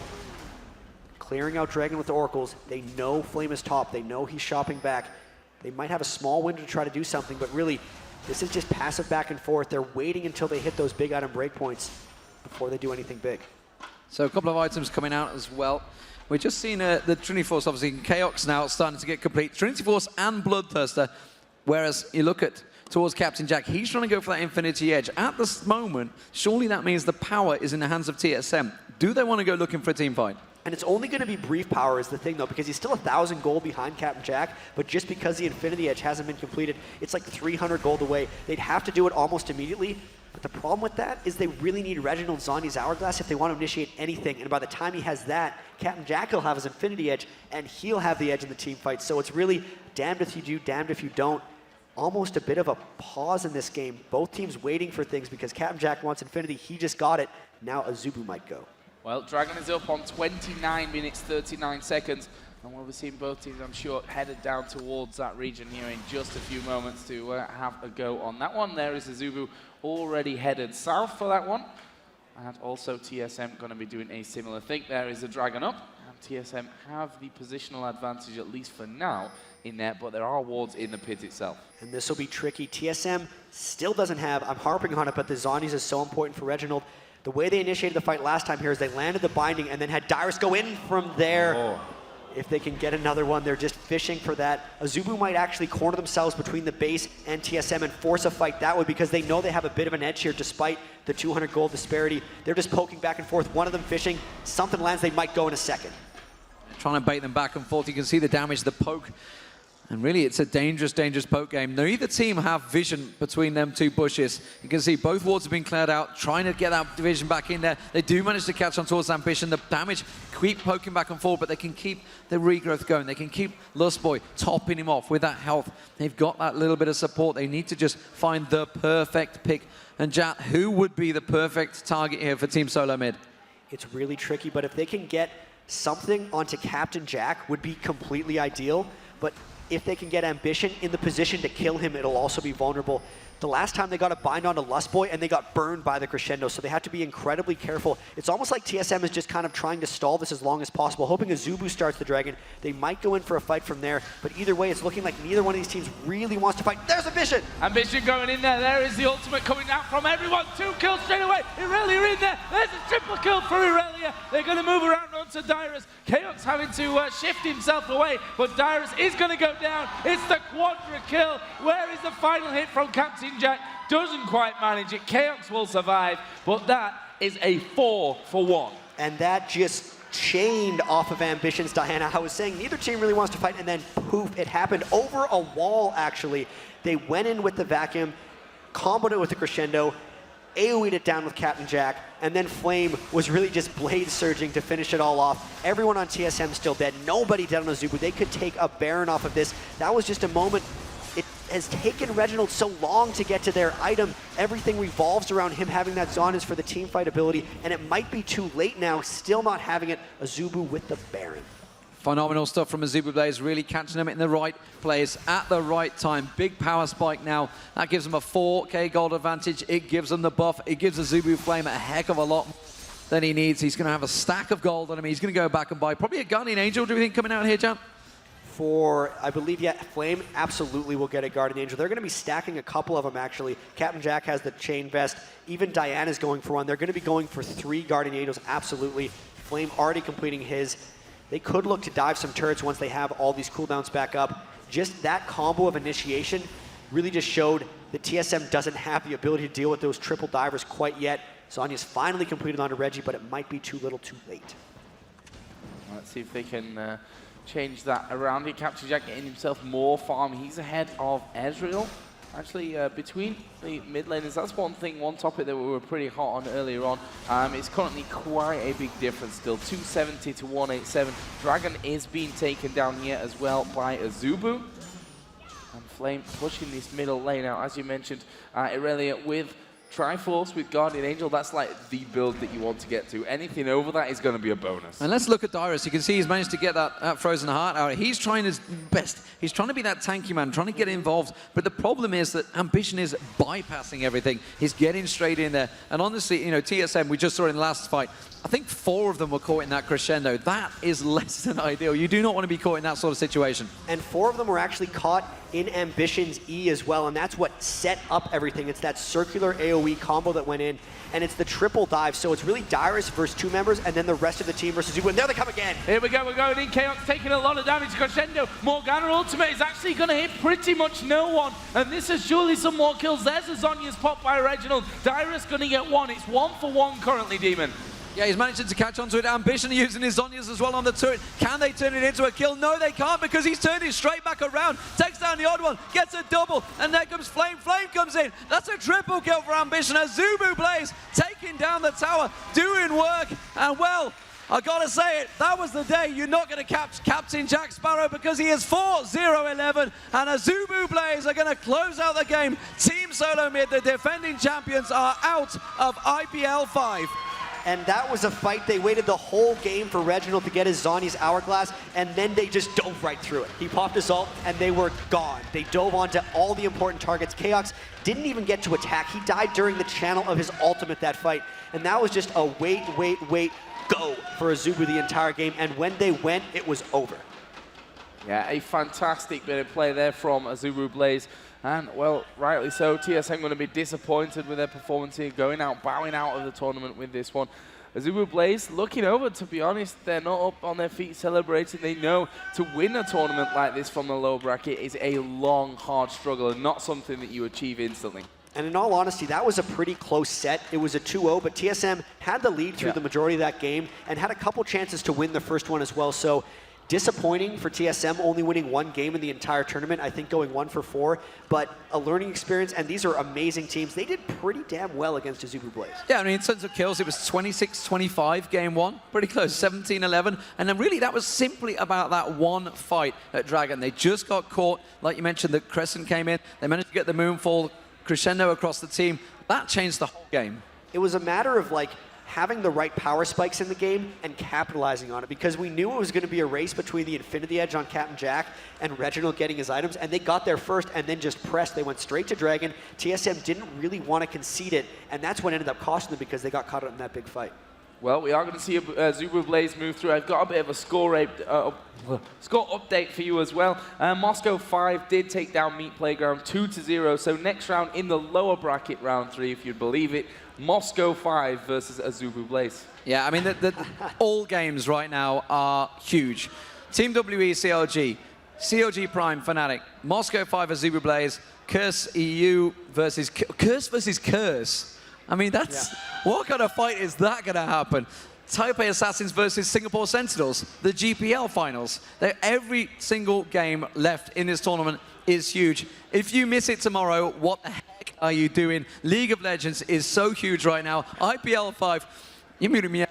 No, I think your mic's dying. My mic is dying. Your mic is running out of... it's dying. It's running out of juice. It actually muted when you said heck as well, so it made it sound like you said something a lot worse than you did. Made it sound like I'm muting myself. But ladies and gentlemen, if you've watched it, if you've enjoyed this TriCast, feel free to post your thoughts on Twitter, on Reddit, on the IPL website. Don't forget to check the schedule, of course, ign.com/IPL. This is the last game of the day. We will be back at 10 a.m. tomorrow.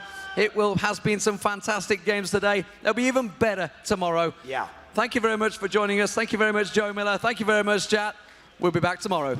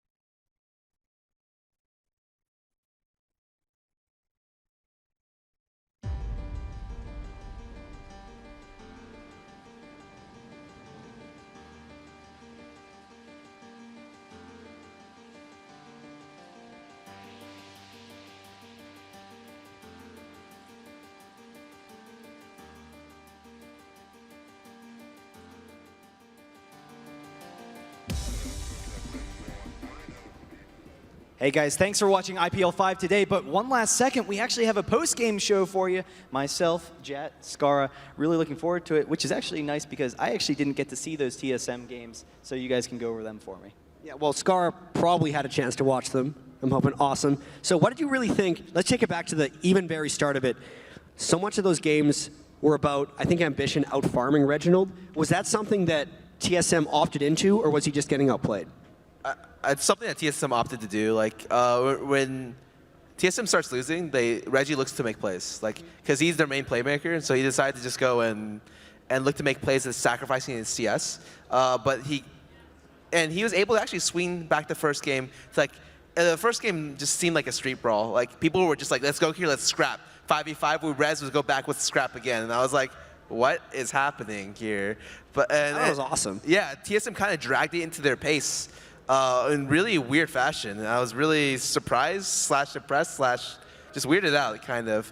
But yeah, the first game, the farm difference on the Ambition eventually just was too big, I think. So what would have you done in that situation then? Because Reggie did fall behind. He started making plays. I think we can agree that was probably the right call because they were really falling back in that. But then that street brawl fashion just eventually faded out. I was kind of lost in the confusion in that game. Was there anything in particular that swung it for AZUBU Blaze? Because they were brawling and brawling and brawling. And then just out of nowhere was a 5-0 fight and they took Baron. What happened? TSM definitely was winning up until the last team fight, which was 5-0, or one of the last team fights. It was just Reggie getting caught with that hook with his flash down, being extremely out of position. They had to collapse to save Reggie, and he got bursted down, and there was nothing you can do. Like once you get that, you can't connect to the backline without Reggie. That's pretty much it. Like the TF died and his GA got wasted. Like he decided to go super defensive items. He built Abyssal into Zhonya's into GA, and I didn't really think he really needed GA. Like he didn't even use his Zhonya's in that fight. He kind of just blew away his GA cooldown, and they won it cleanly without any damage from TF. He was pretty much there just to CC Reggie once and get a clean pick.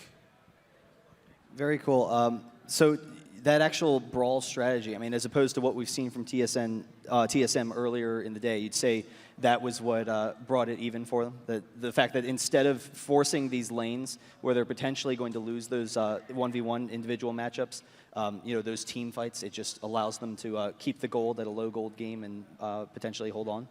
It was just a way for them to get back into the game.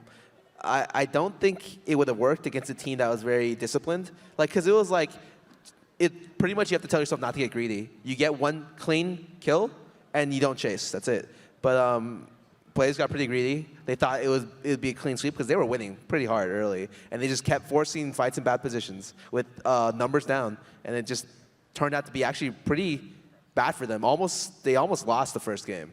I'm honestly a little surprised. I walked in to see that TSM was almost winning the second game when it was a comp that we've seen AZUBU Blaze run a number of times before, having that Diana. The only difference that I've seen is they would run Lulu on Lustboy as opposed to the Sona, but Nocturne on Helios is definitely one of his favorite champions, and that whole comp, it allows to allow Diana to dive in and set up this AoE for the team and then disengage and reinitiate. It seems very strong, but what was it about TSM in the second game that allowed them to keep it close until AZUBU Blaze got that one awesome fight? I wasn't 100% focused on the second game, so Jatt should take over for here. I'd really say the second game was Dyrus keeping them in it. He got pretty damn fed on Olaf, and it was really, they had to wait a while until they could kill that monster that is a 6-0 Olaf at the start, 6-1 Olaf at the start of the game. And from there, it was really just AZUBU kind of out farming, and then they just caught the right team fights with Diana. Diana hit the back line, and everyone else came afterwards, right? So the second game was a little bit more simplistic in the way it went out. It was a stall, one really great team fight. They had Nocturne, Aurelia, Diana, triple dive. They hit that one fight just right, and there was really no coming back. Well, that was actually kind of similar to what we've seen from Moscow 5. So I was on the other side taking a look at Moscow 5 versus Meat Playground. Game number 1, the Yi comp, once again a pentakill for Alex Ish. 2 pentakills. He got four. I heard that actually. Yeah, quadra. And then the 5th kill was stolen by Genja. Oh, yeah, sorry, you're right. But very close to a pentakill, and it was the fact that just as the game progressed, they weren't really forcing fights early on. They would just stall, and wait for that one sweet fight. Once Darian in particular was tanky enough that they could set up that, Master Yi along with the Amumu. But game number 2 was actually a really close one. Meat Playground, they started off, they had a massive gold lead and slowly built on it. Katarina got extremely fed, and LightSludge looked like he was going to take it. Did you actually get a chance to check out that game? Yeah, I watched that game quite a bit because it was really interesting. Katarina started the game 8-1, and the only reason they were in the game was because Alex, playing Eve, was doing all these big plays. He's picking LightSludge on Tristana off all the time. And they got to a situation where they came back from a 15K gold deficit, and to the point where even though Katarina was 12-2, they were able to slowly kite out the fight and force situations where Kat couldn't get resets. And Alex would be able to just pincer the back line and get free kills on the AD carry. It was actually really insane to see how much AoE damage they were doing, because it seemed like, Meat Playground would be a little bit too tanky because they had a Warmogs on their jungler, they had a Sunfire Cape on Shen on their top lane. So that game in particular, when they had that massive gold lead, it seemed like they could maybe just push in and force M5 back, but they seemed kind of scared of Moscow 5. Do you think that was the case, or were they right to be scared even with the gold lead that they had? In that game, the only one who was farmed was Alex, and so if they pushed for a wrong fight against a Mumu and Eve, they would definitely get, it would be a bad situation. They could have played it much better though, because a lot of the reason why Eve was able to make plays is because they didn't pink ward their retreat route, and had they done that, Eve, it's really hard to get in with Eve. But playing against Eve is something that you have to do a lot to realize that you need a lot more pink wards in that matchup than any other matchup in the game. Yeah, so M5 moves on, obviously. TSM out of the tournament. We saw, I think, 6 teams eliminated today. But, I mean, this was, like all these days are going to be crazy full of action. What was the biggest surprise for you guys coming into this? Because CLG's in the winner bracket finals over CurseU. I was personally very surprised by that. FNATIC 2-0 TPA. Really, so much happened today. Just kind of a quick recap. What do you think was the most surprising thing that happened this tourney? Or today, actually. Definitely FNATIC. I don't think anyone expected that. The odds on that in my head were like 1,000-1, and they pulled it off. Yeah, I think everyone has to agree for FNATIC, but to see CLG NA potentially emerging as such a strong NA team, and Meat Playground actually putting on a decent showing against M5 as well. It's really cool to see some of the parity once again on the international scene, and we know that it's still building in that direction, so I'm looking forward to it. Yeah, we actually have an NA team. So what are the matchups for them? We have an NA team, an EU team. We also have FNATIC, 2 EU teams, then World Elite, and a Chinese team as well. So that's a lot of worldwide coming out in the winners bracket finals, and that's not even counting the teams in the losers. So really awesome. Yeah, it's going to be really cool, but it's going to be interesting to see what games are going to be coming up tomorrow. I know we're going to look forward to talking about them tomorrow. We'll have a pregame show for you guys. Thanks once again for enjoying this wonderful evening. IPL5, guys, it's been a really fantastic show. I love all of the audience members who are out there watching as well, and thanks for tuning in. This has been League of Legends IPL5.